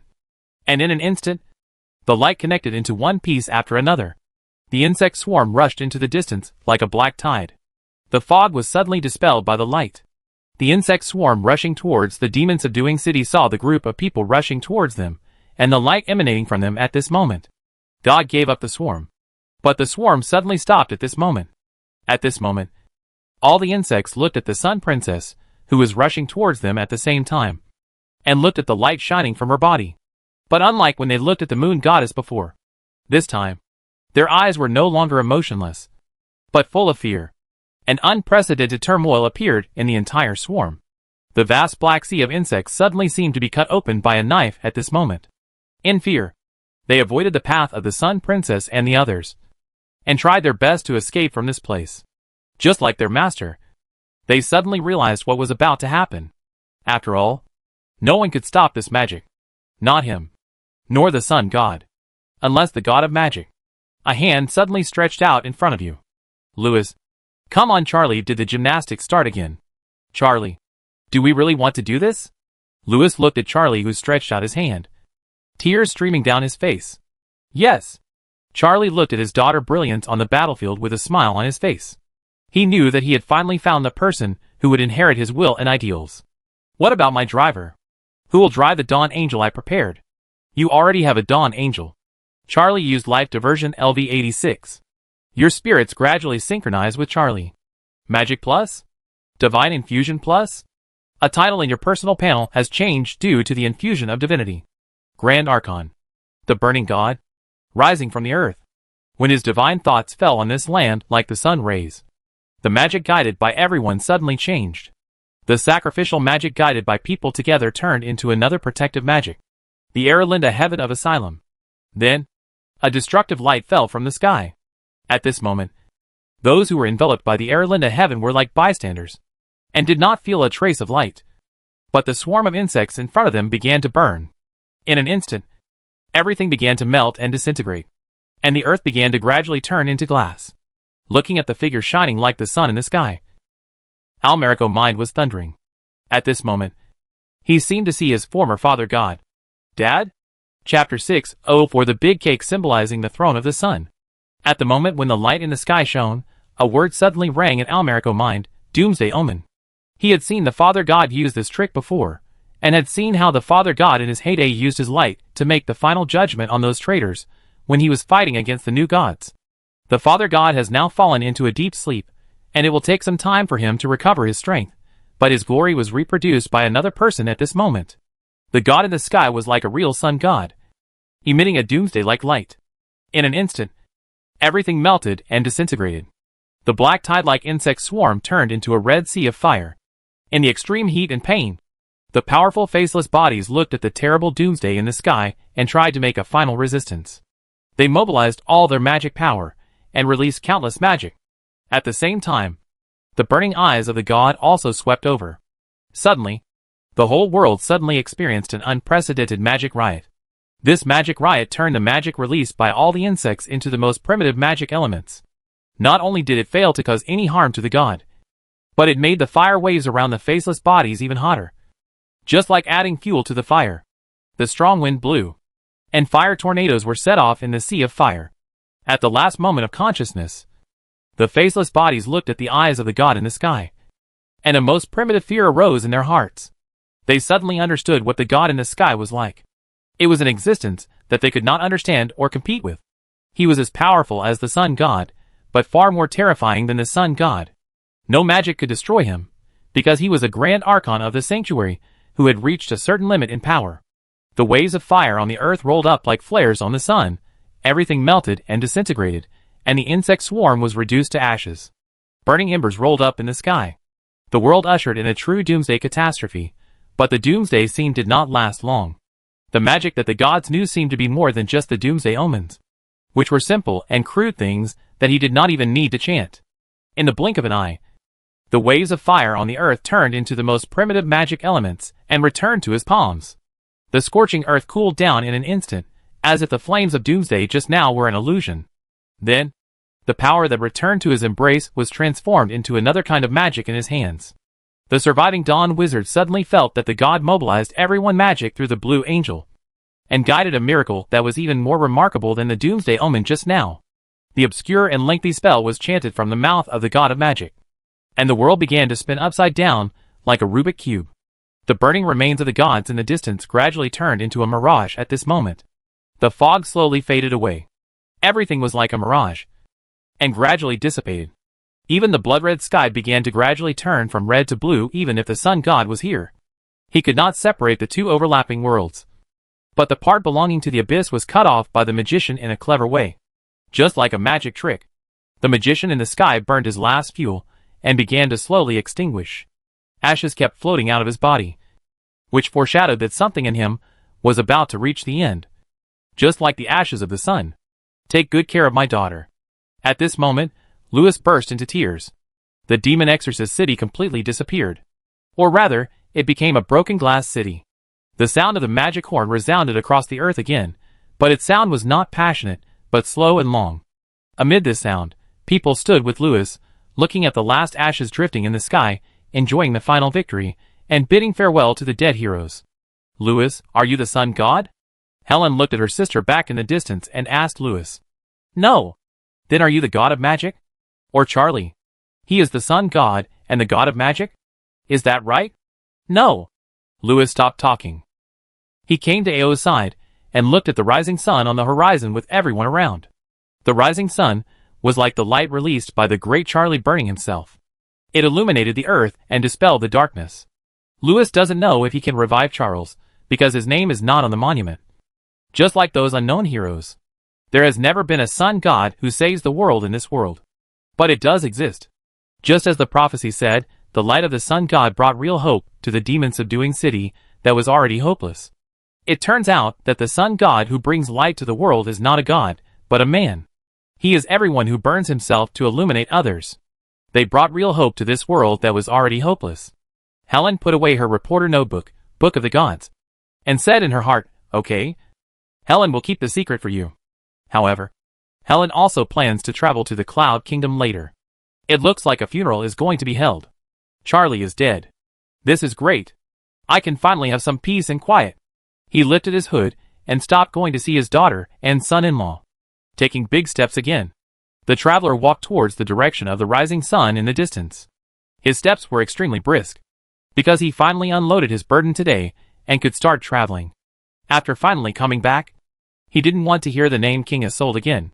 Now people all over the world should know Louis, the new Sun King, who will definitely be more dazzling than himself. I have high hopes for him. After all, this good junior brother of mine is the true successor of the sanctuary. He will take over the baton in his hand and run to the end point that he did not reach. Oh no! I seem to have forgotten to tell that kid about One Piece. Never mind. He should have been there. He should know how to find the entrance. Right? Rubbing his forehead. The traveler was too lazy to care about it anymore. If it really doesn't work, let Louis ask the sun god. After all, they already know each other. It's nothing to ask a few questions. Right? Maybe the sun god will be happy and recruit him as a secretary. After all, this secretary not only knows the secrets of the sanctuary, but is also a sun god. Well, the reverse is also possible. But I'm afraid someone has to succeed in usurping power first. He withdrew his gaze woodenly, and the great existence no longer looked in that direction. If he had known this, he should have killed him. Now all the plans have been disrupted. No insect swarm will be willing to provoke the East Land in a short time. The abyss has become their best place to stay. What more disgusting is that most of the subordinates he has cultivated in the East Land in the past 500 years will be taken in by that sun god kid. This is like giving this kid a big cake for nothing. Anger swept through the god heart. Don't let me see you again. Before he finished speaking, he suddenly snored. It seems that Louis has to pay attention to a person who may fall asleep at any time and anywhere in his future travels. Some gods are happy, some gods are worried. The sun god is very unhappy today, but his daughter is extremely happy. When the sky of the demon-subduing city completely turned from red to blue, Louis looked at the sky with surprise. Logically speaking, he only cut off a part of the abyss world that extended here, rather than moving this world away. Therefore, the small world cut from the abyss should always remain near the demon-subduing city. But at this moment, this piece of cake seems to be gone. Miss Akeo, who had folded her wings at some point, also ran away like a fox that had stolen rice. In order to avoid being discovered, she shrunk into a human form. Louis' face turned strange. Today, when the Blue Angel united everyone to perform the high-dimensional cube, Akeo also contributed a very important force. Now I haven't had time to thank her. She ran away. And you know, she hasn't really learned the strange transformation magic she learned from the sanctuary. So I have to teach her. Where did you go? Louis looked around. The storybook pointed in a direction. Louis followed the arrow in the storybook and looked in a certain direction. Sure enough, he saw a figure flying away quickly in the sky. He waved his hand and called her name. But after hearing Louis shout, she ran even faster. Louis? Stop shouting. He is going back to eat the cake. Even for the world devourer, it is difficult to take away a piece of cake. After all, this cake is very special. But it seems that the fragment of the netherworld she stole last time was of great help to her. I don't know how much nutrition this cake, which contains the soul essence of the Zerg, the power of the body of the god Moto, and part of the will of the abyss, has, but I think it will not be much less nutritious than the little fragment he ate in the netherworld last time. It seems that it will not be long before Miss A.K. will undergo another transformation. True. Sun God is scheduled to +1. The ability of the great filial daughter to usurp the throne of God +1. Louis. It seems that you will have another competitor in the matter of usurping the throne. Louis? Chapter 605 Regent Richard. The visiting team slowly entered Longland City like a golden steel torrent. The team was composed of the most proud god hunters of the south, Demon Breaker Knights. The warm sea breeze rolled the hundreds of flags held high above their heads. The embroidered nine-headed giant snake emblem on it symbolized the royal family of Terran. This was the last visiting team to arrive in Longland City. All the monarchs of the north had been waiting in the Red Palace of Longland City for a long time. The Red Palace, this was a palace once owned by King Isolde. And it is also famous for the first Parliament of Nations held by King Isolde. As the venue for this Parliament of Nations, the Red Palace is undoubtedly a very suitable place. The one who represented the Kingdom of Terran at the meeting was Regent Richard. Richard's status was undisputed. When the old king locked himself in a high tower every day and studied theology in his sleep, the domestic government was represented by Regent Richard. Now the old king and the monarchs of the seven kingdoms have gone to the old gods to study theology, so the regent has become the monarch in the eyes of the nobles of various countries. It can be said that he has the name of Delphinia in the wizard country, and the rights of Francesco. Now that the demon king has returned to his hometown, the abyss, the witch queen Delphinia, in order to find out the whereabouts of her mother and the affairs of the abyss, also went to the Cloud Kingdom at the entrance of the abyss in the name of the leader of the Magic Alliance to discuss matters. Therefore, the head of the northern shop became the Sun Princess, and the head of the southern shop became Richard.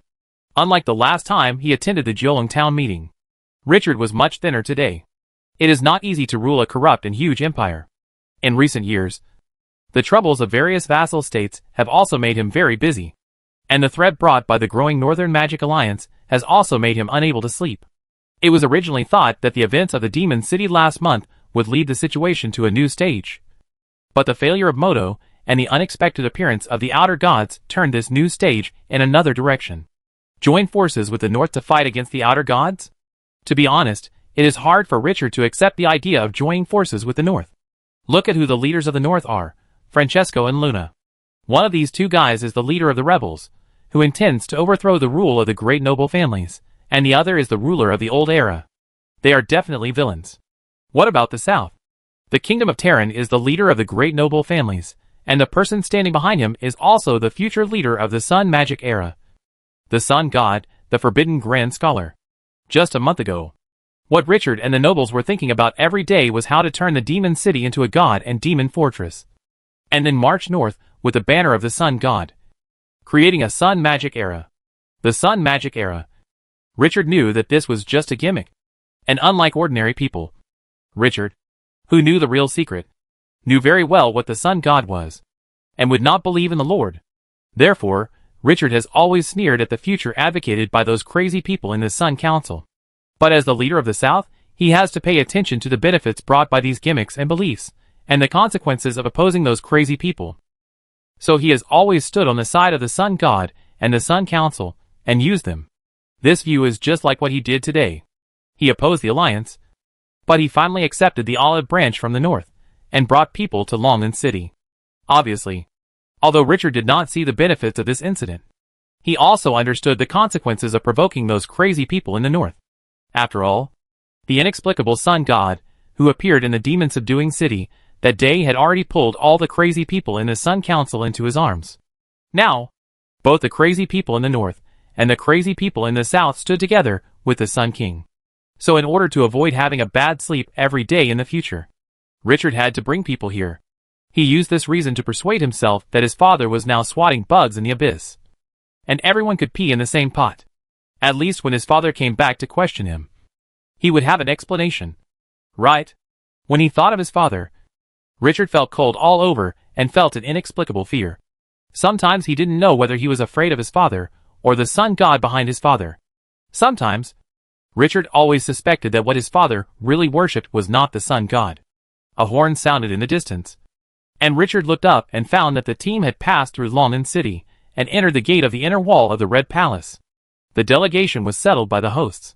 After listening to the lengthy reports of his ministers, Richard nodded impatiently, led people into the palace, and went to the main hall. In fact, many leaders of the countries have come to the Red Palace for many days, and many are now discussing things with the Sun Princess in the main hall. However, as the protagonist of the South, it is understandable that Richard is late. The leaders of the 7 southern countries did not all report to the Sun Princess today, perhaps because many people knew that Richard would arrive today. Many people were waiting for the big boss of the suzerain country, so that they could discuss some things in advance. On the way, Richard met these people. The leaders of the 7 countries bowed to Richard respectfully, but Richard didn't pay much attention. What is there to talk about? A bunch of trash. Richard knows exactly what these guys have been doing every day in recent days. Most of the time, they are trying to show their courtesy to the Sun Princess. Today, many people came here under the banner of discussion, but in fact, they just wanted to test his mouth. Otherwise, these traitors, who secretly betrayed him, would not be able to sleep. The tone of this meeting has basically been set. The only thing left is Richard's statement. As for why Richard came here in person today, it was because he had something to say in front of the Sun Princess and the monarchs of all the countries. After brushing off the emblem embroidered on his chest, Richard walked into the main hall with his head held high and his chest puffed out, surrounded by the crowd. The noisy hall gradually quieted down with the entry of the regent. On the high platform, the Sun Princess sat on the throne, the Red and White Queen, the monarch of Erlinda, Orin, the monarch of the Psychic Kingdom, Bull, and the 4 Sun Council chairmen stood beside her. There was another empty seat on the other side. It should be for the new patriarch of the Sun Church, the spokesperson of the Sun God, but he didn't seem to be there yet. At this moment, Richard's eyes met with those on the platform. The protagonist Richard looked at the burning eyes of the 4 lunatics on the platform, and his mouth twitched slightly. If the faceless man was here today, the most insane group of lunatics in the world would be gathered together. Richard thought to himself, I heard that the Sun Church had a new patriarch some time ago. I don't know who it is, but I think he is also a lunatic who worships the old gods. None of them is normal. Chapter 606, What kind of cross-species reproduction experiment? The noisy hall gradually quieted down as the regent entered. Thousands of eyes were focused here at this moment. The Sun Princess coughed lightly, and was about to say something. But a certain Sun Speaker on the side of the throne picked up the scepter in his hand, and stepped forward. This move surprised the Sun Princess a little. The relationship between the Sun Parliament and Mr. Richard has always been very delicate. Perhaps the teachers have something they want to ask first today? After thinking for a while, Obion said no more. The well-mannered princess did not say anything because of the Sun Speaker behavior, but Richard laughed coldly. Richard knew too well the psychopaths of the Sun Council. So the moment the old madman looked over here, Richard knew what he was going to say. Therefore, before the old madman could say anything, Richard waved his hand impatiently at the Sun Speaker. Sir, you'd better shut up. The silent hall was in uproar because of Richard's action. Richard snorted in his heart. In the brief commotion of the crowd, he narrowed his eyes, and looked at the lunatics of the Sun Council on the high platform. From the moment the 4 lunatics resurrected, Richard knew that he had to start using them.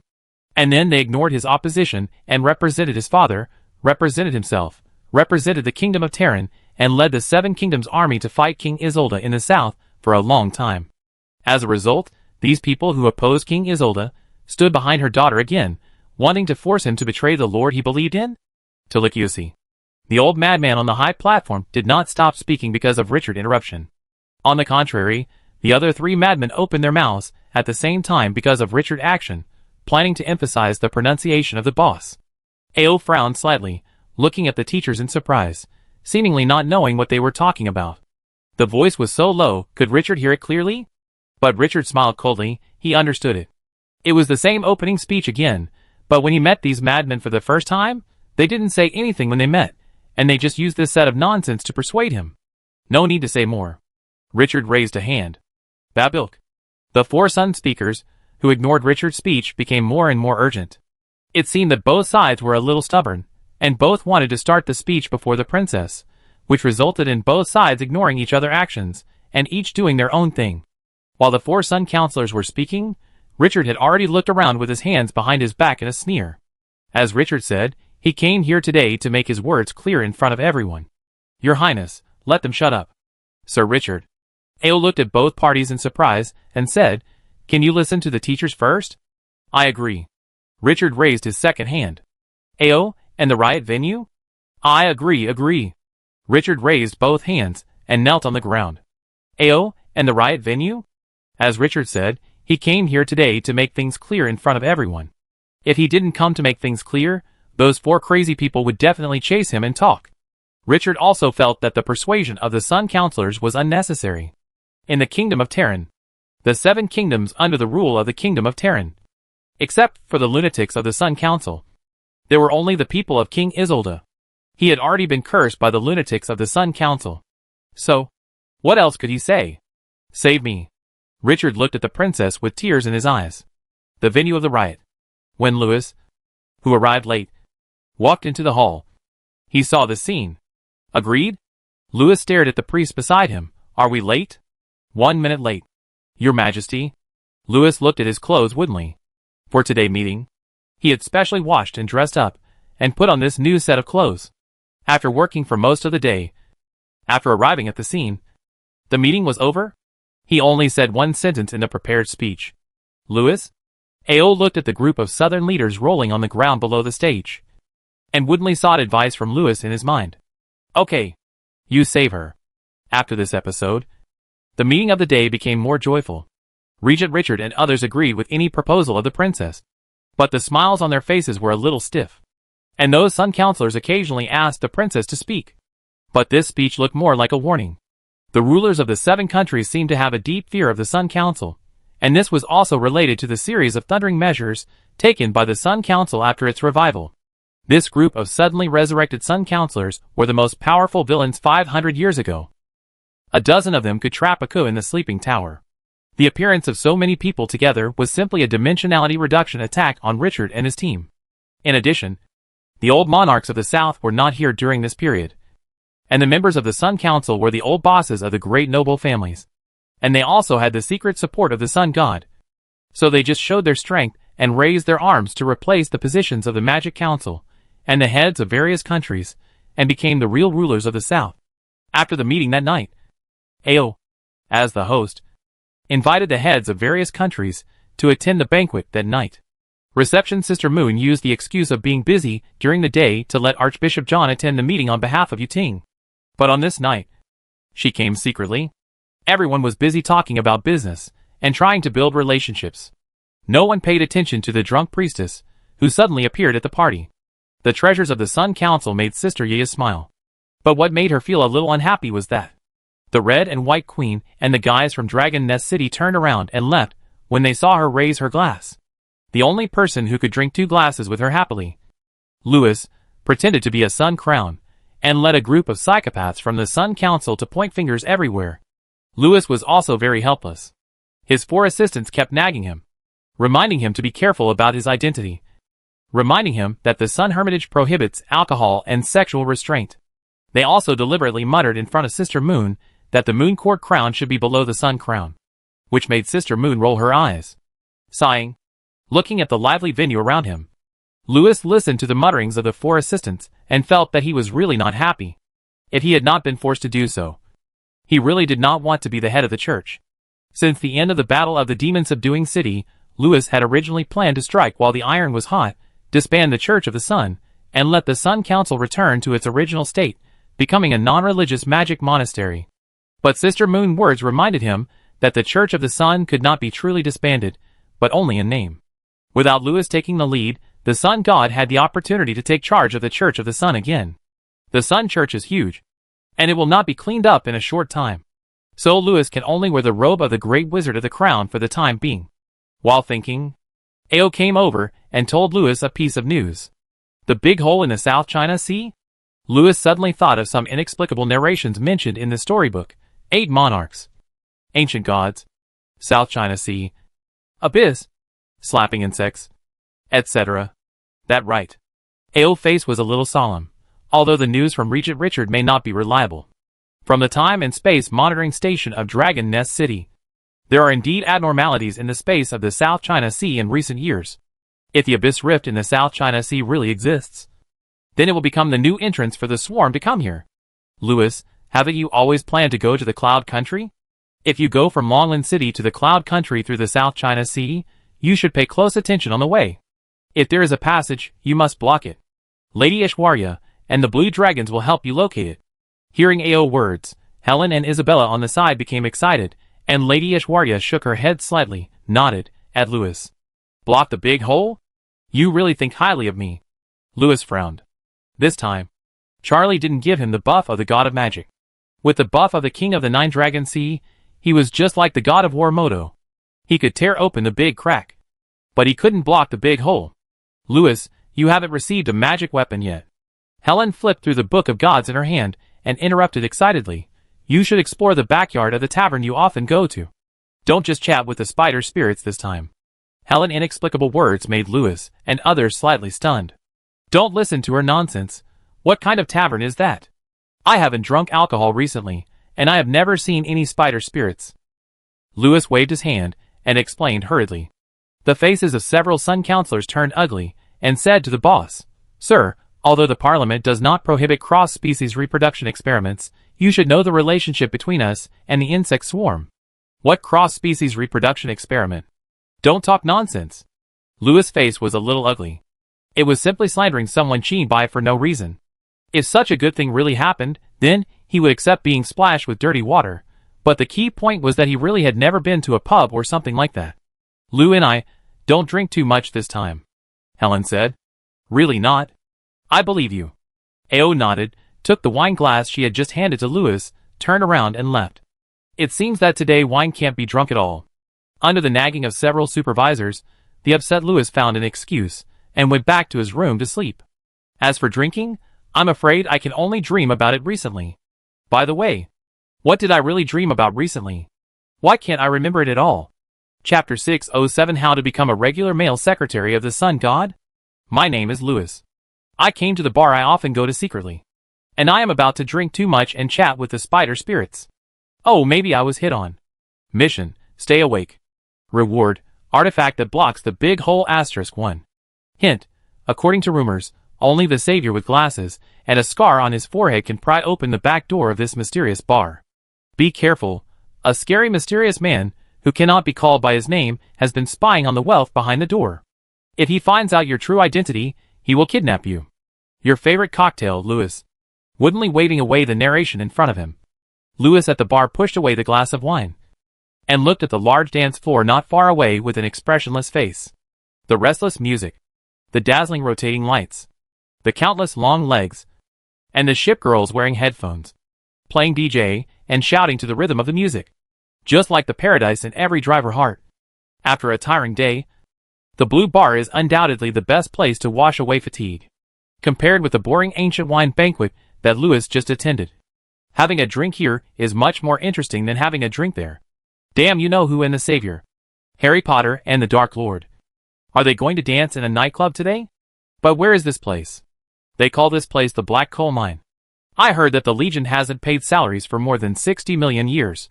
The chatterbox said, as he looked at the ladies on the dance floor. Then he picked up the glass of wine that Louis pushed back, and pushed it in front of Louis. But I guess this is the Holy Land. By the way, aren't you going to have a few drinks today, Lord Louis? None of those guys can drink as much as you can. Louis looked at the kind-hearted chatterbox beside him woodenly. Monocle, white hair and long beard. If it weren't for his very red bulbous nose, Louis would have mistaken this old drunkard for Gandalf. The storybook added an arrow to this person's head. Kind-hearted chatterbox. Louis gave him a look. Are you a spider spirit? Don't fucking tell me, you got me drunk every time. Oh, you are such a joker. How could I be a spy sent by the master? It is even more impossible for me to force a new colleague to drink in order to get him to tell me something. Ahem. The old drunkard pushed his monocular eyepiece with a guilty smile, then pushed the wine to Louis and said, Drink it. You are confessing, Grandpa. Also, what are you doing? Putting drugs in the wine? Do you think I am blind? Oh, I am relieved. This is a hangover medicine. As the mentor arranged by the boss for you, I have to take care of you. The intern. As he said that, the old drunkard blatantly poured something into the wine, and then said to Louis with a drunken smile, Drink it quickly. I don't believe you. Do you think I'm a fool? Let's go find the gate together. You've let it slip. Needless to say, this guy in front of him is definitely suspicious. After all, ordinary decent people can't come to the Blue Bar. And Louis noticed that this person has a strong ancient god aura. This guy is obviously not a decent person. And he is not easy to mess with. Louis couldn't help but think of the terrible mysterious people mentioned in the storybook. Kidnapping and other things. He and I are not the same kind of people. So it is better to leave. Pushing away the suspicious person who is so familiar with him, Louis jumped off the chair and entered the crowd on the dance floor. Seeing Louis leaving back, Mr. Tyran, who claimed to be a new colleague, shook his head helplessly. He drank the glass of wine with sobering medicine, then took out an ancient crown from his arms and put it on his head, and then quietly followed Louis, intending to take care of this newcomer secretly. Mr. Louis' reaction today is exactly the same as yesterday. It seems that he was drunk yesterday. Fortunately, he seemed to have gotten a lot of things out of me yesterday. It seems that he has forgotten everything. I don't need to get back to him. But although Mr. Louis convinced the boss, he seems to be not used to the internship life of a male secretary. If he delays the work again today, the boss will be angry. While muttering, Tyran also got into the crowd. Obviously, Tyran didn't know Louis's true identity. But it was no wonder. After all, in his eyes, the forbidden Grand Secretary was someone else. Of course, the boss. But he believed that Louis knew the secrets here, because that guy came here much earlier than him. And everyone here knew Louis. And it seemed that Louis owed those weird dancers. Tyran didn't know that those people were ship girls, a lot of money, actually salary. It seems that Mr. Louis has been eating and drinking for free here for a few years. And it is precisely because the boss found that Louis was very familiar with this place that he recognized his internship as a male secretary. Otherwise, he would have killed this guy with a palm. It seems that a lot of things happened to Louis during the days when he blacked out. Louis also discovered this situation. There seemed to be many strange strangers in the Azure Bar. Although Louis blacked out every time he came here, so every time he left, he would forget that this was the Azure Bar in the sanctuary. But he could tell the ship girls in the sanctuary at a glance, so he could recognize who was a local and who was an outsider at a glance. The guys in front of him were obviously outsiders. They were both men and women, and their looks were very special. There was a guy who looked like an Iceman. When he came over to say hello with a smile, Louis almost mistook him for the Night King. There was another guy who looked like a burnt fire man. He was tall and wore a burnt ancient armor. His face was not clear. He looked like a bad boss, who was not easy to mess with. But when he chatted with Lewis, his laughter was as passionate as his fiery body. Along the way, Lewis saw a total of 7 such outsiders. And when these 7 outsiders saw Lewis, most of them came over to chat with him enthusiastically. The few guys who didn't take the initiative to chat also waved their hands when they saw Lewis, indicating that they had something important to do today and couldn't drink anymore. Since you had the old black dragon as your father-in-law, you have learned a lot of his skills in persuading people to drink. And it seems that you have used this trick a lot these days, causing these guys who never drink to delay their business in the past few days. However, 1v8 is obviously not easy. And you drink every time and forget about your internship life for this month. What internship? I am the boss of the sanctuary. How can I work under someone else and be an intern? Lewis, who was temporarily acting as the sun cult, pulled his hair in a frenzy. He couldn't figure out who he was working for. However, although he didn't know those 8 people, they seemed to be very difficult to deal with. And the things mentioned by these 8 people, such as paying attention to the Savior in the gate, also made Lewis feel inexplicably anxious. If they kidnapped the Savior first and took away the artifact behind the gate, then he would have no chance to play. I don't know who the Savior is, nor do I know how the scary mysterious man, who cannot be called by his name, wants to kidnap the Savior. But I seem to have infiltrated the kidnapping group inexplicably these days. So it seems that I am the only one who can save the poor Savior. Or save myself. Lewis? The Savior in this storybook has glasses and scars on his head. I obviously don't have these things. So how can I be the Savior? Lewis didn't know that he had seen the glasses. He also didn't know that the intern who was about to start his journey to the west, would soon meet the destined teacher who gave him 3 marks in this Ponzi cave. And how could a fake CO, who had only been an intern in the Holy Temple for 3,000 years, be a boss and teacher to a real boss who had been studying in the Holy Temple for 30,000 years? Anyway, I was scratched. I'm scheduled to +1. Chapter 608. You just want to see the performance of the spider dancer. I don't know who the Savior is, but I seem to have infiltrated the kidnapping group inexplicably these days. So it seems that I am the only one who can save the poor Savior. Or save myself. Lewis? Don't talk nonsense. I am completely different from the image of the Savior. The person who can answer all your questions has been waiting for you for a long time. Spider Spirit. Lewis looked in the direction of the arrow, and saw several familiar faces at the bar. Akasha. At this time, the Spider Spirit ladies also saw Lewis, and when they found that Lewis was looking at them, they turned their heads away, and exchanged the wine in their hands for sparkling water at the bartender. Then they pretended not to know Lewis. Will you strike up a conversation? Yes, no. Lewis. Lewis turned around and left. There were many people in the blue bar, and he didn't plan to ask about the spider spirits. Seeing Lewis back as he left, Sister Crystal patted her chest and breathed a sigh of relief. I was so scared, sister, that pervert came again today. It'd been a month. What on earth does he want to do? Sister shook her head woodenly. This psychopath has been here to chat up with people for a month.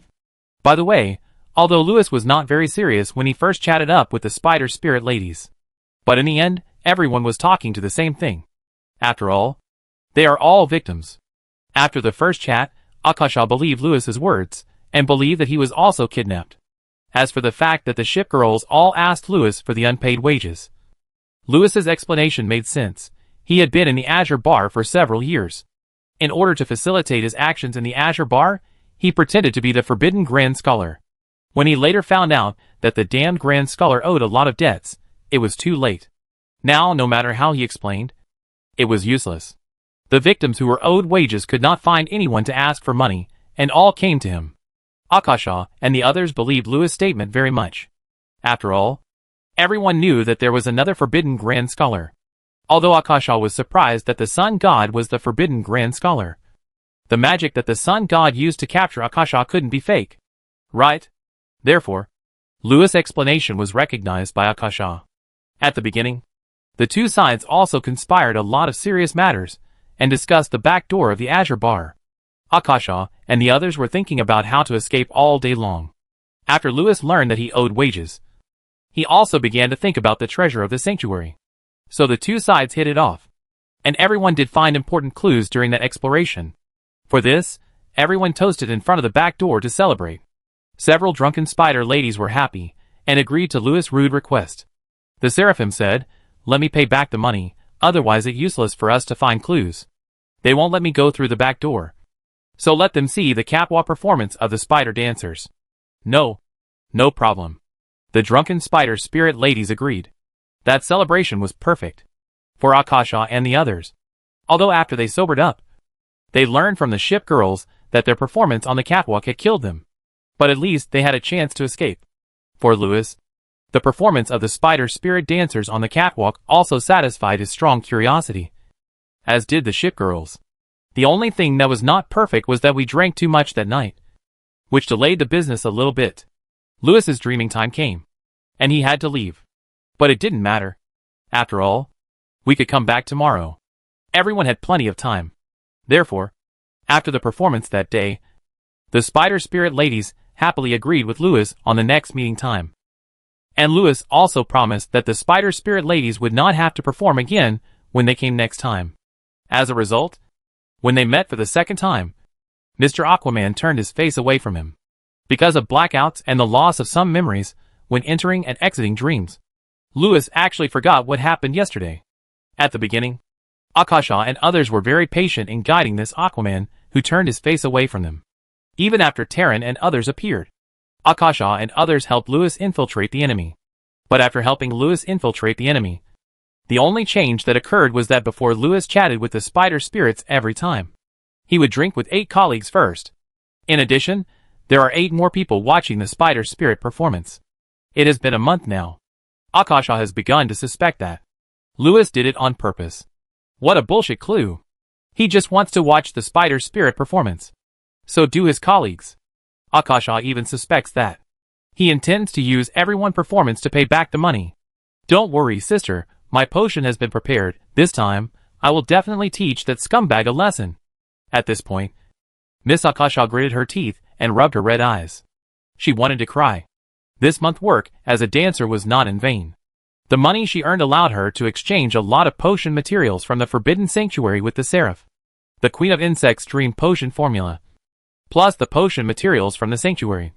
Akasha promised that even if the Sun God came this time, he would have to drink it and run to the dance floor to be a dancer. Just when the spider spirit ladies were relieved, Louis came back to this area again, because he was worried about being exposed. Louis didn't dare to ask questions to the kidnapper, who was so familiar with him. So he asked the ship girls just now. It seemed that everyone was familiar with each other. So Louis asked directly. Basically, he asked about the kidnapper, the savior, the intern, the backdoor and other things. But the ship girls didn't seem to want to talk to him about business. They either asked him when the sanctuary would pay the salary, or smiled and said something like, "I'm drunk. I agree to anything you want," and so on. Juan Louis has sworn today that he will never touch this kind of thing again. Now, except for the few spider spirits drinking water at the bar, there seems to be no decent person in the whole bar. If you want to get a set of words from someone, it is probably only these decent ladies. The key is whether you are a decent person. The back door of the New World spider spirit, arrows point to several spider spirits. Looking at the water in his hand, Louis fell into deep thought. Seeing that the boss is coming, he must figure out the matter before he comes, and then find the savior, and enter the back door.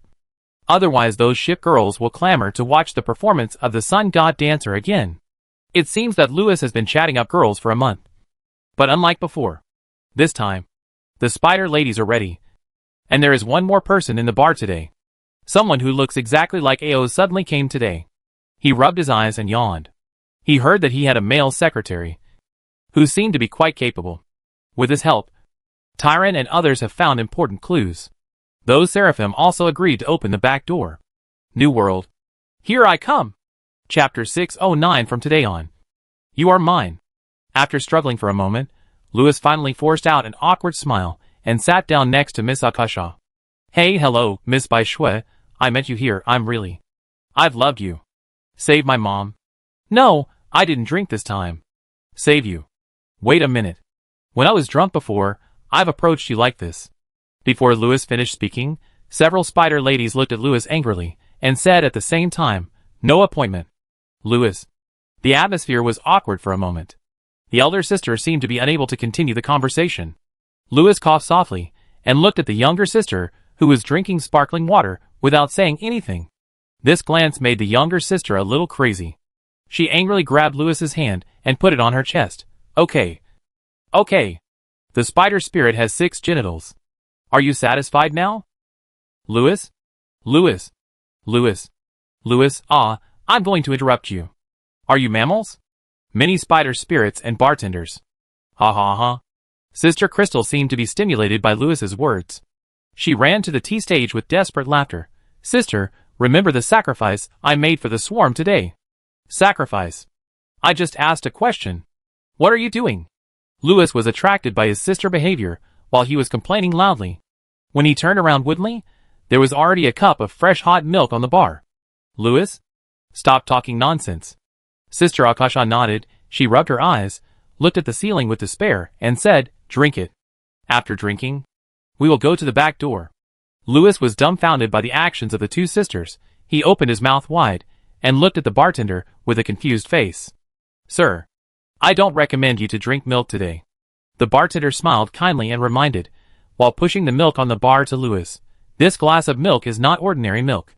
It seems quite unusual. Looking at the steaming cup of milk, Louis fell into deep thought. The name of this milk is in the notes of the storybook, and it is golden. It seems that Miss Akasha seems to understand what you mean. A hand suddenly patted over. Louis turned around and saw Turin with a smile on his face. Louis, you really made me look for you. Turin pushed the monocular eyepiece, looking at the cup of milk in front of Louis, and said with a smile, Why, you are not drinking wine today, but drinking milk instead? No, Tyron, this is not ordinary milk. Saying this, Louis pushed the cup to Tyron. Secretly made in the sanctuary. Secretly made in the Holy Land?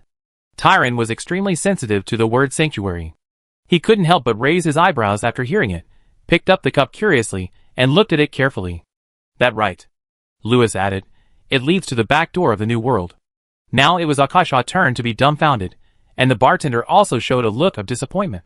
What is the secret recipe of the Holy Land? A lazy voice sounded behind everyone. Louis and Akasha turned their heads in surprise.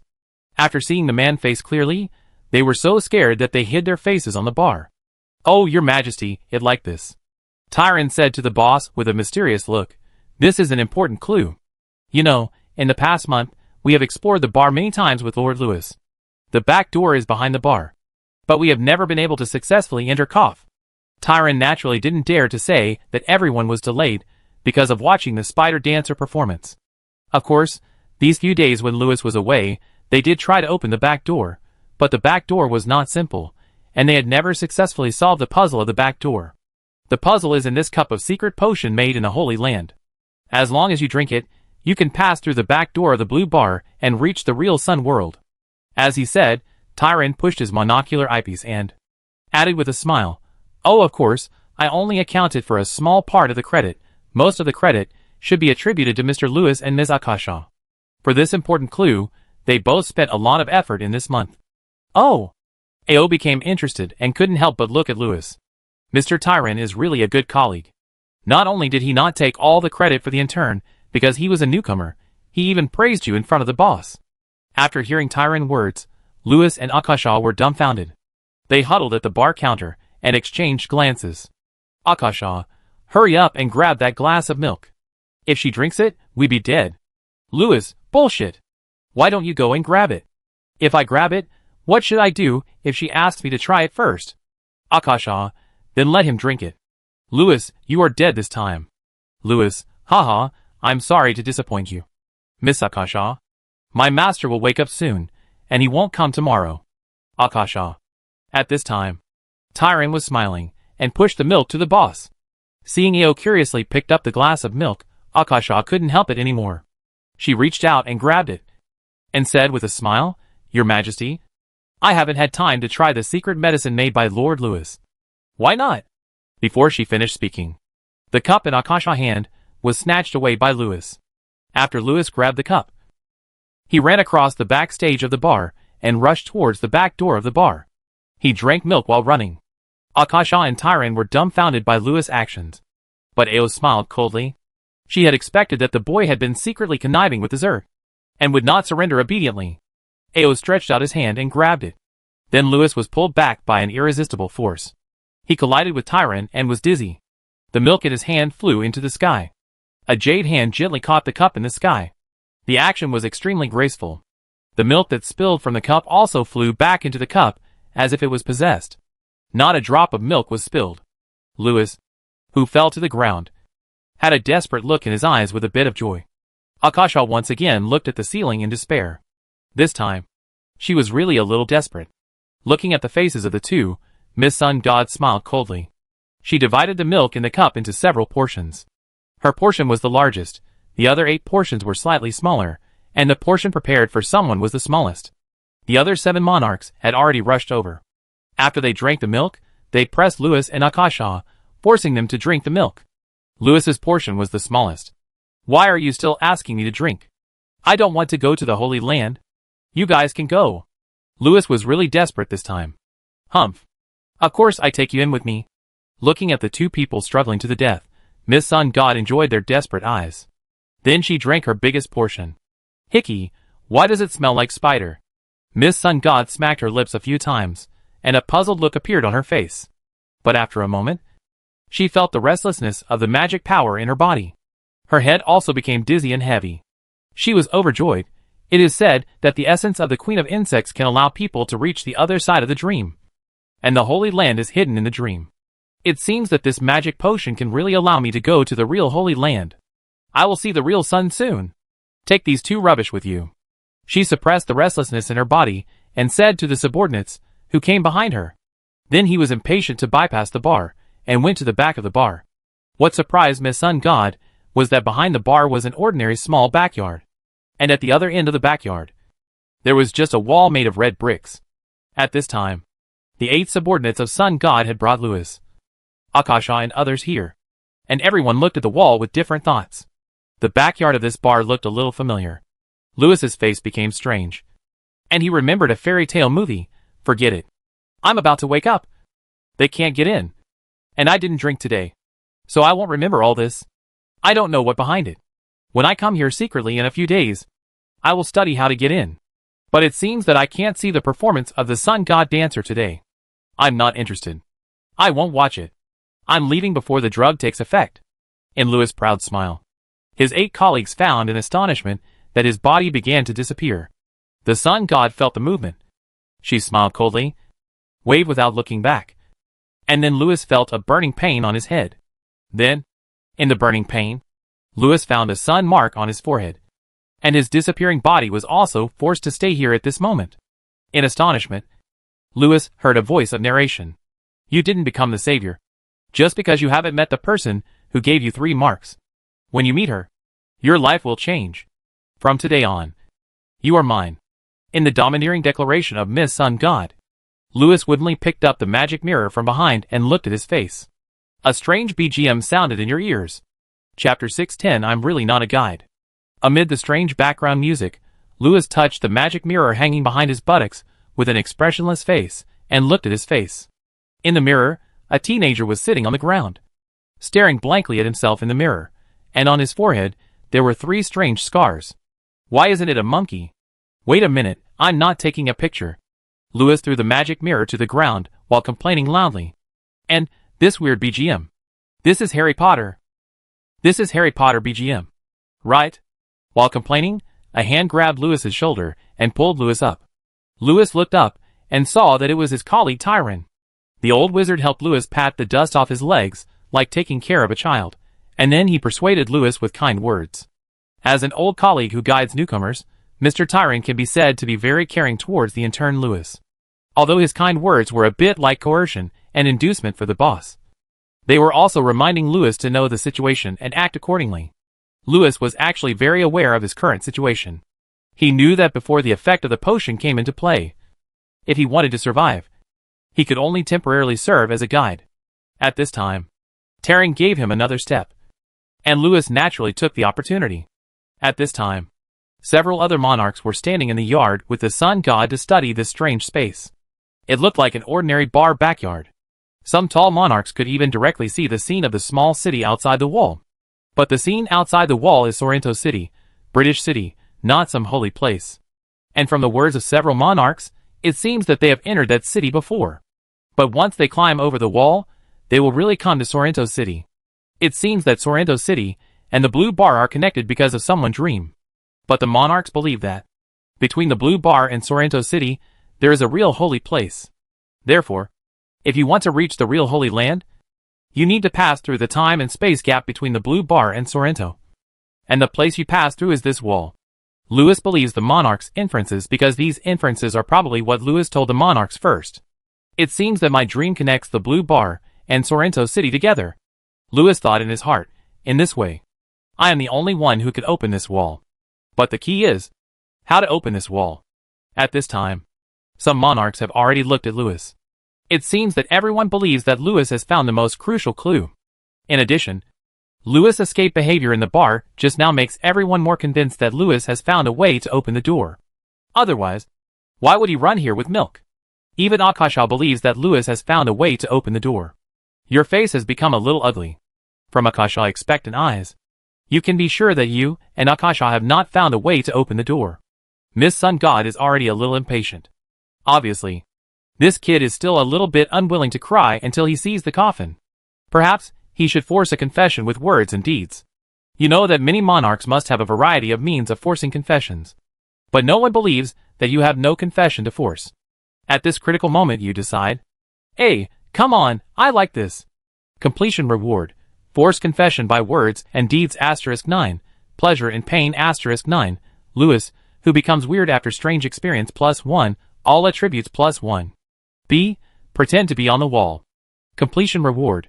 Miss Sun God who finds out that you can't open the door at all +1. Miss Sun God and others who suspect mill problem *1. Torture *9. Pleasure and pain *9. Lewis, who dances pole dance in public +1. Weird new hobby +1. Random attribute +3. C. I don't know. Completion reward. Everyone helps you know +1. Experience +300. Lewis came to the wall with his head held high, and started to act. After a while, Miss Sun God, who was waiting for Lewis to open the door, became more and more impatient, and her eyes narrowed slowly as she looked at Lewis. Lewis, do you really know how to open the door? Miss Sun God had begun to doubt. Under these dangerous eyes, Lewis rubbed his face hard and said, I don't know. This made Miss Sun God's face darken a little, and her suspicion became stronger. However, at this moment, Turin smiled and helped Lewis out. Your Majesty, Mr. Lewis certainly doesn't know how to open the door. As he said that, Turin smiled and bowed slightly to Miss Sun God, and explained with shame on his face, Your Majesty, to be honest, it was my negligence. I just forgot about it. Turin was long-winded in his explanation, but everyone understood that Lewis found an important clue. But it was Turin who found the key. The reason why this old man deliberately waited until now to come out was to take credit. Without me, Turin, Lewis couldn't open the door. While Turin was rambling, Lewis looked at the mark on his forehead with a dull look in the small mirror, and then looked at Turin blankly. Then, Lewis reached out and took off Turin's monocular eyepiece, and put it on his own eye socket. Then, Lewis heard the strange BGM again, and the three-word savior on the storybook lit up. Lewis. Scar plus glasses equals savior. Mr. Anthony thought you knew this joke, so he specially set this password on the door. But who would have thought you would take such a long detour? Mr. Lewis Porter, please learn how to use your glasses. Can you please stop playing jokes? Sister Helen. Lewis didn't want to complain anymore. He studied his monocle. However, this monocle looks a little familiar. At this time, Lewis found that the world in front of him was a little different. The eyepiece made many things suddenly have some notes or numbers. For example, a 3 popped out on his head. A 5 popped out on Terran head. A 1 popped out on Akasha head. When Lewis turned his gaze to Miss Sun God, he was surprised to find that Miss Sun God also had numbers on her head, and they kept rising. Then, the monocular lens made a crisp sound and cracked. Lewis? A test of combat effectiveness? It a test of combat effectiveness? Brother, don't tell me this eyepiece is only useful for this. Where the door? How do I open it? Who told you to use it to look at people? You should use it to look at the wall. Then you will find a gap here, arrow. Then, you should know how to open the door. For example, insert the small stick on your waist into this gap. Looking at his pants, Lewis fell into deep thought. Arrow pointing to the magic wand. Ahem, oh. After a while Lewis, under the guidance of the storybook, found the first magic wand he used when he came to this world from his waist pocket, and inserted it into the gap. Then, under the expectant gaze of the crowd, the wall in front of them began to rotate like a Rubik cube, and the world behind them also began to change. The gate of the Holy Land gradually opened. My name is Lewis. I never thought that I would end up being a guide. I hope there is a steel pipe or something inside to save my life. Otherwise, Teacher Anthony will definitely kill me. A traitor. If he is still alive. On the other side, Miss Sun God looked at the gradually opening gate, and her face became more and more excited. I am sure that I will see the sun soon. I must be getting closer and closer to it. Otherwise my blood will not be agitated because of the resonance. Chapter 6:11 St. Louis. The bricks on the wall began to rotate like the blocks on a Rubik cube. When these bricks found the most suitable arrangement, the blue bar was truly connected to a certain space and time. At this time, the sky behind the wall had changed into another look, like a basin of water with ink dripped on it, rippling constantly. But a pure white hole appeared on the wall.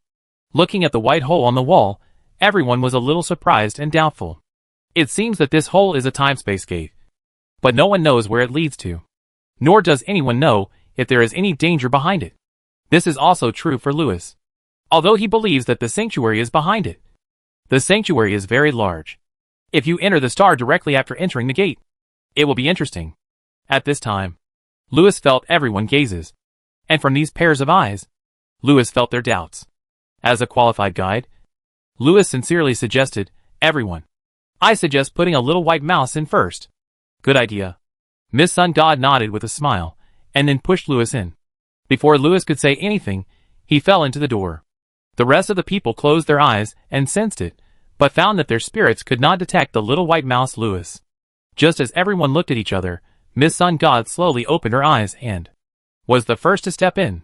It seems that Sun God words from now on you or mine are true, because she can see the scene Lewis sees through the sun mark on Lewis's body. After the Sun God entered, the 8 monarchs also escorted Akasha into the door. After entering the door, everyone found that the area in front of them was an ordinary street, and the Sun God and Lewis were standing in the middle of the street. Looking around, everyone came to the two of them, and then they found that the whole street was empty, and the surrounding buildings were all 19th century style buildings. The style of the whole street is very similar to Sorrento, but the difference is that there seems to be a big slope at the end of the street. No, it more than a slope. As everyone's eyes continued to wind upward along the street, they found that the street in the distance was finally bent at 90 degrees to the top of their heads. At the end of the east and west sides of the street were vertical urban areas. There were countless buildings, streets, and even fields above their heads. The whole city was like a drum, and it was slowly rotating. Underground world. Akasha couldn't help but ask out of curiosity. Every queen of insects knew about the rumored sanctuary, but no insect had ever been here. I heard that there are many strange areas in the sanctuary, but Akasha felt that the city in front of her was very different from the rumors. Akasha words made the monarchs have some doubts. The underground world. Using this word to describe the magnificent underground city in front of them is indeed very appropriate. But compared with the sanctuary described in the Forbidden Book, it is a little too backward. Your Majesty, have you ever been here? Taran couldn't help asking. Taran knew that his boss had been to many areas of the Holy Land, so he wanted to confirm whether this place was the Holy Land. This should be the Holy Land. A certain area in the Holy Land. Because I can feel the sun is next to me. Miss Sun God looked at the edge of the barrel world. She suspected that this city was built on the edge of the sun, Corona very close. She added, but I'm not sure if I've been here. At this point, she shook her head. He had used the Sun Bible to visit the Holy Land many times, but the sanctuary was too big enough to form 12 rings around the sun. To this day, the Sun God still didn't know how big each ring world was. In the past 3,000 years, he had tried to travel throughout the sanctuary, and he had seen many strange and bizarre sanctuary cities. But he was sure that the areas he had visited only accounted for a very small part of the sanctuary. Added together, it was probably not more than the scope of a ring world. This is not only because the ring world surrounding the sun is too big, but also because every time the Sun God explores, there are restrictions. Sometimes, when he is flying, the road ahead becomes a mosaic, and then he seems to be through the mold, and travels back to his own world from a certain area of the sanctuary. This is the first time that the Sun God has entered the sanctuary without any restrictions like today, so he is not sure whether he has been here before. Perhaps he had entered some buildings in this city in the model, but he had never seen the whole city. While thinking, Miss Sun God's face suddenly became a little strange. She came to a street lamp at one end of the street, frowned and touched the street lamp. This action of Sun God made the monarchs excited. It seems that the boss should be familiar with the street lamps here, and the boss' current action should be looking for that familiar feeling. Everyone walked to the boss' side and looked at the lamp post with him. After a moment, they seemed to discover the magic of the lamp post. It seemed that the lamp post had some kind of magic, calling them, making them want to get as close as possible. Suddenly, Akasha rushed to the lamp post, like a moth to a flame, dancing around the lamp post with a graceful figure. Everyone, ah, finally I feel comfortable. Miss Akasha finished dancing, wiped the sweat from her forehead, and looked at everyone in surprise. Are you really not going to do it again? Damn it! Despicable trap. Tyron suddenly realized something. He hurriedly stepped back a few steps, looked at the street lamp in doubt, and touched the back of his neck, and found that his back was already covered with cold sweat. Everyone woke up in shock from Tyron shouting. They looked at the lamp post with fear. Although the effect of this magic on them was still weak, not as deep as the effect on Akasha. But this effect was real. There is no doubt that this empty city, although it looks peaceful, is actually full of terrible dangers. The Forbidden Holy Land is indeed extraordinary. Miss Sun God narrowed her eyes slightly, looking at the countless lamp posts on both sides of the street. The road ahead, I am afraid it will not be easy to walk. Today, the door to the real new world has opened before his eyes. But the road to the treasure is full of dangers. This episode made everyone more alert. They secretly warned themselves that they must be extra careful in the future exploration. After some discussion, everyone decided to let Akasha walk in front as the guinea pig that triggered the trap. As for Mr. Lewis, who was still standing in a daze in the middle of the street, he did not act as a guinea pig in the future. After all, his condition seemed to be inappropriate. It seemed that he was not only affected by the unknown trap set by the despicable forbidden wizards, but the entire city. Look at what this guy did on the road. He was in a daze, and kept mumbling his own name, St. Louis. Lewis was indeed affected by the city. But this influence did not come from the steel pipe. After all, this despicable forbidden wizard did not really drink the glass of milk. This influence is called memory. The moment he stepped into the city, the memories he had left in the city, like a tide, flooded into his mind. During his 30,000 years of study, Lewis had been to every school in the sanctuary. And this was the most famous and special school among the 12 university cities in the sanctuary. St. Louis. This was the name of the city. Back then, Anthony built this city for his future students. He designed the city in the style of the 19th century, so that his students from ancient times could adapt to it. Therefore, this is one of the few cities in the sanctuary with an ancient style. And it is also the only city in the sanctuary that can be traveled without transportation ships. Therefore, this academic city has also become the first stop for those travelers who visit the sanctuary from various worlds. However, in these 60 million years, only one traveler has come to the Holy Land. Therefore, the whole city was built for one person. S. Lewis, St. Louis in writing.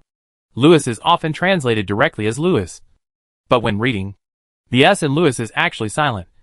So St. Louis is St. Louis. Chapter 612 My Son Mystery Book. St. Louis, this city brought Lewis many memories, and also made Lewis miss it very much. When he walked in the city, it felt like visiting the city where he had studied in college. I remember when I first came to the city, there were still many people in this prosperous city. Especially during the Chinese New Year, the teacher would take me around. At that time the whole city was decorated with lights and colors. It was very much like the Chinese New Year in my hometown. But now things are different, and people are no longer the same. Looking at this deserted city, Lewis expressed his feelings to Miss Sun God. It really deserted now. Hurry up. Miss Sun God pushed Lewis impatiently. Oh! Lewis led the way obediently. By the way, if there were no kidnappers with bitter faces today, Lewis felt that this trip would be very pleasant. Not to mention the excitement of revisiting the old place. Just look at the magnificent Fort St. Louis in the center of the city. As a magic university established by the sanctuary during the Doomsday, Fort St. Louis can be said to have gathered the essence of the sanctuary. It can be said that if you enter any laboratory and pick some experimental materials, you may pick up things like Godhead fragments, Godhead elements, and God fire. Francesco spent hundreds of years preparing for a few pieces of Godhead fragments. But here, they are everywhere. As for the Godhead elements, they are not comparable to the lousy stuff Lewis made by himself. To use the words of the storybook, what Lewis made can only be said to be low-level Godhead elements full of impurities. These are the kind of shabby gray materials. The things that may enter Fort St. Louis are at least good things with green labels. If you are lucky, you may even find the purple fire seeds of the Judgment Angel and Seraph level in some advanced laboratories. If you find some such materials, Lewis can make a second confinement angel. In addition to the laboratories, there are many secret rooms in Fort St. Louis, and the collections in the secret rooms are at least blue, purple labeled excellent or epic equipment. There may even be legendary equipment or fire seeds of the Gallic level, the Sun God level, or even the Protector God level. Lewis swore that he would never take anyone to the secret room today. If Miss Sun God saw those treasures, she would definitely not give Lewis a share. Killing Lewis would be fine, but she might even kill everyone. After all, only one Sun God is allowed to exist in this world. The laboratory is not suitable either, because there are many precious equipment there. If they are damaged by the kidnappers, it will not be easy to repair. The library is not suitable either. If those things are taken back by Miss Sun God, then I will really become the male secretary of this new Forbidden University master boss. Lewis thought about it, and found that no matter which area, it was not suitable to take the kidnappers in. But the key point was that he did not have the final say in this matter. Thinking of this, Lewis felt very bad. The things in the sanctuary must not be taken by the kidnappers. But he seemed to be unable to beat them. From the moment the glasses exploded, Lewis realized that he had to be the guide today. Not to mention the powerful old god, Sun God. Her 8 subordinates alone had a combat power of 5. An astonishing number. Any one of them can pin me to the ground. In fact, this is true. Although the 8 monarchs only have a combat power of 5 in the power rating of the sanctuary, Lewis's strength under this power rating is only 3. Although Lewis's magic level is higher than theirs, his strength should be more than 3 in a real fight. But the magic level of the 8 monarchs is not weak either. They have obtained Anthony true inheritance, and can be regarded as Lewis's fellow apprentices. Slightly inferior to Lewis' magic level, plus far superior to Lewis' terrifying magic power. If they really fight, Lewis can only fight when he wants to, and run when he wants to. Besides, combat power 5 is only the situation when the 8 monarchs hide their aura. They have already absorbed the power of the ancient gods. If they transform and burst their aura, then let alone Lewis without buff, even if Aku comes, or even Giolone comes, they will be pinned to the ground. As for the Sun Goddess, she was still sleeping. And although she had only a small part of her strength, even so, she was already extremely powerful when she was hiding her aura. Even if Aku was present today, she could easily pin him to the ground. Not to mention Lewis. She could never beat these strong kidnappers alone. The gate to St. Louis was closed, and the ship girls of the Azure Bar had no idea which area of the sanctuary they were in. So it seemed that distant water could not quench their immediate thirst. What worse is that? Under the surveillance of Miss Sun God, he couldn't get around her and secretly contact the Miss Ship girls to help.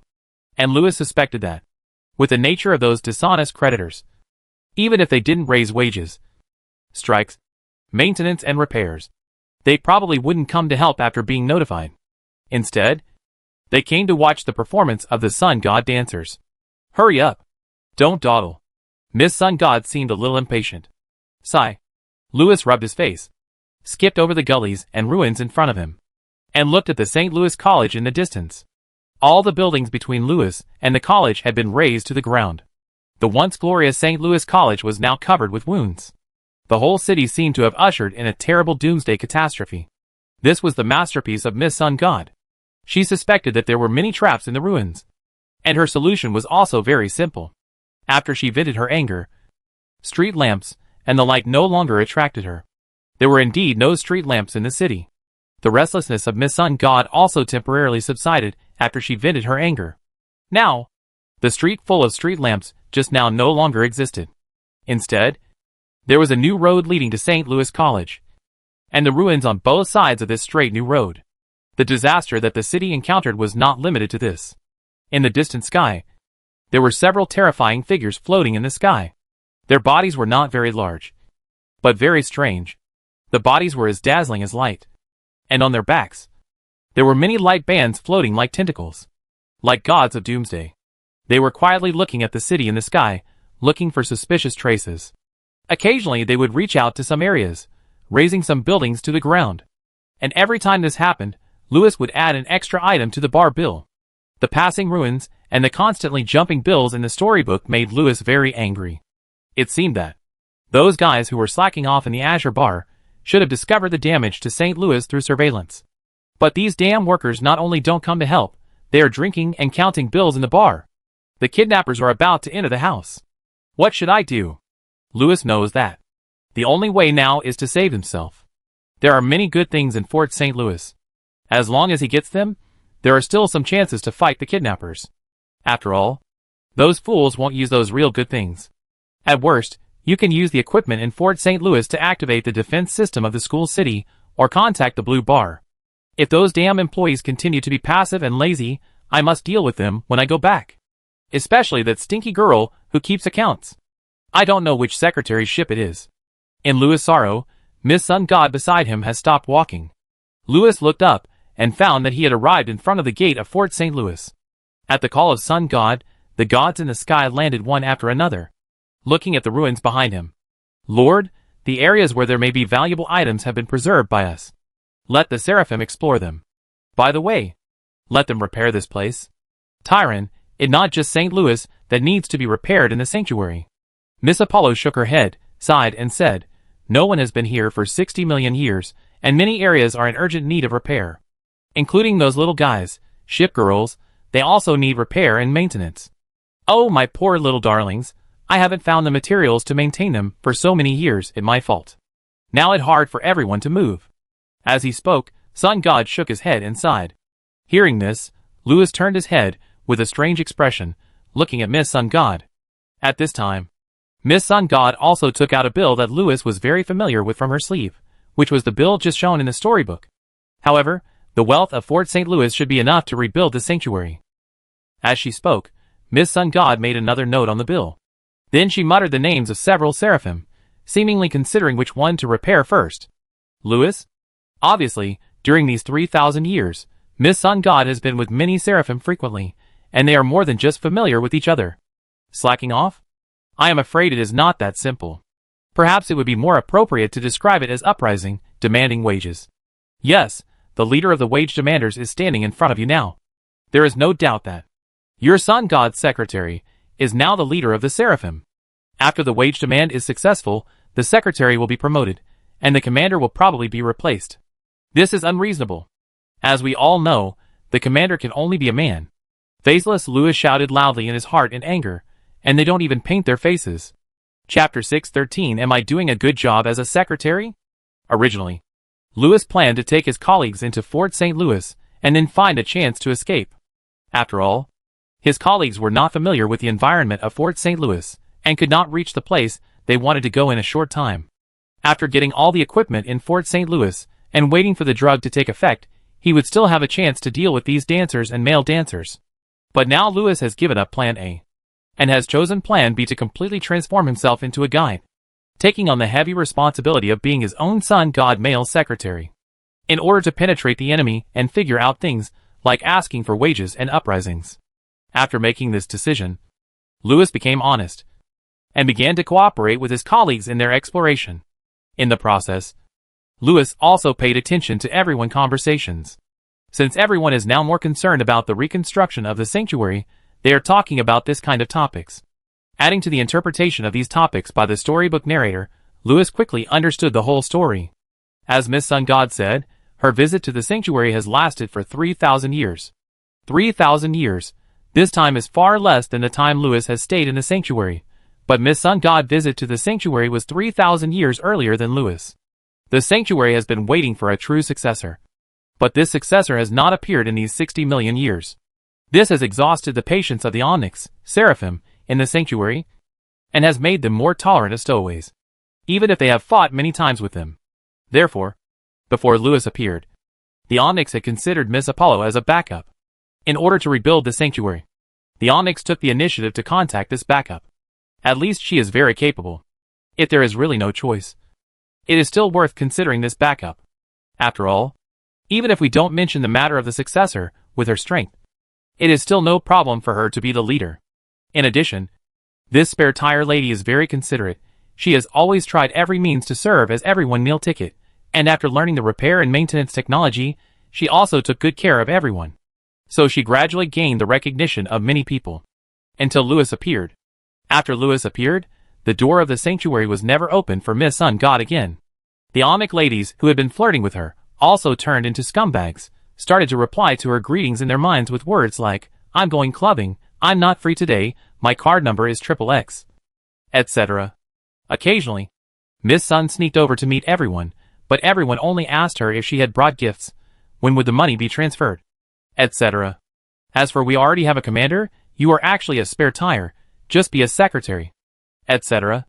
They kept silent about things like, "You're just a spare tire, just be a secretary." Miss Sun's spare tire doesn't know that she has changed from a spare tire to the head of the secretarial group. In order to give everyone a home, the sanctuary, she is still working hard for the future. She is also very clear in her mind. Since she can't pass the test of the sanctuary for a while, she might as well break in, and then take the wealth inside to create a future for everyone. The Miss Intelligent Machines see Miss Spare Tire persistence in their hearts. No matter how bad a woman is, she is also made of flesh and blood. Right? What more? Their boss has been procrastinating, and the progress has been too slow. So everyone thinks that maybe he should be given some stimulation, so that he can work harder. After all, Miss Spare Tire has become the head of the secretarial group appointed by everyone. So it is reasonable for the secretary to stimulate the boss. Now it seems that this kind of stimulation is still very effective. Look! After procrastinating, the commander finally came in. Finally entered the city of St. Louis. Of course, the secretaries seem to follow in. But it doesn't matter who comes in. After all, both sides are for this family. Right? And the spare tire has been with everyone for so long. We can't be too cruel to her. At least give her a chance. Right? Forget about replacing the commander. After all, changing the title is not something that everyone can decide. The boss has to decide. But can this kind of thing be real without a name? If she does better, then everyone will follow her in the future. Treat the secretary as the boss, and let the useless commander with an empty title watch from the side. Which is not impossible. After reading the explanation of the storybook narrator, Louis has completely understood.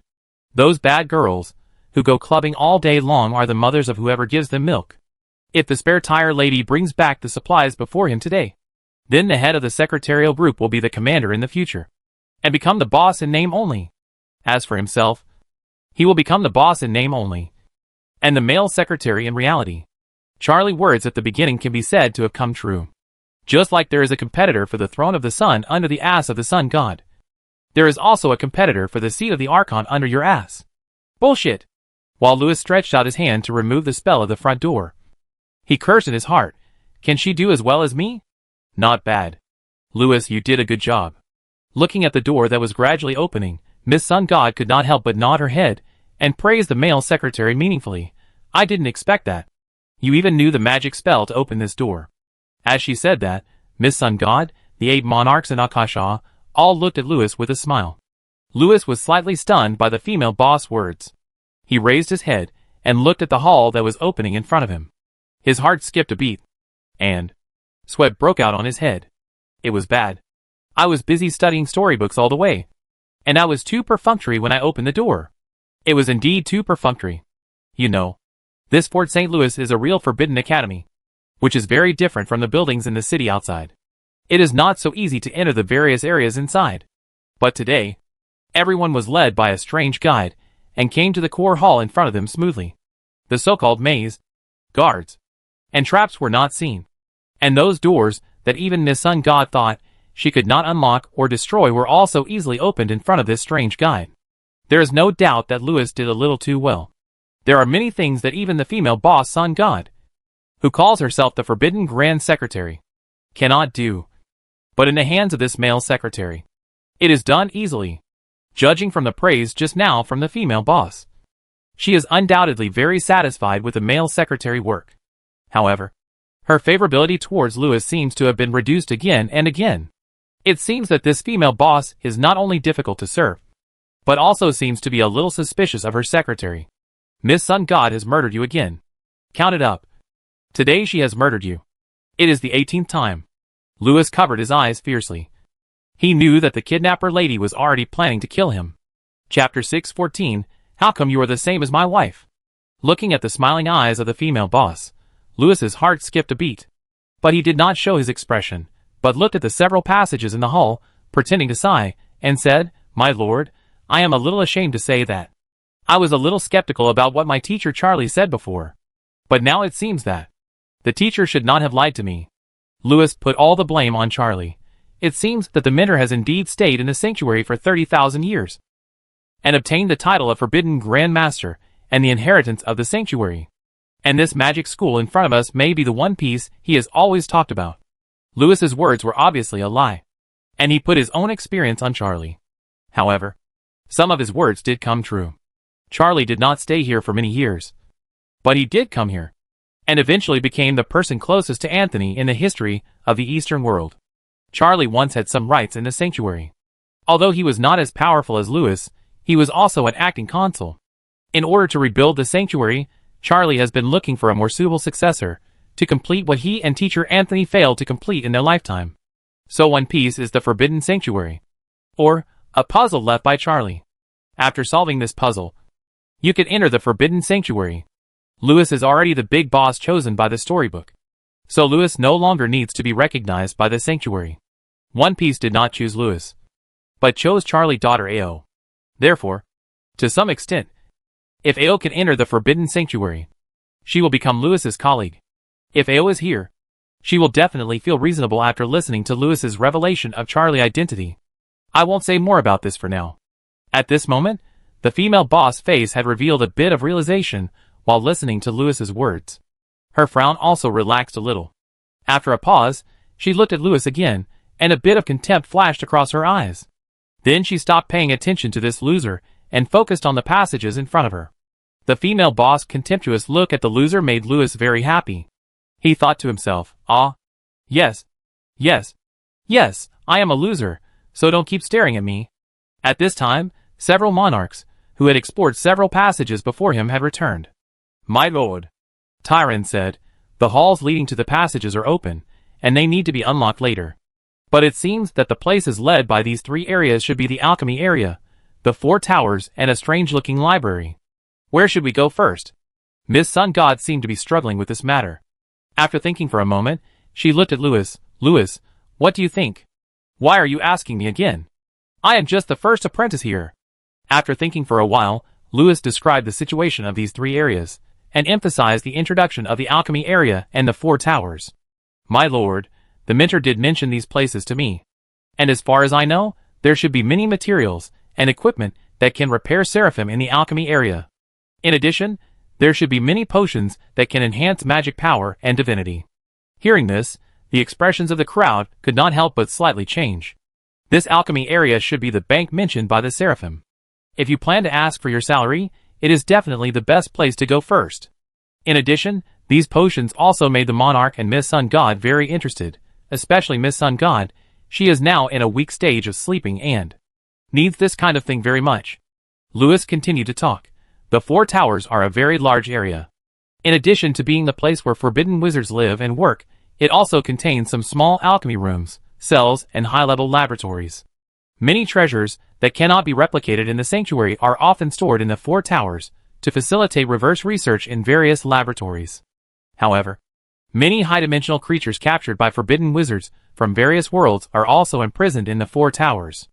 I don't know how many years it has been since anyone came here, so some strange things may run out. So it may be a bit dangerous here. Lewis's words made many monarchs' eyes show a fiery look. There is no doubt that the artifacts of the sanctuary must be placed in some secret rooms of the 4 towers. In addition, there may be many high-level godheads here. As for those high-dimensional creatures who have been imprisoned for so many years, how can they be opponents of everyone? The so-called danger is probably only a danger to this little forbidden apprentice. What about the forbidden library? Miss Sun God asked. My lord. In fact, I suggest going here first.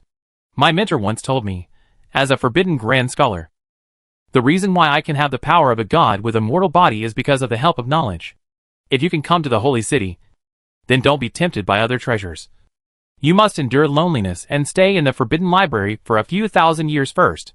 After all, for an apprentice with low magic power, knowledge is the most important foundation. My lord, I agree with the teacher's words. Lewis's words made the 8 monarchs lose interest. They finally came to the Holy Land. But what kind of books are they reading?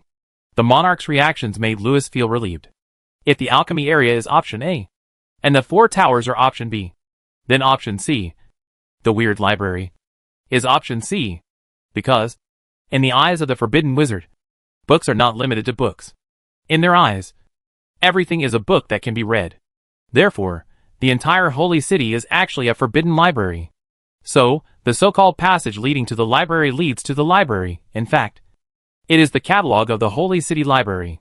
In other words, there is actually a reading room that can lead to all places in the holy city. If the kidnappers are brought into this reading room, then it is equivalent to opening the entire holy city to them. After that, they can freely enter and exit any place in the holy city with the preview catalog of the reading room. On the contrary, if they only go to the alchemy area or the 4 towers, then they can only stay in that area. They can leave by closing the door. Although there are many treasures in these 2 areas, those treasures are not something they can use immediately. Even if they get the treasures, they don't know what the things in their hands are used for. Even if they recognize some magic potions, they still needed to be combined with a corresponding meditation method to be effective after taking them. By the time they figured it out, the milk on them would have already taken effect. At that time, whether I control the God Colossus in the alchemy area, or release the high-dimensional creatures in the 4 towers, I would be able to get rid of these dancers. So, no matter how many good things they got in those 2 areas, I would be able to take them back in the end. At this time, Miss Sun God had made a decision after some thinking. She sighed and said, "The Forbidden Wizard is the Lord of the Gods, who once taught the gods of Gallic, and is also the great creator who created the moon god. If they are a group of wizards, then in front of them, I am just a muggle who does not understand magic." Miss Sun God looked at Lewis meaningfully and said, "Lewis, your suggestion is very good. Indeed, my lord." Lewis deliberately showed an ugly face and interrupted, "What kind of value the treasures left by the creators will have. There is no need to say more. Okay, let go to the Forbidden Library. Lewis?" Before Lewis could say anything more, Miss Sun God had already turned around and entered the passage leading to the Forbidden Library.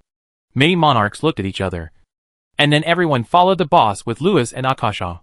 "Brother Terran, did I not explain it clearly just now? I mean the things we are looking for should be in the other 2 areas. The Forbidden Library is where apprentices like me study." Lewis followed the crowd in the corridor and asked Terran in a low voice. "No. You explained it very clearly just now. The Lord also explained it very clearly just now. It's just that we are too arrogant." Terran stopped and looked at the door of the library in front of him and said, "In front of the great creator, we are just a group of hungry students. Just as the Forbidden Grand Scholar suggested, it is best for us to go to the library first." "I understand too." Lewis nodded woodenly, thinking, "I have put the treasure in front of you. Why are you pretending to be a good student? How can you be the same as that pretentious guy AO?" Seeing that Miss Sun God was already in deep thought, he stretched out his hand towards the door. Lewis rubbed his face hard, knowing that he had to make a decision. I must not help her open the door. If I go in, wouldn't I become a real guide? Wouldn't the kidnappers take away all the treasures in the holy city? As you said before, this so-called library is actually a full select option. If you open this door today and let Miss Sun Mystery Book successfully ask for her salary, she will lead people to revolt next. And you, the commander, will also become Miss Sun God male secretary. Lewis will never let Miss Sun God in. He stood in front of this gate and was determined to be a gatekeeper. So, he silently chanted a spell in his heart, prepared to defend the sanctuary to the death, and to fight his colleagues to the death. It was death anyway, so he might as well fight. However, what happened today was destined to be beyond Lewis' expectations. He never thought that this door would be open to the Sun God. When AO stood in front of the door, the one-piece door that truly led to all the wealth, as if it had finally welcomed the person it had chosen, automatically opened in front of her. At this moment, AO burst into tears. Since then, the great holy land that only existed in the wizard dream has welcomed its second student. Lewis looked at AO in disbelief. This was the first time Lewis doubted the man in front of him. "Wife? Miss Sun God? Ahem. Sorry. I called you the wrong name. If you call me the wrong name again, I will dig out your tongue. Lewis. Chapter 615 Brother.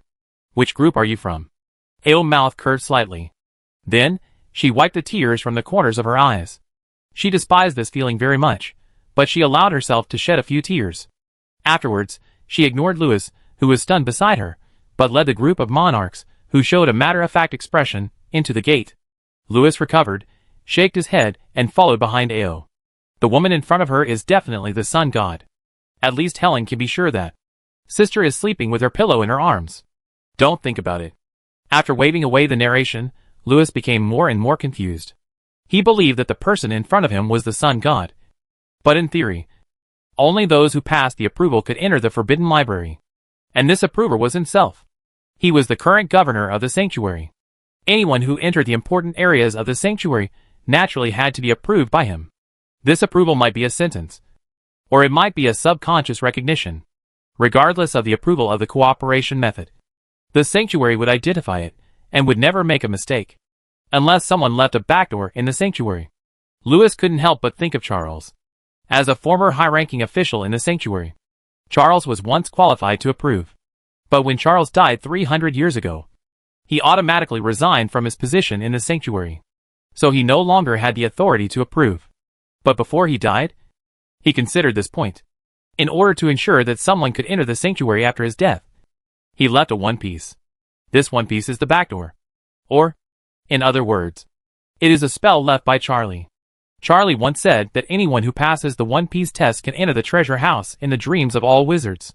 And to a certain extent, anyone who passes the test is equivalent to being recognized by King Isolde. Charlie. Because, to a certain extent, this spell is a part of Charlie consciousness left in the sanctuary. Charlie should know as well as himself who should be allowed in. Lewis believed that if Charlie stood here today, he would be confused when he saw the door of the sanctuary open to the sun god. And Charlie would definitely explain to Lewis that even if he died, he would never let the sun god in. After all, his One Piece had already chosen a colleague for Lewis. His daughter. I am your father? Maybe you should ask Miss Sun God on Charlie's behalf later? Tongue cutting +1. Lewis was completely confused. He stood at the door, watching Miss Sun God twisting her but to enter the door. And many questions and guesses arose in his heart. A hand patted on the shoulder, interrupting Lewis' thoughts. Looking back, Lewis found that it was his good colleague, Turin. In Turin's hand, he was holding a stone book. Where did you find it? Lewis looked at the book, and his heart suddenly skipped a beat. It bad? It floating outside the door of the library. When I was exploring the passage before, I couldn't enter the library. So I flipped through this book. Turin flipped through the stone book, and he started to talk excitedly. Listening to Turin's narration, Lewis' mind was buzzing. How did it get placed outside the door? I clearly remember that I especially kept it as a key and hid it in the teacher safe. This book is what Lewis said before. The preview catalog, or the key to operate the entire library. If someone takes this book and comes to the core magic array in the center of the library, with the help of this instruction manual, the entire library can move like a Rubik cube. At that time, the library will become a Rubik cube world. Every rotation of the Rubik cube will transform a certain shelf in the library into a certain area of the sanctuary. In other words, it will open portals one after another, allowing people in the library to freely enter and exit certain areas of the sanctuary. The whole operation process is very simple. The stone book is like a full manual. It can make any newcomer who does not understand magic understand it. When Lewis first came to the sanctuary, it was with the help of this book that he became familiar with the entire holy city. At that time, he was quite curious, and asked his teacher Anthony why the sanctuary was designed like this, and why this full operating manual was produced.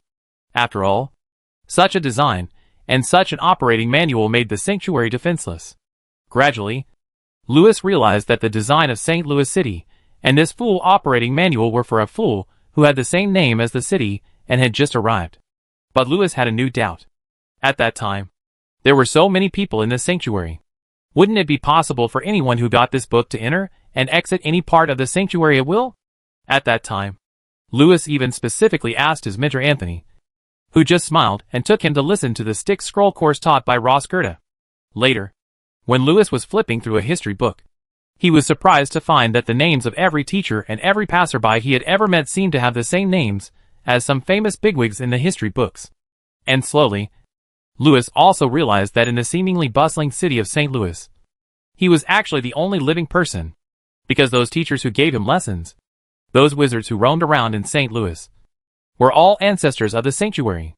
For tens of millions of years, the sanctuary had produced countless great sages. And these great sages all existed because of one person. These NPCs were transformed under the influence of the core will of the sanctuary.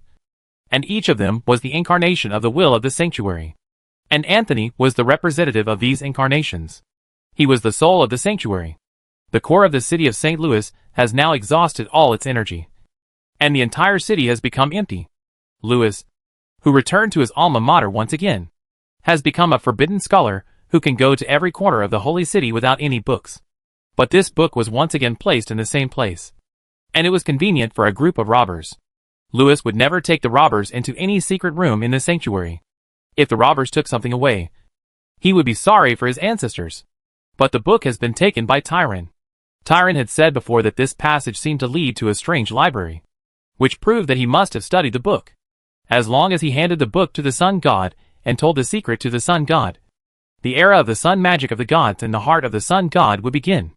At that time, let alone the Eastland, even the Zerg would probably tremble in the shadow of the sun god. In any case, the secret of the forbidden library can no longer be kept. There is only one way to go. The plot of killing people and stealing treasures flashed through Louis's mind. Looking at the book that Tyron was flipping through, Louis leaned over. His curious look, like a nerd who was just joining in the fun. It really strange. Such an important thing is actually placed here. Tyron shook his head, closed the book in surprise, and said, "You have to keep it well for your majesty." It quite strange. Lord Tyron, let me help his majesty keep it. Okay. Tyron handed the book to Louis. Louis, who was ready to kill people for the treasure. Seeing Louis holding the book in a daze, Tyron frowned and lectured the new secretary in the impatient tone of an old colleague. Louis, as the head of the Sun Church, you are the spokesperson of the Lord. Everything in this holy city belongs to the Lord. If it is some ordinary things, it's fine. But for those important items, you have to help His Majesty keep them well, and don't let anyone touch them.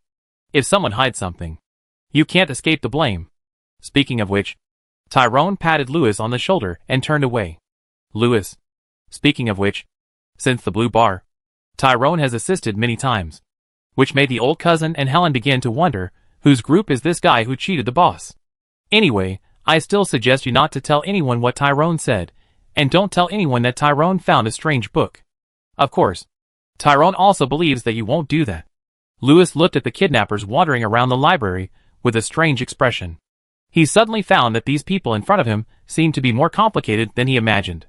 Chapter 6:16 My lord, don't blame me for hitting you hard. It turned out to be the magic of eternal immortality. According to rumors, this magic can make people immortal like gods. It is an excellent way to create an immortal body. However, because the materials consumed by this magic ritual are too terrifying, few people will use this method to create their own bodies. Standing in the library, the Fire King looked down at the magic book he had just pulled out from the bookshelf, revealing a strange look. But this magic was actually wasted on a magic book? Suddenly he seemed to realize something. He suddenly reached out and pulled out another magic book. After pulling out several magic books in succession and checking them, the Fire King took a few steps back in a daze, as if he had lost his soul. He looked at the rows of ups and downs of the bookshelves in this huge library in disbelief, and the countless magic books on those bookshelves. These magic books seemed to have been shaped by magic rituals such as eternal immortality. How many god-level magic materials would it take? At this moment, the Fire King head was buzzing. Similar things were also happening to several other monarchs. They took what they found and looked at the library in front of them in disbelief, with greed burning in their eyes. The Forbidden Library is the holy place that all wizards dream of. And this is indeed a huge treasure house. Let not talk about anything else. Just talking about magic materials. Maybe those immortal items cannot be destroyed, but other things can be extracted by melting them down to extract magic materials that are rare in 1,000 years. There are also bookshelves, walls, and floors here. Whenever someone hits them, they will flash many golden defensive spells. I don't know what materials they have wasted, but I think they must be not much different from eternal immortality. If it weren't for the walls, bookshelves, and floors here, which have the ability to resist forbidden spells and weaken magic under the blessing of magic, making the monarchs helpless against them, the monarchs would even want to scrape some white lime back on the walls. After taking them back, these materials can be used in any way. Perhaps they can be used to shape the body and soul of the god, perhaps they can be used to forge a god-level puppet, or they can be used to hold some kind of summoning ceremony, and to make a good deal with some unknown gods in the void. The monarchs can think of 10,000 clever ways to use them, but those forbidden wizards are like a bunch of idiots, and actually wasted this material on books. However, there are so many books here, it doesn't matter if a few pages are damaged. Right? Just tear off some book skins and take them back, and it will be worth it. And in this library, what other treasures are waiting for them? Thinking of this, the monarchs became more and more eager to move. However, since everyone was still gathered together at this time, the monarchs did not move. They suppressed their desires, touched here and there, and occasionally stole a glance at the boss not far away, waiting for her to speak. Miss Sun God seemed to be looking for a few books, but this library was too big as a maze, and those bookshelves that were as big as walls, and they had the function of isolating divine thoughts, which made Miss Sun God frown more and more. Although the powerful divine thoughts of the old god could pass through many bookshelves, it was impossible to read through the bookshelves. Someone proposed to split up and help the boss look for it. Miss Sun God seemed to have some concerns about this matter. I don't know why, whenever I look through the books on the bookshelf, I always have a creepy feeling. Shaking her head, Miss Sun God felt that she should be worrying too much. She casually put the book in her hand back on the bookshelf. But after thinking about it, she took the book back and put it back to its original position. The creepy feeling in Miss Sun God's heart disappeared. Shaking her head, Miss Sun God left the bookshelf and came to the monarch. After some discussion, everyone decided to act separately. Be careful. Although the ancient god body you left in the abyss can allow you to be reborn again, but if you die here, it will still be very troublesome. Miss Sun God gave the final instructions. Many monarchs were already impatient, and after receiving the boss order, they went to the areas of their interest. When leaving here, their footsteps passed by a simple notice board inside the library gate, but no one took a second look except Lewis. Notice board. 1. Keep the books neat and orderly, and do not put them randomly after reading. 2. Take care of the books, do not roll the pages or mark them. 3. No noise is allowed, which will affect others reading. Looking at the handwriting on the notice board, Lewis sighed in his heart. Then, he walked towards a certain area where there was a control console. Now that he had the stone book in his hand, he could completely control the entire holy city. Put the experimental area and the statues and high-dimensional creatures in the 4 magic towers into the library. And get rid of the robbers. Come back. Don't leave my sight. A faint voice sounded not far away. Lewis sighed secretly in his heart, and returned to the bookshelf in front of Miss Sun God. After flipping through the books on the bookshelf for a while, Lewis neatly put the books back in their original places. Then, he looked around and soon saw Kasha. She was dancing in circles near a huge circular bookshelf that served as a column not far away. She looked very selfless. It seemed that the effect of the cup of milk she made by herself had completely taken effect. But the monarchs and Miss Sun God seemed to have no reaction, which made Lewis a little anxious. It seems that, before the drug takes effect, we must think of other ways to get rid of her temporarily. Resisting the anxiety in his heart, Lewis followed the boss of Sun God and started to search in front of the bookshelves, acting as a secretary. But what made Miss Sun God unhappy was that this secretary was somewhat negligent, and often took a book and read it by himself. Don't stand there in a daze. Miss Sun God snatched Lewis' book with an impatient look and drove him to work. When putting the book back, Miss Sun God glanced at it casually, but this glance made her unable to withdraw her attention from the book. After a moment, Ao closed the book with a little surprise. The things in this book seemed very suitable for the gods of the solar system, and some of the things recorded in it also answered several questions that puzzled her for a long time. I didn't expect that this kid was a lucky star. This book was an unexpected surprise. Ao's face showed a little satisfaction, and she put the book back. Then, she found her lazy secretary standing in front of a bookshelf, flipping through a book. Miss Sun God frowned and walked over. Did you find what I said? Ahem. I forgot. Your Majesty. I go right away. Louis hurriedly put the book in his hand on a small table in front of the bookshelf and ran to another bookshelf to find a book. Shaking her head, Miss Sun God glanced at the contents of the book on the table. At this glance, Miss Sun God's eyes could not be taken away. After a moment, Ao put down the book with a strange look on his face and looked at Louis not far away. Not long after, Miss Sun God suddenly found a problem. The books that made this boy stop and read seemed to be very valuable, and he always seems to be able to find the most valuable things from the vast sea of books. This gradually changed the way the two book seekers searched for books. Louis walked in front to help the female boss pick books. The female boss saw through it but didn't say anything. She followed behind tacitly and read through the books one by one. When the boy was holding a book and standing there reading it with great fascination, Miss Sun God knew that this book must be very valuable. After taking it away, Miss Sun God began to read it. Louis, who was originally motionless like a stone statue, also secretly breathed a sigh of relief. Shaking his head, Louis felt as if he had stayed in the world in the book for several months. It was a close call. By the way, what should I do? Louis looked at the motionless Miss Sun God in front of him. And then he suddenly laughed. Oh, by the way, I remember it. Chapter 617 My Lord. You are so white. After the book in his hand was snatched away by Miss Sun God, Louis suddenly woke up. He looked at the bookshelves around him and was stunned for a long time.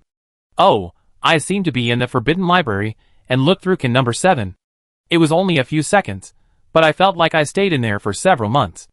Shaking his head, Louis gradually became sober. It was a close call. I almost couldn't get out. Oh, right. What am I here for? Louis rubbed his forehead and thought for a long time, until he saw Miss Sun God, who was concentrating on reading beside him. And then he patted his forehead and remembered the business. Oh, right. I almost forgot the business. Rolling up his sleeves, Louis picked up a few books on the ground and put them back on the bookshelf, and then continued to perform his duties as a secretary. Half an hour later, Louis had come to the other side of the bookshelf, and he saw that Miss Sun God seemed to have sweat on her forehead. I couldn't help thinking, she looks quite serious, but I don't know if she really reads it. Shaking his head, Louis pushed the books at hand to Miss Sun God's side. When the books fell, they hit Miss Sun God's arm, but she just frowned slightly and ignored Louis. Ahem. Sorry. Didn't I bother you? The female robber leader didn't respond, and Mr. Hostage was a little bored. He walked around the bookshelf, came behind Miss Sun God, and picked up the books that fell on the ground. When picking up the book, Louis accidentally caught the skirt of the female boss with the book in his hand, exposing her white thighs, which was very unsightly. The owner was anxious and kept frowning, but her eyes did not leave the book in her hand. Sorry. Sorry.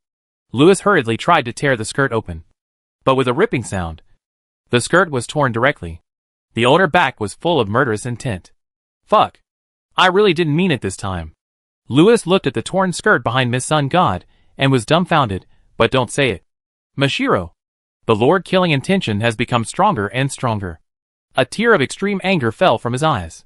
He swore that after he came out, he would make you suffer and not die. Finished reading? Louis leaned close to the boss' ear and smiled and said, You can read it slowly. Without anyone help, you can't finish reading this book even if you see the sea dry up and the rocks crumble and the world is destroyed. Why does it sound a bit like the flag that says it useless even if you scream your throat out? After waving off the ominous narration, Louis coughed and muttered, You can get stuck in this can for thousands of years, and I come back to deal with you after I've dealt with your men. After that, Louis smiled and pinched Miss Sun God's cheek, and then laughed loudly and walked away. The view zooms in on the book cover in Miss Sun God's hand, which has a few words written on it. World Book 7. Can. Originally, there were a few small notes on this book. Note 1. We have completed the business contact form of the talent laboratory and put those damn bugs in it. In addition, tell that idiot talent that the secondary world constructed by his laboratory is full of pitfalls. This idiot definitely embezzled and cut corners during the construction process. I will file a complaint in the report. Note 2. Although no problems were found in the inspection of can number 7, it is still recommended that researchers do some preparation when taking things out of the can, in order to avoid being unable to get out after entering. In addition, it is forbidden to use this book to play pranks with Gallic and others. Their bodies are too big, and they will get stuck in the cans. looking at the prismatic crystals that can be seen everywhere in the aisles of the library. Louis' face turned strange.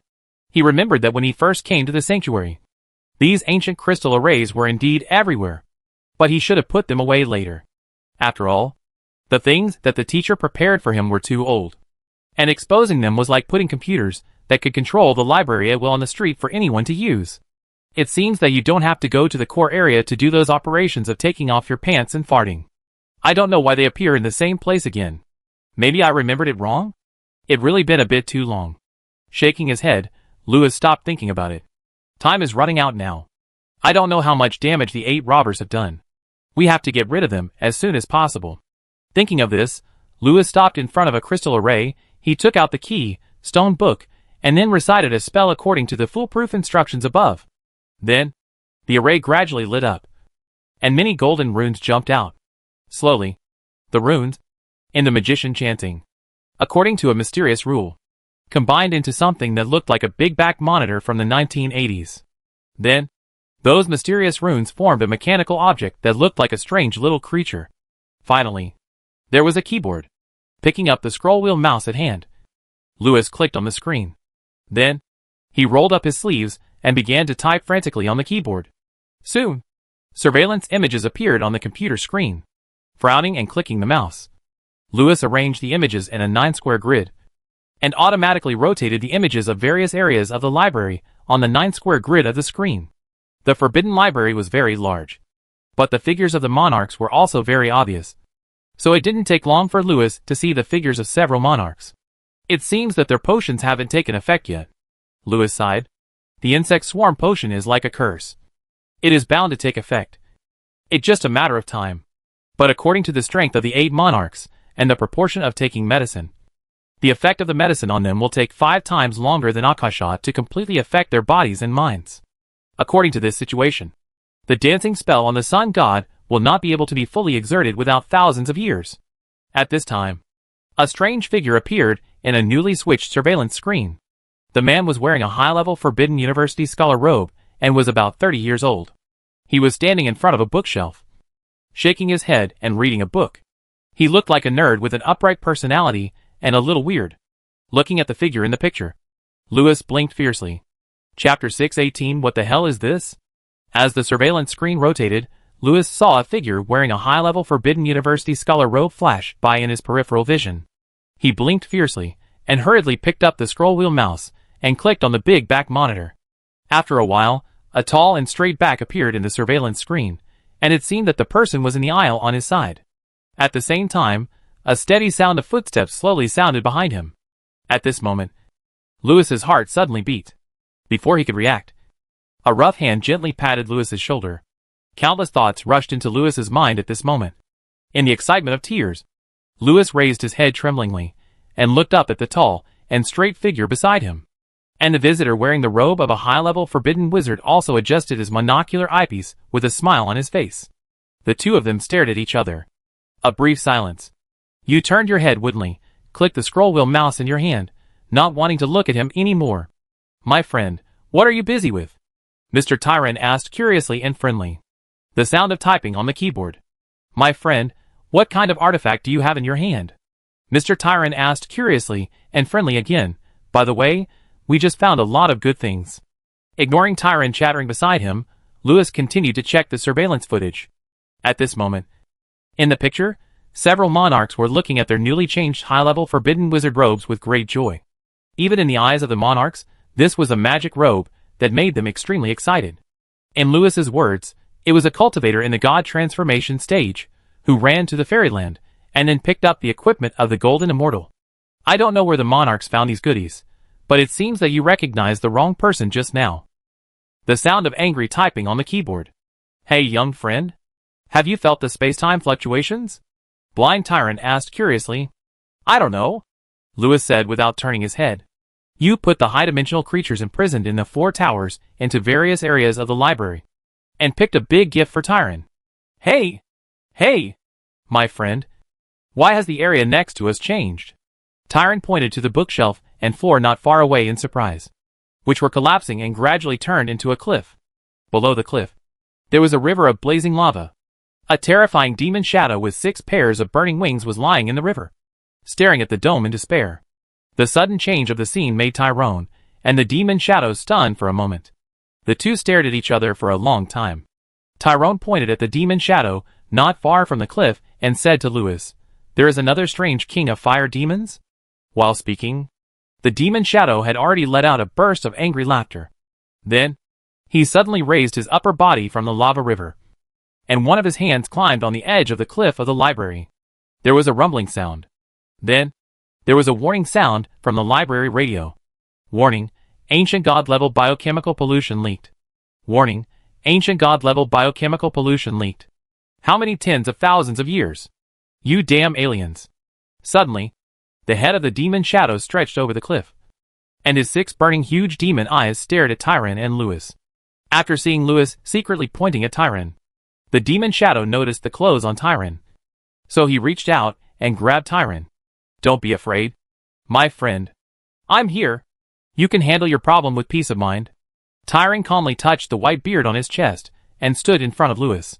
Then Tyrone reached into his sleeve, and a photon staff and a long sword appeared in his hand. A burst of light lit up from the staff, and the old wizard raised the long sword and chanted a spell to meet his enemy. Looking at the elegant old wizard back, Lewis opened his mouth wide, knowing that the Fire Demon King was no match for Tyrone. Lewis tapped the keyboard woodenly for a few times, cutting off the connection between the lava river and the library, transporting Tyrone and the Fire Demon Lord away together. Out of sight, out of mind. The 2 treasures that Tyrone had just taken out of the space-time capsule made Lewis feel gloomy. He carefully watched the battles of other monarchs in front of the computer. The screen changed, and Lewis saw the Ice King transformed into the 12-winged white statue holding a pure white scepter, and easily imprisoned a high-dimensional creature that helped him in the 0-degree space. What going on with that thing in his hand? Where did they find it? Lewis hurriedly checked the surveillance footage. After a while, he saw some treasures quietly floating in the air in certain areas of the library, waiting for someone to take them to play with.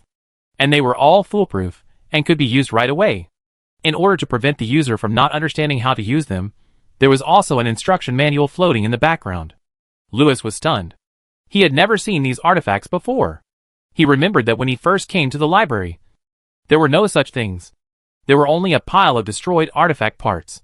The power of the destroyer was extremely terrifying, far exceeding that of the sun god. Therefore, Lewis was sure that there were no such artifacts in the sanctuary. Could it be the hidden treasure of the sanctuary? Was it the equipment specially prepared for my second visit? The word "receive the artifact on behalf of others" flashed in Lewis's mind. At this time, the monarchs in the picture were about to deal with the high-dimensional creatures who came to help. And some people found some good equipment in the library while dealing with the enemy. Some people even wore a monocular that could monitor the magic power of items to identify which items were more valuable.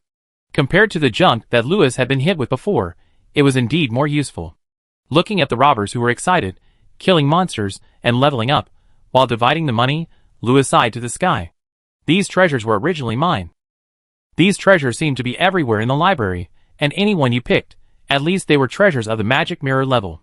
You know, Francesco Magic Mirror is ranked first in the East Land. At that time, she even used the magic mirror to temporarily seal the moon god, who had recovered some of his power in the Hades Palace. Now, the monarchs who were originally ancient gods have so many more artifacts in their hands. Those god prisoners who helped them are naturally not their opponents. It can be said that the robbers who came here today were originally 1 sun god plus 8 ancient gods. Now it has become 1 sun god plus 8 little sun gods. I just managed to trick the big sun god into the jar. But now there are 8 more. Feeling unwilling, Lewis stood up and walked around. When he came back, he was already full of equipment. Then he tapped the keyboard and checked his combat power.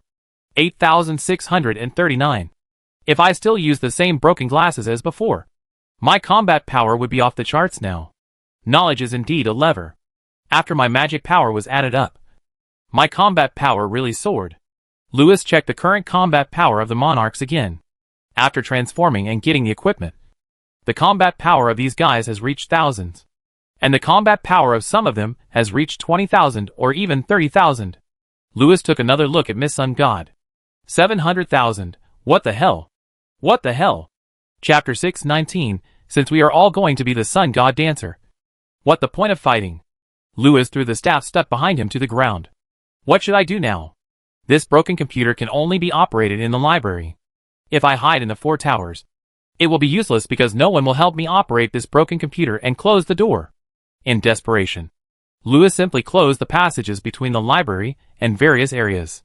Then he lay on the ground, planning to give up. No one will leave today. Everyone will be locked up in the library together for tens of thousands of years. So in a way, I also sacrificed myself to seal the old god in the forbidden library? Obviously not. You are helping Miss Sun God to become the forbidden Grand Scholar. Rubbing his face hard, Lewis stood up. Now, the only way to turn things around is to make the robber leader lady his hostage. She is still stuck in the can. If I carry her up and hide her in some secret rooms in the 4 towers, then use Miss Sun God as a hostage as a bargaining chip, maybe I can talk to the monarchs about the conditions for letting them leave. After all, the monarchs want treasures, not books. Look at the guys in the surveillance. After dealing with the prisoners of God, they actually began to use the treasures in their hands to cast strong offensive magic on each bookshelf. In this way, they can even identify which books are destructible, so that they can be taken back and decomposed as materials. The bookshelves and walls are often motionless in the terrible magic released by these monarchs. But the books on them fly into the sky. The broken ones are naturally destructible, and naturally they can be taken back and decomposed as materials. The entire library was in chaos. Even the notice board Anthony placed at the door was blown away. The ground shook. The surveillance screen on the computer screen suddenly went dark. Lewis took a last look at the computer screen and connected an area called the Sun Well in the center of the 4 towers to the area under his feet, to facilitate the imprisonment of Miss Sun God later. Then, he hurried to Miss Sun God's side. On the other side, a certain area of the library. As the vibration sounded, several bookshelves that could not be destroyed, along with a wall with divine text engraved behind the last bookshelf, had a big hole. These big holes were connected in a row, forming a passage. What was even more bizarre was that, if someone walked out of the passage, they would find that the scene from outside the passage and from inside the passage were different. When looking from inside, what they saw was a passage consisting of broken walls and corridors. When you look outside, you will find that the space where the passage is located has been twisted together. It looks like a few plastic sheets stacked together, with a hole burned by a cigarette butt. At the edge of the hole, you can see many mosaics slowly disappearing. It seems that it is these mosaics that have created the current landscape. Several monarchs, who have transformed into the form of ancient gods, stared blankly at the bookshelves and walls in front of them that they just thought of but could not damage in any way. Their minds went blank. Boss? Impossible. Boss can't do this either. Because this can't be done with brute force. This is beyond the scope of the monarch's understanding. Who put the monkey in the library? An angry and arrogant voice sounded from the other side of the cave. Many monarchs looked in the direction of the sound. They saw a middle-aged magician wearing a forbidden university scholar robe, slowly stepping into the cave. In his hand, he was holding a notice board. There were a few crackling sounds. At this moment, the values displayed in the monoculars on the monarch's eye sockets instantly soared to several million, and then all exploded. When Lewis passed through several bookshelves and rushed back to the bookshelf near Miss Sun God, he found that there was a fire nearby, and there was a burning smell. There were some ashes floating in the air, burning pieces of paper, and so on. Lewis's mind couldn't help but buzz. Could it be that those monarchs who burned books have already burned here? He quickened his pace, past the last bookshelf, and found Miss Sun God still standing there, reading a book seriously.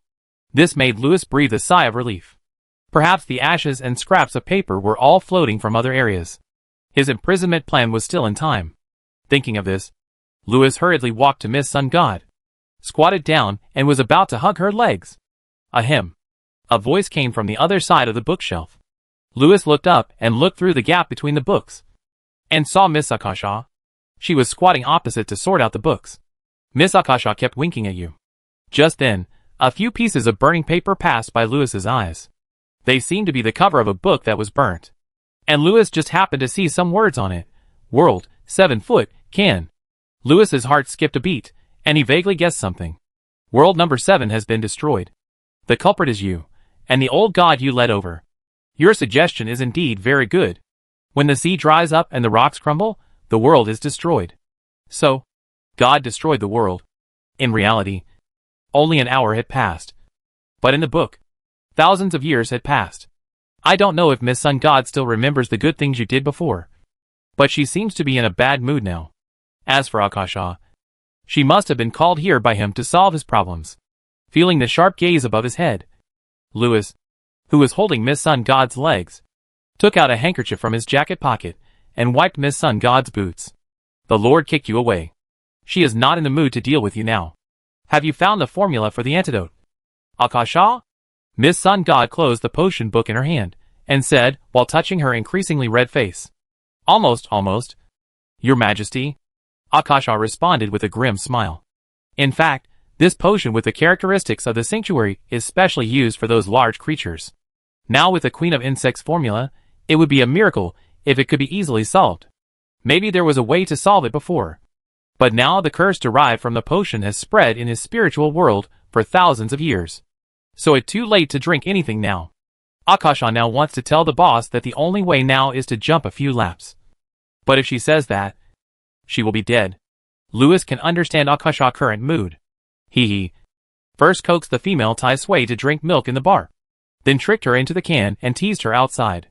With all the new and old hatreds added together, I don't know how angry this lady is. I don't know how you are going to explain it later. Akasha winked at Louis again. Think of a way. Louis took out his handkerchief and lowered his head to wipe the shoes of the female boss. The master kicked you away again. You picked up the handkerchief again and squatted over with a serious look on your face. Akasha was dumbfounded. Is this the solution you came up with? Miss Sun God was also annoyed. Let alone wiping shoes. Even if this kid licked his feet clean with his tongue now, he would be dead. If she didn't need this guy help to find the antidote, she would have wanted to kill him immediately. What are you doing? Get out of here. It like this. Your Majesty. Louis coughed and explained seriously, considering that you are about to dance. I thought I should clean your shoes first. Chapter 620, Who do you think you are? It like this. Your Majesty. Considering that you are about to dance. I thought I should clean your shoes first. As soon as these words came out, Akasha fainted with a hiccup.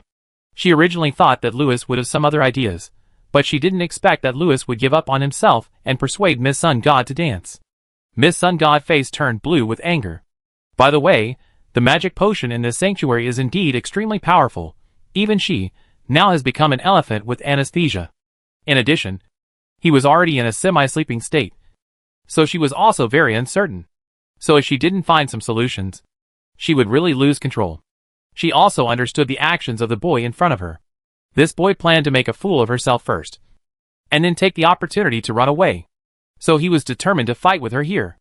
Louis, do you really think that we are now in the dream space of the sanctuary? So I can't do anything to you?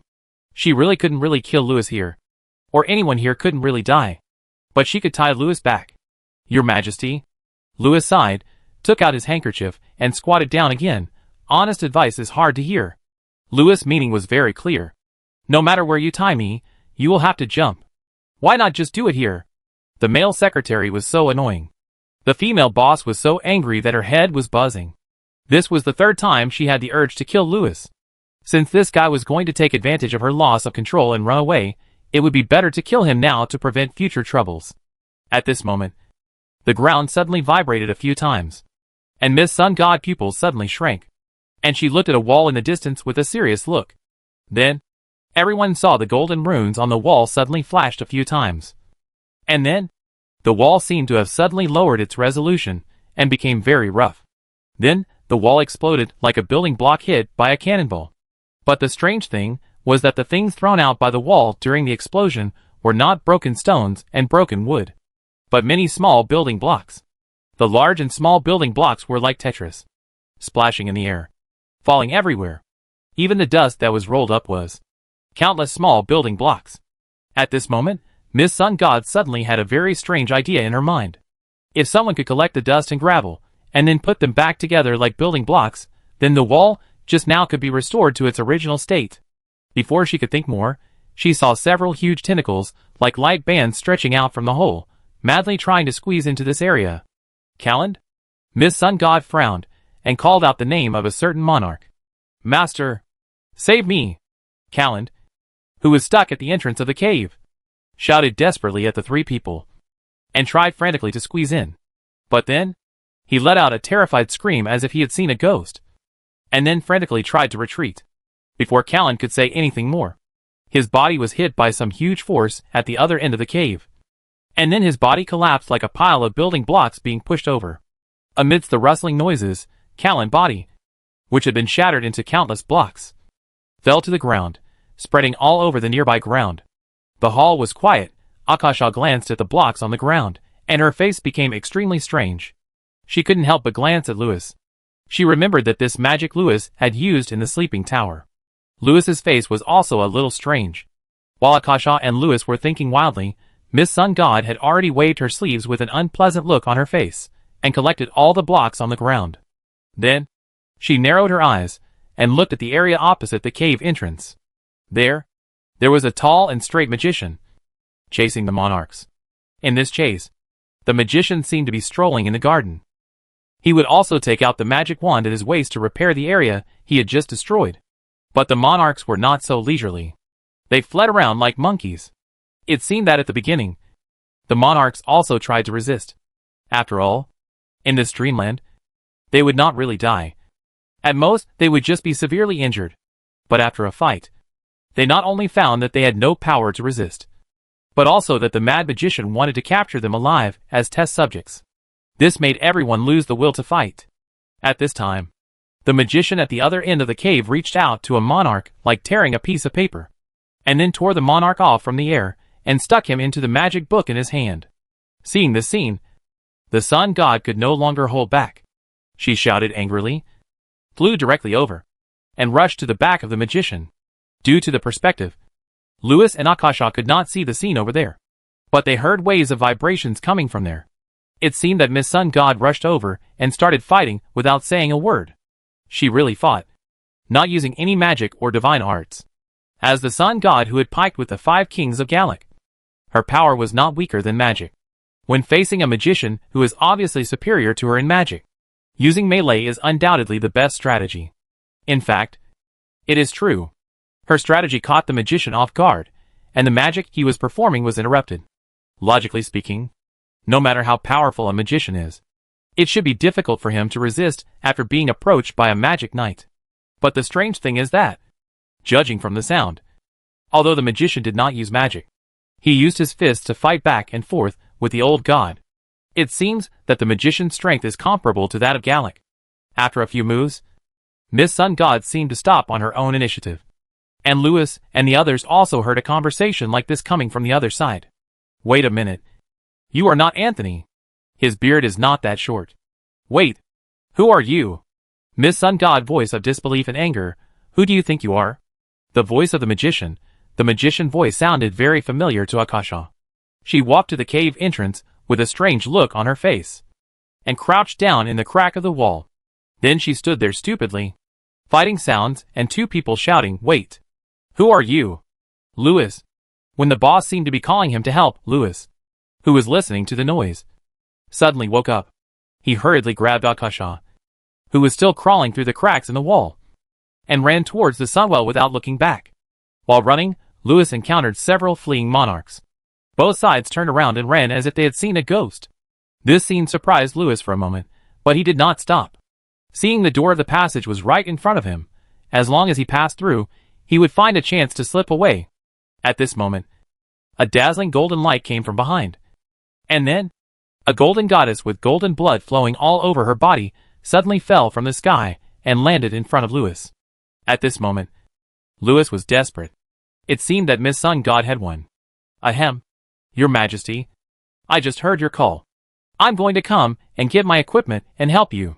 After saying that, Lewis grabbed the rolling pin, a kind of forbidden treasure shaped like a rolling pin, on the table beside him. Before Lewis could say anything, he and Akasha were grabbed by the shoulders by Miss Sun God. And then Miss Sun God grabbed the 2 of them and rushed into the passage as if running for their lives. Chapter 621 The Great God is actually me. Half a minute ago, when the sun god rushed into the cave and fought with the magician, Akasha was curious and lay near the cave entrance, observing secretly. Then she stood there in a daze, until a big hand pulled her up from behind, and she fled towards the 4 towers. Akasha gradually came to her senses. She knew who the magician was, and also knew the sanctuary they had come to, and what time period it was. During this time period, the ancient sages of the sanctuary have completed their missions and no longer appear. However, during this time period, the most powerful forbidden scholar in history, who has studied in the sanctuary for 30,000 years and has been trained by the sanctuary with all its resources, is about to graduate. The golden goddess suddenly fell from the sky, covered in blood and in a panic. As soon as she appeared, she grabbed Lewis and Akasha and rushed into the passage as if running for her life. At this moment, a huge and vast divine thought enveloped this place. Lewis suddenly had a strange idea in his mind. He looked back for some reason and saw his own reflection. The person in the mirror was unkempt, with a stubble on his chin. This made his face look a little mature. Suddenly, Lewis touched his smooth chin, and then he was dragged into the space-time channel. Forbidden Library. Seeing his body being pulled into the space-time channel, Lewis dully touched the stubble on his chin. Have I stayed here for too long, causing me to have hallucinations? Shaking his head, Lewis felt that his mind had become increasingly confused in recent years. He looked at his character level, LV 30,000. He calculated that he had been here for 30,000 years. At the beginning, it was okay, the teachers were all there. This made him not feel lonely. But every time he learned something, there would be one less teacher. Now I am the only one left in the sanctuary. Living alone for many years, and reading a lot have gradually affected Lewis, making him sometimes unable to tell whether something just happened to him, or a story he just read in a book. Maybe I should leave. A network cable in front of his feet tripped Lewis. Lewis looked up and found the old computer. Because I'm bored?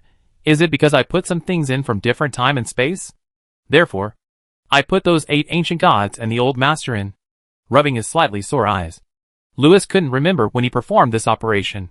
He frowned and checked the records of the sanctuary.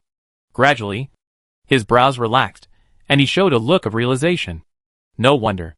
But why am I so weak? This is the sanctuary. Where is my save file? It should have been opened when I entered the sanctuary. Yes. The save file is being occupied by me.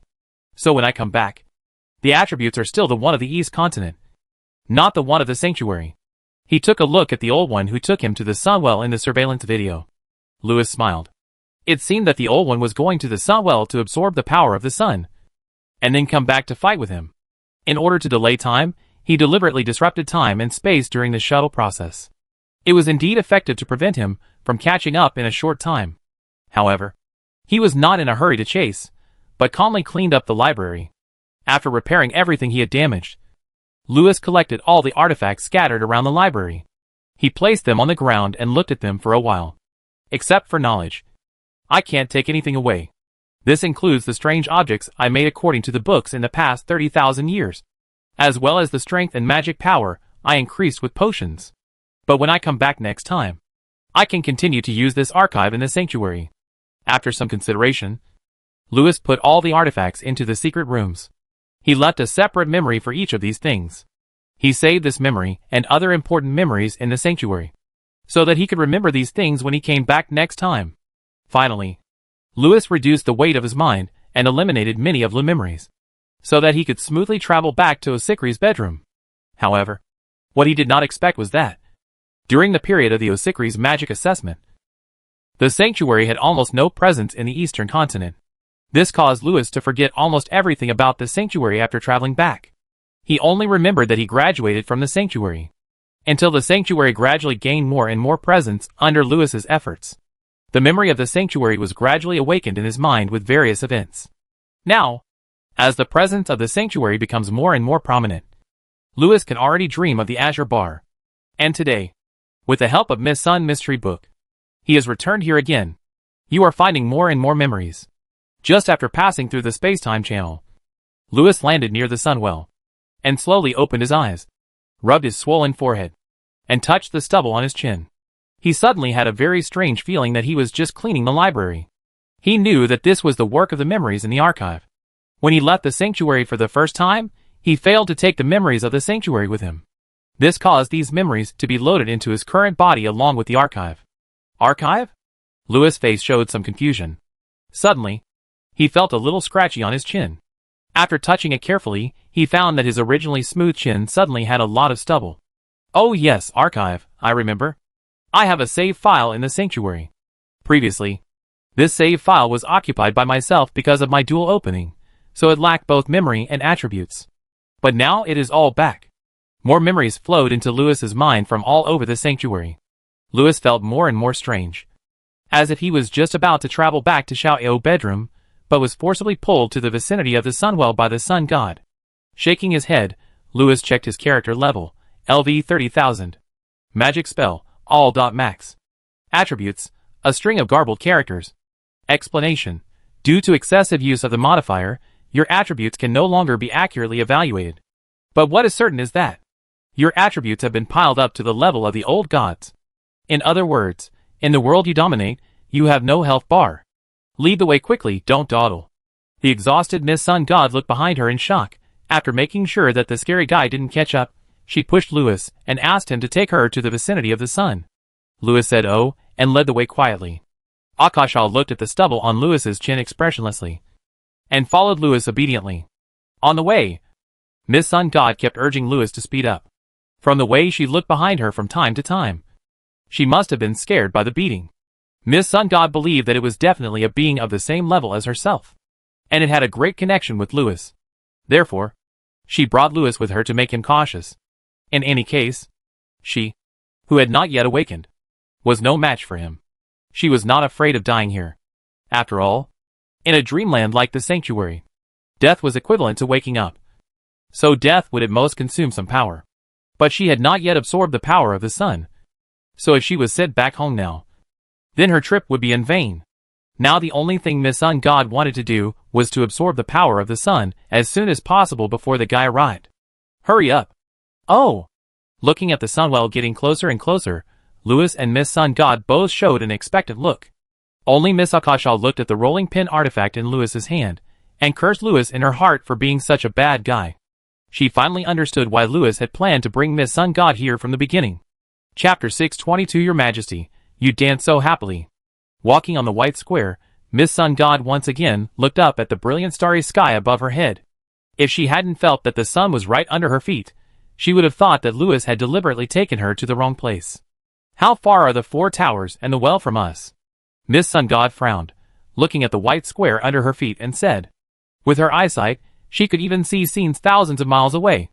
But looking around, the square was extremely flat, without any protrusions. It seemed that the square was so large that there was no end in sight. But there were no high towers, nor any wells. There was no sun above. Lewis did not answer, but just kept walking forward. This kind of mysterious attitude made Miss Sun God more and more irritated. She could not help but look up at the sky again, looking for something to use as a reference. Faintly, she saw a white line between the galaxies directly above her head. It was unusually straight, and was definitely not a naturally formed celestial body in deep space. But it was as huge as a celestial body, spanning the entire galaxy, just like a sky bridge across the galaxy. If someone could build a sky bridge between the galaxies, how big would this sky bridge be? Just as she was wondering, Miss Sun God saw a strange white line in the direction of the easternmost horizon. It was the second white line Miss Sun God had seen. Not long after, she saw the third white line across the sky between a certain galaxy in the sky. Before Miss Sun God could ask anything, Lewis, who was walking in front of her, had already stopped and put on a magic mirror. Then, Miss Sun God heard Lewis chant a spell command, similar to opening a door. And then, she saw a golden light appear on the distant horizon. It was dawn. Miss Sun God was sure that it was dawn, because she felt the surging power of the sun. It seemed that the sun in the distance was slowly appearing with the magician call. Frowning, Miss Sun God looked towards the direction of the dawn. And then she vaguely saw another strange thing in the direction of the dawn. It was the 4th line. It was a line above the horizon. This thin line rose from the southernmost land, and then passed through the vast sky above the eastern horizon in a circular trajectory, and finally fell below the northern horizon. It looked like the rings of Saturn. And at this moment, it was in the glory of the dawn, emitting a glittering golden light. Suddenly, Miss Sun God felt that there seemed to be light coming from the left. She turned her head, and saw a golden glow on the left horizon. No, it was not just the left side. The sky on the right was also covered with a layer of golden glow. It seemed that the light of dawn appeared in front, on the left and on the right at the same time.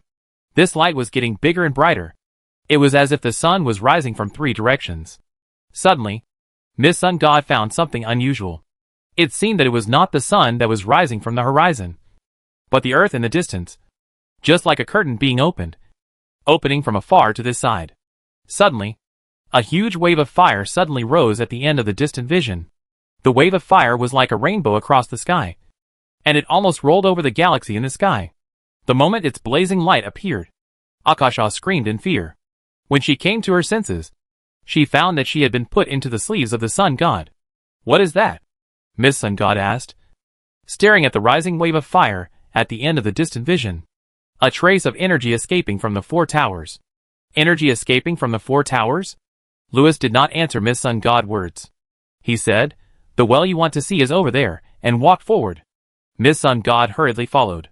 At this time, the white square under his feet was also blocked with a layer of gold. The surroundings became extremely hot, and the light on the distant horizon was like a firestorm, constantly blowing Louis and Sun God. During the short journey of a few kilometers, the bodies of the two seemed to be getting heavier and heavier. When they were about to approach the wellhead, their bodies had become tens of thousands of times heavier.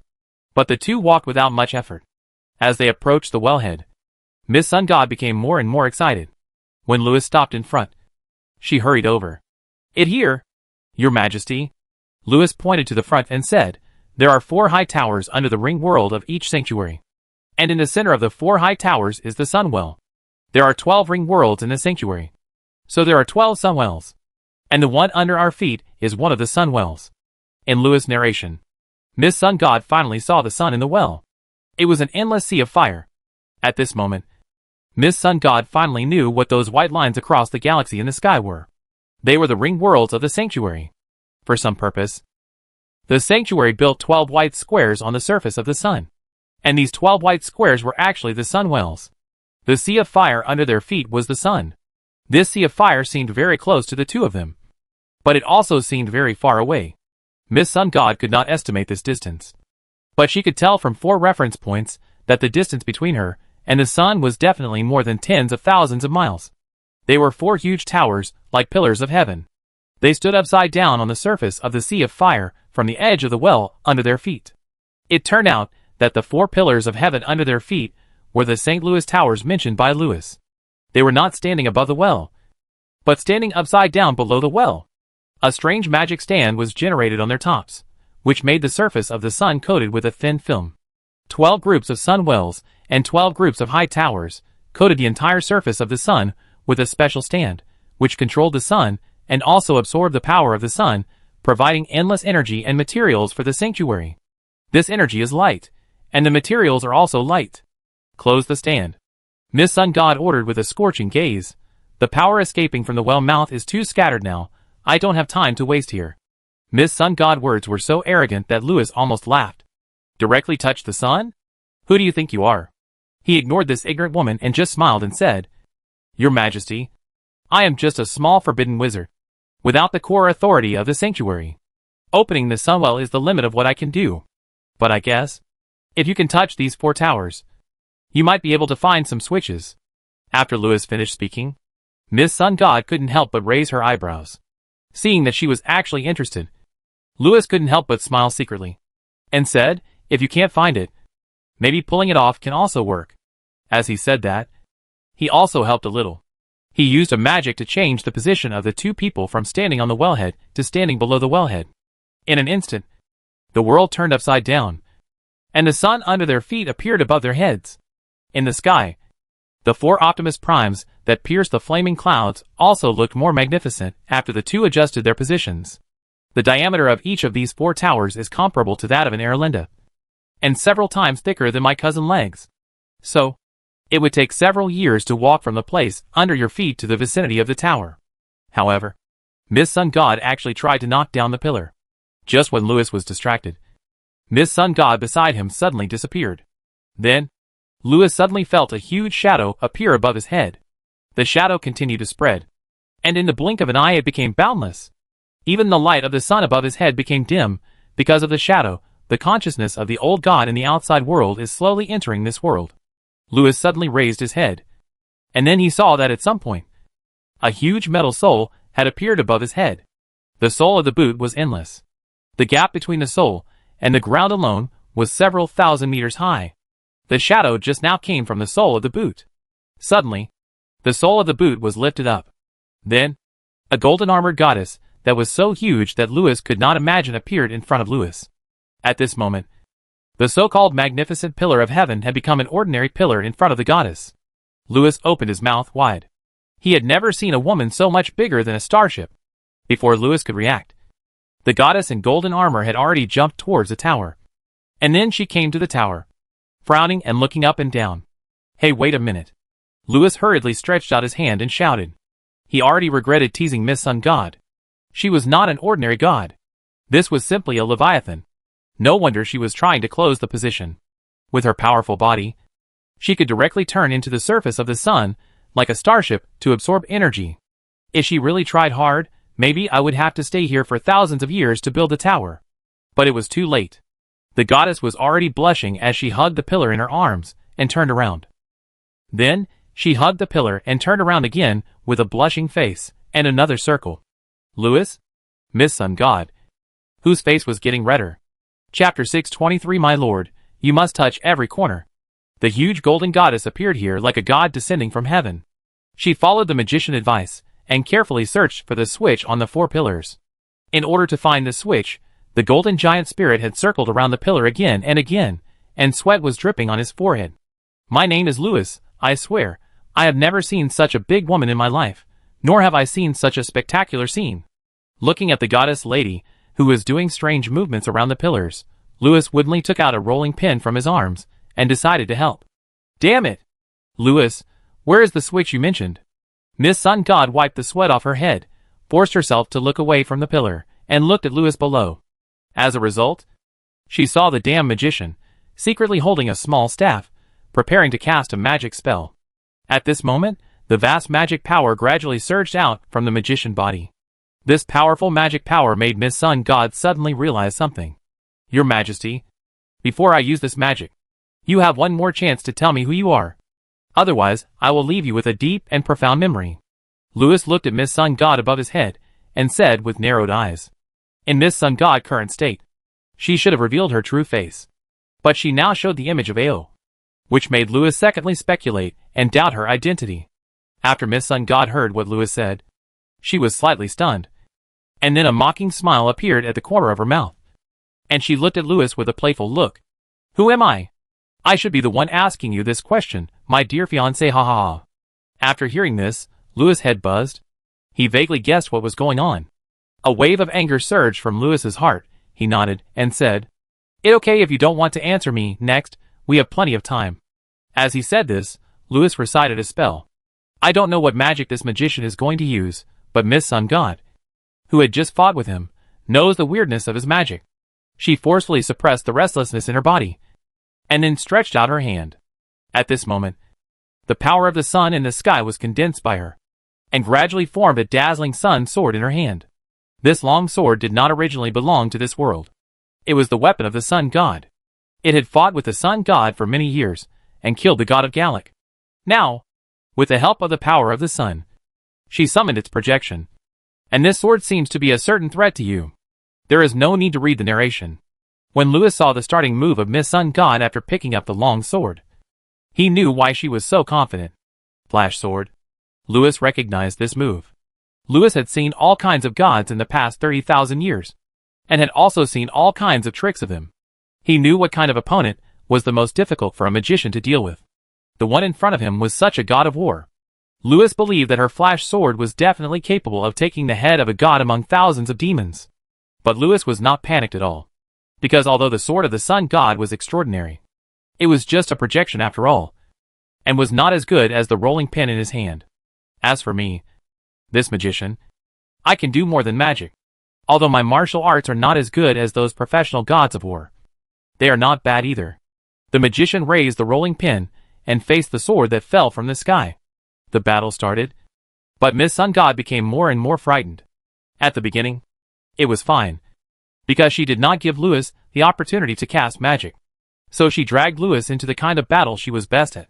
But after several fights, Miss Sun God discovered the strangeness of the artifact in Lewis's hand.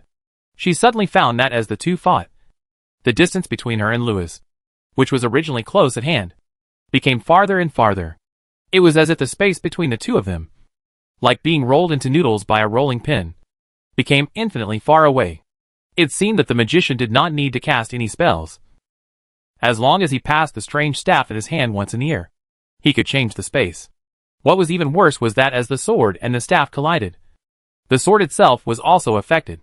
The staff changed the time and space around the sword, making it gradually unable to touch the magician. Before long, the magician began to be invincible. Louis also began to have the opportunity to cast magic. After this situation appeared, Miss Sun God began to retreat. If she said she would fight Louis here, she was really unsure. After all, the magician in front of her was a forbidden scholar whose power reached the level of the old god. He might have other strange tricks. It was not easy to fight, but it was very easy to leave. Whether she committed suicide or woke up directly, she could leave the dream world of the sanctuary immediately. But when the magician's spell sounded, she found that she could not control her body and mind. She believed that even if she ran to a world dominated by another master, she would not be easily controlled. Miss Sun God was shocked at this moment, and didn't understand how Louis did it. But after she heard the content of the spell, she understood the reason.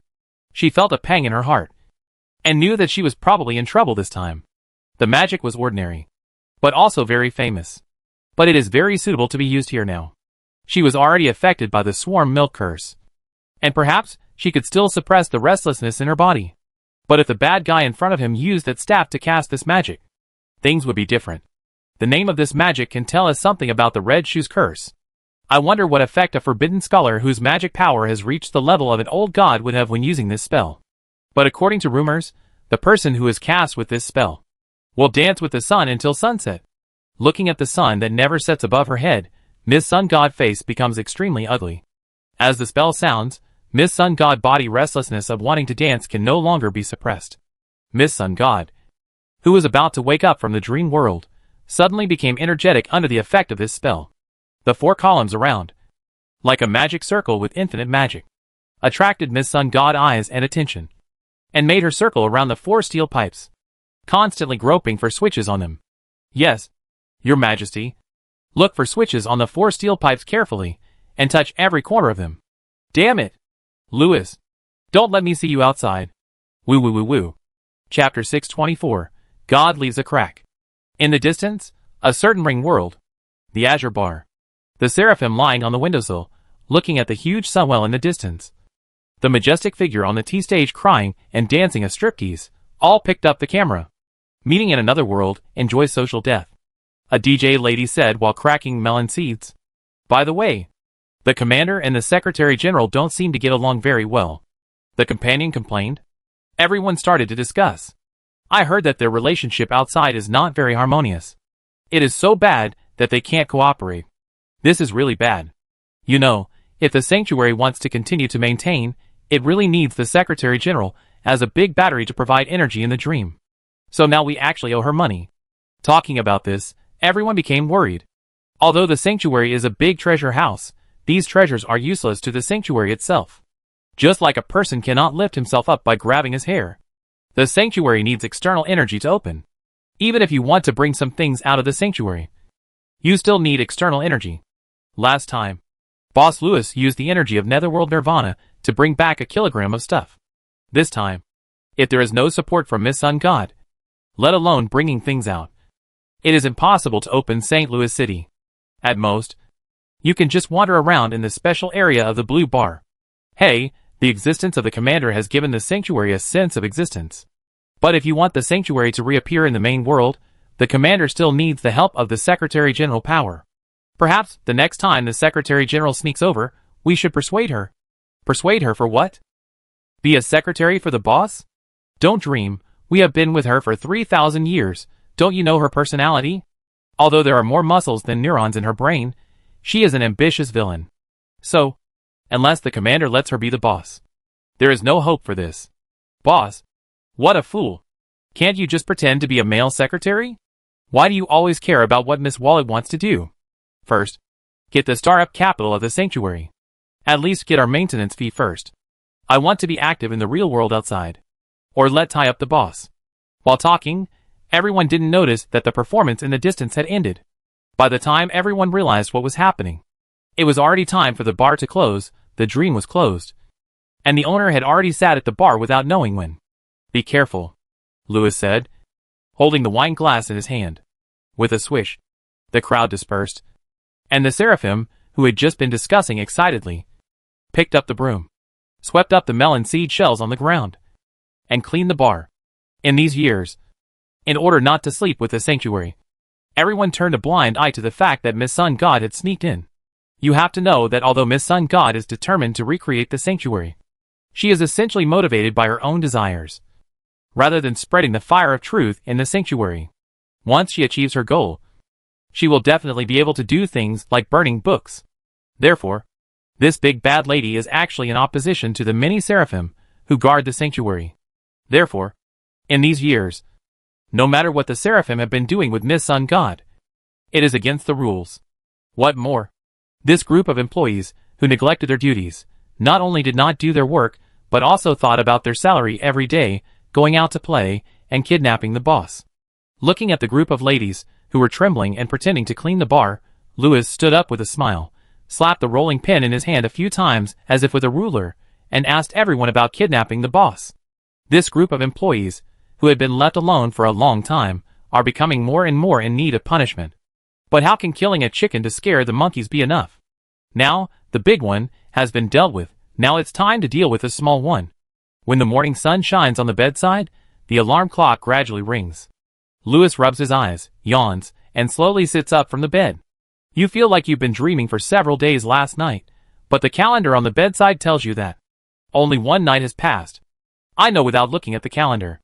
This time I didn't black out after drinking. Scratching his head, Lewis reached into his arms and began to search. Soon, Lewis found a staff that looked like a rolling pin or a long stick in Tetris. Touching his sleeves again, Lewis took out an orange gem, a small wine glass, and a magic contract. Last night, Miss Sun God danced a few times on the catwalk and threatened Lewis. She thought that Lewis only had such a powerful power during the special era of the sanctuary. So her defeat this time was just because she came at a bad time. Therefore, she hinted to Lewis to leave a way out, so that the next time they met, Lewis would not be able to finish the matter. After listening to Miss Sun God warning, Lewis could not help but fall into deep thought. It seemed that Miss Sun God was planning to sneak in next time, bringing him as a guide with a key to open the door. Lewis was never a person who left a way out, so he did not hold back at all. If he could not keep Miss Sun God forever in the sanctuary in his dream, he would have to let Miss Sun God dance until the sun set. The sun was right above his head, so how could it set? After some cleaning up, Miss Sun God finally gave in and proposed cooperation. Since Lewis couldn't keep this guy here forever, he accepted her surrender and talked to her about cooperation. The so-called cooperation is actually a non-aggression treaty between the Abyss and the East Land. The Abyss and the East Land do not border each other, so how can they not invade each other? So both of them knew it. But no matter what, the two sides at least maintained peace in name. When Lewis went to the Abyss, the Sun God forces would not take the initiative to attack Lewis. Miss Sun God even promised that if Lewis agreed to take some books away, she would spare Lewis's life the next time they met. Lewis accepted this, because the books Miss Sun God wanted to take back were all about the Zerg. Lewis did not want Miss Sun God to become the nutrients of the Zerg like Mordor one day in the future. Therefore, on this point, both parties can reach a consensus. At the same time, Lewis also made a promise to Miss Sun God. Since Miss Sun God said that she would be a god and leave a way out, she would spare her life when they meet next time. Then we can't be too stingy. Lewis immediately said that he would also spare Miss Sun God life when they meet next time. Chapter 625 My wife is the Sun God. Both parties laughed at the promise of sparing each other lives. After laughing, Miss Sun God started dancing again, and Lewis continued to chant the spell viciously. Finally, when the dream time was about to end, Lewis stopped. Miss Sun God rubbed her eyes, put on her clothes, and went home. The book was still in her arms, and since Lewis did not take the book away, she naturally took it back with him.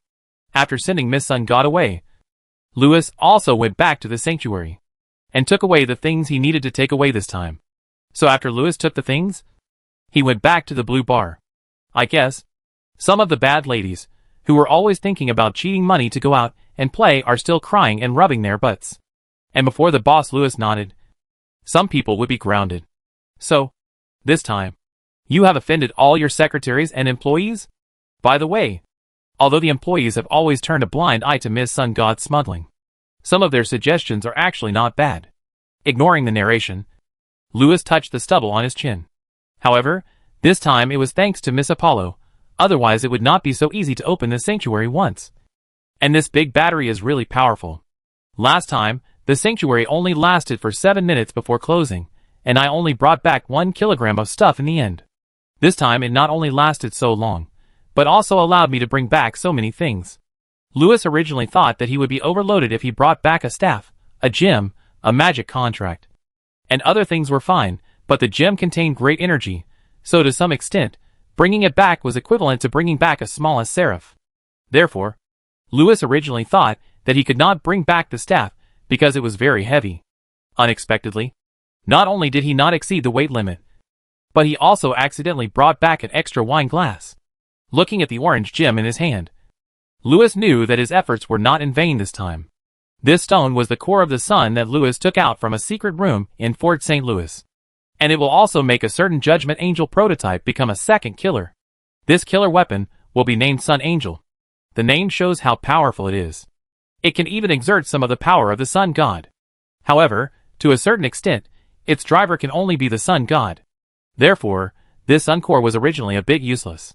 To be honest, because the things brought back from the sanctuary each time are limited, so when Lewis was leaving last night, he was really entangled when looking at the treasures of the sanctuary.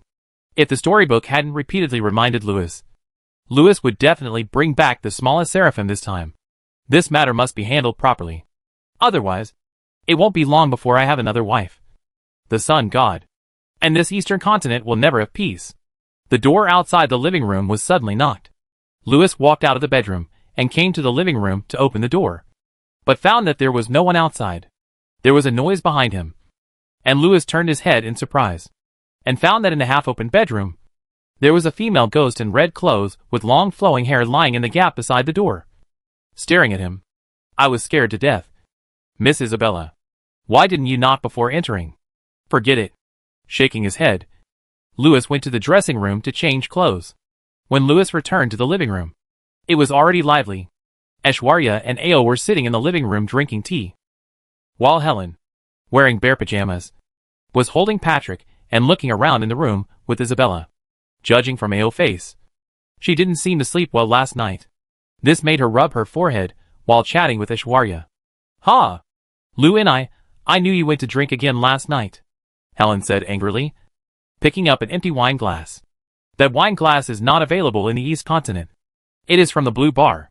Sure enough, the story in the Book of the Gods is not wrong. Lewis went to see the spider dancer performance again. What more annoying is that he didn't even bring Helen. Helen looked at her sister and said to her brother-in-law, I want to tell my sister. Your sister knows about this. Lewis whispered and covered Helen's mouth. Ao ignored the quarrel between her sister and Lewis. She was having a headache with Lady Aishwarya about another matter. Stop quarreling. Lewis, come here. Ao waved his hand and brought the topic to the point. Everyone discussed the South China Sea Hollow. In fact, Ao had been planning for the South China Sea Hollow for a long time. And for this matter, the Sun Council had already sent people to explore the South China Sea. Lady Aishwarya and the Blue Dragons have been there several times. Lady Aishwarya made some new discoveries in the South China Sea some time ago, so she hurried back. So there was the Parliament of Nations held in Longland City recently. Mysterious Sky City? Yes. Lewis. Lady Aishwarya said seriously. Strictly speaking, it is an abyss outpost built by a great family on the Great Hole.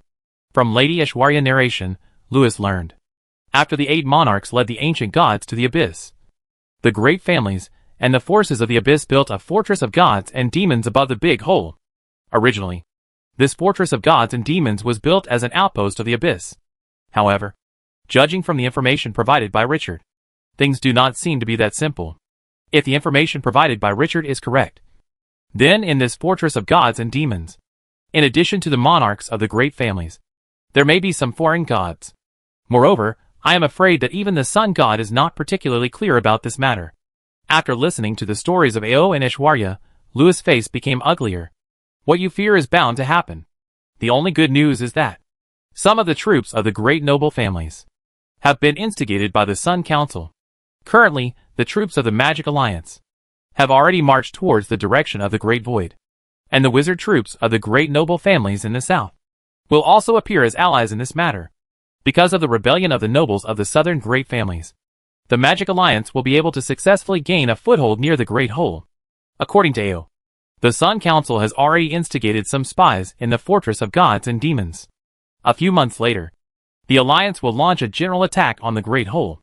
At that time, Lewis will also take advantage of the chaos to lead his hero group, with the help of the spies in the Fortress of Gods and Demons, to rush into the Fortress of Gods and Demons and block the Great Hole. So I have to lead people to the dungeon this time? It seems that Lewis's trip this time is much more exciting than he imagined. Lewis, you need to prepare well in the near future. AO rubbed his swollen forehead and said, I also need to prepare well. This time, Lewis' mission is to lead a small force to break into the God and Demon Fortress or the dungeon. And AO's job is to lead the large force to create opportunities for Lewis. Due to the absence of his mother, the Magic Alliance is now missing an important fighting force. So AO is under a lot of pressure. After all, as a leader, she must have enough strength. Otherwise she will be threatened by the enemy elite beheading team. The Sun Council believes that AO has been able to show Francesco's strength. But AO knows that it is because of the help of the Sun God. The current Sun God will definitely not help AO. It is more accurate to say that he is always thinking about AO's health. Lewis, Helen told me this morning that you went to the sanctuary? He picked up the gem on the table and looked at Lewis. In fact, even if Helen didn't say it, AO had also guessed that Lewis went to the sanctuary. After all, she had been having some strange dreams recently. Yes, Your Highness. I did go to the sanctuary. Lewis took the sun core and said, This is the headache medicine I brought back for you. After having it, you should not have random dreams anymore. This time, the reason why the Sun God successfully entered the Forbidden Library was because she took AO ID card. Lewis was unable to dig out the Sun God information about how he got AO ID card. But Lewis believed that since the Sun God could use AO ID card, AO could also borrow his ID card. Lewis knew that the Sun God had always intended to use AO as his incarnation in the world. In order to get rid of the Sun God, AO had planned to die together in the Demon City. Now, AO failed to ignite the divinity of the Sun God in himself in the Demon City, which would naturally leave some hidden dangers. If this hidden danger is not resolved, AO will become the Sun God sooner or later. If someone said he could solve this hidden danger, the Sun God would definitely not believe it. At least he couldn't guess it. Or, the Sun God could never guess that. Lewis would find another way to use such a solution to solve the hidden danger of AO. Let AO ignite the Sun God Divine Fire, and become the Sun God. Haven't you always wanted AO to become the Sun God? Lewis smiled coldly in his heart. I help you. With the buff of the Sun Angel, AO who ignited the Sun God Fire, can indeed be called a little Sun God. With such a Sun God, sitting on the battlefield, I think the situation on the battlefield should be stable. And Lewis will definitely be able to lead the small troops smoothly enter the Fortress of Gods and Demons. Indeed, the stability of the battlefield will definitely allow Lewis' small troops to move without worries this time. What Lewis could never have imagined was that he would meet another colleague of his in the Fortress of Gods and Demons. Lewis? Chapter 626 Your Highness. Please take off your clothes. A few months later. South China Sea. The closer we get to the location of the Big Hole, the more violent the air currents in the sky become. This makes the airship a little bumpy during the flight. Oh Lewis. I swear. This is the worst flight I have ever taken. The great engineer Lance said to Lewis with a sigh. The ground in the corridor kept shaking, which made Mr. Lance stagger when he walked, as if he had drunk too much wine. Sometimes he even wondered if the airship had been caught in the eye of a storm again. No. It was much worse than entering a storm. Lance felt that the airship was like a balloon that had entered a storm. If the magic core in the airship had not been running stably, and the wizards who controlled the navigation were not very skilled, this balloon would not only be blown around, but also catch fire. Thinking of this, Lance could not help but glance out the window. The sky in the distance was like a fire. A piece of red?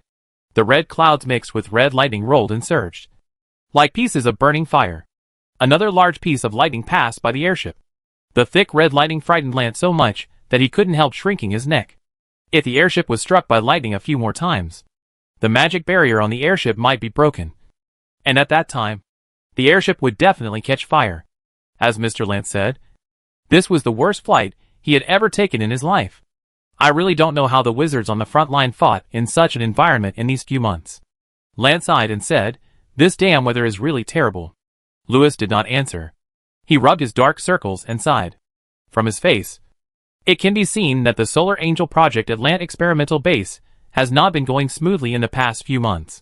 This made him wonder how to explain to the soldiers on the front line. According to the plan, he and the engineers came here to deliver goods today. But now the ship is empty. At the beginning, he made big promises.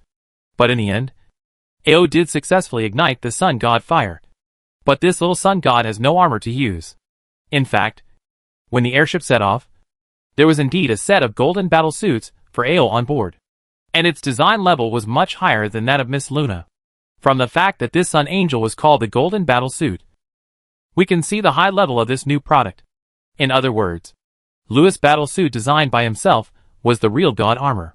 After wearing it, it can grow and shrink along with the driver body. The Luna suit is essentially no different from other bulky judgment angels. It requires the power of the Luna to merge with her. Louis was still full of confidence at the time, and believed that after AO put it on, she would be able to transform and exert the power of the little sun god just like Miss Luna driving the moon angel. But yesterday, after AO came over to try it on, she broke it. Don't be too stressed, Louis. Lant persuaded. In fact, our progress is already very fast. After all, the Angel of Judgment this time does not have the help of the soul, so it is still a long way off. And judging from the situation of our Miss Osikri's sun god in dragon form, unless it is an ancient god, with our current technology, we can't create a carrier that can accommodate her power. Lant, it my fault. Louis sighed and said, this time, with the help of the sun core, AO was already in a deep sleep, absorbing the divinity left in her body by the sun god. But I didn't expect that her compatibility with the divinity left in her body by the sun god would be so perfect. Louis thought that no one could have such a high degree of compatibility with the old gods. But in fact he was wrong. In fact, there are several special beings. The moon gods who can perfectly match the old gods, and the protagonists favored by the will of the East Earth world. The old gods, sun gods, were originally the rulers of the Eastern world. So the Eastern world can be regarded as the body of the old gods to a certain extent. Francesco, Delphinia, and Ossicles are all representatives recognized and concerned by the will of the world. So they are the people in this world who have the greatest connection with the world. Therefore, their compatibility with the power of the old gods is perfect. By the way, His Majesty Francesco family is a little special. Lamp muttered quietly. Louis shook his head. He said nothing more. During the conversation, the two had turned a corner in the corridor and entered a room.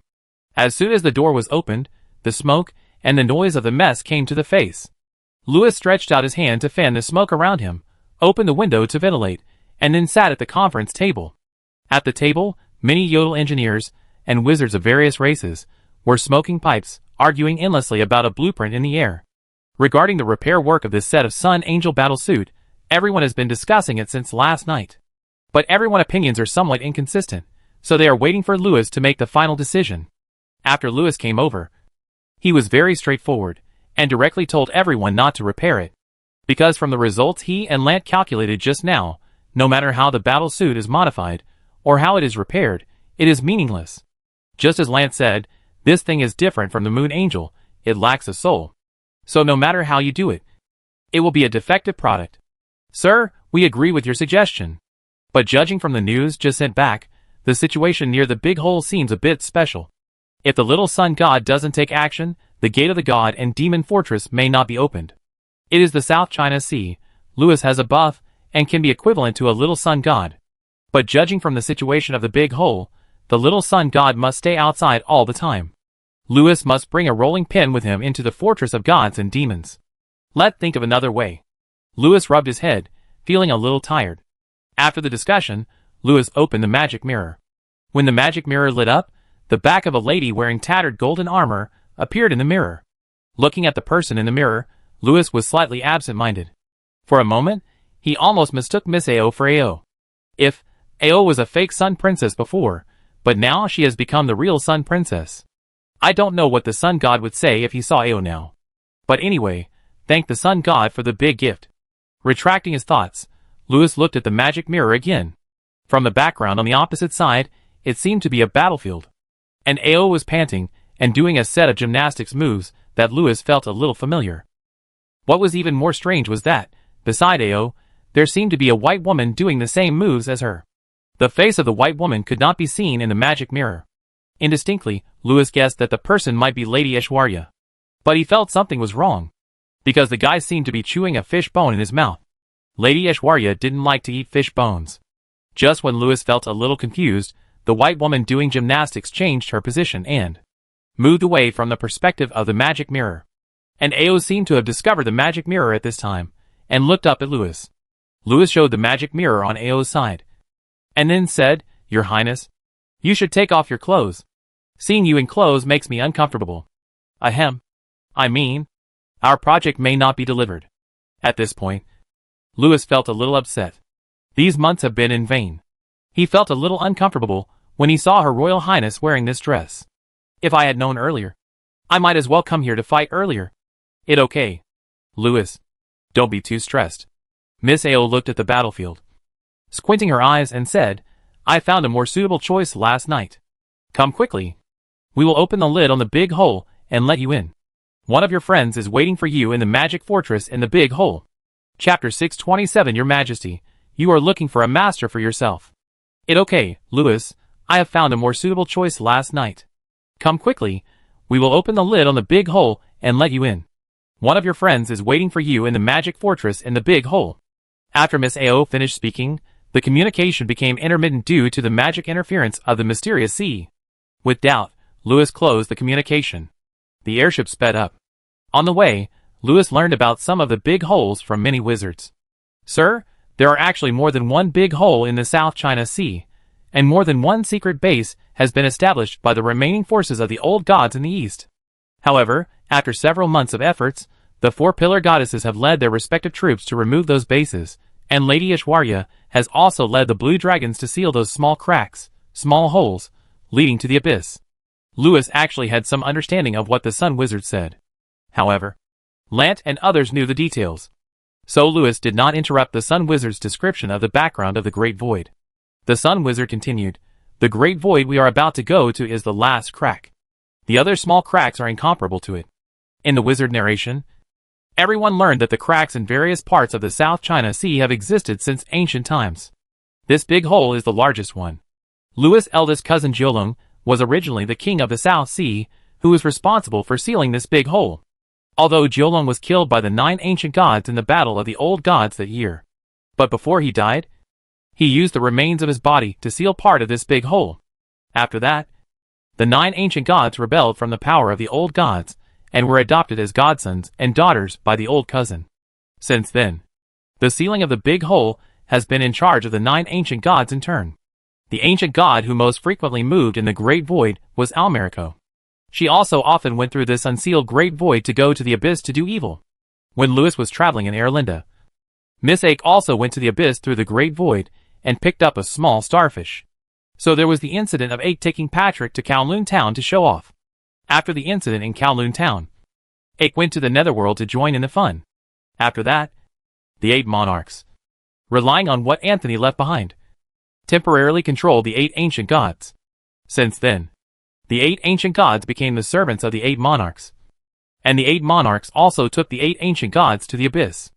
After that, the old gods helped the 8 monarchs, and completely controlled his 8 disobedient sons. The 8 monarchs also merged with the ancient gods, occupied their bodies, and became 8 ancient god monarchs, who had the physical strength of the ancient gods, and the wisdom of the forbidden wizards. Now, the seal of the Great Void has been completely destroyed by the 8 ancient gods, and the Great Void has gradually expanded. The original size of the Great Void was enough for Aku, the slenderest of the 9 ancient gods, when she folded her wings, to pass through. Now it has expanded again. So the situation of the Great Void has become very bad. What worse is that in order to prevent the Great Void from being sealed again, the 8 ancient gods have worked together to leave some arrangements in the Great Void. The god and demon fortress was built to guard these arrangements. My lord, The Magic Alliance troops have launched a general attack on the Great Hollow. The 4 pillar goddesses are in charge of the battle. They have already met in the Great Hollow. 4 pillar goddesses? Lewis raised his eyebrows, and a bit of confusion appeared on his face. 4 pillar goddesses. Lewis has always called them by their names, and he doesn't know the honorific titles that the people below call the 4 leaders of the Magic Alliance in private.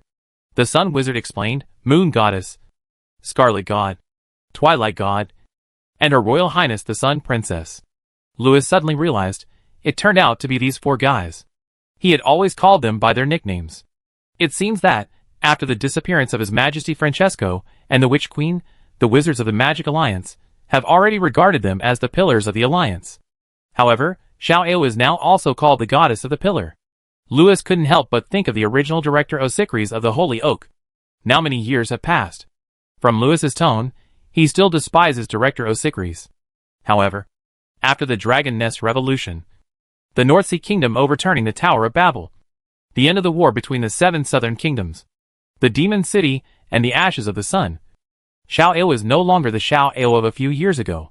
Her position in people's hearts is almost on par with Francesco and Moon Goddess. Lewis has some understanding of the duties of the 4 goddesses. Miss Ao and Sister Moon lead the northern and southern troops respectively, and Lady Ishwarya is responsible for sealing time and space and other matters. Miss Crimson focuses on assassination and attacking. Currently, all the god hunters are managed by Isabella. This Crimson Monarch, who killed an abyss demon god more than 1,000 years ago, is indeed the best at this kind of thing among all people. If Ishwarya assists, Isabella can even fight with the Nether Moon God. Under the Twilight buff, the super DPS of the Crimson God is comparable to Francesco. It is completely the strength of the ancient god level. During the conversation, the airship was getting more and more bumpy. The red sky outside the window was getting darker and darker. From the burning sky, Lewis believed that this time in the Fortress of Gods and Demons, there must be an old friend of his who is the ancient god monarch to keep the place in check. Logically speaking, whether it is Sister Moon with the Angels of Judgment, or Miss Ao with the help of the Sun Council, or even Isabella with the assistance of Ishwarya, they are all capable of leading an elite force to give Mr. Ancient God a hard time. But it seems that this battle is very intense. While thinking, Lewis suddenly felt that the airship was no longer shaking. The red lightning between the clouds outside the window was no longer so fierce. It seemed that the airship had entered a special protective position. Lewis knew that they had entered the battlefield. Helen Blue Angel should be nearby. Its existence allowed the airship to be connected to the Magic Alliance protective magic circle. "Sir, we have arrived," as the wizard reminded him. Lewis looked out the window in the direction of the wizard finger.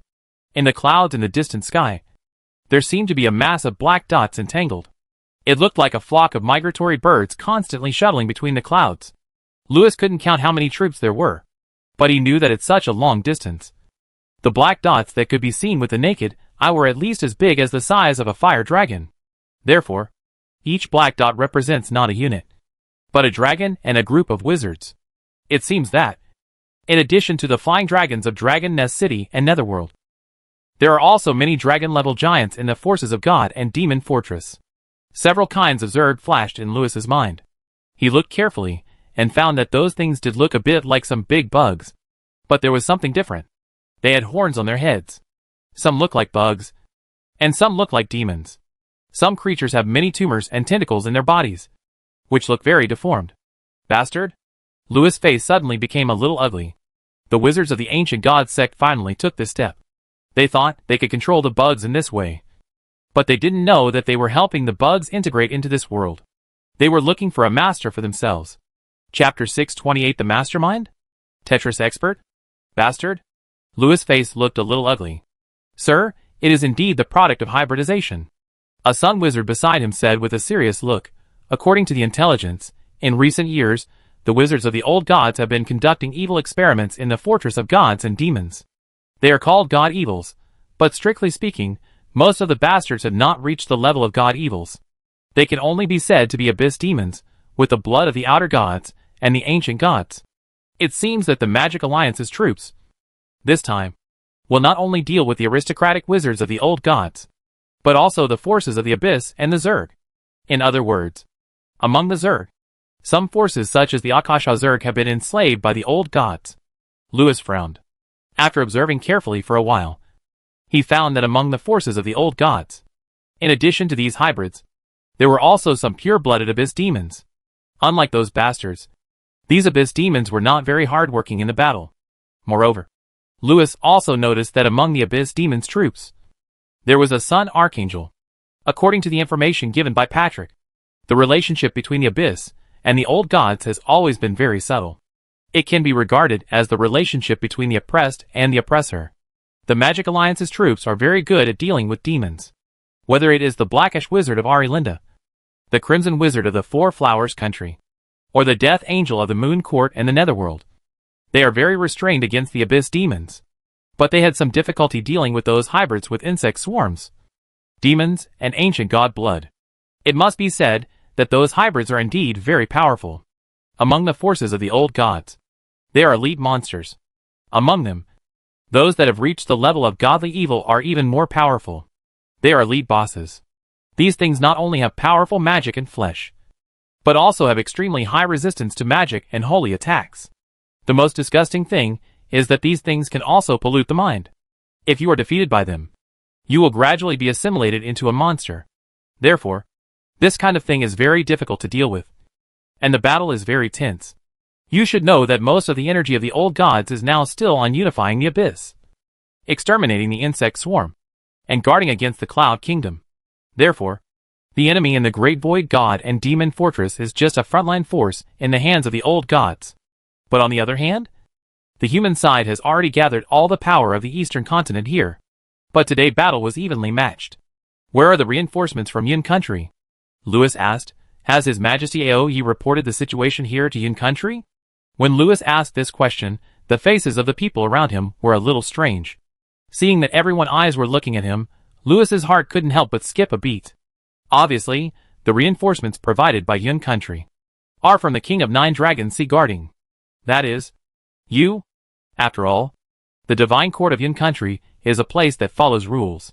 Whoever has a problem in the area under his jurisdiction should be responsible first. If he can't handle it, he should report it to the higher authorities, and then see the situation. What a good pass the bullshit. Perhaps, Yun Country still thinks that this matter is not enough to start a war. But if the situation in the Great Void breaks down, the God Court of the Cloud Country will punish you. Lewis' face became uglier and uglier. What do you mean it not worth fighting for? It seems that the interior of the Cloud Country is not as beautiful as you imagined. Lewis couldn't help but think of the North Sea God Court formed by the immortal officials of the North Sea Country. Before Lewis went to the North Sea Country to help his cousin clean up the court, the North Sea Country was in a mess. But when the North Sea gods dealt with the external forces such as the South Sea ancient gods, they were very united. The situation in the South Sea is already like this, but the Cloud Kingdom is still playing Tai Chi. It is obvious that the Cloud Kingdom's God Court is worse than the North Sea Kingdom. The old gods are now busy unifying, busy integrating forces, busy awakening. I thought that the chaotic situation in the Abyss would buy a lot of time for the East Earth world. But now it seems that the tasks you shoulder are no less than those of the old gods. If the King of the Nine Dragons Sea Guarding fails to deal with the Cloud Kingdom before the old gods completely subdue the 72 pillar demons and 12 monarchs of the Abyss, the East Earth continent will no longer be qualified to participate in the three-way decisive battle between the old gods, the foreign gods, and the East Earth continent. Of course, if the Magic Alliance cannot even handle the Great Hollow today, then, not to mention the qualification for the three-way decisive battle, even the qualification for traveling to the Cloud Country will be lost. After all, if the situation in the South China Sea is irreversibly deteriorating, the title of the King of the Nine Dragons Sea Guarding will be stripped. And what qualifications does a commoner have to speak in the Cloud Country Divine Court? Not to mention the succession of the Cloud Country Imperial Power. Could it be that the Cloud Country Observation is related to the Imperial Power? Is there anyone who doesn't want another Nine Dragon Sea King to get involved in the succession to the throne? Lewis frowned. He had seen some clues about the current attitude of the Cloud Country from the narration. I don't know what kind of great changes are happening in the Cloud Country now, but as the storybook says, the most important thing at the moment is the Great Void Fortress of gods and demons. It can be said that the current battle in the Great Void is not only related to the future situation of the South China Sea, but also related to the Cloud Country ticket. A civilian who fled back to the Cloud Country after losing a battle in the South China Sea, and a King of the Nine Dragons Sea Guarding who returned with a great victory, have different status in the Cloud Country. If he can return home in triumph, then when he goes to the Cloud Country, the discussion will not be about reinforcing the South China Sea, but about the succession to the throne. From the current situation, there is still some good news in the Battle of the Great Void. Due to the relationship between the noble spies of the great families, there will be no troops from the Abyss coming to the Great Hole for support in the short term. So there is still a chance now. Of course, if the Magic Alliance fails to capture the Fortress of Gods and Demons in the short term, the situation will be hard to say. From the narration, Lewis's last chance is today. The narration words made Lewis's heart tighten. Today, he and the 4 goddesses of the pillars have their own tasks. The task of Xiao Ao and others is to stabilize the war situation outside, and then create opportunities for Lewis to enter the Fortress of Gods and Demons to close the Great Hole. But now, the teammates haven't even opened the door of the Gods and Demons Fortress, which makes Lewis feel a little anxious. Does he have to take action in advance? According to the storybook, there is a colleague of his in the Gods and Demons Fortress. If he takes action now, he will be prepared. The situation in the future, I am afraid there will be variables. Lewis has absolute confidence in himself. He touched the rolling pin in his hand. This rolling pin can even break the Sun God sword in the hands of the old god. So now the Forbidden Grand Scholar, who finally has a handy magic wand, is very confident. Not to mention that Lewis already has a magic weapon that is specifically used to deal with the Big Void. Even without it, he is confident that he can meet his colleague. But the key is that he, the assassin, must first enter the Fortress of Gods and Demons before he has a chance to behead them. Therefore, whether the Big Void can be dealt with directly today depends mainly on whether the teammates can give them strength. My lord, those evil spirits are what the wizards of the old gods used to deal with our main force. The wizard beside him looked at the battle in the sky, frowned and said, they have been trying to find a way to completely control the insect swarm. At present, it seems that the experiments of the wizards of the old gods are very successful. Not necessarily, Lewis said lightly. While speaking, Lewis's teammates have begun to exert their strength. In the blink of an eye, the battle situation in the sky has reversed. At this time, 5 large objects emitting moonlight, leading a large group of black spots, emerged from the clouds. After these 5 objects appeared, the rolling clouds of fire in the sky were dispersed. The enemy forces of the old gods were also suppressed by a special position. At the same time, countless light spots flashed on the distant horizon, forming destructive beams of light that swept into the clouds in the sky. Under the bombardment of thousands of magic cannons, the black spots in the sky fell down like dumplings. It seems that this is an ambush carefully arranged by the Magic Alliance. It seems that the Angel of Judgment still has absolute suppression power over those evil gods. But Lewis' brows are getting more and more furrowed. It seems that there is a real mastermind in the Fortress of Gods and Demons. I guessed it, Lewis said in his heart.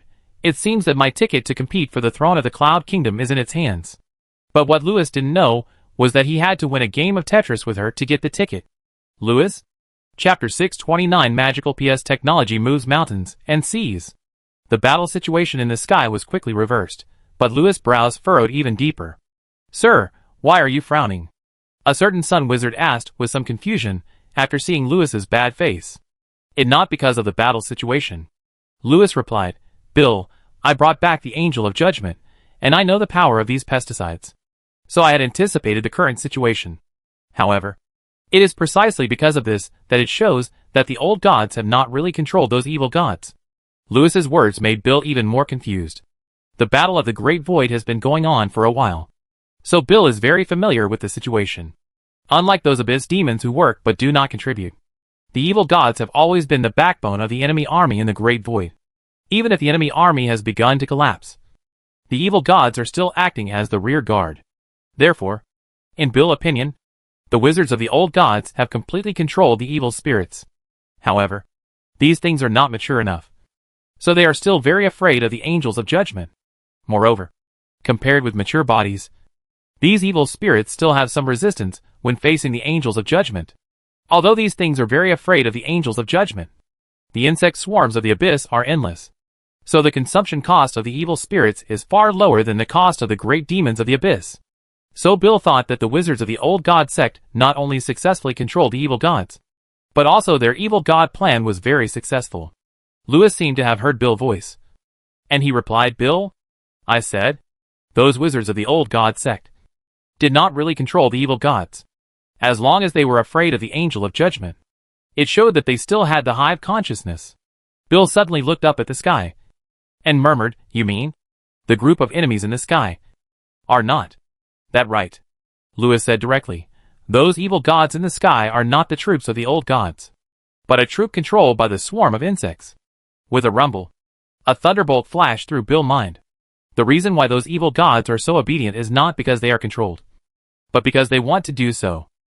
Moreover, the swarm of insects not only cooperates with the wizards in battle, but also cooperates with their swarm experiments. In these evil god experiments, the wizards of the old gods thought they had successfully obtained a group of obedient and powerful pets.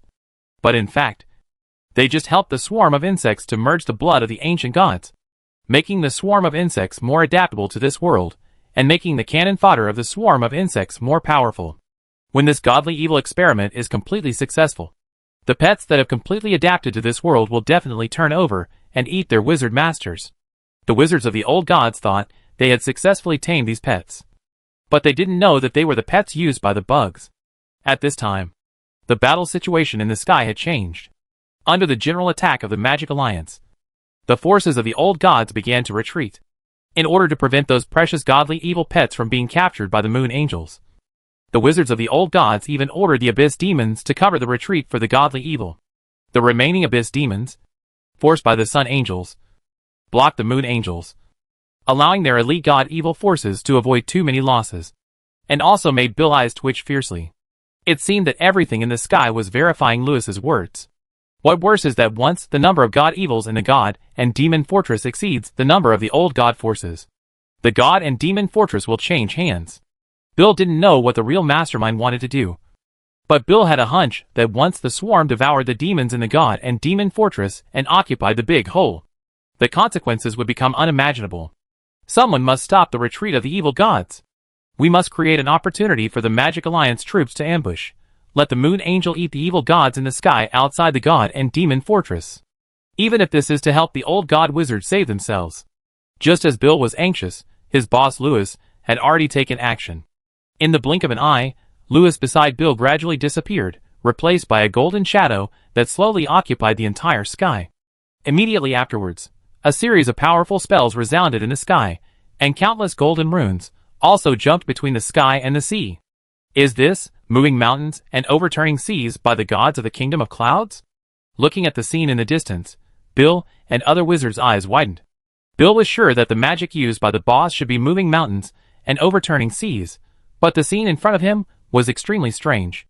After Lewis chanted the spell, the sky and the sea were still calm, but those evil gods' troops that were about to escape into the sea, suddenly, like a layer of top, failed to enter the sea, and instead seemed to be through the model, floating above this large layer on the sea surface.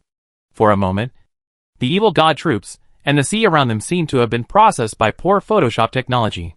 No matter how close they were, they could not really touch each other. Then something even weirder happened. The area where the evil god troops were fleeing was slowly moved back to the center of the battlefield like a layer cut by Photoshop. At this moment, whether it was Bill and others, or the enemy wizards hiding in the fortress of gods and demons under the sea and watching the battlefield, they were all like stupid geese, staring blankly at the strange changes in the sky. But no matter what, the ambushed enemy troops seemed to have no way to escape. Bill and others could not help but breathe a sigh of relief. The boss magic was difficult to break, and this was the South China Sea, the boss territory, which made the range and effect of his magic expanded by many times. Now the area near the big hole was like a strange kingdom of a strange magic god, and the enemy troops who mistakenly entered this kingdom were now facing more than just an ambush. Bill believed that, with the help of the boss, the ambush war that the Magic Alliance had prepared for several months would definitely achieve real results. Just as Bill thought, with the help of Lewis, the main force of the Magic Alliance began to chase the defeated army. And those defeated troops who retreated, like turtles in a dream, had no way to retreat. Seeing this scene, those complex demons in the abyss were even less interested in fighting. This caused the retreating troops to be defeated by the Magic Alliance. In addition, the enemy had already begun to retreat, and they could no longer organize an effective counterattack. Nor could they escape. This made the enemy army chaotic, and also allowed the Magic Alliance in the ambush to expand its results. The originally tense battle situation turned into a pursuit battle in the blink of an eye. And the demons who had come out of the fortress of gods and demons to show off their might were also defeated in this pursuit battle. However, where is the big void? While Lewis was frantically PSing, he used his eyes to remotely view the surrounding space. Chapter 630 Standing on the Chest of God. After Lewis revealed his Dharma image, he began to display his divine power under the support of the surging magic power from the South China Sea. In various areas in the sky, he began to use various PS madly. The planes where the entire large void was located, like layers, were constantly moving in his PS. And the enemy wizards, who were responsible for supporting the battlefield in the fortress of gods and demons, could not break his magic at all, and could only watch the spaces where their troops were located, like a broken picture, being displayed in various ways by Lewis. Interesting. Interesting. I never thought there were real forbidden wizards in this world. Just when Lewis was having a great time, one of his colleagues who was hiding in the fortress of gods and demons finally couldn't help but take action. In an instant, a mysterious magic circle wave from the depths of the sea appeared on the battlefield. Then Lewis let out a light huh. And then he saw a very strange scene. The sea and the sky began to reverse. The day turned into dusk in the blink of an eye. And the chaotic clouds and the sea gradually calmed down under the light of dusk. As for the layers cut by Lewis, they also disappeared. It was as if the base map of the whole world was replaced at this moment. Suddenly, the troops of the old gods disappeared like a mirage. Along with them, the Magic Alliance troops chasing them also disappeared. It seemed that those who changed the base map not only sent all the enemy troops back to the fortress of gods and demons, but also cut the Magic Alliance troops into two parts. One part stayed outside, and the other part was sent inside. My lord, that is an inner world that the ancient gods found from nowhere. The Sun Wizard shouted at Lewis' image in the sky. This inner world covers the big hole, allowing the enemy troops in the fortress of gods and demons to enter and exit freely. But we cannot enter and exit freely. If we can't open that inner world, we can't break through the fortress of gods and demons. I saw it. Lewis nodded, staring blankly at the sea under his feet, and said, it is indeed a big pot cover. At this time, Lewis had seen the hidden huge hole in the remote viewing. This huge hole was so huge that there was no end in sight. Even Lewis' Dharma image that blocked the sky was as small as a child standing in a large pool in front of this huge hole. But such a huge hole could not be seen by people, because there was a high-dimensional fragment as big as half of Erlinda, which covered it. This high-dimensional fragment was what Bill called the inside world. The inner world never appears out of thin air. They may be the dreams of a god, or they may be created by some great existence. The dreams of the 8 ancient gods can also form an inner world, but their dreams can never be so complete, nor can they be as vast and great as this inner world. Just now, this new world revealed a corner of it, and the entire sea area nearby was replaced by it. So the day turned into night, and the sky and the sea were reversed. So the base image of Lewis's PS was changed. There is no doubt that the God who created this world is a great founder. The old cousin who created the world in the North Sea, and the king of Genio, who created the Netherworld, are both great founders. Suddenly, Lewis felt that this inner world was shaped like a tortoise shell and 9 dragons. The name of his eldest cousin suddenly flashed in Lewis's mind. Perhaps all this originated from the battle between the old gods. The great giant of light fell that day, and a new world was born from his wreckage. Once, the giant of light used his last strength to hold this new world like the bottom of a pot, and the big hole at the bottom completely separate the South China Sea from the abyss.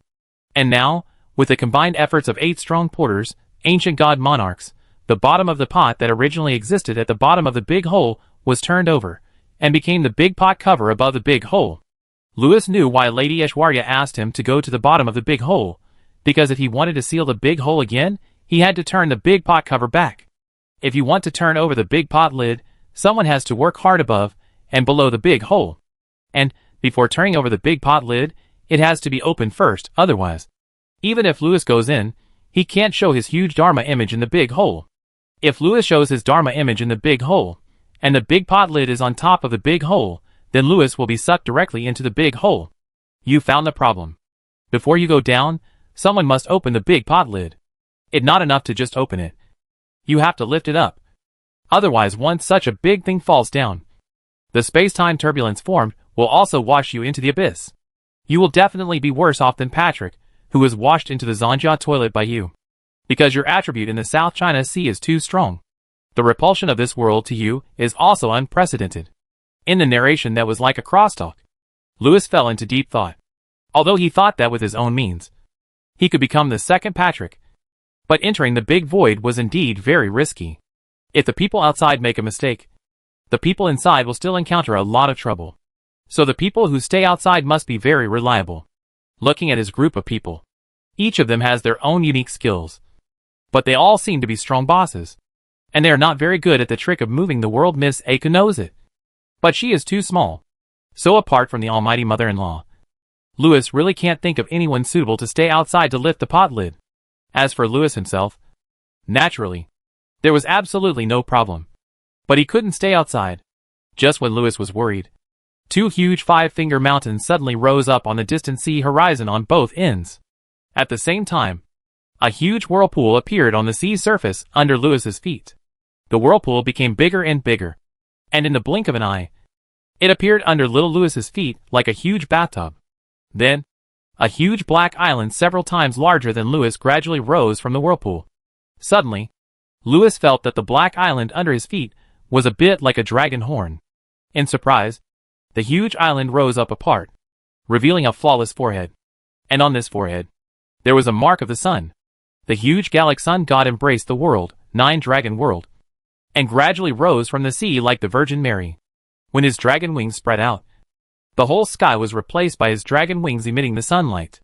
In an instant, the calm sea surface began to roar, and the waves rose and fell like mountains.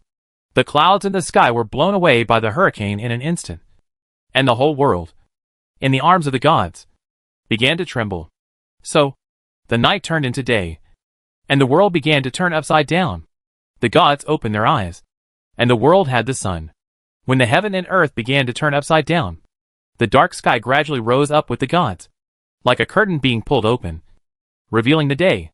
And when the gods completely rose up with the nine-dragon world in their arms, the sea around them was also pulled open like a curtain of water. The water curtain expanded to the edge of the field of vision in the blink of an eye, and the hole below the water curtain was also bottomless. A huge fortress was floating in the center of the big hole, and above the fortress, there were two dazzling suns hanging in the sky. Tiamat? Lewis raised his head woodenly, and looked at the huge and majestic god. The god had the horns of Gallic, the dragon wings and tail of Gallic, but he wore a sun crown on his head, and his body also radiated the same light as the sun. She reminded Lewis of the dragon god Gallic of Dragon Nest City. Gallic dragon god definitely had the strength to lift the nine dragons, but he could not lift the nine dragons that had become the world unless he had the special ability to move the world like the ancient god world scavenger Almerico. Suddenly, Lewis knew who she was. Just as Miss Ao said, she, the pilot, had found a more suitable ship. And this ship is the Sun Ship Girl, Almerico. The two of them have merged into one before. But at that time, Miss Ao was not as powerful as she is now. And so was Miss Almerico.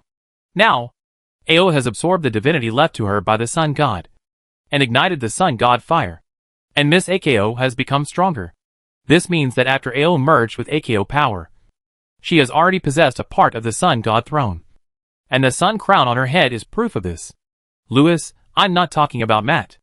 I won't be using Almerico power for long. Don't stand on my chest and stare blankly. The god, emitting the warmth and brilliance of the sun, said, looking at the princess, who was several times bigger than himself. Lewis nodded woodenly. My name is Lewis, now I'm standing on my wife's chest, it's so big.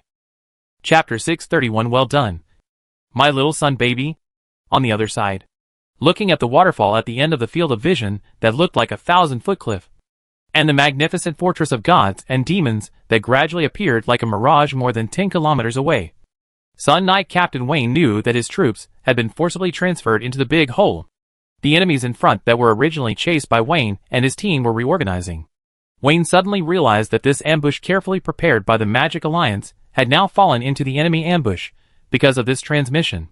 What worse is that the Moon Angel has been separated from the 4 Judgment Angels guarding it during the teleportation. If the enemy takes this opportunity to destroy the Moon Angel at all costs, then the evil gods who have lost their nemesis will no longer be suppressed, and the consequences will be unimaginable. Before the people outside find a way to come in, The moon angel must be protected. This thought flashed through Wayne's mind. And then he immediately fanned the light wings behind the sun armor and led his knights to fly in the direction of the moon angel. After seeing the sun knights gathering around her, the moon goddess snorted in her heart. It was a bit funny that she would be protected by the sun knights one day. But now there were only a few people around her to accompany her fishing. So she could only let these old enemies temporarily become her personal guards. After retracting her thoughts, the moon goddess contacted Annabelle, the commander of the dragon group who was fighting with the enemy in the distance, and asked her to pay attention to the situation on the battlefield so that after the gates of the fortress of gods and demons were opened, she could leave the battlefield as soon as possible and follow her to occupy an entrance as soon as possible. Wayne and the others didn't know about the plan of the moon god and Ao. They were trying to integrate the troops around them and prepare for the enemy counterattack. At the same time, the enemy also took action. But what surprised Wayne was that the first to rush over among the enemy were the evil gods. When the evil gods were teleported in, they were originally being hunted by the Magic Alliance. But at this time, they suddenly changed direction, broke away from their own troops, and flew towards the direction of the moon angel regardless of everything. This scene made Wayne and the soldiers of both sides of the enemy army slightly stunned. Wayne was stunned, because although he expected that the enemy primary target would be the moon angel, he did not expect the enemy commander to be so decisive. And you know, those evil gods are the treasures in the hearts of the old god wizards. They are the seeds for cultivating the next generation of evil gods. Just now, the enemy army was still protecting those evil gods at all costs to retreat, but now the enemy commander, without integrating the troops, directly let the evil gods leave the main force, without any formation, and rushed over all at once. It was as if they were willing to do anything to destroy the moon angel. The enemy was stunned because although the team was preparing to counterattack, they had not yet integrated. After all, the teleportation just now was too sudden, and many people had not even reacted yet. Even if some generals issued any instructions, they should have ordered the evil gods to kill those dragons. After all, the closer the evil gods were to the moon angel, the greater the suppression they would receive. Therefore, the main strategy of the godly evil army has always been to be on the periphery of the moon angel position and deal with the dragons. But now the godly evils not only broke away from the team, but also rushed directly to the moon angel. Even if there were dragons blocking them in front, they ignored those difficult enemies and rushed towards the moon angel regardless of everything. For a while, the battlefield was in chaos, and the generals of the old gods on the battlefield were also confused. The only reason they could think of was that the ancient god Lord Garlock used his powerful will to forcibly take over the godly evil army under his command. Seeing that the gods and demons had already taken advantage of the chaos to break into the center of the Magic Alliance troops, the generals had no choice but to take advantage of the situation. They immediately reissued orders and let the troops launch a counterattack. Although the team was in chaos at this time, the Magic Alliance was also in chaos. Moreover, this was a large void, and they were in the god and demon fortress, and they had reinforcements. The melee broke out, and the distant god and demon fortress also heard a series of bells. In the sound of the bells, Wayne, who led the Sun Knights to guard the Moon Angel, looked past his own defense line and the enemies attacking the defense line dozens of meters away, and looked in the direction of the god and demon fortress in the distance. In the god and demon fortress, the gates of the fortress were gradually opening, and countless enemies also flew out from various areas of the fortress. Looking at the black mass of enemies flying in the distance, Wayne felt a chill in his heart. He knew that his words had come true. He never thought that the Sun Knights would sacrifice themselves here one day to defend the Moon Goddess. His only hope now was that the Sun Knights could create some time for the Moon Goddess, so that the Moon Goddess could leave the battlefield as soon as possible and fly away with the Moon Angel. This big hole was so big, and among the enemy troops, there were not many elites who could fly faster than the Moon Angel. Therefore, although the Moon Goddess could not fly out of the big hole, if she wanted to escape, she could fly for several hours even if she took her pursuers for a stroll in the big hole. But what made Wayne secretly bitter was that the Moon Goddess did not seem to have any intention of escaping.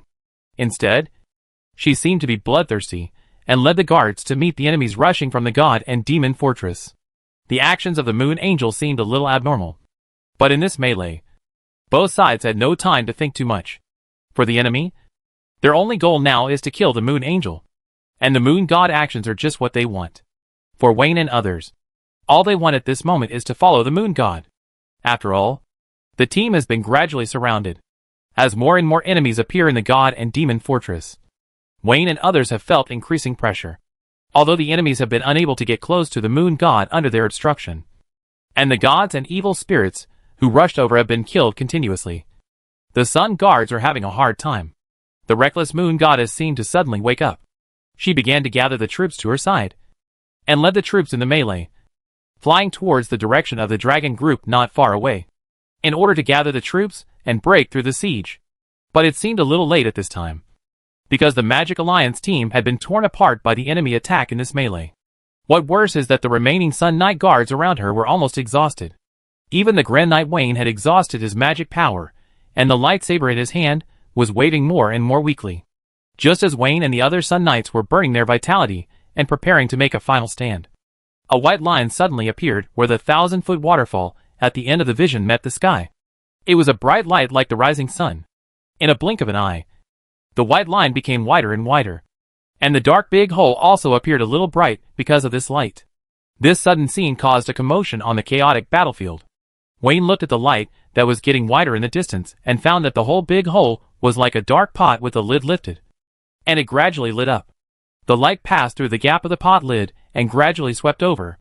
When the light shone on people, they suddenly felt that their magic power, physical strength, and wounds were gradually restored under the light. Waves of dragon roars sounded on the battlefield, as if the dragons became stronger under the influence of some kind of breath. The power of the sun god Gallic is like the source of endless life and magic, which makes people glow with endless vitality. The exhausted Magic Alliance army regained its strength under the influence of this power. Everyone's body gradually became full at this moment.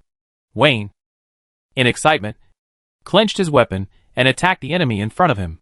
Then Wayne stood there like a goose, because the enemy was gradually turning into a blurred mosaic, and the lightsaber in his hand was also floating on a layer at this moment, passing through the enemy body. This scene appeared everywhere on the battlefield, as if someone used a very casual and poor PS technology to PS away all the enemies around the Magic Alliance army. Before Wayne could react, he saw the enemies around him flying to the other side in a daze, just like a mouse moving the large picture to a far distance. At the same time, Wayne suddenly found that there was a step under his feet when he was flying in the air. He raised his head dazedly and found that the fortress of gods and demons, which was originally several kilometers away from him, suddenly appeared in front of him. He walked a few steps forward and found a gate somewhere in the fortress. At this time, the gate was filled with blurry mosaic-like demonic shadows. Then, the enemies who were rushing out were photoshopped to other places in a daze. Moving mountains and overturning seas. A voice sounded behind Wayne. He turned his head in surprise and found a black dragon that suddenly appeared. It was Annabelle. Many confused Gallic dragons also appeared around Annabelle. It seems that in this big empty background, Lewis can't directly remove the enemy, but he can pee various layers to any position. Well done, my lovely little sun baby. Lewis, you are really timely. The moon goddess turned to the enemies who were originally besieging her in the distance behind her, made an international gesture. Then she took a step forward, stood in front of the gate of the fortress, and waved to the subordinates around her. Wayne, Annabelle, what are you still doing? Come quickly, follow me into the god and demon fortress, and occupy this entrance area. As soon as the words fell, the dragon suddenly woke up, and followed the moon goddess into the huge entrance of the god and demon fortress. Wayne hurriedly followed, and at the moment he stepped into the gate, Wayne turned and looked at the sky behind him. There, a god with an extremely huge body was standing on the edge of the cauldron with his hands raised high, and another small golden giant god was standing on the goddess' chest, and was piercing crazily. At this moment, Wayne recognized the identities of the two people. They were Her Royal Highness the Sun Princess, and His Majesty the Sun Cult Crown. Chapter 632 That Damn Sea King. The moment the lid of the big pot was lifted, Lewis discovered the surrounded Magic Alliance army, and he immediately picked up the rolling pin to disrupt the battlefield. He sent the moon goddess and her elite guards into the largest entrance of the god and demon fortress. Seeing the elite troops led by the moon goddess break into the god and demon fortress, the enemy troops of the old gods were immediately dumbfounded. They knew that, if the moon goddess troops once completely occupied that entrance, it would mean that the god and demon fortress would open its gates to the Magic Alliance army. This was equivalent to having a wall breached in a siege. After realizing the consequences, whether it was the wizards of the old gods, the sun angels, or the abyss demons and the gods. They all wanted to return to defend immediately to drive out the moon goddess. However, those retreating troops were pulled far away by Lewis's PS technology. Damn King of the South Sea! This trick again! Several six-winged archangels of the old gods looked at the evil wizard standing on a strange mountain in the distance. And they were filled with resentment. They immediately ordered the Sun Angels to lead the troops and kill the King of the South Sea. Indeed, it was just a young and immature god of Gallic. Although everyone had heard from the boss that this magician of Gallic was difficult to deal with. The Sun Angels were also a group of troops with brilliant achievements. Not only did they rule the entire Great Abyss under the glory of the Sun God, they also made the evil gods of the Abyss tremble. In the war between the old and new gods tens of thousands of years ago, they killed countless gods, including many gods of Gallic. Even in the past few thousand years, they have been fighting with the gods of Gallic in the Kingdom of Clouds. Therefore, let alone a young god of Gallic. Even if there is a real king of Gallic standing here today, the Sun Angels have the courage to take up arms. After all, they were born for this. So, when the general gave the order, the Sun Angels took up their weapons one after another, and looked up at the distant sky angrily. But a strange feeling of palpitations enveloped the hearts of the Sun Angels. Their bodies couldn't help but tremble. Some of the Sun Angels seemed to have sensed something vaguely. They were mumbling to themselves, slowly retreating, looking up at the sky, looking for the source of their palpitations. At this moment, the lid of the big pot was completely lifted. The dim world completely turned into daylight, and the clouds above the sky were also parted, revealing two suns above the clouds.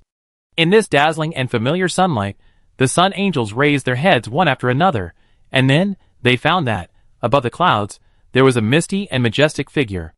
The hazy face of that figure in the distant sky made the Sun Angels so familiar.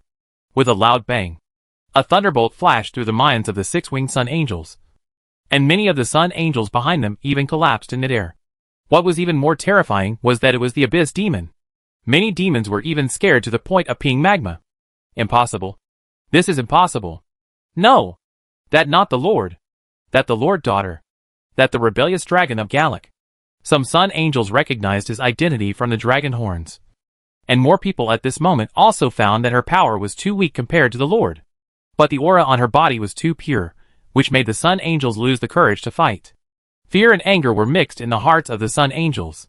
Lewis took the opportunity to disrupt the troops of the Old God Army again, disintegrating their offensive. The troops of the Old God Army became even more chaotic. At this time, many demons had even begun to flee. The glory of the Sun God had been shining in the abyss for tens of thousands of years. In addition, his divinity had a great suppressive power on dark creatures, so the demons were difficult to resist both physically and mentally. At this moment, the main force of the Magic Alliance outside the Great Void had already rushed into the Great Void following a crimson blood cloud that covered the sky. Under the blessing of the White Queen power, the Red Queen divine body was comparable to that of an ancient god. In addition, she brought with her the elite troops of the entire Eastern Land world, making this blood cloud magnificent. Today, many great demon tribes from the North and South continents, Dragon Nest City, and the North Sea Kingdom were present. This force was simply not something that the old divine army outside the god and demon fortress could resist. Now this terrifying army has all poured into the big hole. Once they enter the battlefield, the old army of gods who are fighting outside the city will be killed without a single piece of armor left. In addition, one entrance to the gods and demons fortress has been breached, so the old army of gods has no intention of fighting. Therefore, the generals immediately ordered a retreat. The most important thing is to drive the moon god out first. But the damn magician who knows PS technology in the distance is still waving the rolling pin frantically. The old army of gods saw that the gods and demons fortress was already within reach. But they couldn't fly back. The wizards of the old army knew that the moving mountains and overturning seas of the North Sea God clan had a range. So they just went around it. But moving mountains and overturning seas can move mountains, and no matter which mountain you go around, even if you fly, it won't be done in a moment. What made the wizards even more chilled was that the mountain of the King of the South Sea was particularly strange, and it was not the common moving mountains and overturning seas at all. Now such a strange PS area spanned the battlefield. How could everyone escape? In this chaos, the six-winged angel general, with sweat on his face, felt that the sunlight above his head had dimmed. He turned his head back.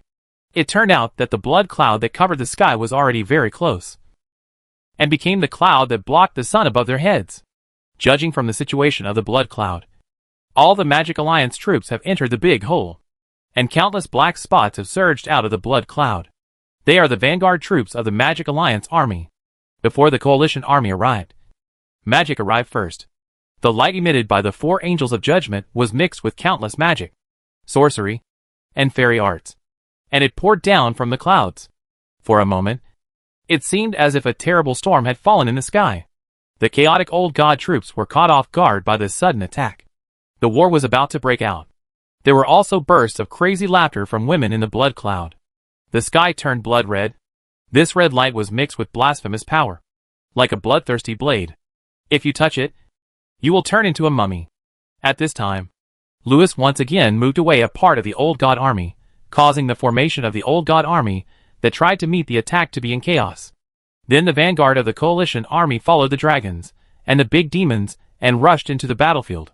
But the magic of the coalition army pouring down from the blood cloud did not stop, completely indiscriminately distinguishing between enemies and friends. But whenever these magics fell on the friendly army, the blue ground on the friendly army would allow the magic to pass through, allowing the magic troops and vanguard troops of the coalition army to show their skills without any scruples, while the magic troops and the sun angels of the old god army were timid. The coalition artillery coordination tactics in this era are almost a dimensionality reduction attack. The old god army was almost beaten to the point where it was difficult to fight back. What made the old god army feel even more powerless was that the coalition also had the buff of the sun god, which made everyone in the coalition not only extremely powerful, but also turned into perpetual motion machines. On the contrary, the demons in the old god army were greatly suppressed by the sun brilliance, and the sun angels, under this brilliance, did not have the courage to resist. The superposition of multiple buffs and debuffs made it seem as if there was an extra moon angel on the battlefield that had the power to suppress both demons and angels. This gave the coalition offensive an overwhelming force. On one side was the magic interference of the King of the South Sea, and on the other side was the enemy offensive. Without the leadership of the upper god, the old god army was simply unable to resist. As soon as the two sides came into contact, the 6-winged angel generals realized that they would be wiped out today. However, just as the coalition forces and the old god army were in a complete melee, an extremely huge aura quietly appeared on the battlefield, and then the sky suddenly turned red. Countless huge red runes also shone in the entire sky of the Great Void. The magic consultant activated the 9-dragon formation under the order of the fire cloud evil god, and the sky carried by Osikri's son dragon god Dharma became heavier. Chapter 633 Why are you jumping like a monkey?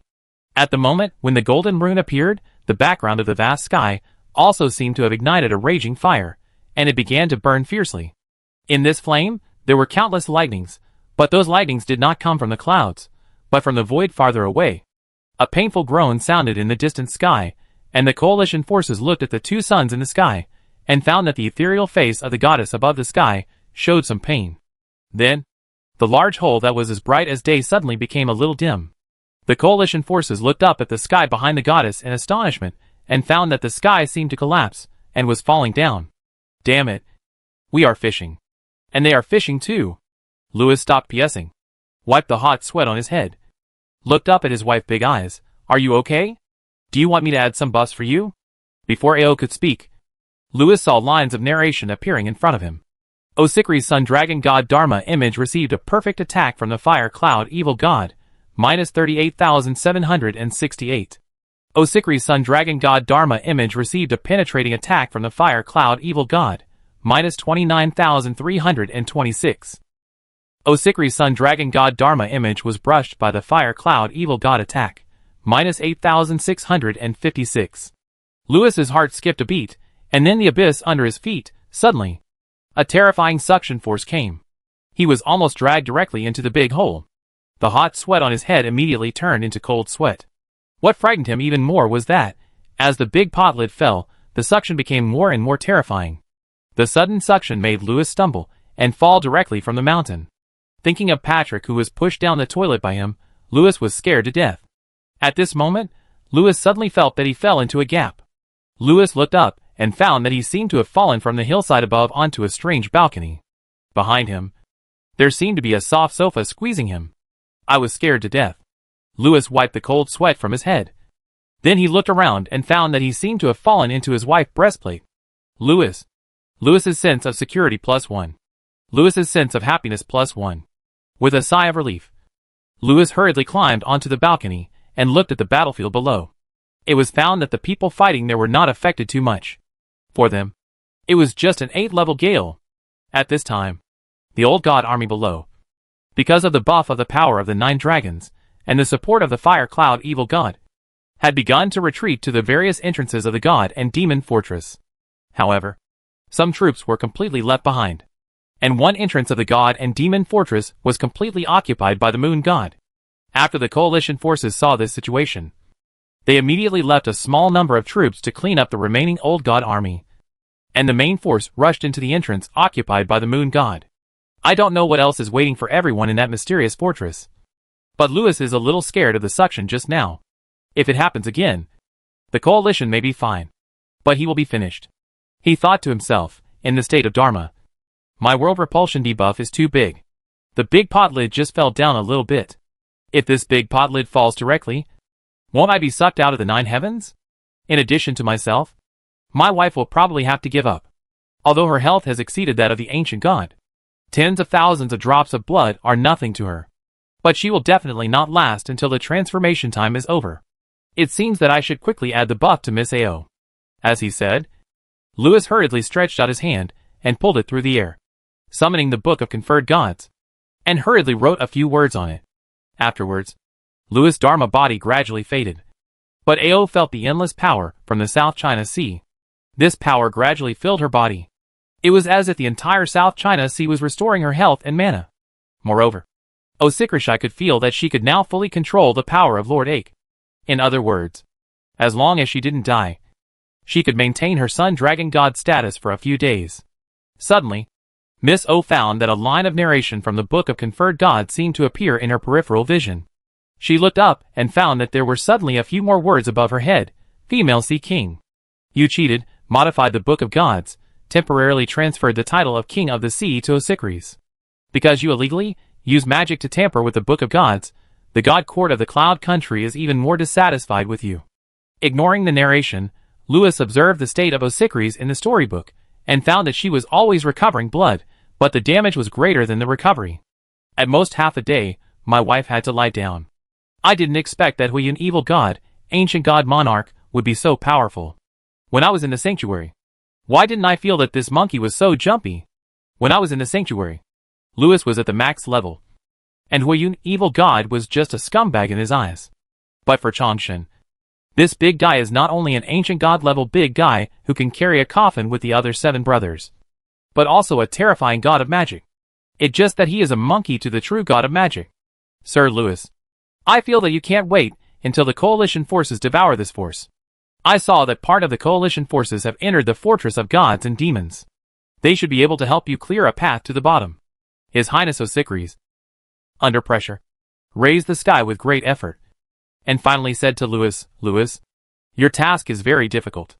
You must get rid of him. Otherwise we will not be able to seal the Great Void in half a day. Obviously, AO didn't know the relationship between Louis and the Forbidden Sanctuary. It was not as simple, as he had been there a few days ago. He also didn't know that Louis had gotten the archive, and taught the Sun God a lesson last time. Although his attributes were not restored, the memory of 30,000 years, as well as the memory of fighting with various experimental subjects, gods, during the 30,000 years, were no joke. Therefore, AO was very worried about Louis's safety in the future. At this point, His Highness Osikrishi pursed his lips, looked at the fortress of gods and demons in the distance and said, but you have to be careful of the Flame King Garlock, because he is not just an ancient god monarch who can resist the heavens. He is really good at magic. Oh! Louis's attitude made Director Osikrishi frown. In her next tone, she already had a bit of the seriousness and anger of a teacher. Louis, don't think that you are at the top of the magic world just because you went to the Forbidden Sanctuary a few days ago. The Fire King Garlock is not comparable to the wizards you have met before. I have read many of His Majesty Garlock works. His power and magic literacy are amazing. Even in my god form, he is a terrifying god of magic. Louis, do you know that? In front of him, you may be just a monkey. Oh! Louis, who was shrinking, climbed onto his wife's breastplate. Then, he recalled the book how to use 3 Casa Ra's points to smash a can subworld in the sanctuary, then used the magic wand to point in a certain direction in the air, leaving this first point. After finishing, he tied his collar and prepared to deal with the monkey. Obviously, the monkey mentioned by Miss O'Sickeries was completely different from the monkey that this monkey was going to deal with. The former was a monkey that could poke the sky. The latter was just a monkey eating bananas on a tree. Lewis's attitude almost made Miss O faint. Before she could give any more instructions, Lewis had already photoshopped himself into the fortress of gods and demons. Seeing Lewis in the distance, who had already walked into the fortress of gods and demons in a swagger, O sighed in sorrow and thought of the person who was waiting for Lewis in the fortress of gods and demons. Alas, I hope the information I got is true. I hope she is still a friend. Chapter 634 Pillar Demon God, King of Jealousy. The surroundings gradually became clearer. Lewis found himself standing in front of the ancient and magnificent gate of the god and demon fortress. He looked around and found that the gate was as wide as a huge square. The several ancient stone pillars in front of the gate were as tall and straight as 1,000-year-old redwoods. The Magic Alliance army that passed by the stone pillars while running in front of these stone pillars were as small as squirrels under a big tree. Soldiers kept pouring into the gate amid the shouts of their superiors. From time to time, a huge shadow flew overhead, blocking the sun. It was the Dragon of Dragon Nest City and the 3rd-generation magic warship of the 7th Fleet of Sorrento. This 3rd-generation magic warship not only flies, but is also very large. It is only a few circles smaller than the Princess. The black dragons beside it are like frigates. It has been 3 years since Lewis took the fleet to visit his uncle. The engineers have indeed made a lot of new things with the inspiration of the technology of Yunhua. In this battle of the god and demon fortress, these hundreds of huge Dragon King-class magic warships played a significant role. The wide dragon areas inside them that were expanded by magic not only provided a foothold for the dragons, but the huge magic cannons on the ships also provided important firepower support for the troops. Now, they will also help the moon god to capture the top magic tower area of the god and demon fortress under the protection of the black dragon frigates. As long as the moon god occupies the magic tower area, the magic barrier in the god and demon fortress will be greatly weakened. In addition, every corner of the upper area of the god and demon fortress will be covered by the glory of the moon god. This also means that in the upper 3 areas, the gods and evildoers will be greatly suppressed. After that, the troops will advance deeper into the god and demon fortress, and the moon god will move to the lower level according to the situation on the battlefield. In this way, the moon god will not have to face the enemy head-on, but he and the blue angel will provide real-time support for the battlefield. This will make the moon god invincible. Therefore, it is only a matter of time before the troops take over the god and demon fortress. The only drawback is that although important combat forces such as magic warships can sweep the magic tower area, they cannot play a role inside the god and demon fortress. Therefore, in the street fighting battlefield of the fortress, the Magic Alliance army will no longer have heavy firepower reinforcements. So although everyone knows that this god and demon fortress will be breached sooner or later, it is a fantasy to want to get it done in half a day. Half a month is more realistic. Unless there are spies. While distracted, Lewis had passed through several halls and came to the hub hall of the god and demon fortress. Standing in this hall, Lewis' face became strange. Rather than a hall, it is more like a huge platform with a skylight in the fortress. Looking up here, you can see the demon tower area in the distance above your head. After entering this hub hall, the dragon group and the magic warships unloaded some people and flew towards the demon tower area. The Magic Alliance army, on the other hand, rushed to the floating stone bridges connected to the hub hall and rushed to several other areas. It seemed that this hub hall had been completely occupied by the Magic Alliance army, but the areas it connected to were in chaos. Suddenly, Lewis realized that he must have entered the wrong door. This area was not the entrance area that was completely occupied by the moon goddess. It was an area that the Magic Alliance army was conquering. Lewis didn't plan to join the moon goddess, because the second sky-breaking point was in this direction. So, Lewis and the moon goddess were going to take completely opposite routes. With Annabelle and the 7th Fleet here, Sister Moon should be able to take over the magic tower area. It's more important for me to go to the sky-breaking point on the lower level first.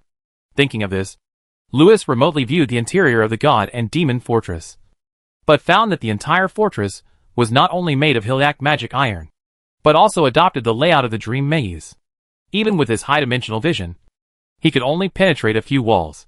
It seems that when the ancient gods and monarchs built the fortress of gods and demons, they had the participation of the insect swarms they enslaved. With the help of this group of master builders, it is no wonder that such a large fortress could be built in a few years. However, it is so messy here. Which road leads to the third floor of the magic fortress? Louis stopped and scratched his face. Soldiers kept running around, casting surprised eyes at the high-level magician. A knight rushed over from behind and fell to the ground. Louis quickly helped the reckless guy up and made way for the team. Don't stop. Wait. Where are your battle robe and military emblem? Which unit are you from? A thin lieutenant colonel came over with several burly sergeants. Okay. I know. Another lost nerd. You have been recruited. No matter which occupied laboratory your previous destination was. The place you are going to now is the Lord Mark area on the third floor of the Magic Castle. As he said that, the lieutenant colonel and several sergeants, with their eyes shining, picked up this seemingly skilled magician without any explanation. Damn. These academic wizards, who came to join in the fun. They only have the laboratories and books of the god and demon fortress in their hearts. The fire has already spread here, and several deans have led so many magicians to rob the laboratories and libraries. I don't know if this young magician can fight, but the magicians of the Magic Steam Academy, wearing this kind of black jacket and white shirt, are all very skilled. Although he looks very thin, he looks very strong. Even if he doesn't know magic, he can still give him a sword. It seems that the lieutenant colonel has been eyeing this magician for a while, and his regiment is also in need of magicians or warriors. Louis, who was being carried up, was confused and ran to the passage ahead with the team.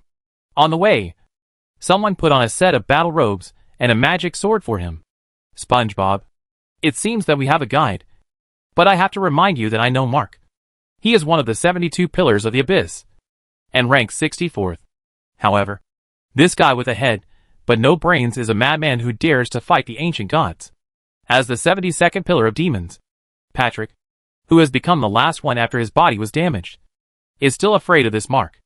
Originally, he was killed by the old gods, but now it seems that his body was given to the old gods by the king and became an experimental subject of the fortress of gods and demons. He was resurrected and became the gatekeeper of the third floor area of the fortress of gods and demons. Louis nodded. He saw it from the huge statues passing by.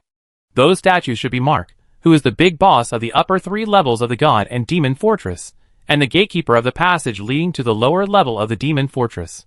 From the appearance of the statue, this abyss evil god is a disgusting thing made entirely of bones. Some of the bones are the remains of gods. It has 6 huge heads, 2 pairs of dragon wings, 8 arms, a human-headed dragon body, huge and deformed. It is rumored that its 6 heads come from 6 gods. And this abyss evil god born from the remains of God is also a true god evil. What is more worrying is that he seems to have been resurrected by the insect swarm and has become a test subject that has lost his self. After integrating the essence of the ancient gods and the insect swarm, he is not as simple as an ordinary pillar demon god. If in the past, there was an abyss evil god of this level, and appeared in a wizard country on the continent, then the evil god disaster of the 12 monarchs of the abyss that the Isabella Rose dynasty experienced 1,000 years ago would definitely be repeated. And the entire continent would need to gather all its forces to kill it. The magic of the eastern continent has been greatly developed, especially in recent years with the help of Louis. The Magic Alliance has integrated the forbidden knowledge of the 12 great families, the technology of the North Sea gods, and the technology of the Forbidden Sanctuary. So this former world-class boss has now become a gatekeeper boss. Moreover, with Louis here, it is definitely possible to get rid of him. But the key is that the next battle will be an offensive and defensive battle. Mark is the dominant defender. Killing him will waste a lot of time. At this time, Patrick gave another bad intelligence. As far as I know, Lord Mark should be just a gold medal fighter. The ruler of the upper 3 floors is another terrible pillar demon. The jealous King Barbie. Barbie? Louis couldn't help but think of a Barbie doll. Ms. Barbie power is no less than that of the transformed Lord Mark. With the 2 bosses together, you may have to spend half a day here. Unless there is a spy. Chapter 635. The gift is actually me? Spy. The narrator hinted at this again. Is there really a traitor in this fortress of gods and demons? Before Lewis could think about it, the team in front had already started fighting with the enemy troops. Not long after, Lewis turned a corner with the crowd and saw the huge evil god with ancient god tentacles and insect shells blocking the wide corridor. Lewis saw at a glance that this was a big guy close to the god level. But the lieutenant colonel troops seemed very special. Not only were there many of the latest equipment from the land base, but the soldiers under him were also very brave. At this time, the sergeants wearing forbidden magic armor were leading the soldiers to besiege it. But when the lieutenant colonel team was fighting outside the fortress before, it seemed that they had just fought a hard battle, and the 1,000-man team had become a 100-man team. At this time, they rushed to the battlefield non-stop, and were exhausted both physically and mentally. Now we have encountered a tough guy right from the start. If we want to kill this guy, I am afraid that many soldiers will die. What worries the lieutenant colonel even more is that there is only one magician left in the regiment. And he was kidnapped. I don't know if he can do it. We have brought back many specimens in the past few months. When you were in the academy, you studied the weaknesses of this thing, right? The lieutenant colonel grabbed his magic consultant with red eyes and asked the only think tank in the team to think of some solutions. Okay, I try. Lewis pulled away the colonel's hand, passed through the ranged troops who were attacking the evil spirit with light spears, and came to the crossroads. Then he raised the magic sword in his hand, intending to clear this monster and all the monsters in the entire area. Just as Lewis locked on to various targets in remote viewing, he suddenly heard a series of elephant-like footsteps coming from another passage beside him. Lewis couldn't help but turn his head to look at the passage. Then, 7 or 8 huge abyss demon guards, 5 or 6 meters tall and ferocious in appearance, rushed out from the shadow of the passage with strange laughter and met Lewis face to face. The two sides stared at each other for a moment, and then cold sweat flowed down their heads. Why does this evil god seem a little strong? A big demon guard took 2 steps back and said, while wiping the cold sweat on his head, "It smells a bit like Agula." "Lord Demon?" A great demon guard sniffed and muttered to his companions. As expected of a high-level demon, he knows what he is talking about. Lewis didn't waste time talking to them. The shadow under his feet was like a snake, spreading to the wall, the dome, and rushing towards the demons. The demons couldn't see the black snake lurking in the shadows and surrounding them, but the murderous look in Lewis's eyes made them feel as if they were going to die. They were terrified, waving their arms, shouting loudly, "One of us! One of us!" Lewis raised his eyebrows and said, "Who are you?" Before Lewis finished speaking, the lieutenant colonel had already grabbed Lewis, stood in front of Lewis, and said to the demons, "Damn it! Don't hurt my magic advisor. One of us! This is one of us!" "Lewis?" The lieutenant colonel's behavior made Lewis stop, and he took back all the black snakes in the shadows around him. The demons felt that the sense of danger was gradually disappearing, perhaps to show their identity and position. They all flapped their demon wings, raised their flaming demon swords, and rushed towards the evil god. Then, they helped the soldiers to cut the evil god into 7 or 8 pieces. Seeing that his magic consultant was a little confused, the lieutenant colonel patted Lewis on the shoulder and said, "The superiors told us that someone would come to pick us up. It should be these demons." According to the latest news, the abyss demons in the god and demon fortress seem to be in rebellion. Grand Duke Orin does not allow us to clash with the demons. I think their leader, the King of Jealousy, may have some relationship with the demons in Erlinda. Don't stand there stupidly, newcomer. We are here to escort important items for Grand Duke Orin, who is now waiting for us in the Mark area. According to the time, we are already late. By the way, what is your name? Lewis. Okay, Lewis, save your magic. We will have another big battle next. Remember, since you can't tell who is a friendly army, then when you don't get my order, don't use your magic on friendly army at random. After killing the evil god, the group of demons ran away without looking back. It was as if there was a big demon king who ate demons not far behind them. If you run slowly, you will be eaten by him. As for the matter of picking up the lieutenant colonel, they had already thrown it behind their heads. After all, it seemed that they didn't need any help at all. I'm hungry, SpongeBob. If you don't want to eat, you can give it to me. Don't talk nonsense. Patrick, didn't you hear me? Those are friendly forces. We find good stuff later. I feed you with soul drainage. The direction the lieutenant colonel team was going was different from the demons. They headed to the direction of the marked district without stopping, in order to avoid his reckless magic consultant from having any conflict with friendly forces. The lieutenant colonel always brought Lewis with him. On the way, Lewis asked the lieutenant colonel about their mission objectives and why they were late. The lieutenant colonel said that they actually followed the moon god in the beginning, but after following the large army to break through some areas of the fortress, the team received a new mission. Grand Duke Warren was looking for a large number of sacrifices to trade with the devil. Considering that the lieutenant colonel team only had a few hundred people left, the moon god gave this easy job to the guards she no longer needed. Finding a sacrifice is the mission goal of the lieutenant colonel team this time. In order to find this suitable thing, they spent a long time, almost running from the east to the south. Therefore, it was a little late. It seems that many great lords among the demons are in urgent need of recovering their strength. Grand Duke Warren and many demon wizards of Erlinda also want to take this opportunity to make a deal with the demons. So they need some money. That is, sacrifices.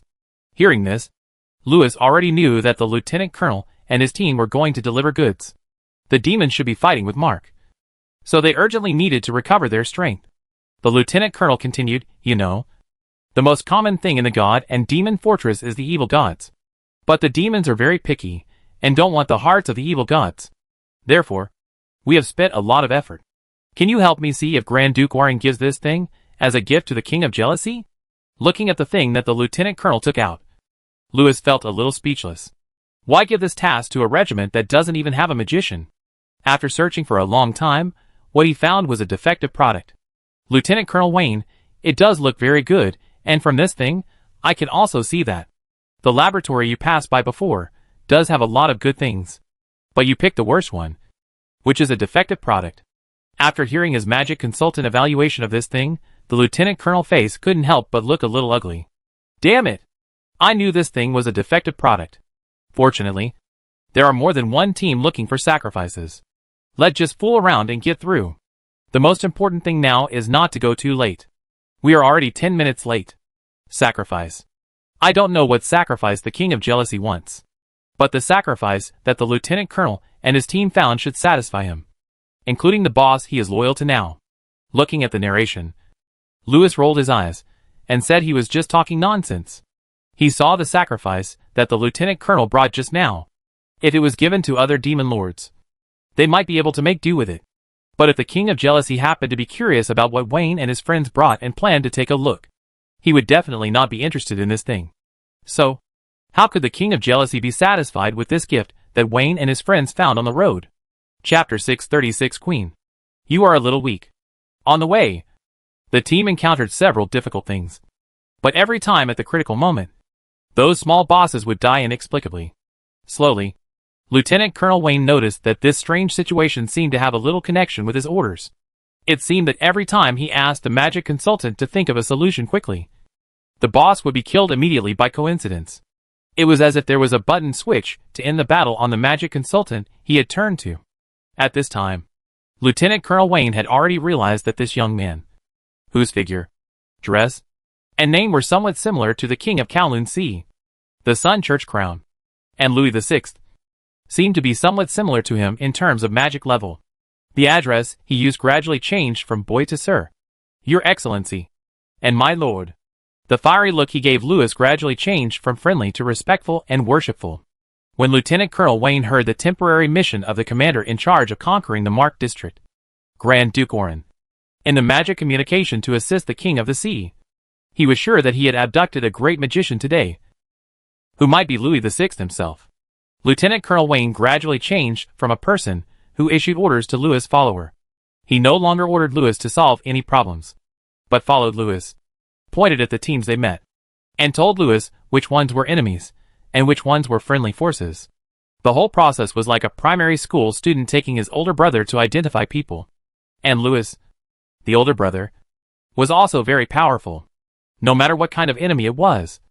Even if he encountered some difficult boss, when he raised the rolling wand and pointed it at him, and recited a soul drainage, those monsters would be dealt with within 20 seconds. The time mainly depended on Patrick's chewing ability. Lewis killed a lot of people along the way, and Patrick also filled his stomach. But as the team went deeper, they had fewer and fewer opportunities to take action. because there were fewer and fewer gods and evil spirits on the road ahead. And there were figures of abyss demons chasing the remnants of the old god army everywhere. As Lieutenant Colonel Wayne said, the forces of the abyss demons were having a civil war with the insect swarm and the forces of the old gods. And this seemed to be a long-planned rebellion. Perhaps what they were waiting for was the day when the Moon Angel and the coalition forces came in.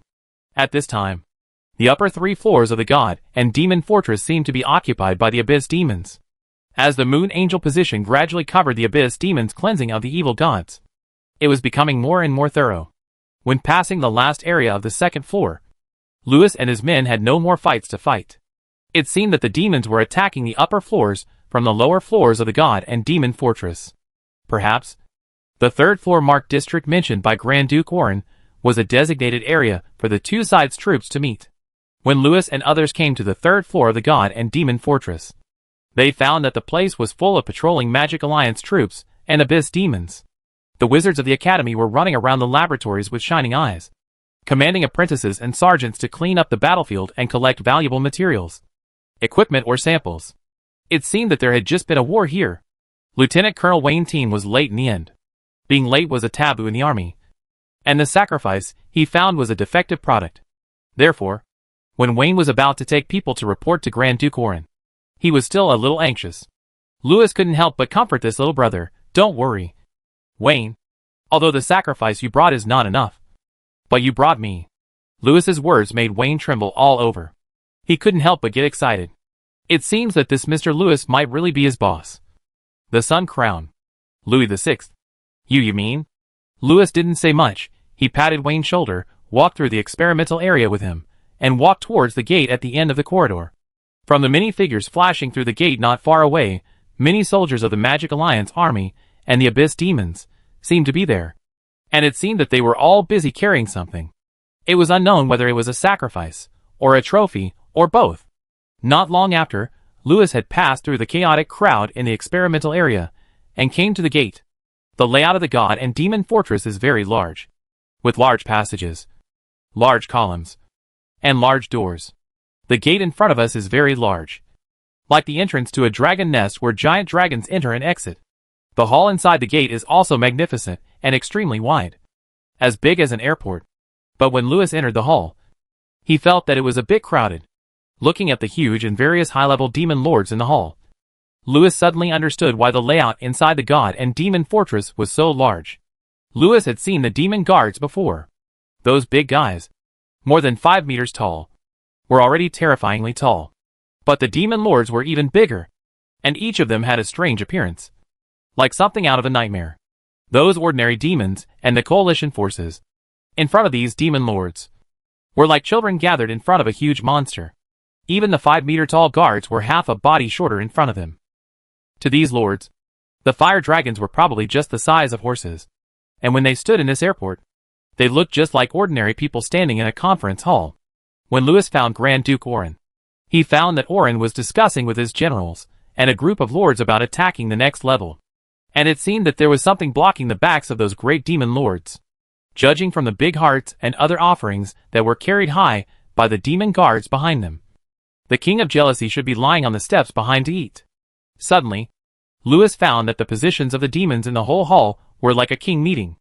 Orrin and many demon lords were foreign envoys and ministers standing on both sides of the throne of the King of Jealousy. It was just because the lords were too big, and there were tall guards behind them constantly delivering things, so the throne was blocked.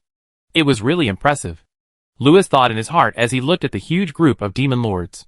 Those lords near the King of Jealousy were like statues of demon gods of various shapes in a huge temple. But now they are standing in front of the King of Jealousy, as if they were guarding the Queen. At this moment, Lewis could not help but feel extremely curious about the King of Jealousy, and he was looking forward to this meeting. A real man should be like this. Unfortunately, Lewis' yearning was misplaced. After all, it was a white-boned spirit that sucked people energy. Looking at the narration, Lewis could not help but blink his eyes.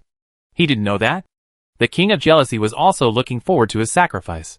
After all, the royal guards just whispered to him that a certain sacrifice collection group under Orrin brought the prince, who was suspected to be the abyss demon god Aguila. Orrin really spent a lot of money. No matter what. Anyone will do. Anything will do. because he is very hungry now. The team carrying the sacrifices can't help but move faster. Seeing this, Louis suspected that the pillar demon god Mark, who had been transformed into an ancient god, had died. The one who killed him?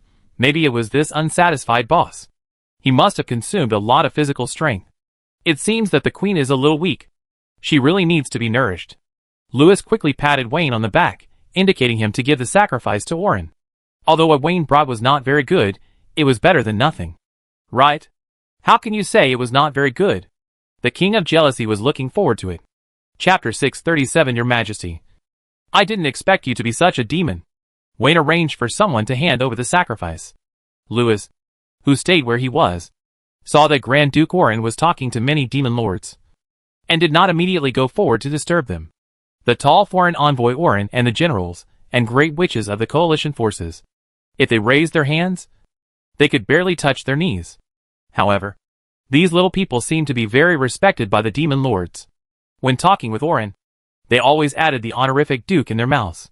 The demon lords, who looked hideous and ugly, had an inexplicable elegance when they spoke, which made Louis smile. At the same time, he thought of Orin's elegant cousin. Maybe Francesco is doing well in the abyss? But Xiao Ao said that Francesco was in big trouble. Louis also felt that this was a bit contradictory. It is true that although the demons of Erlinda have a high status in the abyss, they are a minority in Erlinda. In addition, the demons have always respected strength. So even if a relative of Orin family became the heir to the throne of the abyss, they would not respect Orin so much. However, Louis saw some clues from the weak faces of the abyss lords and Orin. Perhaps, the Demon and Magic Alliance army had just experienced a great war. In this war, Orin's strength won the respect of many demon lords. He was indeed one of the most ambitious and hidden monarchs among the 12 great families. Louis looked at Grand Duke Orin not far away and remembered the first time he met Orin. He had a sense of oppression second only to the great demon king Francesco. In other words, in the eyes of the young father-in-law, he has always regarded King Terran as his rival. Last time in Jiulong Town, the young father-in-law took the initiative to retire, and there was no chance to see him take action. But this time, I think he should have shown some skills in the Fortress of Gods and Demons.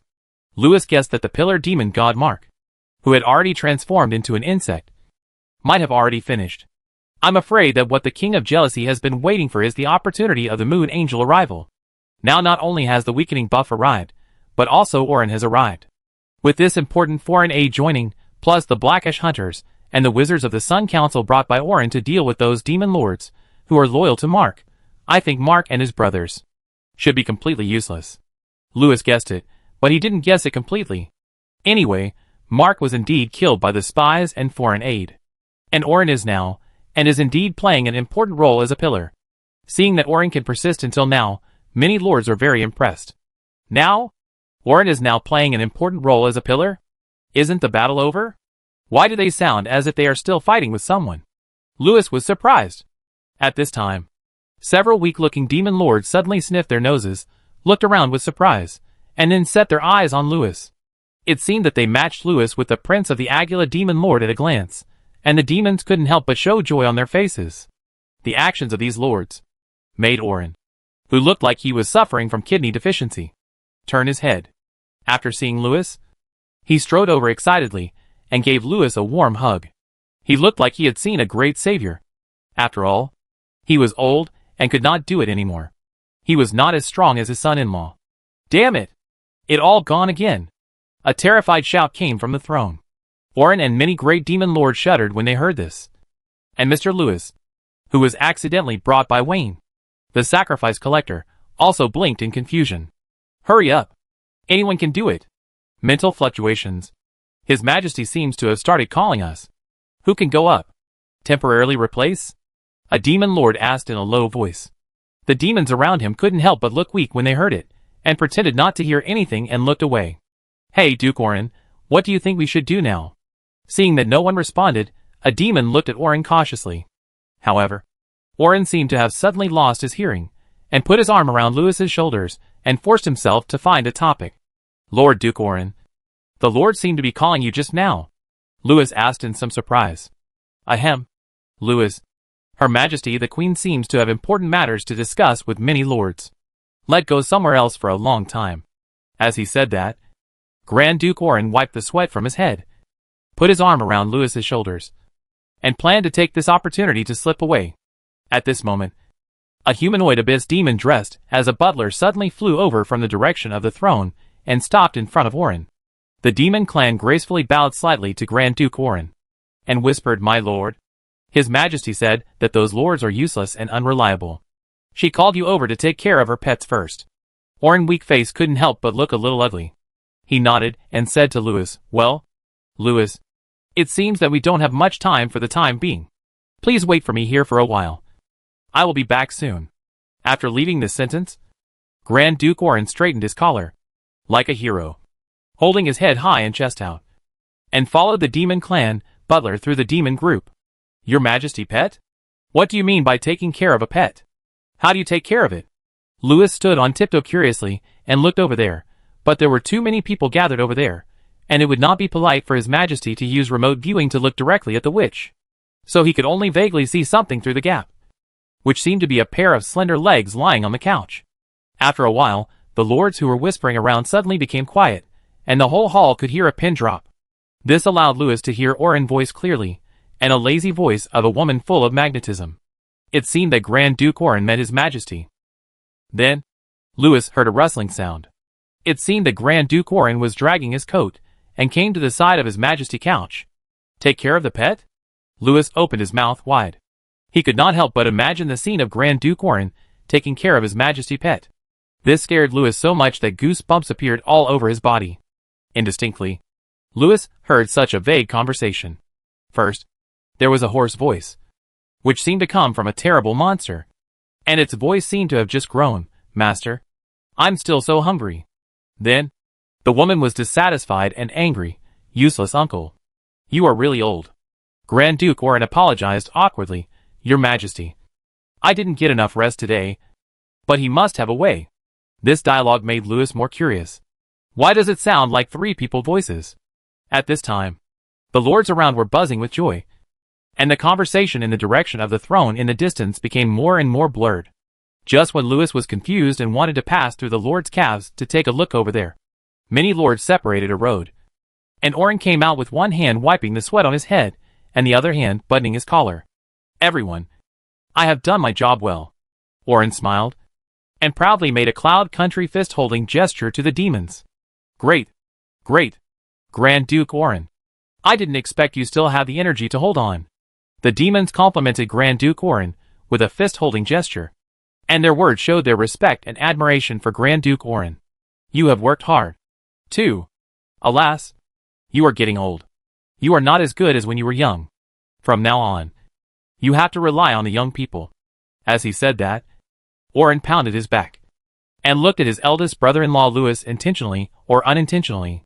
Hearing this, the weak-looking demon lords around him also quietly looked at the prince, who was suspected to be from the kingdom of the 12 demon lords. The Chaos Dragon, the demon lord Agula. He looked like he was about to use his fingers to pinch the gift ribbon for Lewis to tie. "You suddenly feel that the situation seems a little bad. Lewis, come to think of a solution for a small matter that we need your help with. Your Majesty, she has been waiting for you for a long time. Come with me first and take a look at his condition." These two ta made Lewis' face look even weirder. The one in front maybe refers to the jealous King Barbie, because he is in human form now. But the one behind, Orin used the word him. Could it be that he is referring to a strange-looking god-level pet beside the jealous King Barbie? Could it be that Orin was indeed talking to the Majesty and her pet just now? "You can see a doctor." Lewis couldn't help but ask in a strange way, "But Uncle Orin, were you treating His Majesty pet just now?" "Ahem, Lewis, don't mention the word pet later. The King of Jealousy will be angry." Lewis yelled in his heart. It seems that there were indeed three people just now, and His Majesty Barbie treats pets as their beloved treasures. Before Lewis could say anything, Orin had already put his arm around Lewis's shoulders and dragged Lewis towards the throne. The big demon lords around them, who were rubbing their hands with joy on their faces, also stretched out their big hands, supported Lewis's back, and pushed him to the throne, as if they were afraid that Lewis would run away. "Wait a minute. Orin, don't pull me. I can help, but you have to make it clear first. Are you asking me to take care of Her Majesty or her pet?" A demon replied, "Hey, hey, hey, it all the same. It all the same." Someone else laughed and said, "Of course we will see a doctor together." "Louis? My name is Louis. I never thought that Her Majesty would be such a demon. She asked me to take care of her and her pet together in front of everyone. What should I do?" Waiting online. It urgent. Chapter 638. This disease cannot be cured by me. An old witch doctor. Under the push of many great demon lords, Louis gradually walked towards the throne. The tall demons gradually made way for him, like giant trees moving one by one. Walking between their calves, Louis felt like he was walking through an ancient forest. While thinking the demons in front of him had already made way, Louis could not help but stare, looking at the throne, wanting to see the appearance of the King of Jealousy. However, when the last lord stepped aside, Louis saw several demon guards blocking the throne. They were kneeling on the ground, holding the sacrifices that had just been delivered. A terrible swallowing sound came from the throne. "Wait a moment," Orin whispered to Louis, signaling him to be patient, because His Majesty was taking medicine. Louis stood under the stage and waited. He looked at the throne on the stage for a few times. The throne was very large, like a big sofa for giants to sit on. But the body of the King of Extremes did not seem to be very large. And the demon guards kneeling in front of the throne were like huge stone statues, covering the body of the King of Jealousy, so that Louis could not see the true face of the King of Jealousy. The King of Jealousy should be lying on the throne at this time. And from his side, there were also waves of horrible swallowing sounds. This made Louis's mouth twitch. How could this be treating the Queen? This is simply treating a monster. Right? Thinking of this, Louis looked at Grand Duke Orin with admiration. "This is all right, father-in-law. You are really amazing." "Oh, and her pet dog." Suddenly, Louis could not help but pay attention to the living things around him. But after searching for a long time, he still couldn't find anything that looked like a pet. At this time, Louis suddenly remembered that Grand Duke Orin was standing next to the throne before. He glanced at the place where Grand Duke Orin was standing before, and found that there seemed to be a magic circle there. Suddenly, Louis understood a little, and he couldn't help but breathe a sigh of relief. "I don't know what the so-called Your Majesty pet is, but it seems that Grand Duke Orin may not have played with any pet just now. That magic circle is a standard magic circle for demon sacrifice rituals. Orin should have just stood in this magic circle, giving blood to the King of Jealousy. Or in other words, providing life and magic power, and helping the King of Jealousy share a small part of the curse. It should indeed be a curse. Louis has already guessed it.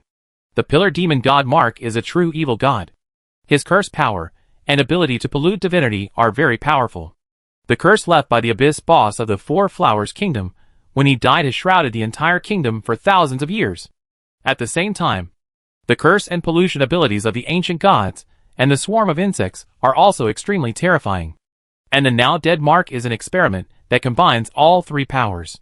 Then the effect of the curse he left on the King of Jealousy before his death is unknown. However, the King of Jealousy Barbie not only killed Mark, but also endured such a powerful curse on her own, saving many teammates such as demons and wizards from death. It can be said that Miss Barbie is a truly god teammate. But the price he had to bear alone was also extremely terrifying. This forced him to rely on sacrifices and blood transfusions from many teammates to hold on. And if he didn't solve this illness in his body, he would probably fall into a deep sleep. At that time, not only would he not be able to participate in the next battle, but the demons would also be leaderless. With the nature of those abyss demons, who were born with rebellious tendencies, it would be a small matter for the Demon Alliance to become a mess. Don't think that these demon bastards are honest now, that because they are suppressed by the King of Jealousy. If the King of Jealousy really has a problem, some of the traitors, who are loyal to the old gods, may directly defect to the other side. The remnants of the upper three layers are about to be cleared. When the moon goddess comes down and covers the lower layer, the main force will launch a full-scale attack on the lower layer. At this critical moment, it is not possible to lose such an important god teammate. At this time, Louis has thrown away his original prejudice and believes that the King of Jealousy Barbie is a serious demon. As an excellent old witch doctor, Louis is also the best at treating illnesses. In the 30,000 years that he practiced with various experimental objects in the sanctuary, what kind of curses have we not seen? The medicine will definitely cure the disease. Next door are many laboratories in the Mark district, which are full of magic potions. With a little refining and combination, The pollution on Mark remains can be cleaned, and the essence that can be used by him can be extracted. The person who tied the bell must untie it. Mark's divine body is the best medicine. Just as Lewis was thinking about the solution, the demon guards on the high platform had gradually moved away. Lewis could not help but look towards the throne. And the demon body gradually opened like a veil, revealing a graceful figure. The snow-white and slender legs were like those of a human, but the dark black wings around his waist showed his special identity. Lust demon? Queen of pain? At this time, Lewis's eyes could not help but reveal some doubts. But after seeing the magic metal rings on the wings, Lewis suddenly realized that those pendants were not casually worn. And from the specifications of the pendants, Lewis also judged that this lady was definitely a king-level existence. The position of the pillar demon god is never natural, they are fought over in the abyss. It seems that Ms. Barbie came from the Desire and Pain clan. Judging from her long legs that can hit 10 points, Lewis dares to conclude that she definitely has the bloodline of the true demon king monarch level, or even a trace of the dominant bloodline otherwise. Ordinary devil calves have hooves, not feet. And judging from the magic power of him that has the characteristics of distorting reality, he definitely controls the throne of envy. What puzzled Lewis was that the king of jealousy seemed to have lost control of the throne. It was as if he had just abdicated, or had signed a master-servant contract with a master. It might be because he was too weak. He thought for only a moment. And the demons in front of the throne had completely left. Lewis looked at the upper body of the queen out of curiosity. As a result, he almost fell backwards. At this moment, you suddenly remember the dirty joke in The Fisherman and the Mermaid. This mermaid with a fish head on the upper body is indeed more shocking than the mermaid with a fish on the lower body. Lewis suddenly knew why the storybook said before that the king of jealousy was a white-boned spirit. The upper body of this guy now looked like a zombie with thousands of holes. The white bones and dry flesh were intertwined together, and inside the ribs, you could still see the beating heart, and the thick blood that kept flowing out of the internal organs. The black blood that flowed out had covered the entire throne, and even spread to every step under the throne. It was impossible to tell which was the blood of the king of jealousy, and which was the blood of the sacrifice. It was a foul smell anyway. The whole scene looked very scary. And what made people's scalps tingle was the face of the king of jealousy. It was a skinned skeleton with only half of the muscles. The eye sockets were empty, and the teeth that gradually protruded from the mouth looked more like the devil buck teeth. Between those teeth, there was a Sorrento cigarette. With a whoosh, the king of jealousy used 2 bloody finger bones to clamp the cigarette and blew a cloud of smoke towards Lewis. Immediately, the strong smoke and the disgusting bad breath between the teeth came to Lewis's face, making him almost fall over while holding his nose. Lewis, come forward quickly. His Majesty the Little Demon King has been waiting for you for a long time, Warren reminded in a low voice. His Majesty the Little Demon King? Could it be that he is a demon princess whose father is still alive, but gave up his throne, and then just inherited the position of the Demon King? Looking at the skull of the extreme King Barbie, and smelling the foul breath, Lewis's mouth twitched. But then Lewis secretly slapped himself. A doctor is like a parent. A doctor is like a parent. Such a serious demon, a respectable god teammate, how can I dislike him just because of his appearance? Thinking of this, Lewis could not help but adjust his mentality, and slowly walked up to the platform with Oren. When Lewis stood in front of the king of jealousy, Lewis's face was already wearing a gentle smile again, showing courtesy and respect for his godly teammates. Before speaking, Lewis first performed a noble salute to his majesty, with the posture of a prince meeting the king. Crackle, crackle. A burst of excited crackle interrupted the lines Lewis wanted to say. He raised his head in surprise, and saw his majesty long, bone-like tail, flapping excitedly on the couch. Lewis? Your majesty? What are you doing? Shh. Don't talk. A finger bone stretched out and pressed on Lewis's lips. Just as Lewis was surprised, the mermaid leaning against the pillow spit out a puff of smoke with a little sadness, and from the fangs stained with the blood of the sacrifice, spit out 2 sad and desperate words. Kiss me. Crackle. Crackle. Chapter 639 Your Majesty? Pet? Your Majesty? You? Before Lewis finished speaking, a cloud of thick smoke with a hint of sadness blew over. The thick smoke and bad breath made Lewis cough violently. Then he saw the white bone monster leaning against the pillow, spitting out 2 sad and heartbreaking words from its fangs stained with the blood of the sacrifice. Kiss me. As soon as the devil lady said these 2 words, the saliva at the corner of her mouth could not help but flow out. Crackle, the sound of an excited tail hitting the couch. Looking at the skeleton demon, who turned his head and secretly wiped his saliva while flirting with him, Louis was numb. Ah ha ha ha, a prince of the Eagle Demon Lord? This is a great tonic. As long as I secretly suck him dry, I can get rid of my master.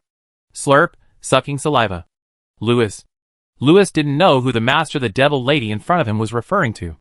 It was probably one of the 12 monarchs. But Louis knew about the next plan of this fish lady. To put it bluntly, Your Majesty is still a real demon. He was just too seriously injured. So he was extremely eager for the essence of life. As we all know, hunger will affect people thinking. So what the fish lady is doing now is not because he is a weird demon or something. A doctor is like a parent. Perhaps because Louis has a sincere heart. Or perhaps because Louis considers the overall situation. He smiled, fanned away the hand that the demon lady secretly grabbed, and patiently explained, Your Majesty, even if there are more sacrifices, it can only treat the symptoms of the curse on you. I actually have a better way to solve your pain. As he said that, Louis glanced behind the throne. The throne was located in the center of the hall, and in the open space behind the throne, there were many huge skeletons piled up. As expected, these skeletons should be the remains of Mark God. Okay, Bachelor Louis. The devil lady nodded very straightforwardly. I heard from Duke Orin that you are very good at medicine. Without further ado, let's get started now. In ancient times, many bachelors worked part-time as doctors. The bachelor Miss Devil mentioned here refers to doctors. Hearing this, Louis couldn't help but secretly breathe a sigh of relief. He smiled and asked about the devil lady's current condition. Miss Devil also untied her breastplate while talking about the problem that had caused her to have trouble eating and sleeping recently. Why does it sound like a gynecological disease? What are you taking off your clothes for? Just when Louis was a little confused, Miss Devil had already pulled down half of her breastplate, pointed inside, and said sadly, Master Louis, can you help me take a look here first? It's been particularly swollen and painful recently, and it getting bigger and bigger. It must be related to the toxins. It needs to be sucked out. Looking at the place pointed by Miss Devil, Louis's face was full of black question marks. Where's the poison bag? Seeing Louis standing there in a daze, Miss Devil couldn't help but look at her chest in surprise, but found that it was empty, with only a few ribs. Oh, I'm sorry. It hasn't grown here yet. But it doesn't matter. It always there recently. Another dirty joke. Louis finally understood it. It seems that this is indeed not a serious demon. When Orin and others came to see the doctor, he was just a simple sacrifice. But when it comes to you, it becomes like this. Maybe you should reflect on it.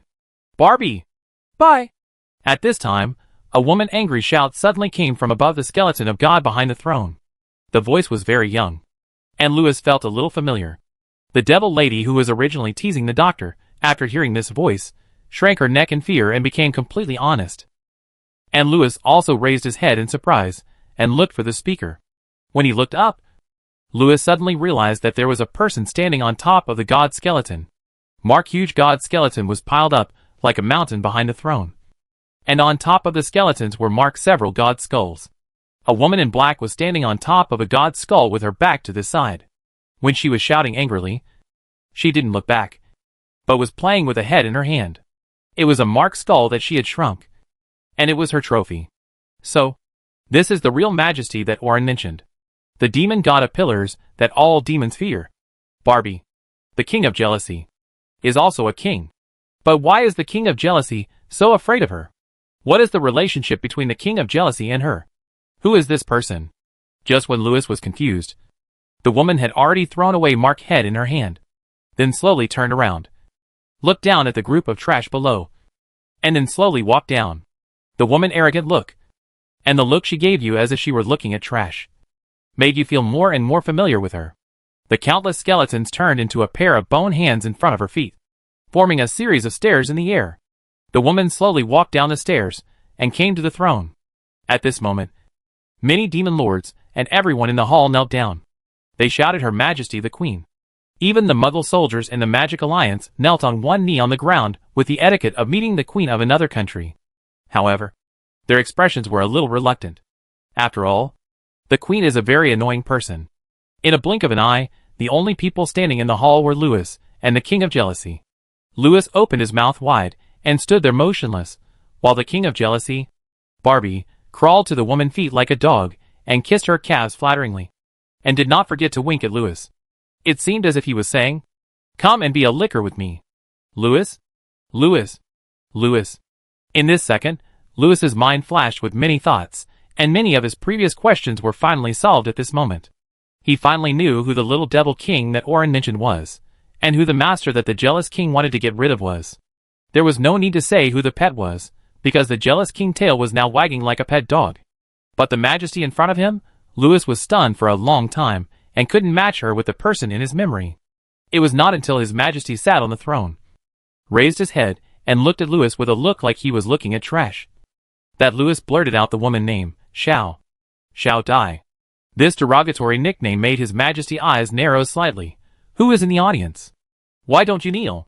Louis. Many demon lords also narrowed their eyes, and cast dangerous eyes.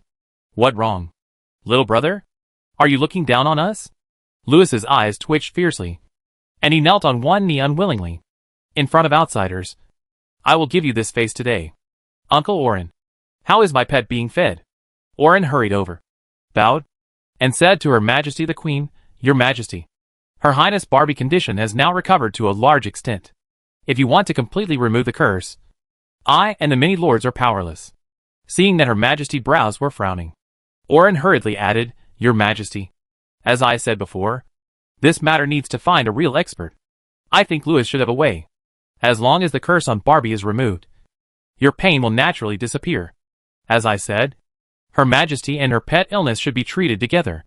Oren said, You are good at removing curses?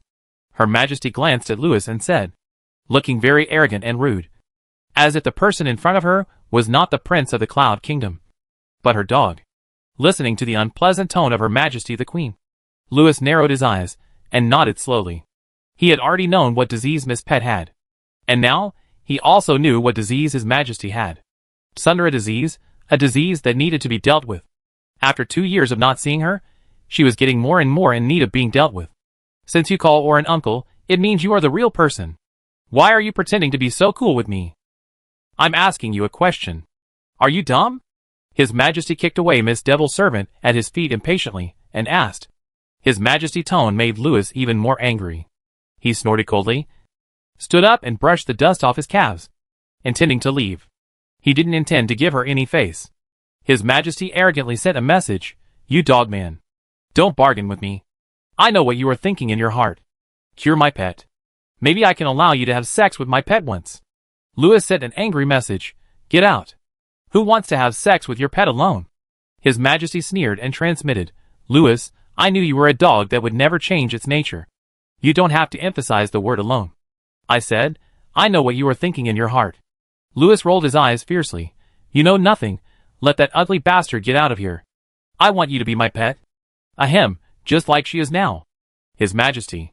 Chapter 640, What does it have to do with my mother-in-law? After directing the wizards to work hard in the hall, the final cleanup of the evil spirits on the upper 3 floors was also completed. Not long after, the people in the hall felt that the moon goddess position was gradually strengthening. Louis knew that the moon goddess had begun to move. A few minutes later, the scarlet goddess Isabella led a group of troops past the hall.